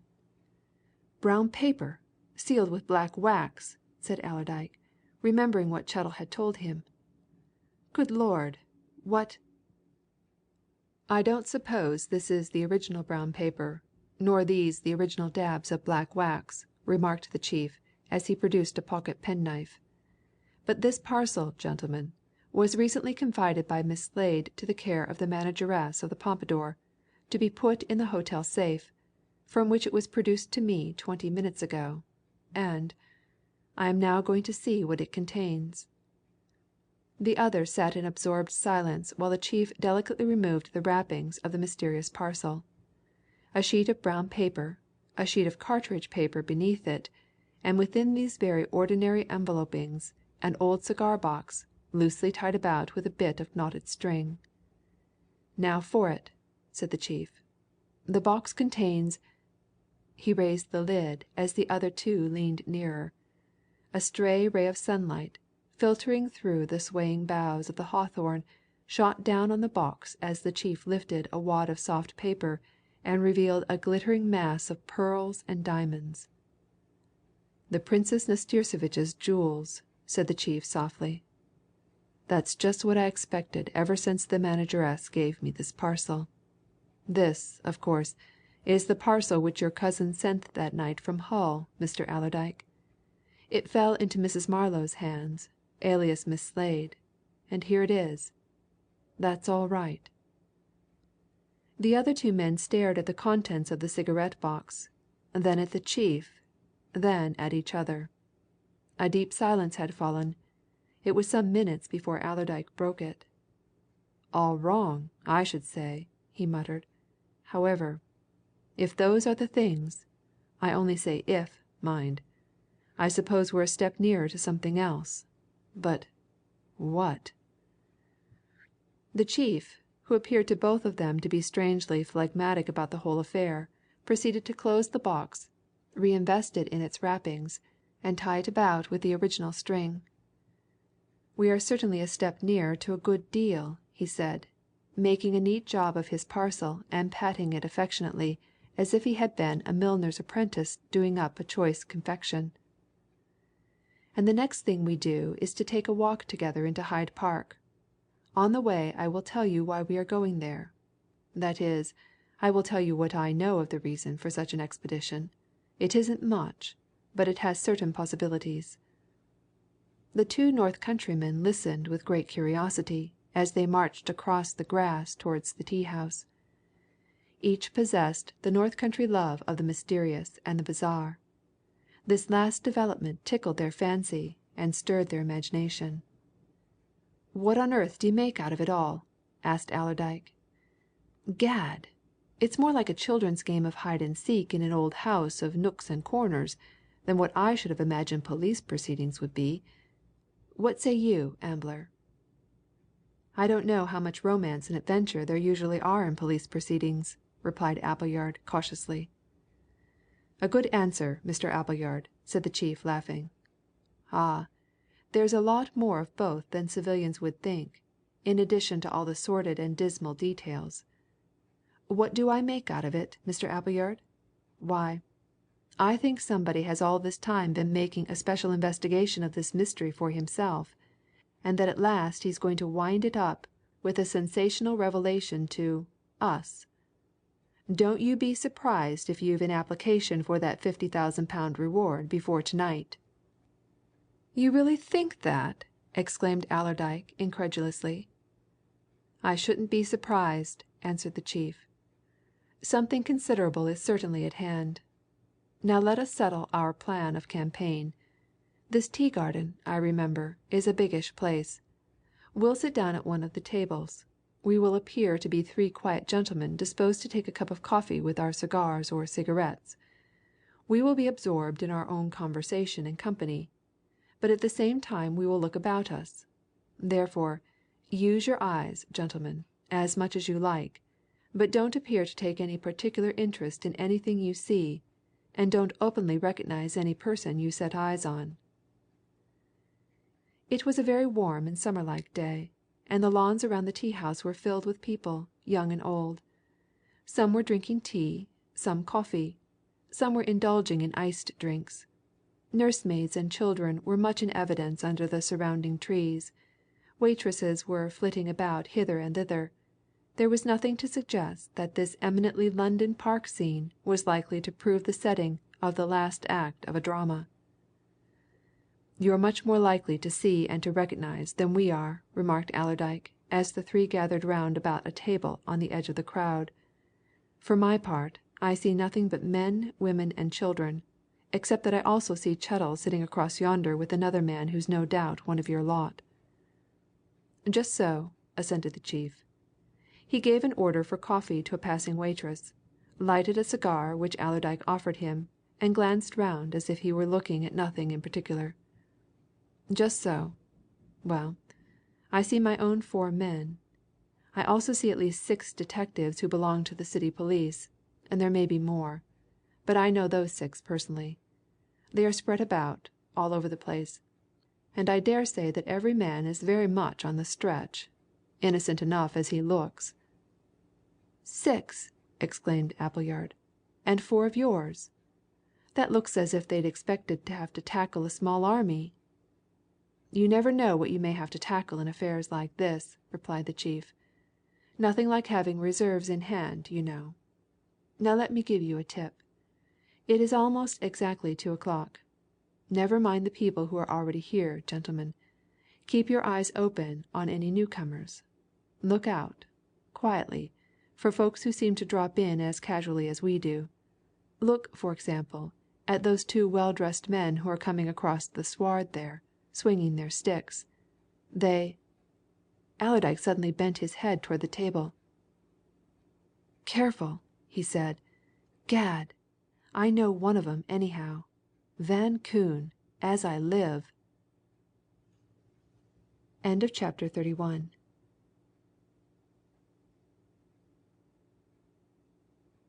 Chapter 32. The Chilverton Anti-Climax. The chief allowed himself to take a quick, searching glance at the 2 men he had indicated. He had already heard of Van Koon and of his sudden disappearance from the hotel after the chance encounter with Chilverton, and he now regarded him with professional interest. "The tall man, you mean?" he asked. "Just so," answered Allerdyke. "The other man I don't know, but that's Van Koon. What's he here for, now? Is he in this, after all?" The chief made no reply. He was furtively watching the 2 men, who had dropped into chairs at a vacant table beneath the shade of the trees and were talking to a waitress. Having taken a good look at Van Koon, he turned his attention to Van Koon's companion, a little, dapper man, smartly dressed in bright blue serge, and finished off with great care in all his appointments. He seemed to be approaching middle age. There were faint traces of grey in his pointed beard and upward twisted moustaches. He carried his years, however, in very haughty fashion, and his white Homburg hat, ornamented with a blue ribbon, was set at a rakish angle on the side of his close-cropped head. In his right eye he wore a gold-rimmed monocle. Just then he was bringing it to bear on the waitress who stood between himself and his companion. "You don't know the other man, either of you?" asked the chief suddenly. Allerdyke shook his head, but Appleyard nodded. "I know that chap by sight," he said. "I've seen him in the City, about Threadneedle Street, 2 or 3 times of late. He's always very smartly dressed. I took him for a foreigner of some sort." The chief turned to his coffee. "Well, never mind him," he said. "Pay no attention. So long as that man is Van Koon, I'll watch him quietly. But you may be sure he has come here on the same business that has brought us here. Allerdyke, whose sharp eyes were perpetually moving round the crowded enclosure and the little groups which mingled outside it, suddenly nudged the chief's elbow. "Miss Slade," he whispered, "and Rayner." Appleyard had caught sight of his 2 fellow inmates of the Pompadour at the very moment in which Allerdyke espied them. He slightly turned away and bent his head, Allerdyke following his example. "You can't mistake them," he said to the chief. "I've described the man to you, a hunchback. They're crossing through the crowd towards the tea house door." "And they've gone in there," replied the chief in another minute. This is getting more mysterious than ever. I wish I could get a word with some of our men who really know something. It seems to me " But at that moment Blindway came strolling along, his nose in the air, his eyes fixed on the roofs of the houses outside the park, and he quietly dropped a twisted scrap of paper at his superior's feet as he passed. The chief picked it up, spread it out on the marble-topped table, and read its message aloud to his companions. "City men say the informant is here and will indicate the men to be arrested in a few minutes." The chief tore the scrap of paper into minute shreds and dropped them on the grass. "Things are almost at the crisis," he murmured with a smile. "It seems that we, gentlemen, are to play the part of spectators. The next thing to turn up " "Is Fullaway!" suddenly exclaimed Allerdyke, thrown off his guard and speaking aloud. "And by Gad! He's got that man Chilverton with him. This by the Lord Harry, he's caught sight of us too." Fullaway was coming quickly up the lawn from the direction of the Serpentine. He looked unusually alert, vigorous and bustling. By his side, hurrying to keep pace with him, was the New York detective. And Fullaway's keen eyes, roving about, fell on Allerdyke and the chief, and he made through the crowd in their direction, beckoning Chilverton to follow. "Hullo! Hullo!" he exclaimed, clapping a hand on Allerdyke's shoulder, nodding to the chief, and staring inquisitively at Appleyard. "So you're here too, eh, Allerdyke? It wasn't you who sent me that mysterious message, was it?"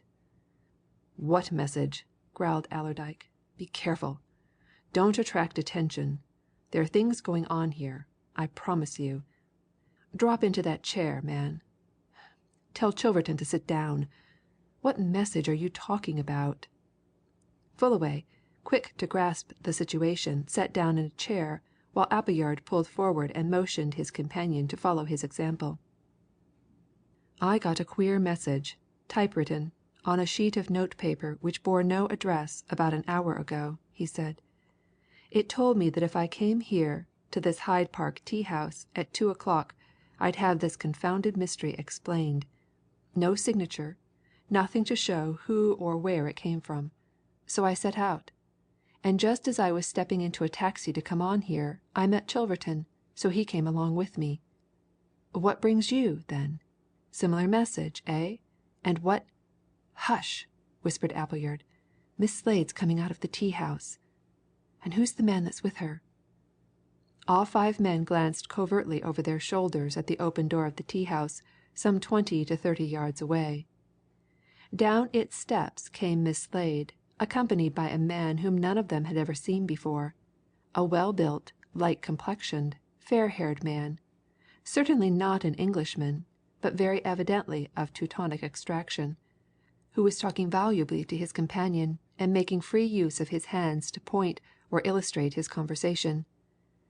And when he saw this man, the chief turned quickly to Allerdyke and intercepted a look which Allerdyke was about to give him. The same thought occurred to both.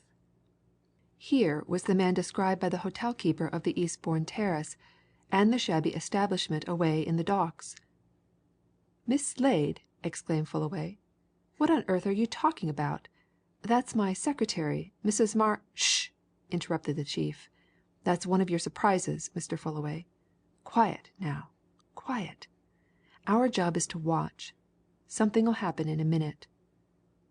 Miss Slade and her talkative companion edged their way through the crowd and passed out to an open patch of grass whereon a few children were playing. And as they went, 2 or 3 men also separated themselves from the idlers around the tables and strolled quietly and casually in the same direction. Also, Van Koon and the man with him left their table, and, as if they had no object in life but mere aimless chatter and saunter, wandered away towards the couple who had first emerged from the enclosure. And thereupon, Fullaway, not to be repressed, burst out with another exclamation.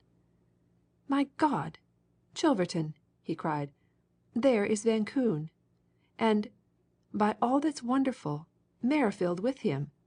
Now what—" The New York detective, who was under no orders, and knew no reason why he should restrain himself, wasted no time in words.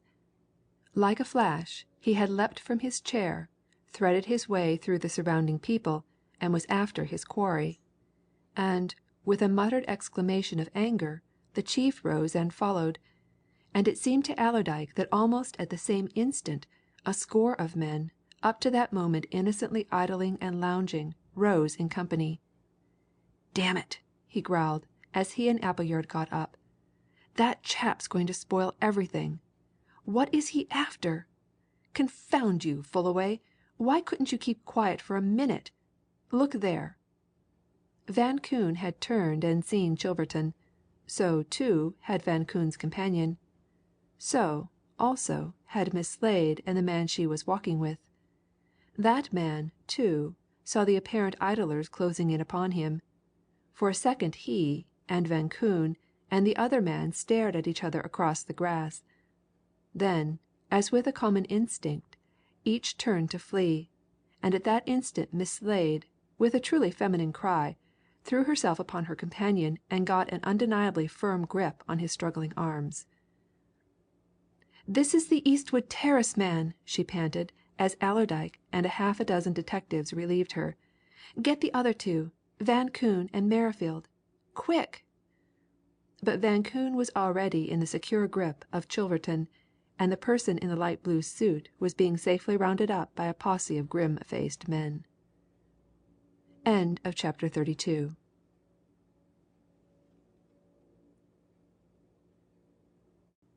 Chapter 33. The Smart Miss Slade. In no city of the world is a crowd so quickly collected as in London. In none is one so easily satisfied and dispersed. Within 5 minutes the detectives had hurried their 3 captives away towards the nearest cab rank, and the people who had left their tea and their cakes to gather round, to stare, and to listen, had gone back to their tables to discuss this latest excitement. But the chief and Allerdyke, Fullaway and Appleyard, Miss Slade and Rayner, stood in a little group on the grass and looked at each other.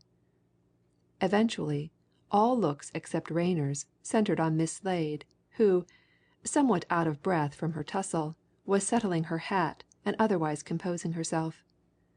And it was Miss Slade who spoke first when the party, as a party, found itself capable of speech. "I don't know who it was," observed Miss Slade, rather more than a little acidly, "who came interfering in my business, but whoever he was he nearly spoilt it." She darted a much displeased look at the chief, who hastened to exculpate himself. "Not I," he said with a smile. so don't blame me, Miss Slade. I was merely a looker on, a passive spectator, until the right moment arrived. Do I gather that the right moment had not actually arrived, for your purpose?" "You do," answered Miss Slade. "It hadn't." If you had all waited a few moments, you would have had all three men in conference round one of those tables, and they could have been taken with far less fuss and bother, and far less danger to me. It's the greatest wonder in the world that I'm not lying dead on that grass." "We are devoutly thankful that you are not," said the chief fervently, "but you're not. And the main thing is that the three men are in custody, and as for interference—" "It was Chilverton," interrupted Fullaway, who had been staring at his mysterious secretary as if she were some rare object which he had never seen before. "Chilverton! All Chilverton's fault. As soon as he set eyes on Van Koon nothing would hold him. And what I want to know—" "We all want to know a good deal," remarked the chief, glancing invitingly at Miss Slade. "Miss Slade has no doubt a good deal to tell. I suggest that we walk across to those very convenient chairs which I see over there by the shrubbery. Then perhaps—" "I want to know a good deal, too," said Miss Slade. "I don't know who you are, to start with, and I don't know why Mr. Appleyard happens to be here, to end with." Appleyard answered these two questions readily. "I'm here because I happen to be Mr. Allerdyke's London representative," he said. "This gentleman is a very highly placed official of the Criminal Investigation Department." Miss Slade, having composed herself, favoured the chief with a deliberate inspection. "Oh, in that case," she remarked, "in that case, I suppose I had better satisfy your curiosity. That is," she continued, turning to Rayner, "if Mr. Rayner thinks I may?" "I was going to suggest it," answered Rayner. "Let's sit down and tell them all about it." The party of six went across to the quiet spot which the chief had indicated, and Fullaway and Appleyard obligingly arranged the chairs in a group. Seated in the midst and quite conscious that she was the centre of attraction in several ways, Miss Slade began her explanation of the events and mysteries which had culminated in the recent sensational event. "I dare say," she said, looking round her, "that some of you know a great deal more about this affair than I do. What I do know, however, is this. The three men who have just been removed are without doubt the arch spirits of the combination which robbed Miss Lennard, attempted to rob Mr. James Allerdyke, possibly murdered Mr. James Allerdyke, and certainly murdered Lydenberg, Lisette Beaupre, and Ebers. Van Koon is an American crook, whose real name is Vankin. Merrifield, as you know, is Mr. Delkin's secretary. The other man is one Otto Schmall, a German chemist, and a most remarkably clever person, who has a shop and a chemical manufactory in Whitechapel. He's an expert in poison, and I think you will have some interesting matters to deal with when you come to tackle his share. Well, that's plain fact. And now you want to know how I, and Mr. Rayner, found all this out." "Chiefly you," murmured Rayner. "Chiefly you." "You had better let your minds go back to the morning of the 13th May last," continued Miss Slade, paying no apparent heed to this interruption. "On that morning I arrived at Mr. Fullaway's office at my usual time 10 o'clock to find that Mr. Fullaway had departed suddenly, earlier in the morning, for Hull. I at once guessed why he had gone. I knew that Mr. James Allerdyke, in charge of the Princess NASTIRSEVITCH's jewels, was to have landed at Hull the night before, and I concluded that Mr. Fullaway had set off to meet him. But Mr. Fullaway has a bad habit of leaving letters and telegrams lying about, for anyone to see.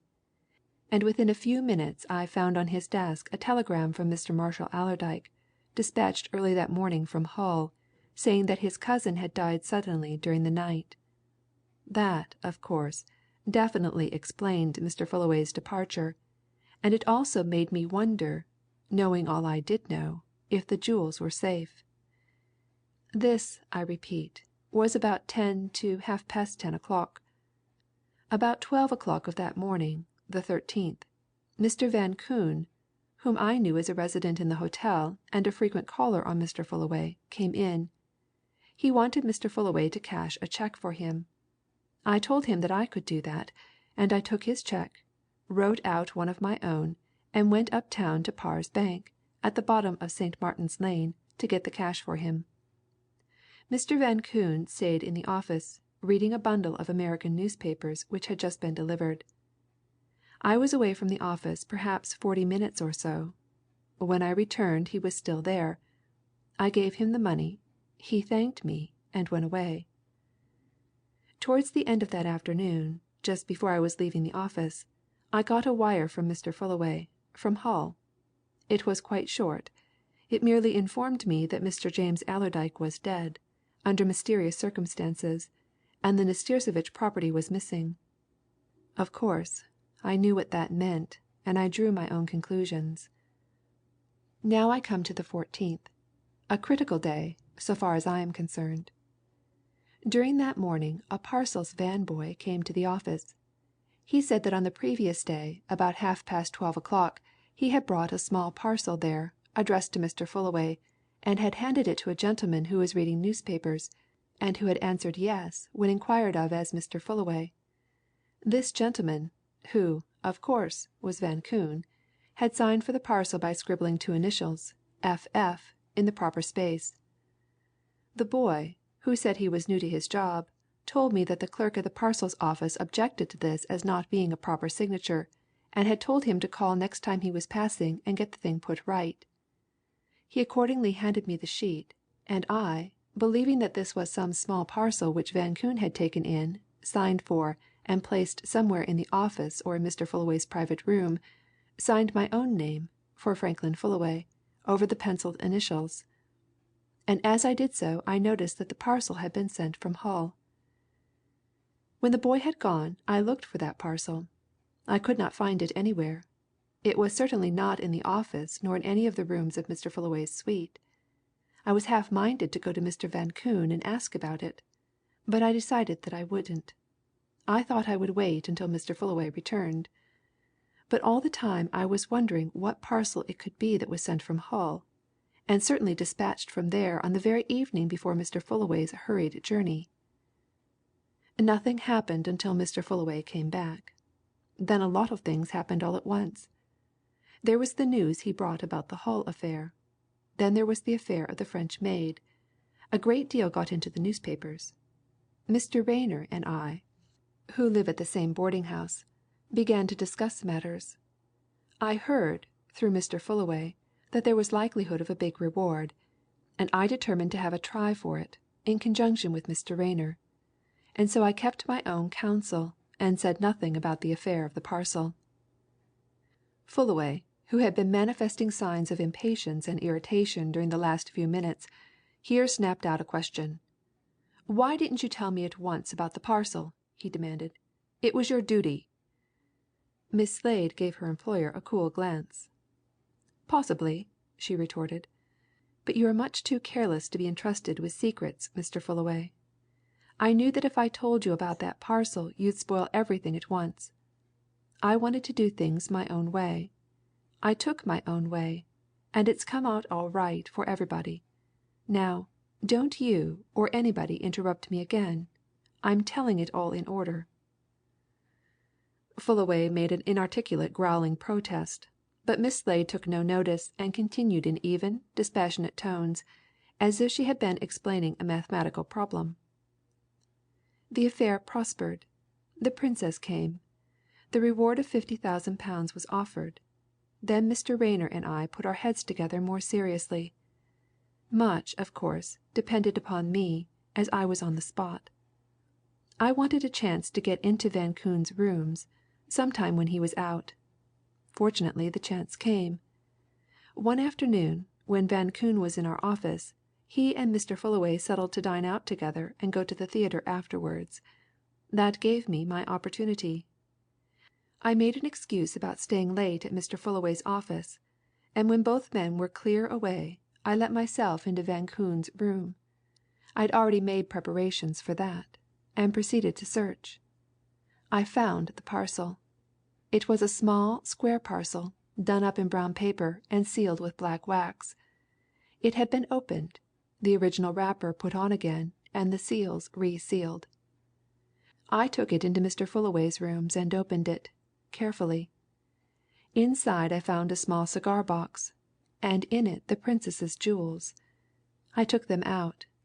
Then I put certain articles of corresponding weight into the box, did it up again precisely as I had found it, smeared over the seals with more black wax, went back to Van Koon's room with it, and placed it again where I had found it, in a small suitcase. I now knew, of course, that Mr. James Allerdyke had sent those jewels directly to Mr. Fullaway immediately on his arrival in Hull, and that they had fallen by sheer accident into Van Koon's hands. But I wanted to know more. I wanted to know if Van Koon had any connection with this affair, and if, when he saw that the parcel was from Hull, he had immediately jumped to the conclusion that it might be from James Allerdyke and might contain the actual valuables. Fortunately, Mr. Rayner had already made arrangements with a noted private inquiry agent to have Van Koon most carefully and closely watched. And the very day after I found and took possession of the jewels, we received a report from this agent that Van Koon was in the habit of visiting the shop and manufactory of a German chemist named Schmall in Whitechapel. Further, he had twice come away from it, after lengthy visits, in company with a man whom the agent's employees had tracked to the Hotel Cecil, and whom I knew from their description to be Mr. Merrifield, Mr. Delkin's private secretary. Naturally, having discovered this, we gave instructions for a keener watch than ever to be kept on both these men. But the name of the German chemist gave me personally a new and most important clue.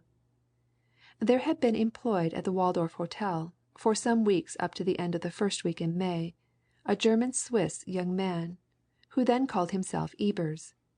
He acted as valet to several residents, amongst others, Mr. Fullaway. He was often in and out of Mr. Fullaway's rooms. Once, Mr. Fullaway being out, and I having nothing to do, I was cleaning up some photographic apparatus which I had there. This man Ebers came in with some clothes of Mr. Fullaway's. Seeing what I was doing, he got talking to me about photography, saying that he himself was an amateur. He recommended to me certain materials and things of that sort, which he said he could get from a friend of his, a chemist, who was an enthusiastic photographer and manufactured chemicals and things used in photography. I gave him some money to get me a supply of things, and he brought various packets and parcels to me 2 or 3 days later. Each packet bore the name of Otto Schmall, and an address in a street which runs off Mile End Road. Now, when the private inquiry agent made his reports to Mr. Rayner and myself about Van Koon, and told us where he had been tracked to more than once, I, of course, remembered the name of Schmall, and Mr. Rayner and I began to put certain facts together. They were these. First, Ebers had easy access to Mr. Fullaway's rooms at all hours, and was often in them when both Mr. Fullaway and I were out. Mr. Fullaway is notoriously careless in leaving papers and documents, letters and telegrams lying around. Ebers had abundant opportunities of reading lots of documents relating to 1. The Pinkie Pell pearls, and 2. The proposed NASTIRSEVITCH deal. Second, Ebers was a friend of Schmall. Schmall was evidently a man of great cleverness in chemistry. Third, all the circumstances of Mr. James Allerdyke's death and of Lisette Beaurepaire's death pointed to unusually skilful poisoning.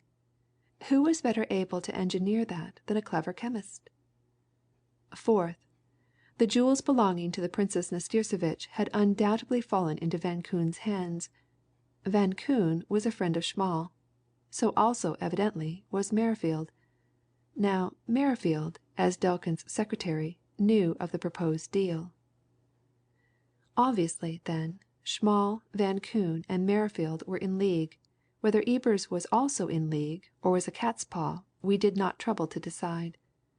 But there was another fact which seemed to have some bearing, though it is one which I have never yet worked out. Perhaps some of you know something about it. It was this. Just before he went to Russia, Mr. James Allerdyke, being in town, gave me a photograph of himself which Mr. Marshall Allerdyke had recently taken. I kept that photo lying on my desk at Mr. Fullaway's for some time. One day I missed it. It is such an unusual thing for me to misplace anything that I turned over every paper on my desk in searching for it. It was not to be found. 4 days later I found it, exactly where it ought to have been. Now, you can draw your own conclusions from that. Mine are that Ebers stole it, so that he could reproduce it in order to give his reproduction to the same person who wanted to identify James Allerdyke at sight. However, to go forward to the discovery which we made about Schmall, Van Koon, and Merrifield. As soon as we made that discovery, Mr. Rayner was for going to the police at once. But I thought not. There was still certain evidence which I wanted, so that the case could be presented without a flaw. However, all of a sudden I saw that we should have to act.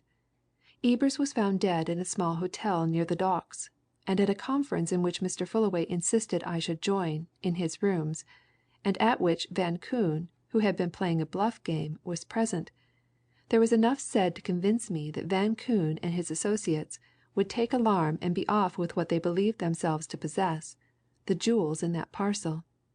So then Mr. Rayner and I determined on big measures, and they were risky ones, for me.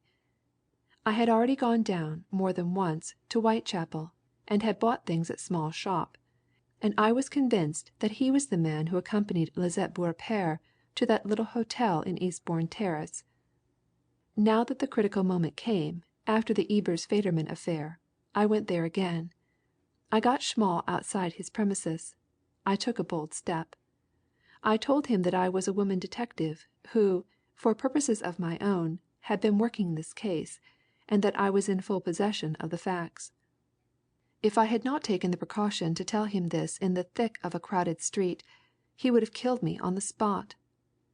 Then I went on to tell him more. I said that his accomplice had led him to believe that he had the NASTIRSEVITCH jewels in a parcel in his possession. I said that Van Koon was wrong. I had them myself. I told him how I got them. He nearly collapsed at that. I restored him by saying that the real object of my visit to him was to do a deal with him. I said that it did not matter 2 pins to me what he and his accomplices had done. What I was out for was money, nothing but money. How much would he and the others put up for the jewels and my silence? I reminded him of the £50,000 reward. He glared at me like the devil he is, and said that he'd a mind to kill me then and there, whatever happened. Whereupon I told him that I had a revolver in my jacket pocket, that it was trained on him, and that if he moved, my finger would move just as quick, and I invited him to be sensible. It was nothing but a question of money, I said. How much would they give? Finally we settled it at £60,000. He was to meet me here, to-day at 2. The other 2 were to be about. The money was to be paid to me on production of the jewels, for which purpose one of them was to go with me to my boarding house, and you know the rest. Miss Slade came to a sudden stop. She glanced at Rayner, who had been watching the effect of her story on the other men. At least, she added suddenly, you know all that's really important. As Ebers' affair was in the city, we warned the city police and left things with them. I think that's all. Except, of course, Mr. Marshall Allerdyke, that we formally claim the reward for which you're responsible, and, equally of course, that Mr. Rayner and I will hand over her jewels in the course of this afternoon to the Princess. Miss Lennard's property, I should say, you'll find hidden away on Schmall's premises. Yes, that's all. Except this, said the chief quietly. He unwrapped the newspaper in which he had carried his small parcel and revealed its contents to Miss Slade. The jewels, you see, Miss Slade, are here.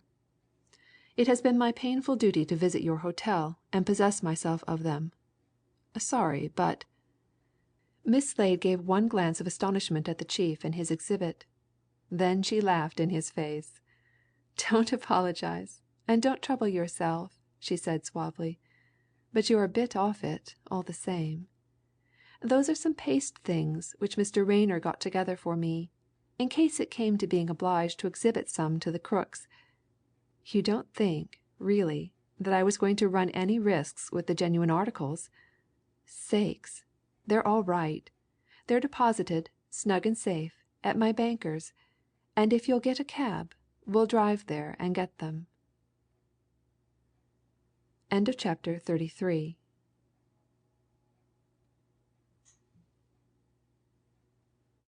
Chapter 34. Merrifield Explains. Late that afternoon, Marshal Allerdyke and Fullaway, responding to an urgent telephone call, went to New Scotland Yard, and were presently ushered into the presence of the great man who had been so much in evidence that day. The great man was as self-possessed, as suave, and as calmly cheerful as ever, and on the desk in front of him he had two small and neatly made-up parcels, tied and sealed in obviously official fashion. "So we seem to have come to the end of this affair, gentlemen," he observed as he waved his visitors to chairs on either side of him. "Except, of course, for the unpleasant consequences which must necessarily result to the men we caught to-day. However, there will be no consequences of that sort for one of them. Schmall has escaped us." "Got away!" exclaimed Fullaway. "Great Scott, you don't mean that!" "Schmall committed suicide this afternoon," replied the chief calmly. "Clever man, in his own line, which was a very bad line. He was searched most narrowly and carefully, so I've come to the conclusion that he carried some of his subtle poison in his mouth, the hollow tooth dodge, no doubt. Anyway, he's dead. They found him dead in his cell. It's a pity, for he richly deserved hanging, at least, according to Merrifield." "Ah!" said Fullaway, with a start. "According to Merrifield, eh? Now what may that mean? To find Merrifield in this at all was, of course, a regular shock to me." "Merrifield, just the type of man who would, has made a clean breast of the whole thing," answered the chief. "He made it to me, an hour ago. He thought it best. He wants, naturally enough, to save his neck." "Will he?" growled Allerdyke. "A lot of necks ought to crack, after all this." "Can't say. We mustn't prejudge the case," said the chief. "But that's his desire, of course. He would tell me everything, at once. I had it all taken down, but I remember every scrap of it. You want to hear? Well, there's a good deal of it, but I can epitomize it. You'll find that you were much to blame, Mr. Fullaway, just as that smart young woman, your secretary, was candid enough to tell you." "Oh, I know, asserted Fullaway. "But this confession?" "Very well," responded the chief. "Here it is, then, but you must bear in mind that Merrifield could only tell what he knew. There'll probably be details to come out later. Anyway, Merrifield, whose chief object is, I must also remind you, the clearing of himself from any charge of murder he doesn't mind the other charge, but he does object to the graver one says that though he's been playing it straight for some time, ever since he went into Delkin's service, in fact, he'd had negotiations of a questionable sort with both Schmall and Van Koon before years ago, in this city and in New York. He renewed his acquaintance with Schmall when he came over this time with Delkin, met him accidentally, and got going it with him again, and they both resumed dealings with Van Koon, who, I may say, was wanted by Chilverton on a quite different charge. Schmall had set up a business here in the East End as a small manufacturing chemist. He'd evidently a perfect and diabolical genius for chemistry, especially in secret poisons, and down there Merrifield and Van Koon used to go. Also, there used to go there a young man Ebers, or Federman, we'll stick to Ebers, who, from Merrifield's account, seemed to have been a tool of Schmall's. Ebers, a fellow of evident acute perception, used to tell Schmall of things which his calling as valet at various hotels gave him knowledge. It strikes me that from what we now know we shall be able to trace to Schmall and Ebers several robberies at hotels which have puzzled us a good deal." "And there's no doubt that it was Ebers who told Schmall of the two matters of which he obtained knowledge when he used to frequent your rooms, Mr. Fullaway the pearls belonging to Miss Lennard, and the proposed jewel deal between the Princess Nastirsevitch and Mr. Delkin. But in the last Merrifield came in. He, too, knew of it, and he told Schmall and Van Koon, but Ebers supplied the detailed information of what you were doing, through access, as Miss Slade said, to your papers, which you left lying about, you know." I know," groaned Fullaway. "Careless careless!" "Very," said the chief, with a smile at Allerdyke. "Teach you a lesson, perhaps. However, there this knowledge was. Now, Schmall, according to Merrifield, was the leading spirit. He had the man Lydenberg in his employ. He sent him off to Christiania to waylay James Allerdyke. He supplied him with a photograph of James Allerdyke, which Ebers procured." "I know that," muttered Allerdyke. "Clever, too." "Exactly," agreed the chief. "Now at the same time Schmall learned of Miss Lennard's return. He sent Ebers, who already knew and had been cultivating the French maid, down to Hull to meet her and bring her away with Miss Lennard's jewel box. That was done easily. The Lydenberg affair, however, did not come off, through Lydenberg, because, as we now know, James Allerdyke sent the Nastirsevitch jewels off to you, Mr. Fullaway. But there, fortune favoured these fellows. Van Koon, for purposes of theirs, had taken up his quarters close by you. In your absence the box came into his hands, and we know how the ingenious Miss Slade despoiled him of it." The chief paused for a moment, and mechanically shifted the two parcels which stood before him. He seemed to be reflecting, and when he spoke again he prefaced his words with a shake of the head. "Now here, from this point," he continued, "I don't know if Mr. Merrifield is telling the truth. Probably he isn't. But I confess that, at present, I don't see how we're going to prove that he isn't. He strenuously declares that neither he nor Van Koon had anything whatever to do with the murder of Lisette Beaurepaire, Lydenberg, or Ebers. He further says that he does not know if Lydenberg poisoned James Allerdyke.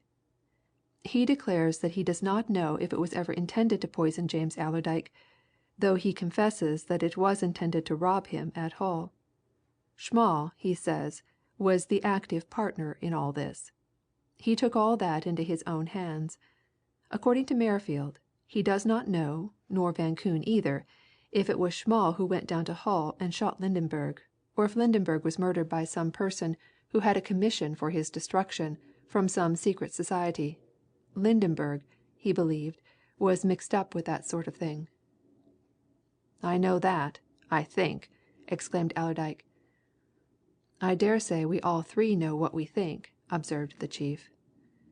"Schmall seems to have had a genius for putting his tools out of the way when he had done with them. It was undoubtedly Schmall who took Lisette Beaurepaire to the hotel in Paddington and poisoned her. It was just as undoubtedly Schmall who took Ebers to the hotel in London Docks and got rid of him. But, I tell you, Merrifield swears that neither he nor Van Koon knew of these things and did not connive at them." "Did they know of them afterwards?" asked Fullaway. "Ah!" replied the chief.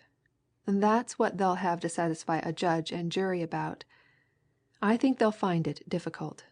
But that's about all, except this that they were all three about to clear out when the enterprising Miss Slade turned up and told Schmall she'd got the Nastirsevitch jewels. That was a stiff proposition for them. But they were equal to it. For you see Miss Slade let him know that she was open to do a deal for £60,000. How were they to get £60,000? Ah! Now came a confession from Merrifield which has already, for I've told him of it, made Mr. Delkin stare. Delkin, it appears, keeps a very big banking account here in London. So big that his bankers think nothing of his drawing what we should call enormous cash cheques. Now Merrifield, you see what a clean breast he's made, admitted to me that he was an expert forger, so he calmly forged a cheque of Delkin's, drew 60,000 in notes, and they had them on them, at least Merrifield had, when we took all three a few hours ago. Nice people, eh?" There was a silence of much significance for a few minutes. Then Allerdyke got up from his chair with a growl. "I'd have given a good deal if that fellow Schmall had saved his neck for the gallows," he muttered. "He's cheated me." "It's my impression," said the chief, "that if Miss Slade hadn't been so smart, Schmall would have cheated his two accomplices. He had what he believed to be the parcel containing the Nastirsevitch jewels in his possession, and he also had Miss Lennard's pearls locked up in his safe. We got those this afternoon, on searching his premises. Miss Slade gave us the real Nastirsevitch jewels from her bank. Here they are, both lots, in these parcels. And if you two gentlemen will go through the formality of signing receipts for them, you, Mr. Fullaway, can take her parcel to the Princess, and you, Mr. Allerdyke, can carry hers to Miss Lennard. And he added, with a quiet smile, as he rose and produced some papers, "You won't mind, either of you, I'm sure, if a couple of my men accompany you, just to see that you accomplish your respective missions in safety?" End of chapter 34.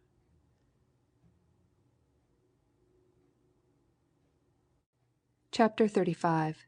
The Allerdyke Way. With the recovered pearls in his hand, and Chettle as guardian and companion at his side, Allerdyke chartered a taxicab and demanded to be driven to Bedford Court Mansions. And as they glided away up Whitehall, he turned to the detective with a grin that had a sardonic complexion to it. "Well, except for the law business, I reckon this is about over, Chettle," he said. "You've had plenty to do, anyway. Not much kicking your heels in idleness anywhere, while this has been going on." Chettle pulled a long face and sighed. "Unfortunate for me, all the same, Mr. Allerdyke," he answered. "I'd meant to have a big cut in at that reward, sir. Now I suppose that young woman'll get it." "Miss Slade'll doubtless get most of it," replied Allerdyke. "But I think there'll have to be a bit of a dividing up, like. You fellows are certainly entitled to some of it, especially you, and 2 or 3 of those folks who gave some information ought to have a look in. But of course, Miss Slade will feel herself entitled to the big lump, and she'll take care to get it, don't make any mistake." "She's a deal too clever, that young lady," observed Chettle. "I like 'em clever, but not quite as clever as all that. In my opinion, she's mistaken her calling, has that young woman. She ought to have been one of us. They're uncommonly bent that way, some of these modern misses. They can see right through a thing, sometimes, where we men can't see an inch above our noses." "Intuition," said Allerdyke, with a laugh. "Aye, well, perhaps Miss Slade'll have got so infected with enthusiasm for your business that she'll go in for it regularly. This reward'll do for capital, you know, Chettle." "Ah!" responded Chettle, feelingly. "Wish it was coming to me. I wouldn't put no capital into that business. Not me, sir. I'd have a nice little farm in the country, and I'd grow roses, and breed sheep and pigs, and lose all your brass in a couple of years," laughed Allerdyke. "Stick to your own game, my lad, and when you want to grow roses do it in your own backyard for pleasure. And here we are.